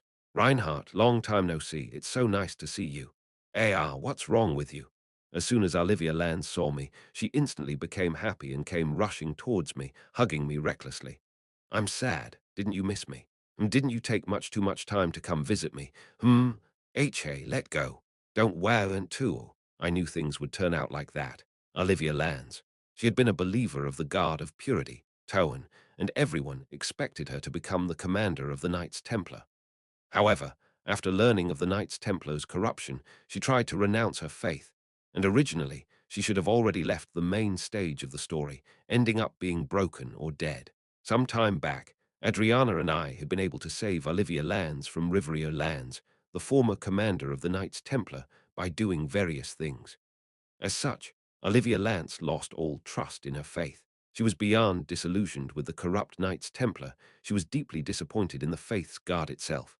Every time she saw me, she would tell me something like, "Don't see anyone else, Reinhardt, because you'll marry me later after all." That was why I would be peppered with jealous girls by others, and I even got the title of guy who only hangs out with girls by them. In fact, things weren't that different from that after all, so I couldn't really say anything against it. Anyway, if I was asked how close I was with Olivia Lands, I'd say not that close. That person just showed some one-eyed affection towards me. The only problem was that the way she showed her affection was a little too aggressive. I felt so sad. I had nowhere to go, so I was stuck here all vacation, and you didn't even visit me once. I thought you'd come here to tell me about what happened in the Darklands. Why would I tell you about that? Aren't we supposed to know everything about each other? What the hell are you saying? And I couldn't stand myself for not even being able to push her away, even though I didn't like that at all. When I was with that person, I felt like I was having a mental breakdown in real time. Anyway, we talked about various things outside of the royal class dormitory. I couldn't even look into her eyes as she clung to my arm and smiled. I heard a bit. You've solved some huge incident, got rewarded, and ranked up a lot as an adventurer. Where did you hear that from? My, there are actually fewer people who don't know about you too, you know. You and the girl called Ellen went to the Darklands. Although no one knows the details, there are rumors that you came back after solving a huge case, right? It had already been weird for two freshmen to go to the Darklands, and it was obvious that we came back after solving some huge incident there. It seemed like that story had already spread. So, I was kind of expecting you to tell me some things. Olivia Lands pouted and showed her disappointment. No, if you were so curious, you could have come and asked me yourself. Why was she waiting for me to come visit her? Senior, what? She pretended to be upset, but she obviously wasn't. She was doing that on purpose. I asked you to meet up with me because I wanted to consult you on a certain matter. A certain matter? Yes. Before that, I want to ask you something. I looked directly at Olivia Lands as I posed my question. What I'm about to say, can you keep it a secret, no matter what might happen? Of course, Olivia Lands, as if it was the most obvious thing in the world, tilted her head and smiled bashfully. I'm not joking around. However, after she returned safely after being held captive, I could trust her no matter what she said because her attitude to most things seemed as light as a feather. I had no idea if she was joking around or sincere in her words. She always had that mischievous and flirtatious look in her eyes, no matter what she said. Olivia Land's expression tensed up as I was saying that I wasn't joking. You need help. The smile completely disappeared from Olivia Land's face, realizing that I was really serious. She gently let go of the arm she was clinging to and looked at me with a firm expression on her face. Yes, I need your help. I don't know if you'll believe me or not, but Olivia smiled slightly, unlike the wide grin she wore up until then. I'm on your side. It somewhat resembled the slightly sad smile she had on her face when she was called the Saint of the Iridian district. Trust me. It felt like she was telling me that she would be ready for anything I would tell her, because I trust you as well. Olivia spoke those words so very calmly. Chapter 192, they say a human's nature never changes. Olivia Lands was quite the quirky senior who liked to tease me, but in the end, her base nature hadn't changed. She still seemed to feel a certain obligation to help others, and it looked like she thought that would be a given to help the one that saved her like that. When I seriously asked for her help, I immediately knew from the look in her eyes that she would do whatever she could. Someone who was usually light-hearted, but would always try to help out if needed. That was who Olivia Lands was. Most students might not be aware of it, but Temple was thrown into chaos at the moment, so I wanted to discuss that rather delicate story outside of Temple. However, it wouldn't be possible for me to take the corrupted Tiamata outside of Temple. Even if I tried to disguise it as a training sword, I would obviously get caught at the exit, because a possible demon guard's divine relic in the shape of a sword had disappeared. It would just look suspicious if I went around wearing a sword at my waist for no good reason. So I gave her a brief explanation in the park in front of the dormitory. I talked about what happened in the Darklands, the cursed sword, what occurred after I brought it to Temple, and what we found out through the ritual Detamolian performed. The cursed sword was presumed to be a demon guard's divine relic, and my predicament where it suddenly kept coming back to me no matter what I did. At that rate, I might get suspected of being a demon guard's apostle. If Olivia Lands went to a teacher or the church accusing me of something like that, I would be dead. However, I believed that she wouldn't do something like that. Olivia furrowed her brows after hearing the whole story. This is all really hard to believe. Quite some time passed. It was a very long story, after all. Olivia was silent for a bit as if she was trying to retell my story in her head. Yeah, you couldn't have just told these things to just anyone. If the church finds out, they would kill you, no matter if you had the sword on you or not. They wouldn't even grant you a heresy trial. She served Toan, so she would know best what the priests and heresy inquisitors of Toan were like. I, who was chosen as the owner of the Guard of Corruption, Kyr's divine relic, the guard diametrically opposed to Toan, would face extreme prejudice. They are going to think that you were chosen by the divine relic because you were a corrupted being to begin with. No matter what the truth was, if a person was chosen by such an unholy power, then they would have had to be evil to start with. Olivia Lands knew that they would kill me with that kind of logic as a basis because she once served Toan. However, I don't know how I should help you with this. Although she was shocked to hear that it was a demon guard's divine relic, Olivia didn't seem to know how to help me, who was chosen by that thing, no matter how much she thought about it. However, I already planned out what I was going to say. Senior, although this is just my guess, I don't think this is actually a relic of a demon guard to begin with. What? Olivia Lands was taken aback when I told her that it wasn't actually a demon guard's divine relic after stating that it was one without a doubt. Then, you think, it isn't a divine relic, but just some ominous object. I shook my head. I don't think there are such things as divine relics of demon guards in the first place. These words seemed even more confusing to her. Divine relics of demon guards don't exist. At least, that's what I think. There were no such things as divine relics of demon guards. Then what do you think it is? My guess is that it's Toan's holy sword, Tiamata. I think it's like this as the result of getting corrupted. That's ridiculous. Olivia, of course, completely denied my ridiculous reasoning. It might have been any other divine relic, but its characteristics were the exact opposite of the holy sword Tiamata. I don't have any hard evidence. However, after hearing that assumption that it's a divine relic of a demon guard, I looked into the divine relics of the five great guards. From what I could tell, the relics of the five great guards have appeared continuously over thousands of years. There were people who used them, and their history is clearly written down. Yes, I know that better than anyone.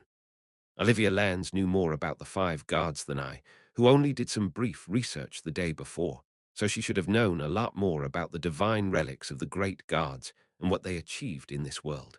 Not all divine relics of the five great guards had appeared in history all the time. However, recounts of people doing great things with them had continued to appear. However, in all of human history, there had never been any recounts of a demon guard's relic overturning humanity. That's true. Nothing was known about the divine relics of the demon guards. Not even their existence was confirmed. Detamolian's testimony, an unknown but incredibly strong power of the cursed sword. Its power that could bring the dead back to life. The fact that it had been discovered in the Darklands. Based on that, one might be able to speculate that it might be the divine relic of a demon guard. They only assumed that it was a relic belonging to Kyr, the god of corruption, to begin with. Temple didn't immediately guarantee its veracity, either. Olivia was convinced that the cursed sword I had was a divine relic. However, I refuted that there was no way that it could be something like a demon guard's divine relic, which had never appeared in history before. It has been said that the last time Tiamata had appeared was 300 years ago, and believers of the Church of the Demon Guards who killed the last champion of Toan stole Tiamata and fled to the Darklands. Olivia nodded at my words. That's right. After Toan's last champion, Rygorn, was murdered by the Church of the Demon Guards, their believers, stole Toan's holy sword, and took it to the Darklands. Olivia went over the story she knew of, but gradually slowed down when she realized that I had found that sword in the Darklands as well. No way could it be that the cultists cursed Tiamata to be the way it is now. Something like that. That's far too speculative. I can't believe that a holy sword could become something like that. I just can't. Well, it was very hard to convince Olivia. No matter how much she abandoned her faith, she couldn't turn away from Toan completely. It was just too much a guess that it was possible to corrupt a relic of purity to hold the exact opposite power.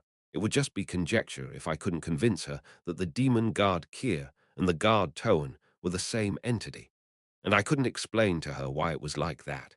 For me to know the fact that there weren't any demon guards would mean that I knew about the actual belief system of the demons, and that would be really strange for me to know. It would actually make no sense for me to know such things, so I couldn't tell her the truth of the Church of the Demon Guards. Tiamata, the holy sword that had the power to smite the undead, could become a demonic sword that ruled over the undead.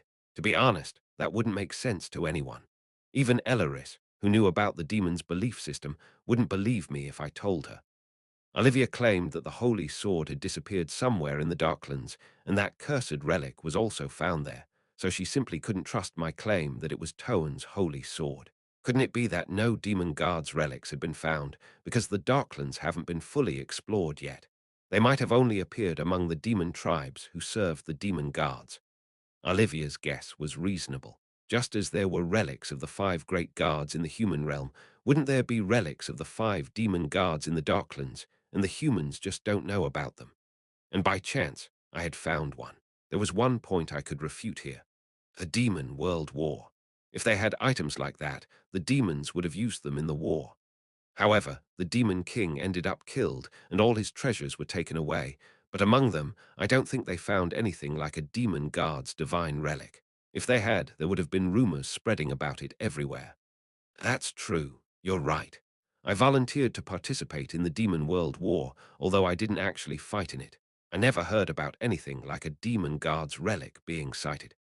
If there were such thing as demon guards' divine relics, there was no way the demons wouldn't have used them in the final war against the humans. Olivia actually participated in the Demon World War with the purpose to treat and support wounded soldiers. She knew better than anyone what information they had back then. She hadn't heard about demons using powerful items such as divine relics of the demon guards or something. They had plundered the Demon King's castle of all its treasures and magical items, but there hasn't been a word about them finding relics of demon guards there. Olivia would know better about those things than I if they had such powerful items like the demon guards' divine relics in the Darklands. Why weren't they used in the Demon World War? So Olivia seemed increasingly unsure about my words that there weren't any demon guards' divine relics to begin with. It was an inference that started out with its conclusion. There were no such things as demon guards' divine relics. If that was the case, the cursed sword could absolutely not be a demon guard's relic. If so, there was only one conclusion one could get to. It was a divine relic of one of the great guards. But why had a divine relic of a great guard turned into something like that? Tiamata disappeared along with the demon guard worshippers who took it to the Darklands. Along the way, the worshippers did something to the divine relic. That had been my guess so far. First, here's what I think. There are no such things as divine relics of demon guards that could just suddenly appear out of nowhere. However, it's impossible for an item to be so old and hold such power if it wasn't a divine relic. So that's why I think that this divine relic of one of the 5 guards had been corrupted to become like that. If what I said was true, I might end up being mistaken as the owner of a demon guard's divine relic that didn't even exist. It actually was Tiamata that got slightly corrupted. Yeah, I know what you're talking about. Before, I would have never believed a thing you said. If I had told her that when she was still a faithful believer in Toan, she would have treated it as a gigantic act of blasphemy against her goddess. If what you said is true, I would be just a little bit more disappointed in the guards. However, she no longer served Toan, so she didn't get angry at my words, no matter if it was possible to corrupt the divine relic of Toan or not. None of the other priests of Toan would believe me, so they wouldn't have any reason to try restoring it, either. One had to firmly believe that the cursed sword was Tiamata, and that one had to restore its original form. I'll take a look at it. I don't know if I can purify it, but I can try at least. However, Olivia was willing to try without much resistance. The demon guard's divine relic had disappeared.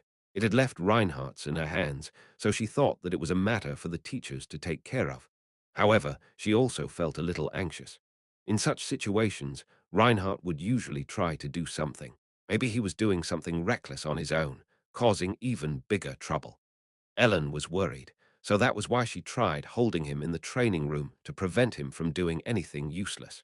However, Reinhardt went off somewhere in a hurry after breakfast. He surely was off doing something reckless again. Thinking that she would drag him away if she found him, Ellen waited in the lobby for Reinhardt, who had gone off to who knows where. And you really just want to look around my room? Why, of course. What? Do you think I'll eat you up? Please, don't say things like that. The scene that was approaching her completely destroyed Ellen's anxiety. Olivia Lands, a 5th-year Ellen also encountered in passing from time to time, was just entering the first-year class, a dorm, while clinging to Reinhardt's arm. She was practically sticking to his arm. They didn't see each other often, but as soon as she was together with Reinhardt, she would act overly intimate with him. That was what she knew. Is there a specific reason why you try to get into my room like that? I wonder. Hee hee. Why? If you try anything weird, I'll scream. Ooh, what were you thinking? So you're also a man, huh? Reinhardt wore a disgusted expression while the female senior hanging from his arm was smiling brightly. She was worried for nothing. That female senior wanted to enter Reinhardt's room, and he seemed to have reluctantly agreed. Reinhardt made eye contact with Ellen, but just passed by her pretending not to know her. Don't you have any snacks or tea? No. What are you even expecting of me?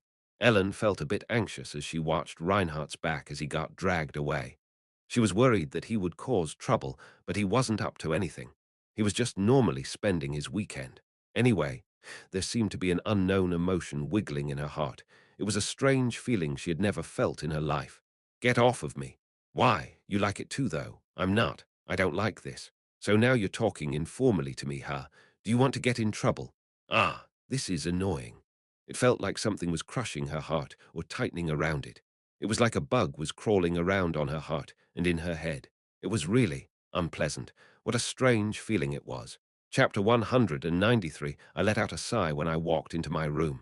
I told you that we should pretend that everything's normal, but that didn't mean I wanted you to stick to me like a bitch in heat. By bitch in heat. Why you? There really isn't anything you can't throw at your senior's head, huh? If we entered the room with serious expressions on for no reason, we would draw suspicion, so I had told Olivia to just act casually, as if she was just going to hang out in her junior's room, but she was acting way too casual. I meant for her to just act casually, not to let out those kinds of comments. Anyway, we couldn't just go to my room with firm expressions on our faces. Others would think what we were about to do was something serious otherwise. Let's just pretend that we're doing pervy things. It would be better to be seen as a pervert than a demon guard's apostle. I closed the door and drew the curtains. I brought my female senior into my room, locked the door, and drew the curtains. Anyone who saw that would think something like, how impure. Olivia Lands also wasn't able to meet my gaze and slightly patted her cheeks. Ha ha ha, I am feeling a little nervous. That girl. At that moment, she genuinely felt nervous. It became totally clear to me that her usual mannerisms and flirting were purely just jokes. When the atmosphere between us had become a little weird, as if it was the real deal, she got cold feet. Yeah, that girl, no matter how old she was, she still was someone who had never dated a man, let alone had any experience with them, as she had been busy serving Towan. Seeing her clenching her fists like that, her hands seemed to sweat profusely. Hey, I'm actually pretty good at fighting. How should I put it? I'm not like that, okay? So, be prepared. What the hell are you talking about? Anyway, that's right. It felt like she thought that I was trying to do something weird to her, and because she felt so scared, she told me something like, if you dare do anything weird to me, be prepared to get hurt. I just pretended that I would do something, but I didn't even do anything yet. Just how scared did she actually get? Did she just treat me as a little kid, and not a man after all? However, when things ended up like that, she started imagining things and got scared. Was that it? Did she realize just then that I was a man as well? Just what was with her? Was that cold sweat I saw on her forehead? I carefully opened the locked drawer and took out its contents because I thought the atmosphere between us would only become even worse if things kept going like that. This is. Yes. Superficially, it just looked like a sword with no special features, making one wonder if it was just some old sword. Although it had been mistaken as the holy sword of a demon god, I assumed it to be the holy sword Tiamata, a corrupted relic. Olivia was looking at me holding the sword with a grim expression on her face. You said that the sword can control the minds of people. It didn't do anything to me in my case, because it seems like I'm inherently resistant to these kinds of curses. Will I be all right then? I've always been quite resistant to mental attacks. I've learned that from my magic resistance measurements. Fortunately, Olivia Lands knew of her high mental magic and mental attack resistance, so Riviere Lands must have known that, even if he tried to brainwash her, he wouldn't have been able to control her like that. That was why he tried to break Olivia Lands' will after all that torture. However, in the end, her will was just as strong as her mental magic resistance, so without doing anything, she turned out to be a nuisance to him. Could I try holding it? Just be careful. Yes, I'll be fine. Although I knew that she would be safe, I still ended up saying that. I pointed to the sword's hilt towards her, holding the blade in my hand. I knew I'd be fine, but Olivia Lands wasn't actually sure that she would be. Still, she didn't seem to hesitate. The nervous-looking Olivia Lands cautiously grabbed the corrupted Tiamata's hilt. I wasn't sure if the ownership over the sword would be transferred like that or not. However, Tiamata didn't seem to react when Olivia Lands grabbed it, just like when I first held it. Um, I definitely get what you mean. I feel something very powerful, a kind of manipulation attempt. I hadn't felt anything, but it seemed like Olivia Lands sensed that the corrupted Tiamata was trying to do something but failed. This might be the holy sword Tiamata. Yes, except for you, I'm the first person to touch this sword, right? Probably. It was a cursed item, so it had to have been handled quite carefully. After all, I had firmly warned them that the sword could control the minds of others. With the exception of me, Olivia Lands was the first person to hold the sword safely. It's strange. Olivia Lands had a blank look in her eyes as she was looking down at the corrupted Tiamata. This kind of power is completely different. I have ever felt something so evil and ominous before. Then she smiled sadly as she held the sword. And yet, it's such a very, very familiar force. The power shared the same source, after all. Olivia Lands seemed capable of feeling it slightly. I had no idea what divine power actually was, but Olivia Lands had lived her whole life honing it. She could feel the sword's power itself more clearly than the other priests because she was touching it directly. Therefore, Olivia Lands, who could use divine power on par with a high-ranking priest, immediately realized it just by holding the sword. Towen's powers were more geared towards determination rather than purity. Determination. Yes. Olivia was silently looking down at the sword. Rejection and annihilation of all unclean things. Disgust and hatred for all beings who go against providence. They have no tolerance for the existence of such things. That's why it's closer to determination than purity. Just the mere existence of such things wasn't allowed. It was a level of determination that made one shiver. Such was the doctrine of Toen. Tiamata is supposed to be a symbol of that will. The will to not forgive those who go against providence, but annihilate them. Determination close to loathing, that was Towen's doctrine. But this sword is the exact opposite. What do you mean by the exact opposite? It holds utter loathing for all living things and providence, and possesses the will to overturn this world's providence. That's what I mean. Olivia Lands was feeling the sword.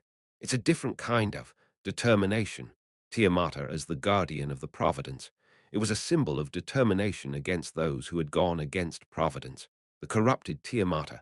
It was a symbol of loathing against providence itself, and it was obsession as well as determination to completely deny it. They hold very different powers, but ultimately they hold the same will. You mean it holds determination for opposing values? Yes. Olivia Lands seemed to have realized something. Although it holds powers so far removed from Toen, it's fundamentally just too similar. It was just too similar to the determination that symbolized Towen's powers. Therefore, Olivia, familiar with its power, couldn't help but feel the corrupted Tiamata's similarities as well as vast differences to Toen. Of course, there is still a possibility that this is a relic of Kier, the god of corruption. However, if it really was Kier's relic, then their powers are weirdly similar to Towen's. The way the power is expressed is the total opposite, but the source of that power is extremely similar. This simply cannot be a power that hails from another being. That was the conclusion Oivia reached. This is Tiamata, but the relic of Toen. The fact that it's emitting the exact same type of power as is attributed to the demon god Kier. The expressed power was of the opposing type. However, its source was insanely similar.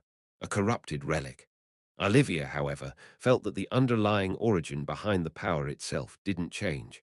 There was common ground between these two opposing gods, determination. Kier and Toen are actually the same, aren't they? Olivia got stunned as she realized the shocking truth herself. Although Olivia Lands had abandoned her faith, she was stunned after speculating that Toen might be the same entity as Kier, the god of corruption, who she was taught to utterly hate. She had questioned and abandoned her faith, but she never thought that the truth would be so absurd. Olivia felt an unfamiliar power of a demon god from the corrupted relic, but eventually she found that demon god's power was just too familiar. It was very similar to Towen's power. so she instinctively knew that Toan and Kier were the same entity. It was something none of the priests could figure out. However, it was only natural that the priests didn't realize anything. After all, it was practically impossible for one to look at that cursed sword and think that it might be Tiamata, so they would never start to doubt the entity they believed in. Olivia was able to look at the situation objectively because all her preconceived notions caused by her religion had been removed. And in the end, she came to the conclusion that Toan and Kier were the same entity. What followed was a certain chain of thought. She probably reached the point that she questioned whether all she knew about the demon god's faith was just an illusion. It wasn't unusual for her to be so shocked, so I waited until Olivia came back to her senses. Okay, I think I just found something out that I shouldn't have. The truth about the Knights Templar was only a slightly bitter pill compared to what she realized just then. If it came out that a demon god was the same entity as the goddess, the foundation of their whole faith itself would completely collapse.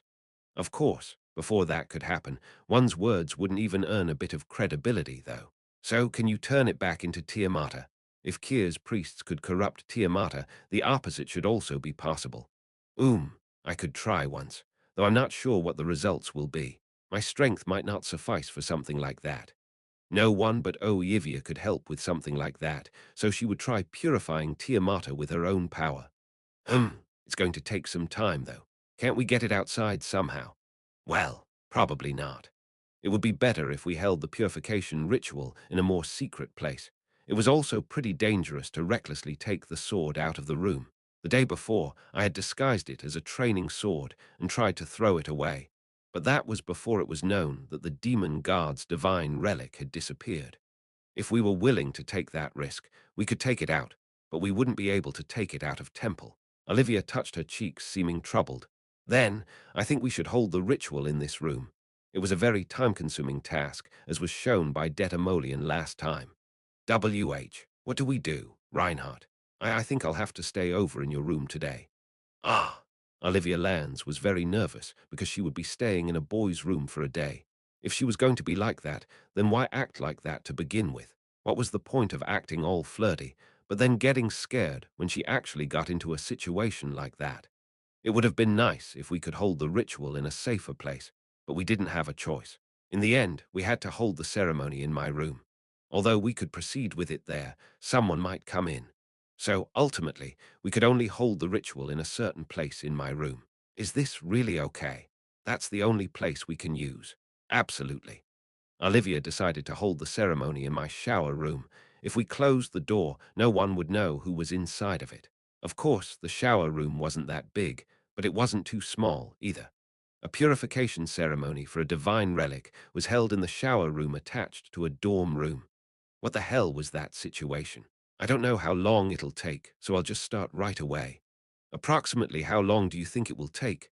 Hmm, I've never done something like that before, so I don't really know. It might take the whole day. It might take more than that.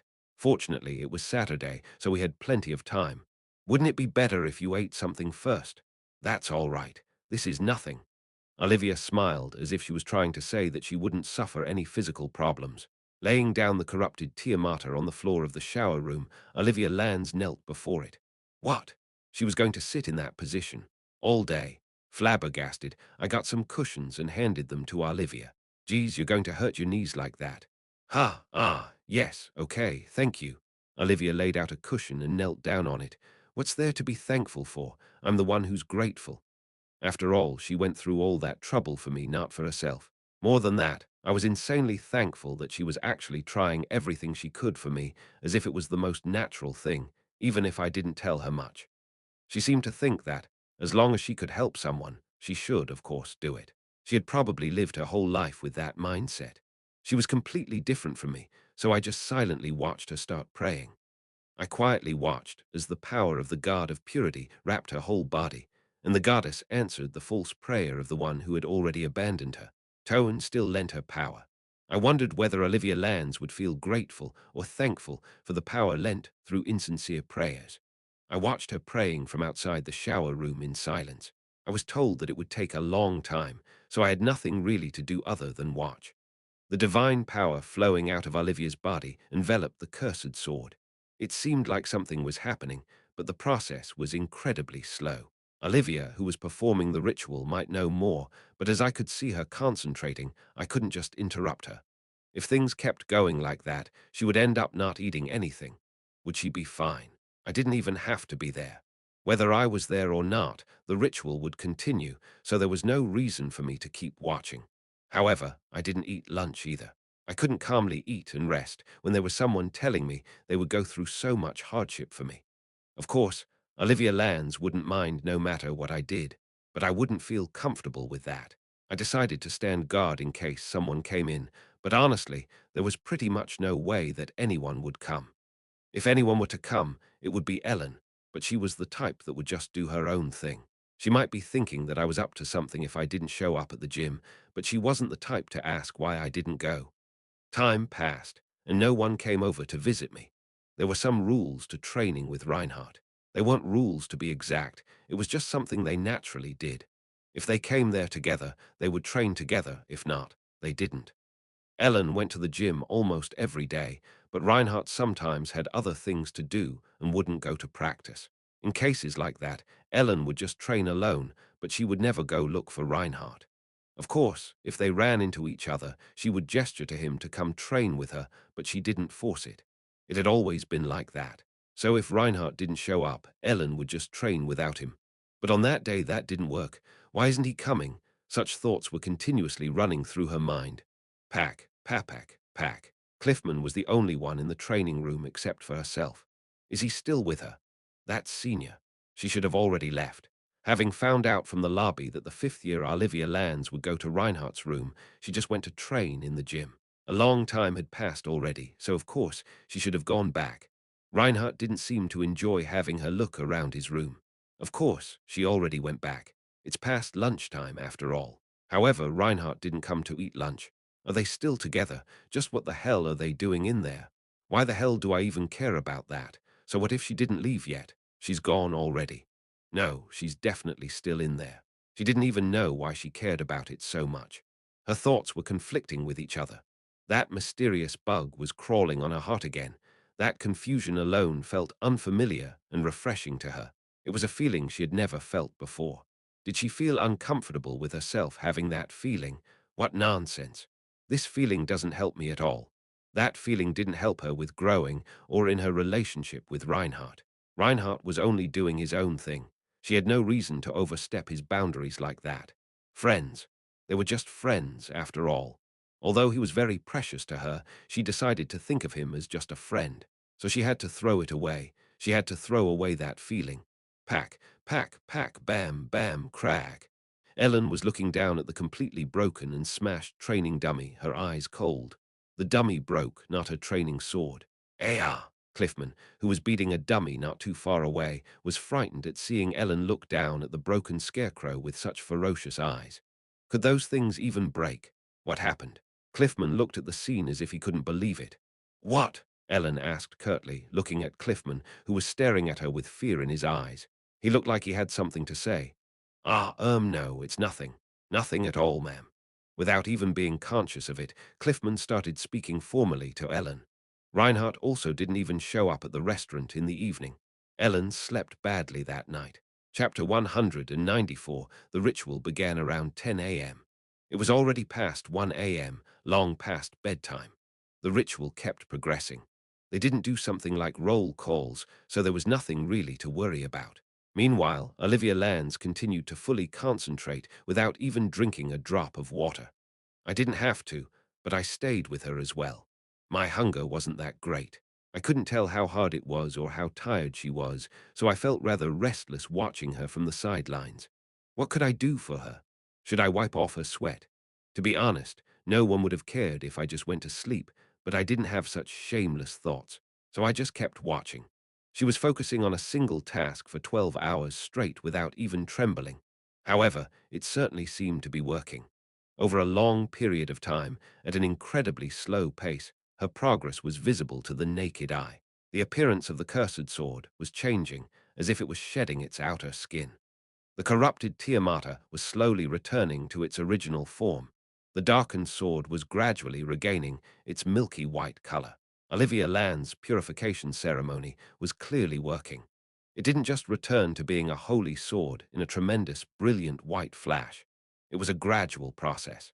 However, like scales coming off one by one, as if the curse was getting burned away by the divine power, the cursed sword's layers came off one after the other, gradually getting dyed red and disappearing. Slowly but surely, the holy sword was getting restored. It wasn't a dramatic change, but it was a constant one. Olivia silently sat in my shower room and continued to pray in the same posture in which she started. I was watching that scene as if I had to witness it, leaning against one of my room's walls, the lights turned off. Like Olivia Lands, I didn't change my posture either, staying completely silent.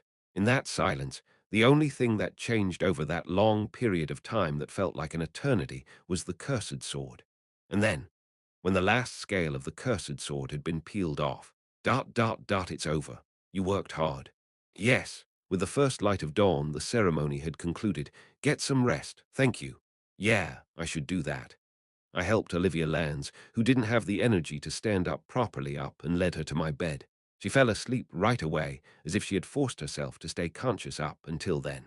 I raised my hand towards the sword lying on the shower room floor. Sleep. The sword disappeared from the shower room floor, and before I knew it, appeared in my hand again. With Tiamata's restoration, it seemed like its spirit bond with me had become complete. Olivia Lands seemed to have taken over and finished what Detamolian started. The ivory-colored blade seemed to have a warmer texture than ordinary iron. The sword, which looked as if layers of it had come off, still didn't have a crossguard, but like on other divine relics, there were letters engraved in the bohai/blood groove cut in the middle of its milky white body. I could read them. I shall purify the world with wrath. Wrath. It was quite the ominous phrase to be engraved on a holy sword. The holy sword Tiamata's restoration had been completed. Quest completed, holy sword Tiamata. I was able to complete the reward that was given to me in a corrupted state. An additional reward shall be given. You are able to become Tiamata's owner as an effect of sacred spirit, a trait you share with Olivia Lands. Reward. You are able to share the holy sword Tiamata with Olivia Lands. And it also came with an unexpected reward. When I sent Tiamata back, it went into my desk drawer. It would move to the place I wanted to keep it. If I wanted to sense where the sword itself was, I could naturally grasp its location. It was what one called true soul bonding, and I shared it with Olivia. It was an item under joint possession. Olivia Lands had fallen asleep as if she had fainted, and I was very tired as well. Of course, I couldn't just sleep next to her, so I put Tiamata in a drawer, locked it, and went out into the hallway. It wasn't time to wake up yet, so there was not a single soul in the hallway around early dawn. I had planned on lying down on something like a sofa in the lobby to take a nap. I was dead tired. After fasting for a bit, I felt rather hungry as well. It didn't matter if people found out about Tiamata in its purified state. No matter if people could believe that the cursed sword was Tiamata or not, it was still the truth. What could they say when the results were like that? The world was such a consequential thing. I was convinced that the cursed sword was a holy sword, so I managed to purify it and returned it to its original holy state.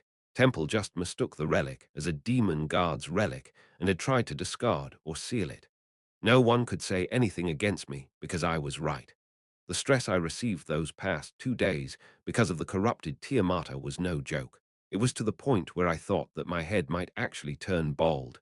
As I staggered into the lobby, I saw that someone was languidly sitting on the sofa. It was Ellen. What are you doing here? Nothing much. Ellen was just blankly sitting on the sofa, and when she noticed that I was around, she looked at me. It also didn't seem like she was going out to do her early morning training either. Ellen seemed hesitant, so I asked her cautiously, "Are you going out to train?" "No." I sat opposite Ellen.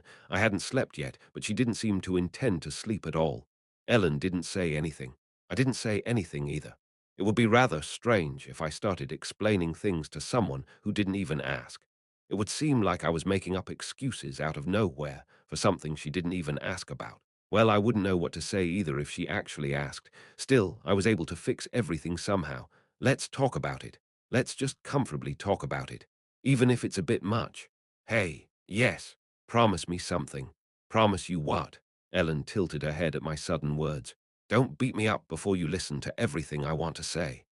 I don't care if you want to hit me after you're done listening, but don't hit me while I'm explaining. Just beat me up after I'm done. Please." Ellen looked bewildered because she didn't know what I was talking about. I took Ellen to the quiet training room.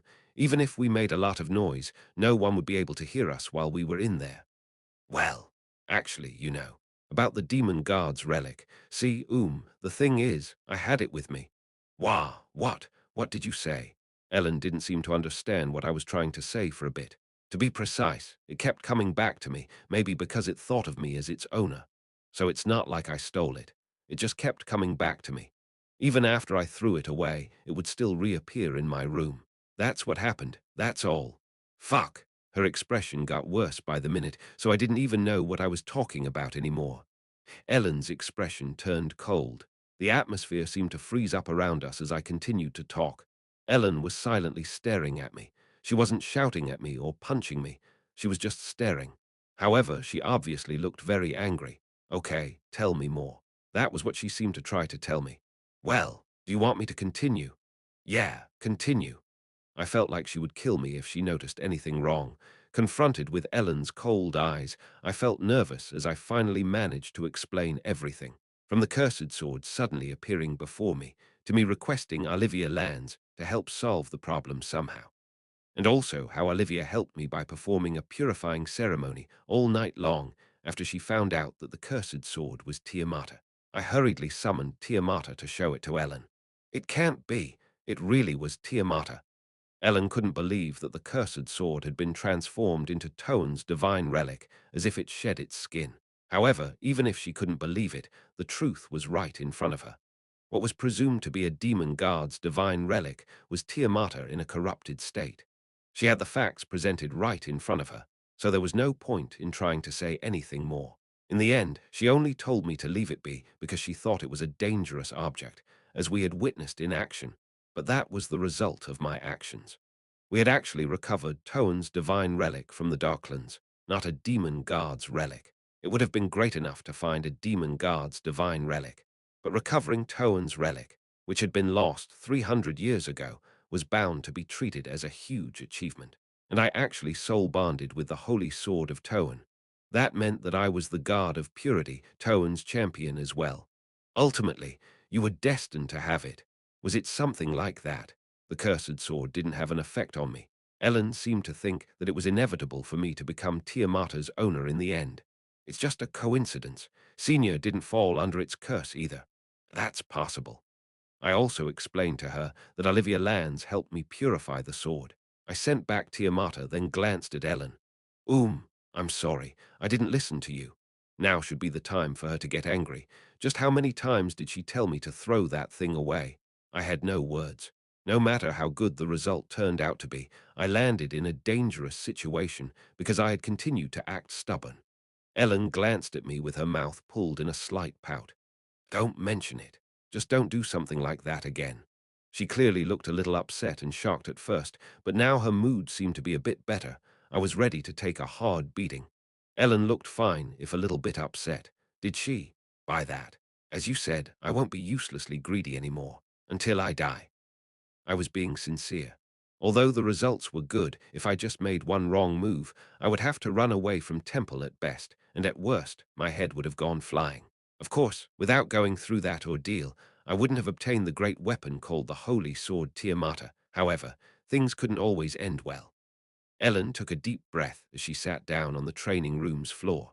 So, what are you going to do now? What? Are you going to report to Temple that the cursed sword was actually Tiamata? Temple was still in chaos. All those people were probably still struggling to find that lost demon guard's divine relic. Hiding Tiamata wasn't difficult for me anymore. I could just summon and send it back from any place. It wasn't necessary anymore to hide it in my room. I could even just throw it into the Irene River and call it whenever I needed it. I think it would be the right thing to report it, but it'll get annoying. Very. I know. There was a reason why Ellen was hiding the fact that she was Artoria's sister and the owner of the Holy Sword Lament.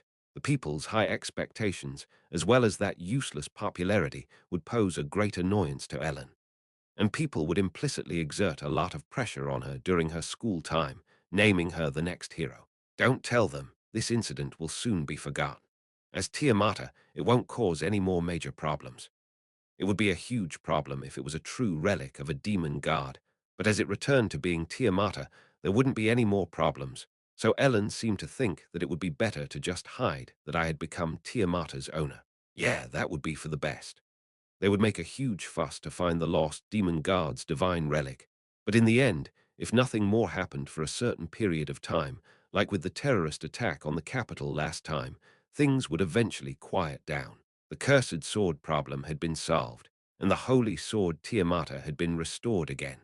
And prepared to take a beating from Ellen, I told her the whole truth about the incident. Ellen seemed upset, but also relieved that all the problems had been solved in the end. Ellen and I sat with our backs against the training room's wall. "Did you not sleep at all?" Ellen noticed that I didn't look so good as asked me. "Yeah, I couldn't just sleep comfortably while someone was working through the night because of me." "I see." She wouldn't have cared if I slept or not, but I had just kept watching her perform the ritual until the very end out of a sense of guilt, regret, and gratitude. I left her sleeping in my bed, so I tried to sleep in the lobby. But then I met you. Well, and we ended up talking like this. Ah! Ellen's eyes widened slightly as she realized that I was on the verge of dying from exhaustion and that I actually couldn't sleep because of her. "Sleep here. I'll do just that." I lay down on the training room's floor. The floor was pretty hard, but I was dead tired, so it didn't really feel uncomfortable. Ellen looked at Reinhardt, who was lying on his back sleeping. The bug that had been crawling on her heart was gone. She was angry. She felt so upset when she heard what had happened. She was beside herself with rage. She told him so many times, but he eventually gave in to his greed and got himself into a dangerous situation. Still, she held it in, thinking that she should listen to his whole story first. However, as she listened to his story, Ellen found herself unnoticeably freed of her anger. She thought that she should be angry because Reinhardt obviously got himself into danger because he did something stupid. However, her anger had already dissipated, so she couldn't hold on to that rage anymore. She only had one thought in her mind. She didn't really care much about the holy sword Tiamata. She was only slightly surprised by the sudden appearance of something as important as a divine relic of the five gods. Okay, that's how it was. That's what happened. It couldn't have been anything like that. There was a reason for everything. Her thoughts were filled with such a strange feeling that all her feelings of relief, slight disappointment, and that unknown feeling immediately disappeared. The recovery of the holy sword Tiamata. The world would most certainly be surprised by it, but Ellen wasn't really. Rather, it seemed something else was of much more importance to her. Ellen hugged her knees as she stared at Reinhardt, who had fallen asleep as soon as he closed his eyes. She seemed like a child looking closely at some animal she had seen for the first time out of pure curiosity. She had looked at him so many times, but it felt like she was looking at him for the first time. At that moment, Ellen seemed as if she was looking at Reinhardt for the first time in her life. She thought that it should be quite uncomfortable for him to sleep like that. Ellen loosened her arms around her knees and stretched out her legs. Then she lifted Reinhardt's head slightly and placed it on her thighs. "I'm doing this because sleeping on the floor like that should be rather uncomfortable. That's the only reason, just because he'd feel uncomfortable. And I'm sorry. Sorry for misunderstanding. I'm sorry for being suspicious of you and getting angry. I'm just doing this because I feel sorry. I chose not to think about these things anymore, just what is wrong with me. I decided not to think about it." Ellen carefully ran her fingers through the sleeping Reinhardt's hair.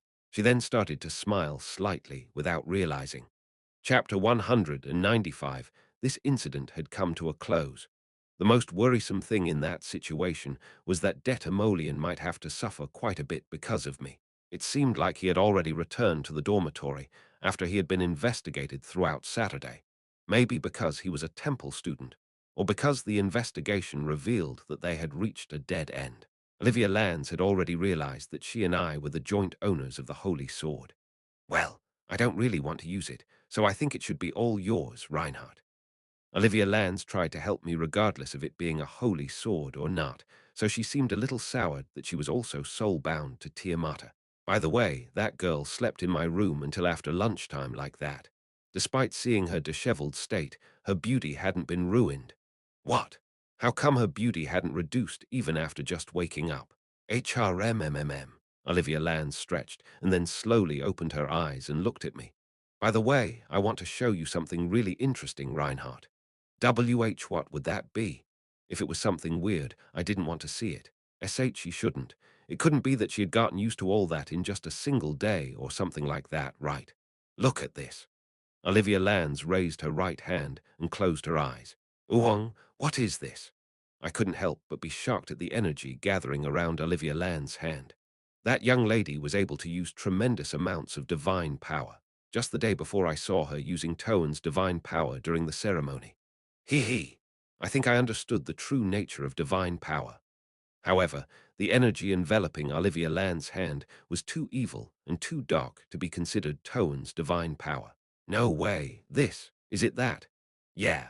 I felt a certain insidiousness, completely different from before, emitting from Olivia Land's eyes as she opened them. I think I now know how to use the power of Toan's other side, so to speak, Kier's power. Toan was Kier. Olivia had understood that Toan's divine power could also be used as its opposing force if one manifested in a different way. And the day before, while performing the ceremony to restore Toan's relic to its original state, she seemed to have understood the principle behind that power. It looked like Olivia Lands was able to use Toan's divine power, the power of purity, as well as the power of the demon god Kier, the god of corruption. She was able to use both sides of that divine power, even though they were completely different from each other, the power of purity and the power of corruption. Does that mean I'm the only true believer of Toan? That's kind of funny. She was able to completely understand her goddess because she forsook her. She might be able to call herself the one and only true believer of Toan for understanding her power as well as her ambivalence, enabling her to both use the power of Toan, who she abandoned, and Kier's power. Anyway, Olivia Lands had become the only person in the world who could use both the power of a goddess and a demon god. Just what should I say? I felt like I had just witnessed the birth of a monster, an event much more important than the holy sword, Tiamata's appearance. So what about this? Blink sitting in the bed, Olivia Lands summoned the holy sword Tiamata to her hand. As we were sharing its ownership, Tiamata was mine as well as Olivia Lands. She looked at me with a sinister smile on her lips and an ominous gaze in her eyes. Should I corrupt the restored holy sword Tiamata and turn it back into the demon sword Tiamata again? What are you talking about, you bastard? Hey, I'm just kidding, just kidding. If I hadn't stopped her, she would have totally done it. Ultimately, it was true that Olivia Lands had saved me from a serious crisis. To be exact, I wouldn't have been able to use the item in its cursed state. But I was very pleased that the soul bond had been properly established so that I could completely control Tiamata. It was a secret that I had the holy sword in my possession. So, as I had thought, I dumped it at the bottom of the Irene River where no one would find it. I didn't even have to go there to place it there. Just by thinking of sending it there, I could feel that it actually traveled to that place. Although I had saved Olivia Land's life, I still expressed my gratitude in my own way. Olivia was quite magnanimous. She said, "If you're so grateful, just buy me a meal later," and went back to her own room to rest for the remainder of the day. Ellen felt rather refreshed, so after Reinhardt woke up and went back to his room, she also returned to her room to wash up. Sunday, she couldn't concentrate properly the day before, so she wanted to try to stay a little more focused. Reinhardt might also come to the gym, as the problem holding him back had been resolved. Of course, he might not come if something else happened, but what would she do if he didn't? Ellen left her private room to go to the gym when her eye met with someone else's. Someone who looked slightly tired but couldn't help but draw others' attention nevertheless. It was Olivia Lands, the senior who had helped Reinhardt. She had probably spent the whole day in Reinhardt's room and was just then returning to her own dorm. Olivia Lands tilted her head as Ellen looked at her. "Oh, you're Reinhardt's friend, right?" "Ah, yes. Do you have something to say to me?" Reinhardt had certainly been in danger. He would have been in huge trouble if that person hadn't helped him. In that case, she should have felt grateful towards her. Before, she had felt weird and offended for no reason whatsoever, so now she felt guilty towards her. She felt like she showed contempt to the person who helped Reinhardt with nothing but good intentions for no reason. Ellen looked around. No one was around them. "Thank you very much. I heard that you helped Reinhardt. It must have been really hard, but thank you for helping him." "Ah, yes. You're really close to Reinhardt, aren't you?" Olivia only smiled sweetly and nodded whole, saying that she only did what she should have done. She really was someone who helped Reinhardt with pure intentions. Ellen became a little ashamed of herself for that feeling she felt yesterday. By the way, you do know that Reinhardt is mine, right? What? Olivia showed her a slightly sinister smile as she left her with those words. Ellen only stared at Olivia's back. At the same time, I don't like that person. I like Harriet, so why do I hate that person? Ellen couldn't explain why she felt that way. Getting my hands on Tiamata didn't really change anything. Unless a huge incident like an army of undead appeared in the capital, I had no real use for it. I wasn't sure if I would go back to Darklands again or not. But even then, the item was only powerful against undead monsters. Of course, according to what Olivia Lands had demonstrated, Tiamata could also use its opposing power. Although she was joking, it was true that she would be able to corrupt the restored Tiamata again. The holy sword Tiamata was a weapon that could exert incredible strength against unclean beings. In its cursed state, on the other hand, the demonic sword Tiamata could make use of its opposing power. It would exert its absolute power to eliminate the living. In the end, Tiamata could become a weapon that would exert absolute power against both the living and dead, depending on whether it is used in its original or corrupted state. Of course, it was impossible for me, who couldn't wield divine power, so I would need Olivia Land's help. It was both a holy sword and a demonic sword at the same time. With Olivia's help, Tiamata could become a very versatile weapon. Of course, it would be best not to use it in its corrupted state. However, I did know that I would definitely end up having to use it someday. Monday, after our common classes ended. What did you say? You want to treat Dedo to a meal? He went through a lot because of me, so I should pay him back somehow. Seeing you care about such things sure is really surprising, isn't it? I was heading towards Main Street with Detamolian and Charlotte de Gardias on my way back from school. It seemed like B-8 Detamolian didn't have to go through anything bad. Still, he was a suspect. Anyway, he was released, in the end, at my request. Tiamata was secured as well, and I was just as indebted to that guy as I was to Olivia Lands. I personally felt quite sorry for him because of various things, so I wanted to do something for him, even if I didn't know the details of what went down. In the end, he also told me that all I needed to do was buy him a meal, and I didn't actually call Charlotte. She simply tagged along. When I said that I would buy Detamolian a meal when I was in Class B Storm, Charlotte tagged along with me as if she just witnessed something incredible. It seemed like the princess had a lot of time to spare. Still, I was rather happy with the outcome. Detamolian was originally quite the gloomy and silent guy, so when I told him I'd buy him a meal, he simply followed me. However, he didn't really say anything. That silence devoid of conversation was resolved by Charlotte, who tagged along out of boredom. Sig, I won't ever get used to those swimming lessons. I'm dead tired. It was still September. The last lesson among our common P classes were still swimming lessons, as the days were still rather warm. Still, I didn't feel as tired as I did when we first started our lessons. Detamolian was also tired, but he didn't seem like he was about to die of exhaustion. Is there anything you want to eat? Sashimi, beef tartare. What should I say? It was kind of like him, wasn't it? Of course, I knew that him hailing from a primitive northern tribe didn't have anything to do with him wanting to eat raw food. How should I put it? It just seemed to fit him. I looked towards Charlotte. Are you fine with that? Ha, I told you I don't really care about what we eat. In the end, we decided to go for beef tartare.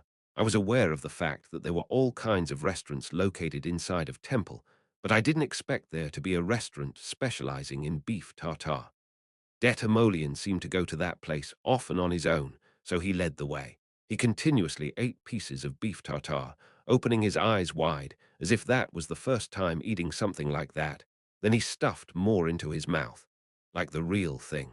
I knew it was really disrespectful and rude to think about him like that, and I did feel sorry for him, but seeing the skinny Detamolian stuffing his face with beef tartare was a little. Anyway, it just sort of felt like that.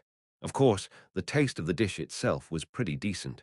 Most of the food sold at Temple was made from the best ingredients. Deto, try this too. It's very delicious. Yes. By the way, Charlotte had been calling Detamolian by his nickname, so I kind of felt like shit on the inside. Wasn't I the epitome of a twisted hypocrite? Did she call others by nicknames as well? Or was it just her classmates? Do you usually treat everyone like that? Ha! Ah! Charlotte smiled bashfully when I asked her that as I watched her putting aside various things for Detamolian. Well, it's just. He reminds me of the past, so I just do these things unconsciously. Oh, was it like that? Detamolian always looked as if he was starving. The reason for that was because I set him up as the scrawniest anchovy that would never gain any weight in this world. That was why Charlotte was taking care of him like that. It reminded her of when she was nearly starving to death in the demon realm. What the? What a sad reason for taking care of someone. No matter how much I eat, I won't gain weight. When Ellen said something like that, the other girls looked at her as if to say, "Are you bragging?" Even though that guy said exactly the same thing, he looked kind of sad. Then what if he ate butter bibimbap every day? Wouldn't he gain weight then? Well, before he gained weight, he might actually get heart problems first, right? Well, anyway, I'm sorry. I dragged you into this. You must have had a hard time. That was the main point of all of that. Aside from just buying a meal, I do have some money, even though I'm like this. And if you don't want to have any money, just tell me if you need any help or want me to get you something. It was unknown to me what would have happened if the priest of Toan decided to actually make a move. I wasn't all that sure if Temple or Charlotte would have been able to protect him. So Detamolian certainly was in a great deal of danger because of my unnecessary request. I couldn't even tell him the truth about everything, so I felt double the guilt. Detamolian slowly shook his head at my words. "It's okay. Temple prepares. Anything I would need." He answered slowly while still stuffing himself with the meat. "I'll tell you if I need help with anything." Okay. I wondered what Detamolian would need help with. I hoped it didn't have anything to do with ghosts. Although I would be able to exorcise any ghost with the holy sword in one shot, I couldn't be sure I wouldn't die of a heart attack before I could. I was the kind of person who had died from a heart attack just by reading some malicious comments before. Detamolian would let me know later if he needed help with something, so it seemed like things were settled for the time being. I wasn't sure what reputation that guy had in Class B at the moment. However, in the original, everyone still felt quite reluctant towards him. He had a gloomy air about him, was quiet, and always muttered strange things to himself. However, because he had the invincible connection, Charlotte, who was taking care of him by his side, I wondered if he had gotten closer to the others. By the way, out of curiosity, what were you trying to achieve with the ritual the other day? Ah, that? Charlotte wasn't there to witness it in person, but she must have gotten briefed on it. Detamolian had attempted to perform a ritual on the cursed sword, after which it just up and disappeared. Detamolian began to explain as he continued to nibble on the beef tartare. I wanted to talk to it. Talk to it. I was trying to communicate with the energy housing the sword, but the energy was dormant, so I tried to slowly wake it up until it would be able to answer me. Well, I managed to half awaken it, only getting very little information from it. Then the ritual got interrupted midway. Primordial magic. It was completely different from the modern standardized magic we knew. Detamolian had been trying to talk to the energy inhabiting the sword itself, but he couldn't communicate with it properly because it was asleep, so he had kept poking it until it had woken up. "Hey, are you asleep? Hey, wake up. Hey, I got something to say. Huh, you don't want to wake up, even if I do this or that. You're strong, you're still not waking up." Something like that. It seemed to have woken up slightly, enough that he managed to grasp something akin to sleep talk, but the ritual got interrupted in the middle. In the end, he managed to awaken Tiamata's weakened energy while trying to talk to it. That was why the sword suddenly moved to my room, and why the soul bond between me and it was so awkward. Then, if things had continued like that, the energy of Tiamata in its corrupted state might have fully awakened. Olivia Lands had managed to return it to its state as a holy sword. But if Tiamata got awakened in its corrupted state, wouldn't that have caused a huge accident? Anyway, I was still its owner. In the end, we wouldn't know if things would have gotten dangerous if Detamolian finished the ritual. It was good enough that no accidents happened after it got stopped in the middle. By the way, are you sure that it was a demon god's divine relic? Charlotte tilted her head. I'm not sure either. All I know is that it's something very old. Is that so? The one who started assuming that it was a demon god's divine relic wasn't Detamolian, but one of the high priests who were in charge of securing the safety of everyone during the ritual. It wasn't actually confirmed that it was a demon guard's divine relic. I eventually managed to apologize to Detamolian, and we continued to eat. With that, I decided to wrap things up and continue to focus on my life in temple again. By the way, what exactly is sorcery? I'm really curious about it. What? Charlotte tilted her head as Detamolian stared at her. I don't know about it, you know. It feels like you can do a lot with it. You managed to find out things that Temple's black magicians weren't able to find out, right? I wasn't able to find out everything, though. But you found out a little bit, right? Detamolian shuddered slightly at Charlotte's praise. What the hell, is he acting shy now? Actually, when I visited Deto's club room the other day, it seemed a bit creepy. I think I misunderstood, though. I'm really sorry. It's fine. Everyone is like that, he responded as if it was nothing new. But Deto, really, just what exactly is sorcery? What do you mean? Well, in magic, there are the fields of destruction magic, illusion magic, alchemy, enchantment, and magic crafting. One would roughly know what kind of magic they encompass, right? But sorcery is. I mean, I know that you can do a lot with it, but I can't think of anything specific. So what's the difference between sorcery and magic? Well, because Charlotte had mentioned it, I started to wonder about it as well. Of course, I was the one who had set up Detamolian's talent to be sorcery, but as he isn't the main character, I didn't really delve into it that much. To put it bluntly, specializations like destruction magic, illusion magic, alchemy, enchantment, and magic crafting were all just types of magic. Sorcery couldn't be categorized as just a type. Sorcery was primordial magic, and in the past, sorcery was referred to as just magic.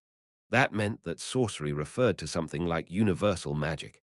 It didn't just describe a type of magic. So, simply put, even though Harriet had a talent to master any type of magic, she wasn't able to use sorcery because it wasn't just a type of magic, and she didn't have a sorcery talent. Sorcery was the magic that existed before our magic. On the other hand, Detamolian didn't have a talent pertaining to modern magic, but could master any technique of sorcery. Sorcery was a comprehensive talent as well, after all. That was how I had set it up. But how would Detamolian, the owner of that talent, explain it? If I had to name a clear difference between magic and sorcery, it would be the clarity of causality. Clarity of causality. Charlotte had a bad feeling about that. However, I kind of understood what he was talking about. Magic has magic formulas and certain methods of mana management to use the spell Fireball. If you follow these certain procedures, the spell named Fireball will be activated, but it isn't like that for sorcery. Ah, I get it. You mean that there are no standardized techniques, right? Something like that. Even if one tried to use the same spell, sometimes its effects would be more powerful, other times it doesn't even activate, or it could even lead to a completely different outcome. Sorcery was an ancient magic system whose causes and effects were really vague. It was also called super-random magic.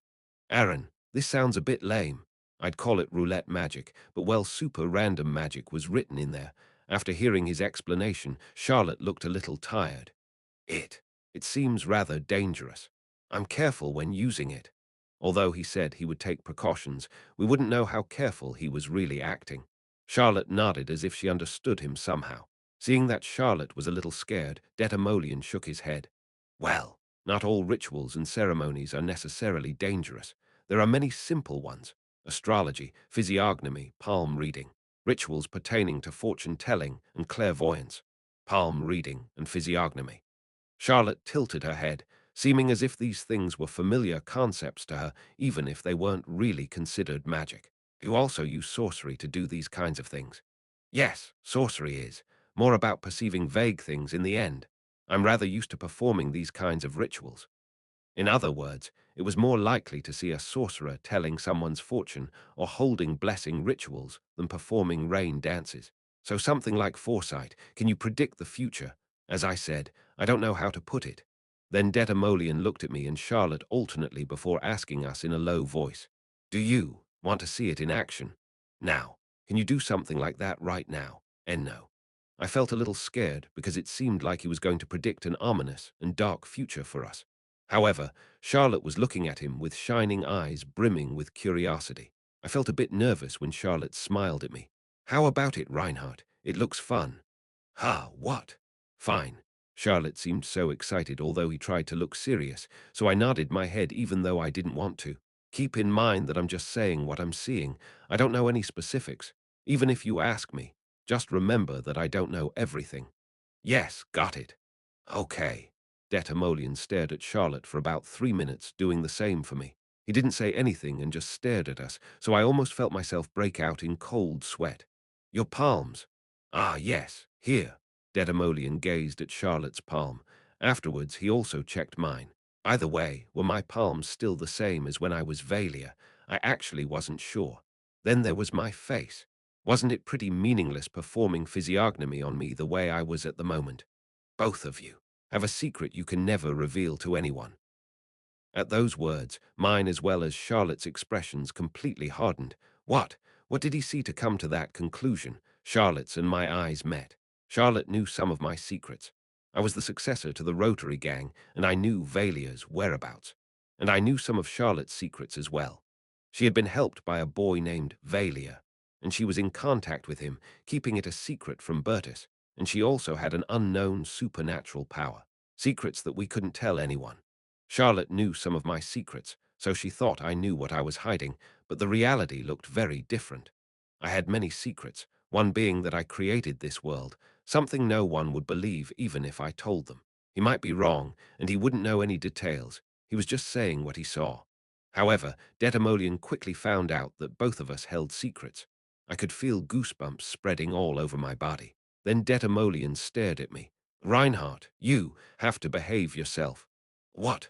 Otherwise, you're going to have some trouble with women. I couldn't say anything, as I couldn't really refute that something like that might happen. Hearing him say that I should be on my best behavior made cold sweat run down my back. Actually, I hadn't done anything recently. However, I knew that I was a bit of a bastard. However, having it pointed out directly like that, how should I put it? I had nothing to say. What should I do? Ah, yeah, that's something one could find out even without fortune telling. Reinhardt is a bit of a delinquent after all, right? Charlotte looked at me with a pitying smile tugging at her lips. She seemed to be able to tell that something like that might happen without even knowing how to palm read, because all the people I was close to were mostly girls, after all. But wasn't that gaze just too much? Didn't she look at me as if I was pathetic? You hear, Reinhardt, just do as Dedo said and, Charlotte. You will marry Reinhardt. Ha! Charlotte was taken aback by that sudden declaration. Chapter 196, Charlotte would marry me. Not only Charlotte was shocked by that outrageous statement, but the same was also true for me. Hey, what the hell? What nonsense are you spouting all of a sudden? At my words, Detamolian looked at me intently. I was just telling you what I saw. And no, I mean, how does this even make any sense? WL. Yeah, he's right. I don't want to put it like this, but I'm, part of the imperial family, right? Charlotte's face turned white as she spoke, and the corners of her mouth were twitching. She didn't want to say something like, I'm part of the imperial family and Reinhardt is just a commoner, so how could we ever get married? Because we were in temple, but she couldn't help it because he had predicted something so ridiculous. People don't know how things might happen. Yeah, that made sense. No one would know when, where, what, and how things might happen, but I still had goosebumps running up my back. I wasn't really sure, but did that mean that Charlotte would find out later that I was Valia? So was he telling me that after that I would end up marrying Charlotte, or whatever, because things turned out well between us? No, before that. Wouldn't that actually make Charlotte suspect that I was Valia?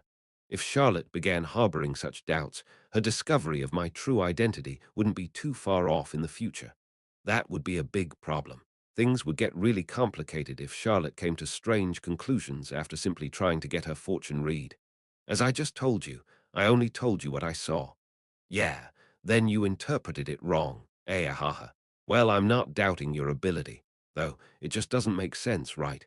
Just how huge is the difference in our status? Yeah, that would be a big problem. Setting our difference in status apart, it's something that could never happen. Of course. That's true, right? Yes. Charlotte nodded with a bewildered expression on her face. That's right. Something so nonsensical could never happen. I had to cut things off before Charlotte started to misunderstand E in a weird way.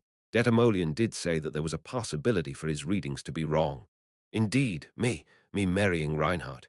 That's preposterous. It's impossible.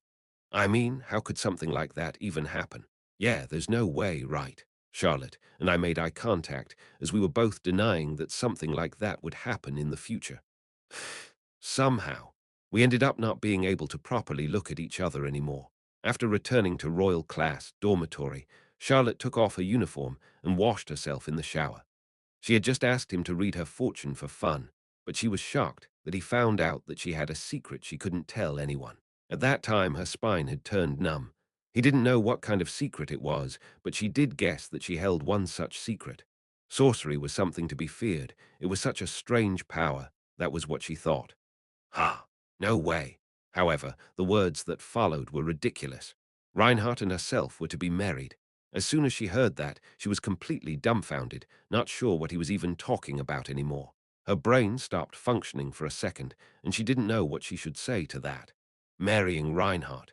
If she had to give an example for something with a 0% possibility, that would be it. Since there was a huge gap in their status, they would obviously face opposition from the imperial family, and that would be the end of it. Even most of the great nobles couldn't even be considered to be candidates for the position of her husband. But a beggar, not even a commoner, who was even part of a criminal organization, even if he managed to get into temple, becoming her husband, that was ridiculous. Charlotte never thought of Reinhardt as more than a friend to begin with. She wasn't so sure if it was that boy. If it was him, she might do whatever it took, even going against the imperial family's opposition.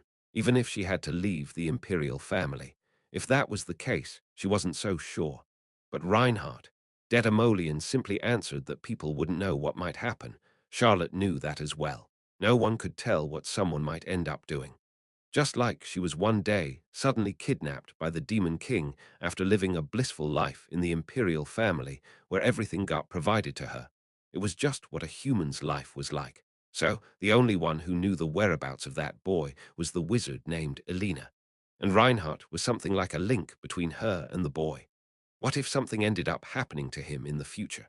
Reinhardt was the only one Charlotte could consult regarding the boy. If she ended up leaning on him too much, ending up becoming dependent on him, was it really so impossible then? No one knew what might happen. It might not be as impossible as she thought. Could she be sure that it was impossible for her to end up falling in love with Reinhardt? What? What am I even thinking? When she was working on a task, she would always think about the worst-case scenario first, so she was the same thing right that moment. She was thinking about what might happen if something happened to the boy that she might seek solace in Reinhardt. That was just too rude to the boy and Reinhardt. It was impossible. She wasn't doubting Detamolian's abilities, but there was no reason for her to get swayed by his words. Didn't he say that he might interpret things wrong himself? And while it was true that she thought that way, what about Reinhardt? His reaction also showed that he thought it was something absolutely impossible. He vehemently denied it, with great intensity as well. No, Charlotte felt quite strange when she thought about it. No, what did he say again? What nonsense are you sprouting? He was right, it was nonsense. He had been denying it so vehemently, even seeming a little angry. Did he have to go that far? What was there to be dissatisfied about? Although they were living irrespective of their actual status as temple status, she was a noble princess, only second to the emperor on the continent. She was quite proud to say that she wasn't lacking in intellect, financial power, or ability. Her character was quite good, if she had to say so herself. But who did that lowly guy think he was? That type of guy whom she wouldn't even spare a glance, usually, even if he went to his knees and begged. What did he dare to say? He had the personality of a filthy scumbag, was of low status, and had a lot of bad rumors about his private life floating around the campus. The only good thing about him was his face. It was just crazy. Her marrying that kind of guy. How ridiculous. However, if she seriously thought about it, he wasn't necessarily like that. It was true that he had quite a dirty personality and that he acted quite violently, but in the end, he helped her keep her secret as well as he did. He might have been close to Bertus, but he didn't hesitate to be friendly with her as well. She knew that the rumors about his private life were just people's misunderstandings and simple gossip. He was courageous, bold, and quite skilled. Rather than just being skilled, there weren't many people in their classes who could compare to him. If she thought about it, if she thought about it really, really hard, His status put aside, he could be evaluated as a great guy. As she thought about it, Charlotte had to admit it. It was true that he was only paying attention to him because of the boy and that she didn't think much else of Reinhardt. However, Detamolian's sudden remarks led Charlotte to constantly think about Reinhardt out of the blue, making her feel a little strange. Ridiculous. However, in the end, Charlotte got mad because Reinhardt denied her so intensely that she ended up punching her shower's wall. Thump, thump. Of course, she wasn't able to produce loud sounds with her weak-ass body, so Charlotte just lightly punched out. Even if she gave herself to him, he wouldn't have her. Even if she actually liked him, she would get rejected by him. What? How could that even happen? Right then, there was nothing she was able to do, but if she became empress, there would be no one, not even the imperial family, that would be able to object to her decisions or something. But what did he dislike about her? Wasn't he too much? Charlotte was upset as she looked in her mirror while she was getting drenched by the shower's water. She saw herself in the mirror. Charlotte angrily glared at the mirror, thinking of the only reason why he might dislike her so much. Am I not attractive? She was just blankly staring at her own reflection. That was when Charlotte suddenly realized that she wouldn't be able to view herself in an objective light. With no time to organize my thoughts, I briefly left on Monday night. I felt like it was necessary to tell my people about the thing with the holy sword Tiamata. But seriously, I was still quite confused by Detamolian's words. Charlotte and I would get married.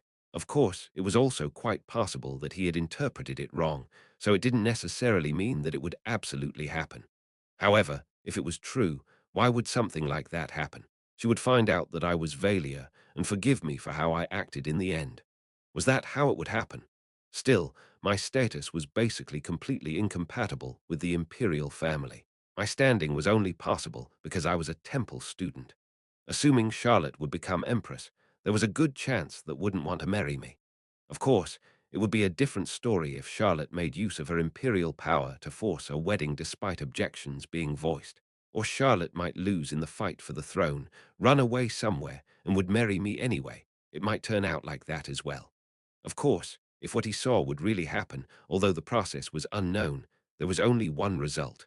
Charlotte and I would safely survive through the gate incident. It meant that I would reach a certain ending, in other words, marriage. If Detamolian's words were true, the important part wasn't the possible marriage, but the fact that we would survive. All those lofty thoughts made my mind feel rather complicated, and it felt rather strange to suddenly think why it would happen if it actually took place, and what the outcome would be, aside from some kind of personal hope. I didn't even think about whether I liked her or not. As I walked out of temple and down the street, a sudden thought occurred to me. I was so obsessed with that baseless causal inference that I felt like something important within me was gradually disappearing. Is it here? Yes, my lord. I had just arrived at Elaris' new residence. It was near Aliga's shopping district. Elaris had bought a semi-basement, as she had dreamed of, and immediately moved there. Her expression showed just how fond she was of it. It was damp and humid, but Elaris seemed to like it. That vampire who used the pain caused by the morning sun as an alarm before had certainly looked more than pitiful. That certainly wouldn't happen there. She seemed to have found a good apartment. There were no annoying neighbors, and because the upper floor was a shopping mall and not a residential area, it would be empty of all people at night. Elaris's preparations were meticulous, so she managed to get a room in a place that was eerie and pretty much unpopulated, so it was okay for me to visit from time to time. Seeing Elaris that happy with her new apartment made me feel slightly happy as well. However, under normal circumstances, that place wasn't where people usually wanted to live. First of all, I didn't know if it was because there were just too few household items in there, but it felt like a haunted house. It needs some cleaning up, but I'll do that little by little. I also want to have some decor this time. The atmosphere of that damp and gloomy apartment and Elaris, who was contemplating how she should decorate her new house, were quite the mismatch. She'd use normal decorations, right? She wasn't going to put a coffin in there, right? By the way, what brings you here? Ah, about that.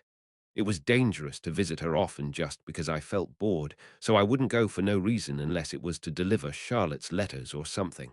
Do you remember the sword from the Darklands? Yeah, did Temple find out what it was? Well, yeah, though it wasn't really Temple who found out. It was rather hard to show her. It turned out to be the holy sword Tiamata. What? Elaris, obviously, couldn't understand what I was telling her. Chapter 197, even after my lengthy explanation about the circumstances of the holy sword Tiamata was over, Elaris looked puzzled.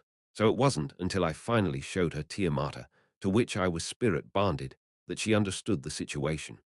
However, it was quite problematic because she reacted to it as violently as a terrified vampire faced with garlic. She was even more startled than the time when she was directly hit by the sun.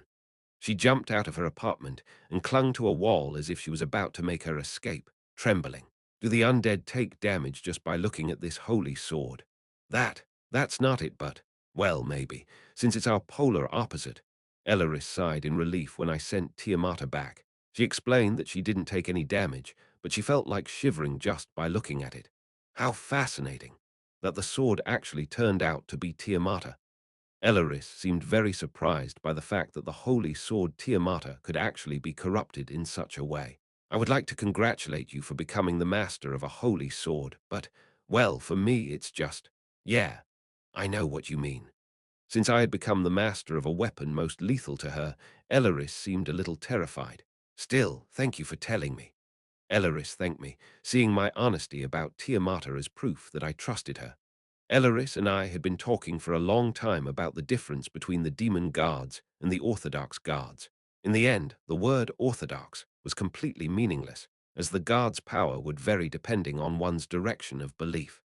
Olivia Lands was able to use the power of Kier after she had changed the way she used Toan's power.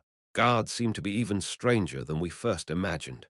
Indeed, that problem came to be because I didn't set them up properly. But I don't really need this thing. I just happened to get my hands on it. If I continued to take classes in Temple and sparred with Ellen, I would become strong on my own. And although Tiamata was a powerful weapon, it was very limited. There was no way I would get to fight undead monsters there.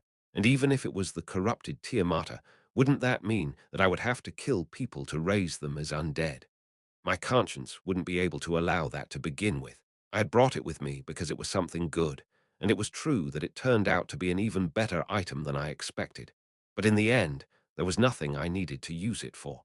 Elaris was lost in thought as she kept her mouth closed as if she was agonizing over what I had just said. At the moment, its use as a symbol would be much stronger than its use as a weapon. If you say using it as a symbol, do you mean using it as the divine relic of the Church of Toan?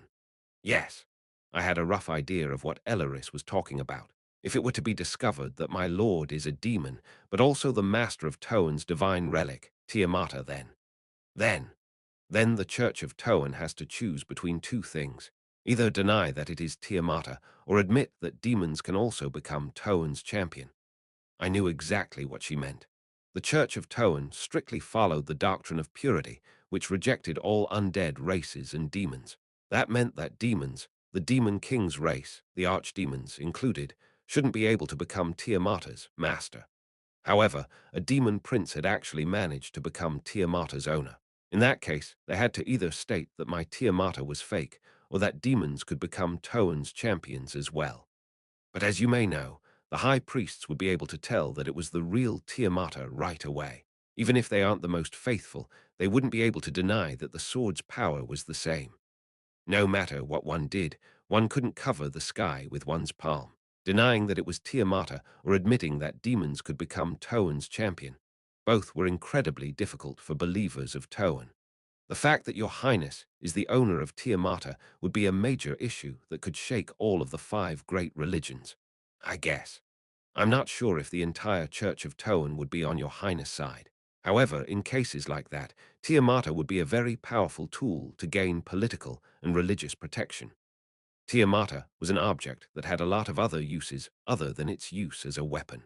If the worst-case scenario became reality, the Church of Toan might actually try to protect me if they found out that I was actually Tiamata's owner. Of course, there was also a good chance that they would try to get rid of me. Once Elaris informed me of Tiamata's other uses, she didn't seem to be too concerned about me becoming Tiamata's owner. Of course, I didn't just go to her to report about Tiamata. I had to earnestly start to prepare for the Gates incident from that point on. As my main focus of preparation, I repeatedly trained and trained some more to make myself stronger. Of course, that wouldn't be enough. The Gates incident was basically a disaster that no one was prepared for. That was the reason why there weren't only enormous amounts of casualties, but also because of the gigantic level of damage that couldn't be recovered from. They had called kids, who were still just students, even high-ranking temple students, to arms. I was the only one who knew about that disaster. No one in this world could predict it at that point. If everyone could make some preparations in advance, we would be able to reduce casualties astronomically. The moment the gates would occur, how it would happen, and the flow of events. If they were able to know those kinds of things in advance, no matter if they were part of the empire or some nobody, they would be able to prepare adequately. There was no reason not to do it after all. Of course, just strengthening myself wouldn't be enough. If I were able to make use of more people, I would be able to do a lot more. But how should I even explain and persuade people that I actually knew that an extraordinary and unprecedented large-scale disaster called the appearance of gates would happen in the future, and that all of us had to prepare for it? While it was true that the prince and princess who could move countless people were among my acquaintances, what should I do if they asked me how I knew about those gates and was so confident that they would appear? Even the fact that I was a demon prince would explain that. So before doing anything else, I had to get my hands on the best tool to gather people. Money. I needed an astronomical amount of money to prepare for the Gate disaster, not to control the empire. Money was just a means to my goal. I didn't know yet what to do with it or how much I would need, but once I made a lot of money, which was the basic requirement, I could earnestly start preparing for the future. The first source was the Rotary Gang. How's Eri been doing recently? And the second was Eri, who solely lived for the purpose of making money itself, residing on the Edina Islands. Elaris, Sakigar, Loa, the Rotary Gang, the Thieves Guild, and the connection I had to the prince and the princess. Eri on the Edina Islands, and her close relationship with the local wealthy. Influence and power in the capital. Money on the Edina Islands. I had to make thorough preparations for the gates by means of those two things. Elaris tilted her head at my question about Eri's situation.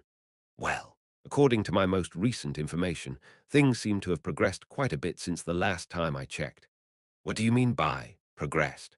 Whether it's ship owners or loan sharks, it seems like she made quite a lot of acquaintances within the local populace.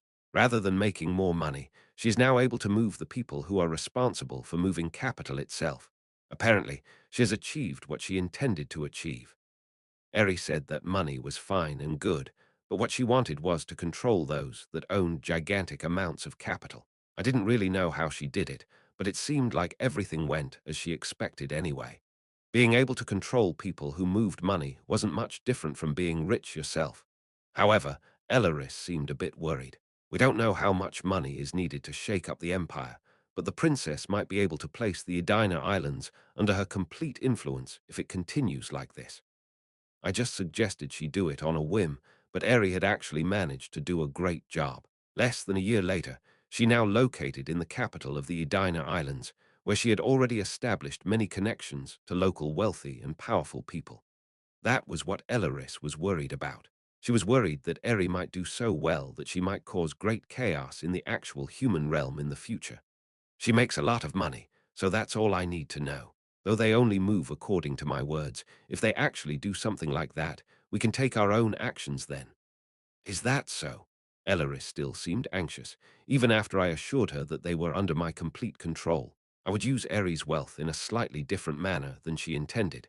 It couldn't be helped that Elaris felt so anxious, but Eri doing well only had great merit for me. The more tools I could use, the better. How's the Rotary Gang these days? Oh, are you talking about that? The only topic missing was the Rotary Gang. The headquarters, the new home for the gang, had already been completed, and I knew that all of them were trying to escape from being beggars, posing as proper citizens. After that bizarre incident of the Thieves Guild kidnapping me, Loa continued to share the gang's progress with Elaris and Sakigar to prevent something like that from happening again.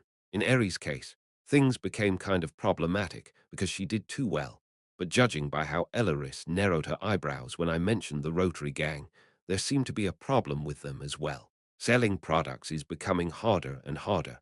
There are just too many other competitors, so it seems like the Mana train passengers are increasingly shunning them. It was getting harder and harder to do business on the trains. Of course, I expected as much. I guessed as much.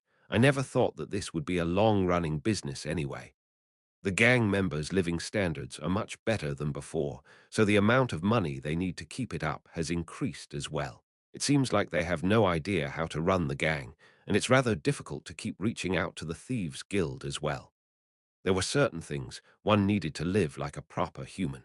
The living standards of the club members had improved, but the train business, which had become their support, was bringing in less and less income. I was thinking that it was about time to implement a different revenue model. It was kind of weird calling it a revenue model. Anyway, Laura seemed to have a lot of worries. Her head was about to explode because she suddenly had to take care of a lot more things after she had only ever lived a rough but simple life. How about this? What do you? We'll do business legally. What? Elleris tilted her head as she heard the word legal. We'll literally make peddling inside Mana trains legal. It's a good business, right? Are you going to borrow the power of the prince and princess? The sale of goods on the Mana trains wasn't illegal at the moment, but it would soon become illegal because it inconvenienced the passengers. We could still make it legal. It wasn't me who would be able to do that, but the prince or the princess could. Yeah, we won't just carry around stuff and sell them anymore like we're doing now. We'll do proper business. At first, I thought about those kinds of businesses that sold snacks from carts they would drag around the trains, but that wouldn't get approved. If someone were to move around a cart in a Mana train, which didn't only have seats, that would be rather uncomfortable for the passengers. Sometimes the passengers had to stand to ride the train, after all. Every station the Mana trains stop at is pretty much empty at the moment. They are just stations. Let's set up stores there and do proper business. Every station simply served as a boarding platform. There were no stores or anything similar placed there. Why were they teasing me like that when it was such a waste? After opening stores or something similar in those places, we would have to think about what to sell there. Stations were places with a huge amount of floating population, after all. We had started with hawker trains, but we would move on to do completely legal business. Bertus or the princess certainly would give me their permission. It wasn't an unprofitable proposition in the end, so their responses should be rather positive. If they didn't, I could still think about what to do when the time came. It certainly seems like a good idea. But even if you get permission, wouldn't it cost a fortune to set up stands and shops in so many stations? We would have to set up more than a dozen stores.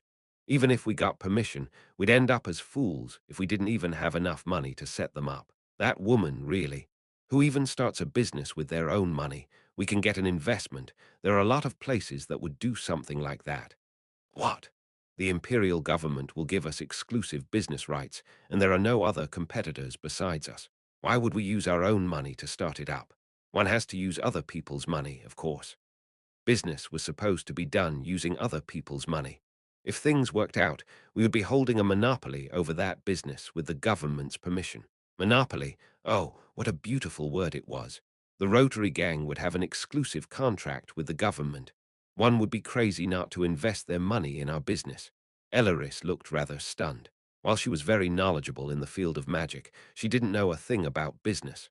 You want to run a business without putting in your money? Is that possible? Can we really do something like that? That was what she seemed to be thinking. Sometimes Elleris was pretty cute as well. First, one place that will unconditionally sponsor us would be the Merchants Guild.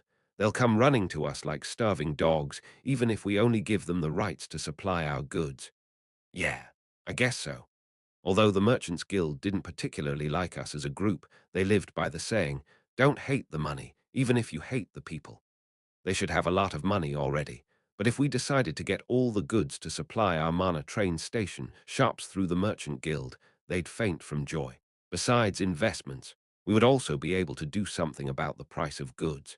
If we asked them to compete in bidding for the supply rights internally, they would quickly turn to glare at each other before trying to crush each other. Merchants would ultimately try to compete with each other. We would receive investments from the Merchants Guild while also being able to sell goods supplied by them. In the end, the Merchants Guild would shoulder everything while the money went to the Rotary Gang. Of course, the Merchants Guild was sure to make huge profits as well. The Rotary Gang would only have people and the monopoly to offer, but those two things alone were enough to make a lot of money. Having that kind of power was just that good. It was easier to make money with power than to buy power with money. Tell Lawyer what we discussed here. I'll go talk to Bertus and Charlotte. Yes, Your Highness. It would be good if they allowed us to do it. If they didn't, we just had to think of another way. Eri seemed to be doing well on her own, and if the plan worked, the amount of money the Rotary Gang would earn would be on a completely different level from whatever they had seen before. Elleris seemed to be worried about a different matter next. But, Your Highness, can Lawyer even handle a business of that size? True. She doesn't have to worry much about running her gang as it is now, but if she had to take charge of such a large business, I think things would end well. In Elleris' mind, Lawyer was hella stupid. I felt like it had gotten a bit better after she started managing some people, but she was originally a muscle brain. Technically, she had a dog's brain, though. Elleris was worried that Lawyer wasn't capable enough to take charge of a project that size. I had to go to Temple, so I couldn't do it. Elleris, are there any beggars that don't have a story? Ha! Beggars and tramps are all people with stories, no matter how big or small they may be. Why, yes. You're right, but... Elleris tilted her head, as if she thought something like, what does that have to do with this topic? We have more than 200 beggars in our rows, holding many stories within them. A famous quote from one of Tolstoy's novels, Anna Karenina, goes as follows. All happy families are alike. Each unhappy family is unhappy in its own way. The Rotary Gang was one such unhappy family. Each of them had to go through 200 different kinds of misfortune. Among all those people, wouldn't there be at least one person who's done business for a long time and ended up getting betrayed or had it all blow up in their face? Ah, there wouldn't be just one or two among them who had lost money due to a failed business. Laura wouldn't be alone in taking charge of that business. She could just proceed while getting advice from those kinds of people. Elleris nodded wildly at my words, saying that it had to be like that. After I gave Elleris some rough instructions, I went back to Temple. I had to slowly proceed with the next step, the takeover of the capital's underworld. I had to think about how to go about that as well. I could either do it through the Thieves Guild, or I could do it differently and proceed with the Rotary Gang. However, I thought it would be better, for many reasons, to take the path through the Thieves Guild. I wondered just what kinds of things I would get done with them. If I could control the whole underworld, I might be able to destroy all the warp gates inside the capital all at once. Warp gates. That was the key point. 2 years from then, meaning the beginning of the first semester of my third year, all the warp gates on the whole continent would connect this world with another world, from which monsters would start to pour in. That was the gate incident. I had to figure out a way to stop that incident at its source, or at least minimize the damage it would cause if I couldn't stop it completely. Chapter 198. The Gates incident was such a disastrous event that I absolutely wanted to do something about it, but I didn't really know what. I finally had to pay the price for writing so many novels with tragic endings in which tons of people died. A group of people was needed to prevent that dreadful situation, or at least minimize the damage it would cause. After all, the warp gates were transformed into portals connecting to another world. Travel using said warp gates would become completely impossible. And the capital had the largest amount of warp gates among all the cities on the continent. As the capital owned the highest number of them, most people would die there as well. But ultimately, it was still the capital. The Imperial Palace also had the largest group of combat forces, and Temple was located there as well, so even if the damages were quite severe, the Imperial capital itself was safe. From that point on, they tried to destroy all the warp gates or somehow cut off their connection to the other world. The Imperial capital was the only place that was able to deal with the situation, with almost the entire continent thrown into chaos, leaving all territories that were part of the empire completely disconnected from each other. Only the imperial capital was unharmed. After that, the empire, with only the capital remaining and Temple, began a long and exhausting fight to destroy the warp gates scattered across the continent or restore them to their original form. I never really explained why the gates just suddenly appeared. They were just there all of a sudden. That was just how it was. However, they added something called probability to this world. There had to be some reason why the warp gates suddenly connected to a different world. If I knew the reason, I could prevent the gate disaster from happening. That was probably the biggest punishment I received for writing the novel the way I did, skipping over explaining certain parts because it was just too bothersome. I didn't explain the most important thing about the incident, so I had to find out how it would happen on my own, if I could even do that. Was that what it was all about? If I didn't find out, more than millions of people would die horrible deaths. The conclusion of the gate disaster was known, and yet its cause remained unknown. My first idea was to just crush all the warp gates all over the whole continent. However, that would be impossible. I might be able to get rid of the warp gates in the capital, but it was rather impossible for me to destroy all warp gates in every location. While I was busy traveling from place to place, they would just rebuild the warp gates. To humans of this world, warp gates had become indispensable. If someone were to destroy them, of course they would retaliate against the ones who destroyed them, and they would just rebuild them. In the original work, they gradually restored the Empire by destroying the warp gates and making them anew with magic. If the gates were destroyed or neutralized, those alien beings would no longer be able to come out of them. Although the capital was able to manage, ultimately, a lot of people still had to die. As the imperial capital had the most warp gates, the place got invaded by the most monsters as well.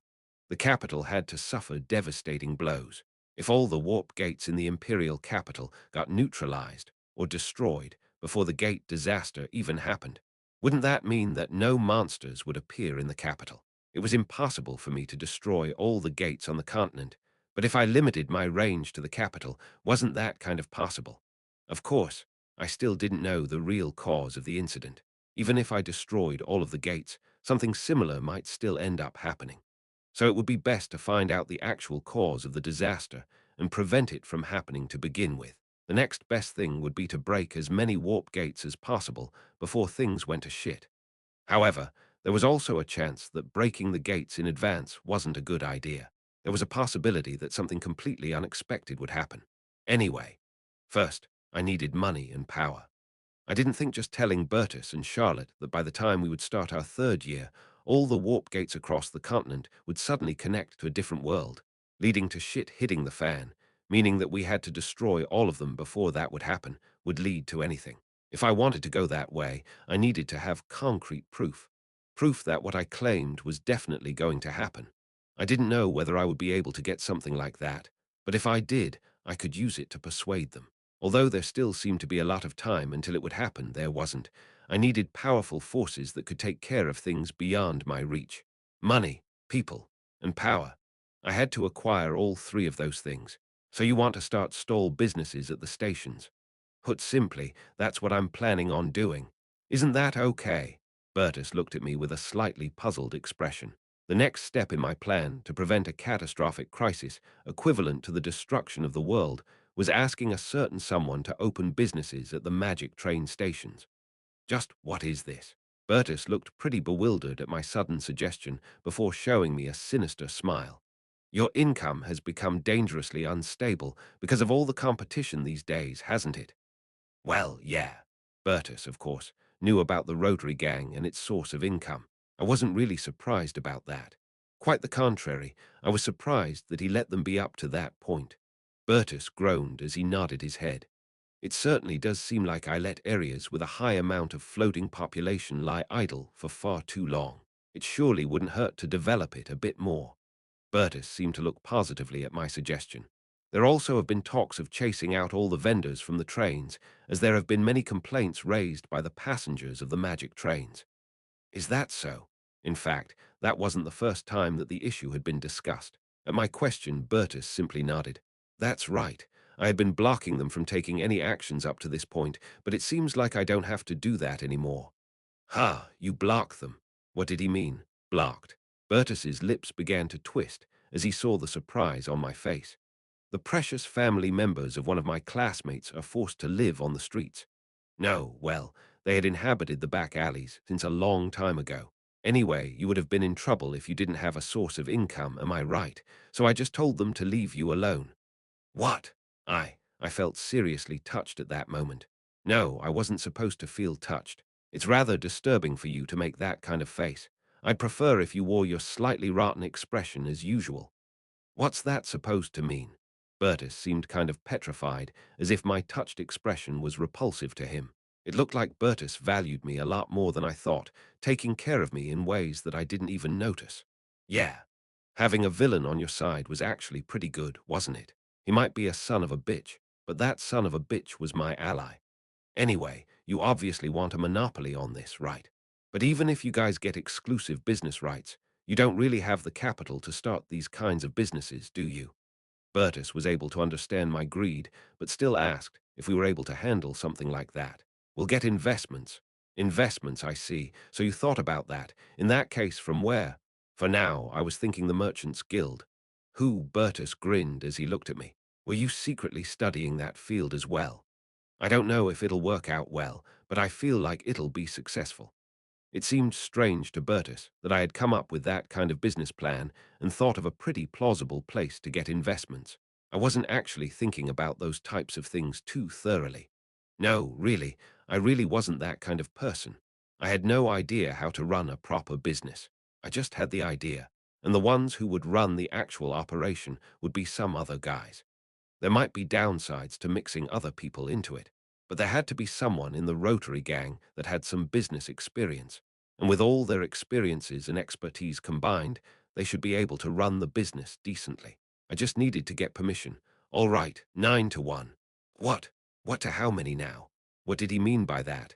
Bertus furrowed his brows when I got stunned by his sudden mention of numbers. If you thought you could get something like that for free, wouldn't that be rather unrealistic? Should I just take the 9? Do you want to take one as your income, then? No, no, no, 1. It's a matter of course that I should at least give you a tenth. Of course I should. Man, I'm so slow-witted. I hear that a lot. I'm not going to invest separately, you know. Are you still going to give me a tenth? Of course. My, oh my ego. I feel sorry that you are only taking that little. Is that so? Should I take 2/10 then? That's what I'm talking about, my friend. Ho ho, goodness. Goodness gracious. Bertus was looking at me as if every word that came out of my mouth at that moment seemed funny to him. Bertus said that he would regard my proposal quite positively, although he added that 9 to 1 condition. It seemed like I would get notified when everything was decided later.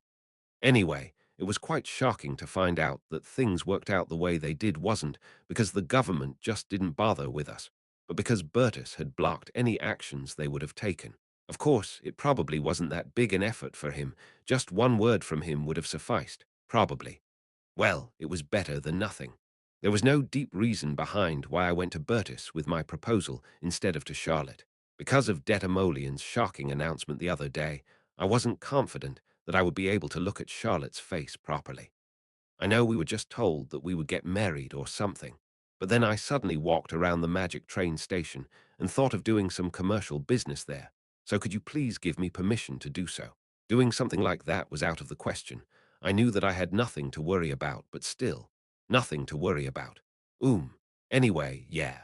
In fact, after Detamolian's world-shaking revelation, there had been a slight change in my relationship with Charlotte. Reinhardt. Yes. Well, classes are over, aren't they? Right. So, yes, I'm leaving now. Oh, okay. Things had become ridiculously awkward between us. Before, when we ran into each other, Charlotte would always smile brightly and give me a friendly greeting. But after, she would only laugh awkwardly. We would smile and look at each other for a moment, but we would just end up passing by each other because we had no idea what to say, although we should have just assumed that the future Detamolian saw was false. Both of us seemed to have gotten quite confused trying to predict just how something like that would come to be. I felt like I heard a prophecy that she would someday find out that I was Valia, which would lead to things taking a strange turn, and I had no idea how Charlotte was feeling about those things. Anyway, the weird result of those thoughts was that Charlotte and I became very awkward with each other because of the huge stone Detamolian threw into the calm lake that was our relationship. Ludwig, who was next to me and noticed that the atmosphere between Charlotte and me was a little strange, tilted his head. Did you two fight? No, it's not like that. It was Tuesday. It was the day I had my swordsmanship classes, so I returned to the dormitory with Ellen after our classes. Ludwig seemed to be worried that Charlotte and I had a fight when he saw us kind of avoiding each other. You both did a great job. Yeah, goodbye. Yes, Scarlett bowed to me and Ellen before she returned to Class BS dormitory with Ludwig. Scarlet didn't change in the way she did in the original, but that seemed fine in its own way. I could see that she was slowly changing. I wished she would talk more comfortably. How long did she intend to continue being so overly respectful? Nothing special happened in that day's swordsmanship class. We didn't hold another sparring match with the Orbis class like the week before. I sparred with Scarlet and Ludwig while Ellen watched us. Without using my supernatural power, I lost to both of them. While using my supernatural power, I had a slight advantage against Ludwig. On the other hand, I completely lost against Scarlet, thought it wasn't as overwhelming as before. I had already predicted how Scarlet's skills would develop, so in a way, it was an obvious result. While her potential wasn't as overwhelming as Ellen's, she was incredibly strong as well. She would play a big role during the gate incident. She was nicknamed Spellbreaker due to her powerful anti-magic ability that could almost be called magic immunity. Scarlet also had quite a fast growth rate, and Ludwig was the main character. So if I let my guard down even a little, the gap between me and Scarlet would only widen, or Ludwig would soon catch up to me. Ludwig would probably catch up to me first. He was the main character, after all, and Ellen was able to defeat all of us without even using her magic power. Overwhelmingly so. In other words, we were able to measure our own combat capabilities. Normally, Ellen Scarlet Ludwig me when I'm at my best. Ellen, using magic body strengthening, Scarlet me, using my supernatural power. Ludwig, that was how it was. I wasn't sure how much stronger I was with Tiamata, so I couldn't really consider it properly. Then there were those who had combat talents and trained to add to it, which were Bertus, Cliffman, Erich, and Delphine. However, Delphine wasn't technically a close-quarter combat-type fighter, as her talent lay in archery. It was more than obvious that Cliffman and Bertus would also be much better than me in combat. I sometimes felt Cliffman's power on my own body during our spars, and while I hadn't actually faced Bertus in a spar, he was similar to Cliffman in strength, or even stronger. So what I was trying to say was that, in my state, I could only definitely win against Erich and Ludwig among Royal class students with close-quarter combat talents, a bastard who didn't put much effort into his training and the late blooming main character. What's more, I had to use my supernatural power to win against them. Although I had grown to a point that I couldn't compare myself to how I was in the past, I was still very lacking. I headed to Class A's dormitory together with Ellen. As we were walking back to the dorm, the scene that unfolded before my eyes seemed like I experienced a déjà vu of what happened the previous week. Hey, why don't we just tell a teacher? I don't know. That dog bastard. Those three idiot brothers sat there just like before. Erich de Laffery, who had been beaten up by the Orbis class, was again surrounded by Kano Lint and Kea, his cheeks swollen. Before, he provoked someone from the Orbis class, saying that he would just end up beating him later anyway because they didn't have any talents. So I had told them not to pick any fights with them, which was when Harriet, who thought that I hit Erich, entered and started nagging me. Hey, go ahead first. Yes. Ellen walked towards her room at my words while I headed to those guys. As I approached them, I could already clearly see that they were more than fed up. Hey, what did you do this time to get beaten up? It probably was the same pattern as before. They had probably picked a fight with the Orbis class and ended up getting beat up, returned to the Royal class dorm, and would end up getting nagged by me again. Erich frowned and shook his head. No, that's not how things happened this time, okay? It wasn't. Why, yeah, I didn't do anything this time. Or are you going to tell me that I'm a crazy idiot again? He said that he didn't do anything that time, so it wasn't him who started the fight. That was why he yelled at me as if to tell me not to nag him. Oh, is that so? Why are you yelling at me like that then, huh? How dare he yell at me with his eyes wide open? That's not. Erich shut his mouth when I rather quickly approached him. I sat on the sofa across from him and folded my arms. What was it this time, if Erich told the truth? Did he actually get hit, even though he didn't do anything? Before, he was in the wrong, but things were different that time, weren't they? Hey, I told you to cut it out. And I had another moment of déjà vu. I could hear Harriet's voice echoing from behind me. You're bullying the others again. Perhaps just having returned from her classes, Harriet looked at me with her eyes wide open. No, why was she actually doing that to me? No, hey, I didn't do anything last time and this time as well. I explained everything to you. Do you think I'll just go beat up some kids when I get bored? I wouldn't. It has been a while since I actually did something like that. Why do you keep doing this to me? Seriously, the last time I hit one of my classmates was when Heinrich said that he wanted to fight me, so I had punched him lightly. And we had honestly mutually agreed to that. If we went further back, then back when we were on the deserted island, I had hit Erich after he got more or less slaughtered by Scarlet when he bothered her and then tried to whine to me. That had been so long ago. Her expression changed slightly when she noticed that I was actually getting upset. Ah, really? The corners of her mouth twitched strangely. What? That girl, did she think it was funny that I found her treatment unfair? She was usually the one who would always get teased, but it looked like she knew the taste of teasing someone else. It was as if she finally got a taste of sweet revenge. Come to think of it, why are you doing this to me? Why are you doing this to me? That was the phrase Harriet would always say when I teased her. I was saying it that time around. Isn't it obvious what a bastard like you, who only knows how to bully and beat up others, is doing right now? Don't lie, it definitely was you. No, I didn't do anything last time, and I didn't do anything right now, okay? I know that the sins I have committed are endless, but I'm telling the truth. No fucking way. She had figured out how to beat me at my own game. While Harriet and I were bickering, Erich de Laffery's expression grew more and more deadly pale. He had come back to vent his anger, but in the end, he had just turned into a punching bag again. In the end, Erich endured the shame and explained to Harriet that it wasn't me who beat him up. I felt kind of sorry for him. No, but I really didn't hit him. I wasn't lying. By the Orbis class. Again, ugh. Harriet's pointed remarks made him contort his expression, but it seemed like he really got beat up by some Orbis class guy. It seemed that it was also the guy who beat him up last time. With my arms folded, I asked him something. What happened this time? Although it was rather difficult to trust Erich's words, he said that he didn't pick a fight with them like last time. No, I didn't do anything this time. But after class, he hit my shoulder, all of a sudden. It seemed like Arach was terribly embarrassed to explain the truth to Harriet and me. Kerr and Kono Lintz were also looking at Erich with pity as he was explaining. Harriet frowned. So you're saying that last week it was your fault that you got beat up, but this time they just hit you for no reason whatsoever. Apparently, Erich was deeply hated by that Orbis class guy who was attending his class. So after class, the guy just punched his shoulder and picked a fight with him.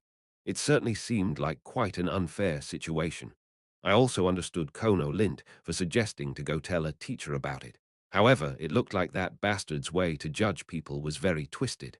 It was true that Erich crossed the line the week before, but to go and pick a fight with him a week later, that guy sure is weird. Why did he beat you up even though you didn't do anything? Harriet mumbled quietly while frowning. She seemed to act a bit different from usual. The week before, as well, when she was nagging me, saying that she didn't want to see me bully others anymore. What should I say? Had she actually evolved into a class president kind of character? No, I absolutely hate that trope. I hate it as much as Ludwig's cheerful, bubbly, righteous character. Harriet looked at me. Just looking at her expression, she seemed majorly grumpy. What? What? Aren't you angry? Ha! No, why should I be angry? I wasn't even the one who got hit. Did she mean that I should be angry as a fellow classmate of the royal class? I didn't have that kind of sense of belonging, though. What did she want from a demon prince who didn't even have any sense of duty towards the demon realm? What an idiot. That was all I thought about that situation. That's strange. I thought you would immediately take off to beat that guy up. Why the fuck would I do something like that? That's the person you are, after all. Not at all. Not only Harriet, but Kerr and Kono Lint were also looking at me like that. Show us something. Reinhardt, you're the hands-on kind of guy, after all. You didn't even mind beating up our seniors either. I could read their thoughts quite clearly. What was with their eyes that seemed as if they wanted me to do something?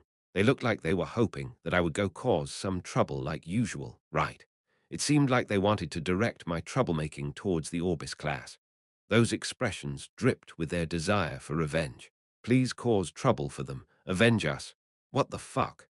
Was that in a way also a type of trust they had in me? Idiot. If you feel wronged, then you should just go tell a teacher or train harder so that you can get your own revenge just a day faster. What do you want me to do? I didn't say anything. Oh, right. He hadn't said anything. Erich seemed to feel more and more wronged. Harriet murmured softly with a pouting look on her face. I know that the Orbis class doesn't like us, but aren't they a little too much? They did something to me as well. What? To you, Harriet didn't just suddenly turn into a class president type of character. She was already pretty pissed off because she had been beaten by the Orbis class. But when she heard that they beat up another classmate as well, she got even angrier. But Harriet actually got beaten by someone. Yes, in today's practical destructive magic class, someone set off some lightning magic near me. They said it was a mistake, but I think they actually meant to do that. Well, he got a demerit, though. Who? I felt something snap inside of me. Those fucking bastards. I felt my patience completely snapping. Chapter 199, WH, where are you going? Let go, I'm going to fucking crush all of them. I'm fine. I'm fine, okay? I'm not even hurt. No, that bastard can't just get away with fucking with you. How could he cast a destruction magic spell close to others? That fucker has to get beaten up to fucking learn his lesson. Harriet immediately grabbed the hem of my shirt and held me back before I could run out of the dormitory. It seemed like she was rather shocked because she thought I would cause a major commotion. The three idiot brothers immediately ran away as soon as they noticed that my judgment was seriously twisted, saying that it was bullshit. I told you he already got a demerit, and he got reprimanded and told that he shouldn't do something like that again. That guy won't do something like that again in the future, so you don't have to be so worried. Eventually, after arguing for a while, I gave up. Harriet told me to calm down and dragged me to the tea terrace, sitting me down. I seriously can't tell you anything. It really wasn't that dangerous a spell. Even if it actually hit, I would have been all right. It still was hella reckless, dangerous, and what's more important, it was done on purpose. No matter how mischievous one might be, how could they target spots close to people with their magic during magic lessons and just call it a mistake? Just what the fuck was wrong with that bastard's head? Harriet kept staring at me nervously as I got more worked up. She seemed to be worried that I just might break into the Orbis class dormitory while she wasn't looking. She told me to calm down and even poured me a cup of tea, which was rather unusual. Although I'm curious if we would get the reaction we wanted, but I'm also quite scared of what might happen. I can't predict what you're going to do after all. Ha! I didn't really cause that much trouble, though. The corners of Harriet's mouth twitched, her expression a puzzled one at my small protest. It's only the beginning of the second semester of our first year, and you don't think that having caused that much trouble already is problematic. Right. The others were living a quiet life without causing any trouble, so it was already quite ridiculous to say that I didn't cause that much trouble when I did what I did. And when Erich said that he got hit, you didn't really care, but why are you so angry when I didn't even get hit? Well, just when I was about to say something, I was tongue-tied. What should I say? I had a really bad impression of that guy Erich, so I didn't really care whether he got hit or not. Of course, I was the one who set that punk to behave the way he did, so even if I didn't like what he did, I would just be shooting myself in the foot. Harriet slightly raised her face. It seemed like she was somewhat happy that I got angry on her behalf after all. You're a friend. That was all I had to say. And Erich isn't. Why would I be friends with that guy? Yeah, it's true, so to speak, that I snapped in the end. It wasn't the action, but who they did it to that mattered. Friend. Harriet seemed to let the word roll in her mouth. She didn't look disappointed or sad, rather, she seemed relieved and somewhat happy. She was showing me an expression I had never seen on her face before. Then Ellen, wearing her training suit, went up to the tea terrace and met my eyes. Since it wasn't really a public place, it seemed like she probably went all the way there looking for me. Did she really go there just to ask me to go to the training room with her? However, she just looked at me and Harriet for a moment before she turned around without saying a word. Was she not looking for me? Anyway, don't cause any trouble because of me. I can take care of my own problems. All right, I got it. Harriet was sitting in a position where she couldn't see Ellen, so she just nagged me for a while and told me not to get into any trouble and behave. Finally, after giving me a long lecture, Harriet sighed and sipped her tea. I did have some business with Harriet, actually. Hey, you know what? Don't you want to make something like that? Make something. Like what? Harriet tilted her head at my question. Like a club.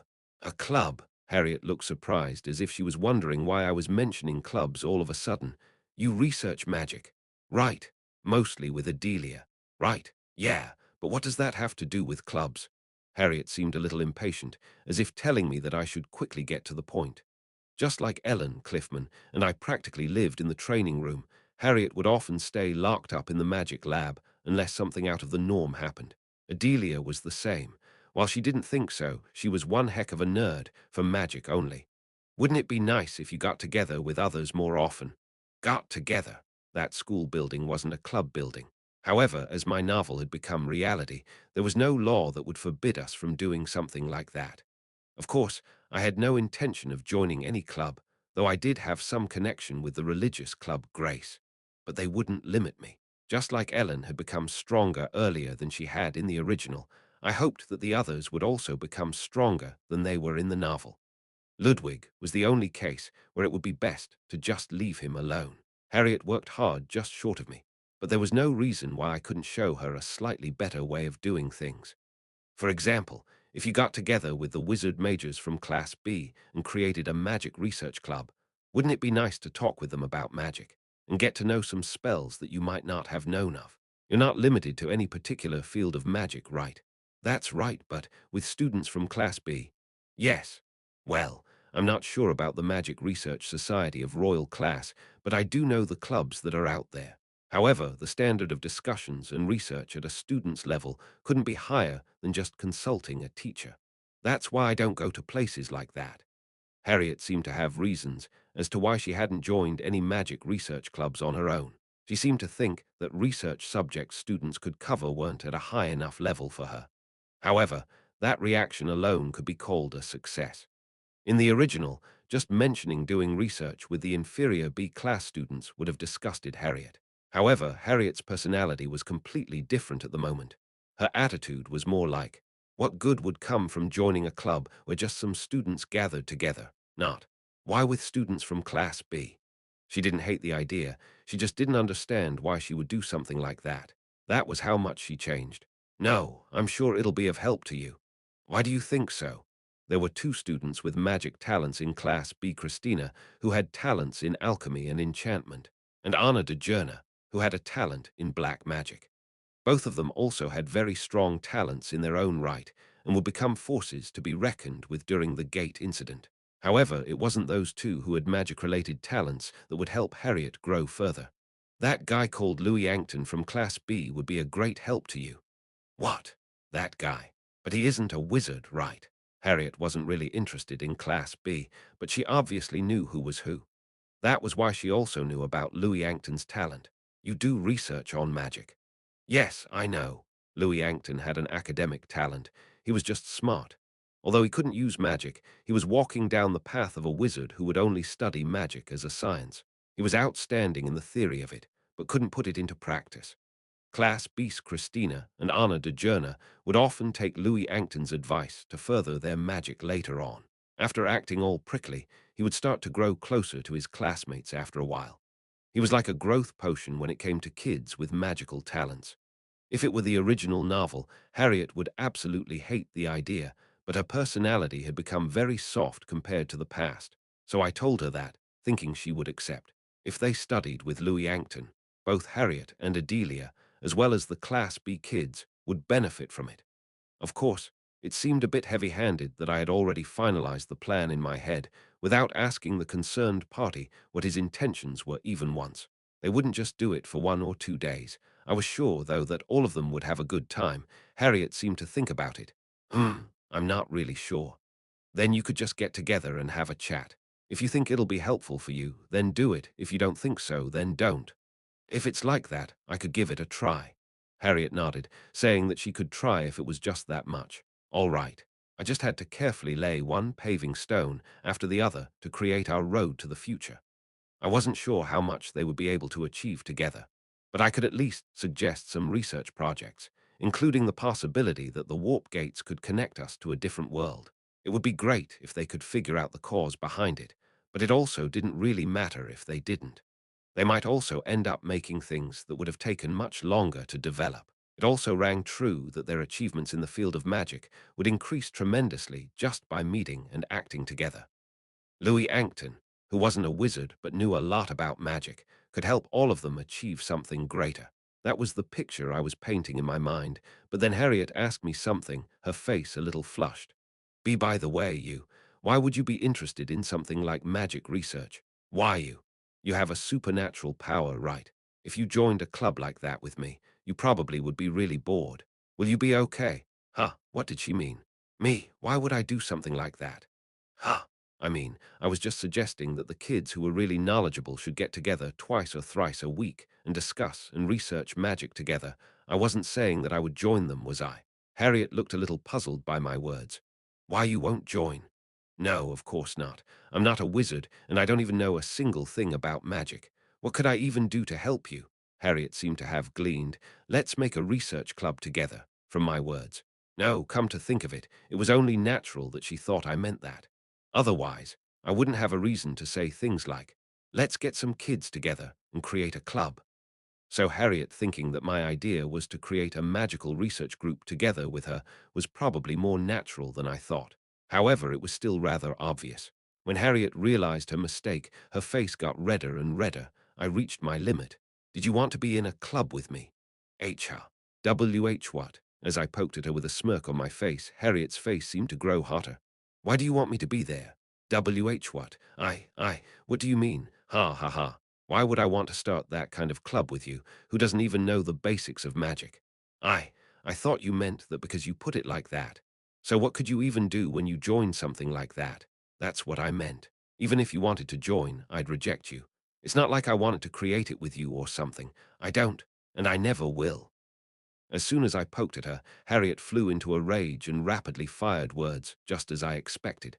Seeing Harriet so angry after some time, I felt refreshed, as if a 10-year congestion was finally going down. No, if you don't want me there, then just ignore me. Why are you getting so angry? You're even wearing the earrings I gave you. You know, it's kind of unhealthy to have such severe mood swings all the time. Seriously, why are you doing this to me? I mean, just be nice or be mean, just pick one. Humph, hey, girl, P put that down. You're not supposed to throw these things. I'm going to throw it. I'm really going to throw it, no matter what you say. Harriet had lifted up a teapot containing hot tea and glared at me as if she was about to throw it at me any time. The hands holding the teapot shook, and she eventually put it down without throwing it. Of course, she was still huffing and puffing. I didn't know if that was a good or bad thing, because she ended up overplaying her embarrassment with extreme anger. Of course, even though I wouldn't sign up for the club, that didn't mean I would leave all the work to Harriet. You're not that close to the students of Class B, right? I just know what they look like. We don't even greet each other. Harriet had become very close to Class A's girls, but she still treated the boys of her class like before except for me. Not to mention the students from Class B. I won't join, but I'll try to convince the Class B kids. I don't want you to do everything yourself. You are. Harriet seemed surprised that I would go so far. Yeah, as you said, I'm just an outsider who doesn't even know the basics of magic, but I'm quite the bastard, so I'm very confident that I'll be able to make some people gather up, even if they don't want to. Are you saying that you'll just drag them here by force if one of them doesn't want to come? No. Do you really think I would do something like that? I really think you would, though. You thug. No. Girl, I was just kidding. Harriet also had a means to tease me, as did I, so she immediately targeted that spot as soon as she saw a chance. Anyway, I'm quite good with words, so I should be able to convince them to gather up. The rest would be up to you and the other kids. For the common goal of improving their skills in magic, the magic majors of both Royal Class A and B would be working together. Originally, Class B would be the only one that do something like that, and that would only include Class A lot later. I was just making it happen ahead of time. Just as Ellen had learned how to strengthen her body with magical power in advance, I could also make Harriet become a much more powerful wizard earlier. Harriet seemed to have let go of some of her worries when she heard that I would be in charge of gathering people for the time being. However, Harriet was still pouting. Hey, what? Do you have something more to say? If you really want to work together to make the club, I could let you in. Huh? What? Even though I really hate the idea, if you really want to or something, I could at least let you join. What was she talking about? I didn't even intend to join in the first place, and I had no clue about magic, so it would be meaningless for me to join. So what did she mean by, if you want me to, I could let you join? While I was thinking about that, I couldn't help but notice the pained look in Harriet's eyes. Her expression looked the same as before, but her eyes didn't. She was asking me to create the club with her. Then she should have just asked me to do that. Did she not want to ask me that first, so she made it as if I really wanted to join? Requesting something like that sure fit her quite well. Her worries didn't last long. Sure, I guess there should be at least one person in charge of chores and odd jobs. I didn't know a single thing about magic, so I wasn't sure what I would be doing in a magic research society, but I was sure there would be some tasks I could do. To be exact, it didn't really matter. If I said no there, I could predict what kind of expression she would make. I didn't want to see her look like that. Then let's do our best together. Humph, it can't be helped then. Did she notice that her expression and tone didn't match at all? I had never seen her smile so brightly before. Chapter 200. In my first semester, it was already hard enough to look out for myself, so I couldn't afford to worry about anything or anyone else. I'd been put in a situation where it was unclear whether I would be able to even take care of my own safety first. Of course, after starting my second semester, while I hadn't gained enough strength to ensure my safety, I had become a lot stronger. However, for a time, my routine had pretty much stabilized. Because my personal training and performance routine was stable, I could focus on other things as well. Aries' business, the new business plan for the Rotary Gang, and even promoting the growth of the main story's characters. I had to keep working on myself while also making progress in the other fields. First, while it had not been decided yet if it would be a magic research circle, a magic research society, or a magic research club, it was clear that I had to talk to each student of Class B one by one, so I planned on visiting them after classes were over. The next day, Wednesday, dawn, I did my early morning training with Adriana. Of course, compared to Adriana, my stats were still a lot lower, but I didn't fall behind anymore.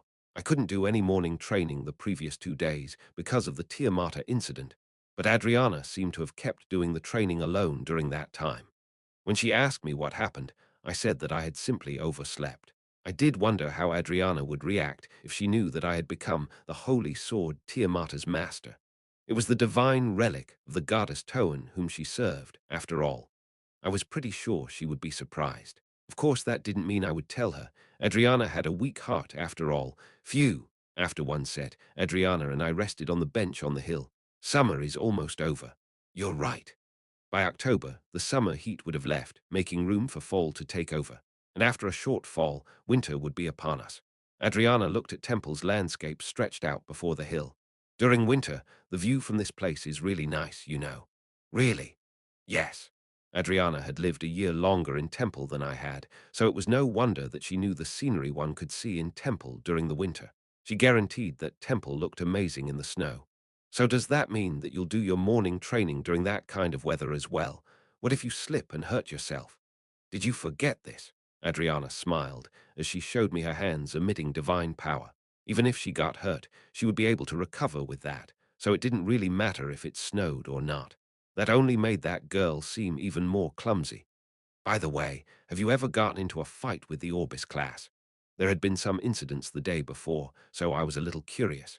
The incident taking place between the Orbis class and Ludwig was scheduled to happen during the school festival, but we were already getting entangled with the Orbis class because of trivial things.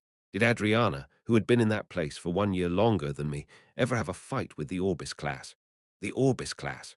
Why? Did you get in trouble with the Orbis class? As if wondering what she should do with that personality of mine, Adriana distanced herself from me while looking slightly tired. No, seriously, I knew that I had accumulated a lot of karma, but no matter what I said, people would always connect me with the image of a troublemaker. No, I never got into a fight with them, and I only sparred and practiced with them in a normal way a few times. Of course, I'd overdone it a little, but I didn't tell her that because she would only feel disappointed in me if I did. Right, come to think of it, I never picked a fight with them, but they did, right? If you were asking me, they were the ones who asked for it, right? And because I'd won, they didn't come to me to cause trouble afterwards either. Adriana nodded at my words. The Orbis class isn't really fond of us. A lot of our kids also don't really like the Orbis class kids either. Art, for example, has been in a few fights with them. Art Degates, the second year's Aminus 3. He was the one I was supposed to have a duel with. Of course, I'd actually ended up fighting the third year Mayotten. I hadn't seen that dude ever since that duel.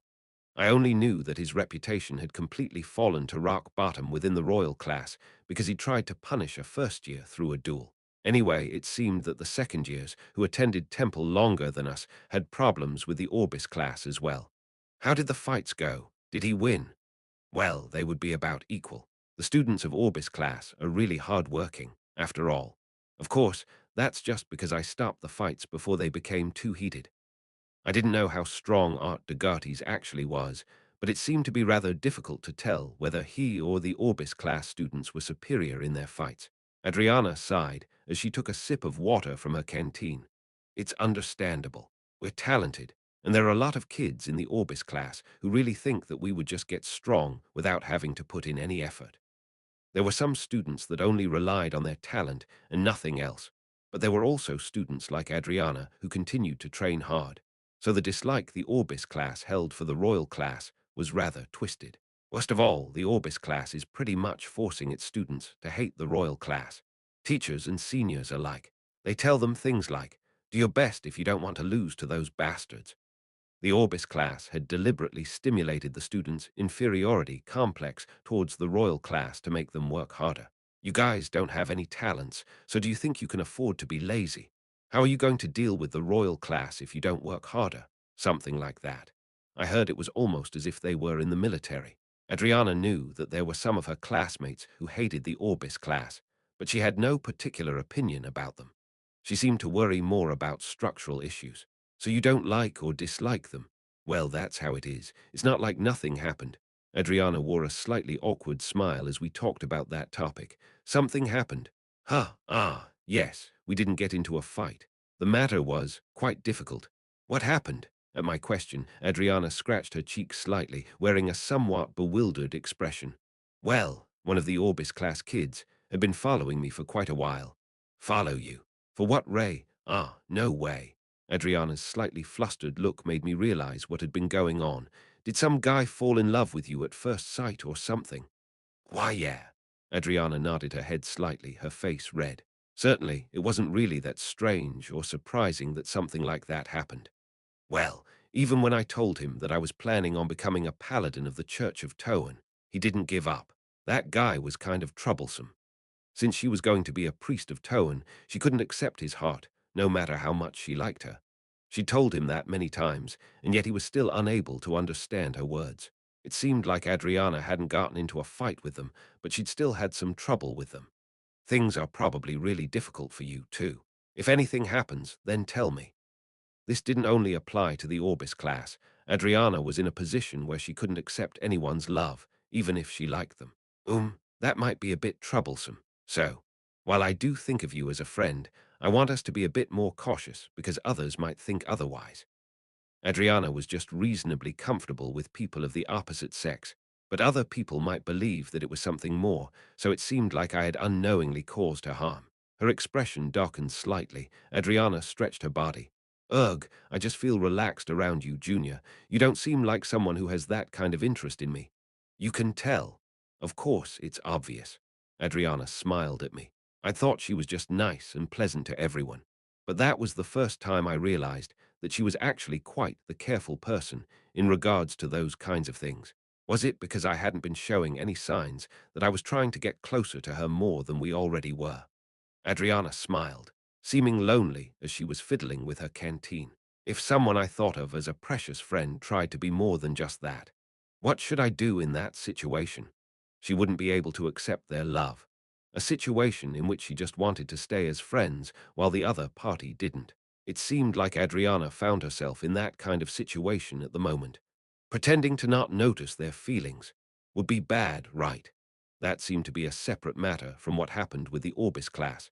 Someone liked her, but that person was a very precious friend to Adriana. They couldn't be anything more than friends, and she also didn't want them to be anything else. However, Adriana seemed unable to decide whether it would be right to pretend that she didn't notice the other person's feelings or not. That would be bad indeed. I answered curtly before I took a sip from the canteen as well. Did I really mean those words that I spoke to Adriana? I didn't know. There's a saying that even 10 bodies aren't enough to get everything done. It meant that one was just that busy. To be honest, I didn't even need 10. I wished I had just 3, no more or less. One placed at the Rotary Gang, one located in Temple, and one for my private life. Spending some personal time was necessary because, in the end, my human relations within Temple were very important as well, so I couldn't just neglect them. I didn't know if I could solve everything with my own strength alone. However, nothing like that was possible. Of course, splitting myself into three was impossible, even with additional settings, so I had to do everything myself. I had to live such a damn hard life, even though no one asked me to. No, but honestly, if someone actually asked me to do all that, I don't think I would work as hard as I was. I entered the dormitory of Class B because of my work for the Magic Research Club. Harriet and Adelia were the only ones with magic majors in Class A. I wasn't in charge of persuading Adelia because that was Harriet's job. What I planned on doing was talking to the two students with magic majors from Class B and number B-2, Louis Yankton. Louis Yankton once helped me to prepare for the midterm exams in our first semester, though I'd half forced him. Hey, it's been a while, right? Reinhardt. Yes. Louis Yankton, that nerd, still stiffened when he saw me. Honestly, I had never done anything to him. I had just asked him to study together, and I hadn't said anything harsh to him or tried to blackmail him. I'm going to make you an amazing offer. Huh. So come to the magic lab. Bring Anna and Christina as well. Hooah, damn it. Although I didn't really bother him, who'd like a guy who talked to people in such a commanding tone. Well, to be honest, it was a lot easier to just act like that than to give detailed explanations every time. When I said, hey, give that to me, they just give it, and when I said, hey, do this, they just do it. It was very comfortable. It seemed like I had already long passed the point of no return. I just couldn't help it anymore. There were two students with magic majors in Class B. B-5, Christina, who had a talent in alchemy and enchantment. B-6, and Adjourna, who had a talent in black magic. Then there was B-2, Louis Yankton, who didn't have a magic-related talent but studied it. Enchantment was a very expensive field of magic, as I heard from Harriet. It was a magic system that wouldn't be taught easily and whose methods were strictly guarded. However, that didn't mean that it was a rare type of magic or that it was a higher-ranking magic system. Aminus 7, Adelia had talents in summoning and magic crafting. While enchanting was merely used to enchant objects, magic crafting was used to create machines powered by magic. A typical example would be the mana train or the warp gates. Magic crafting was a higher-level magic system that couldn't even be compared to the field of enchantment. Of course, Harriet, who had a talent for magic in and of itself, held the absolute best talent among all magic-related talents. So, what was unique about number 6 Anna de Journa? Her talent was black magic. While it was quite the insidious and evil type of magic, there were black magicians among the teachers in Temple. Not every part of black magic was used to curse others after all. They were simply studying the field of magic and science called black magic. So, I bought them. Oh, well done. You did a great job, man. Anyway, Louis Yankton went to Class B's magic lab with the other two, just as I told him. I could see Louis' expression slightly stiffen when I told him he did well. It seemed like he felt slightly humiliated, totally being treated like my henchman like that. No, but I really just meant that he did a great job, though. While they both had seen my face before, we hadn't spoken with each other. Neither of them had any idea for what reason I called them there, so they were rather curious as well as bewildered, each in their own way. However, the most important thing was that they came, even though it was some guy that they weren't even close to who'd called them. In the end, I was still of the opinion that first impressions were very important. I hadn't done anything like that before ever since I'd acted like a rabid dog in our first semester. After the second semester had begun, I'd stayed quiet, except for that time where I sparred with a student from the Orbis class during my swordsmanship classes. Of course, there were still rumors about my unusual actions in the Darklands floating about. However, that was vastly different from acting like a scumbag.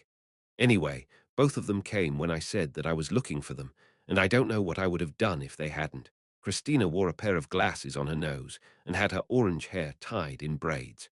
She was wearing a white robe, which looked similar to the gown worn by doctors, with various stains on it. Some of them could be presumed to come from drug ingredients, and others appeared to be dirt.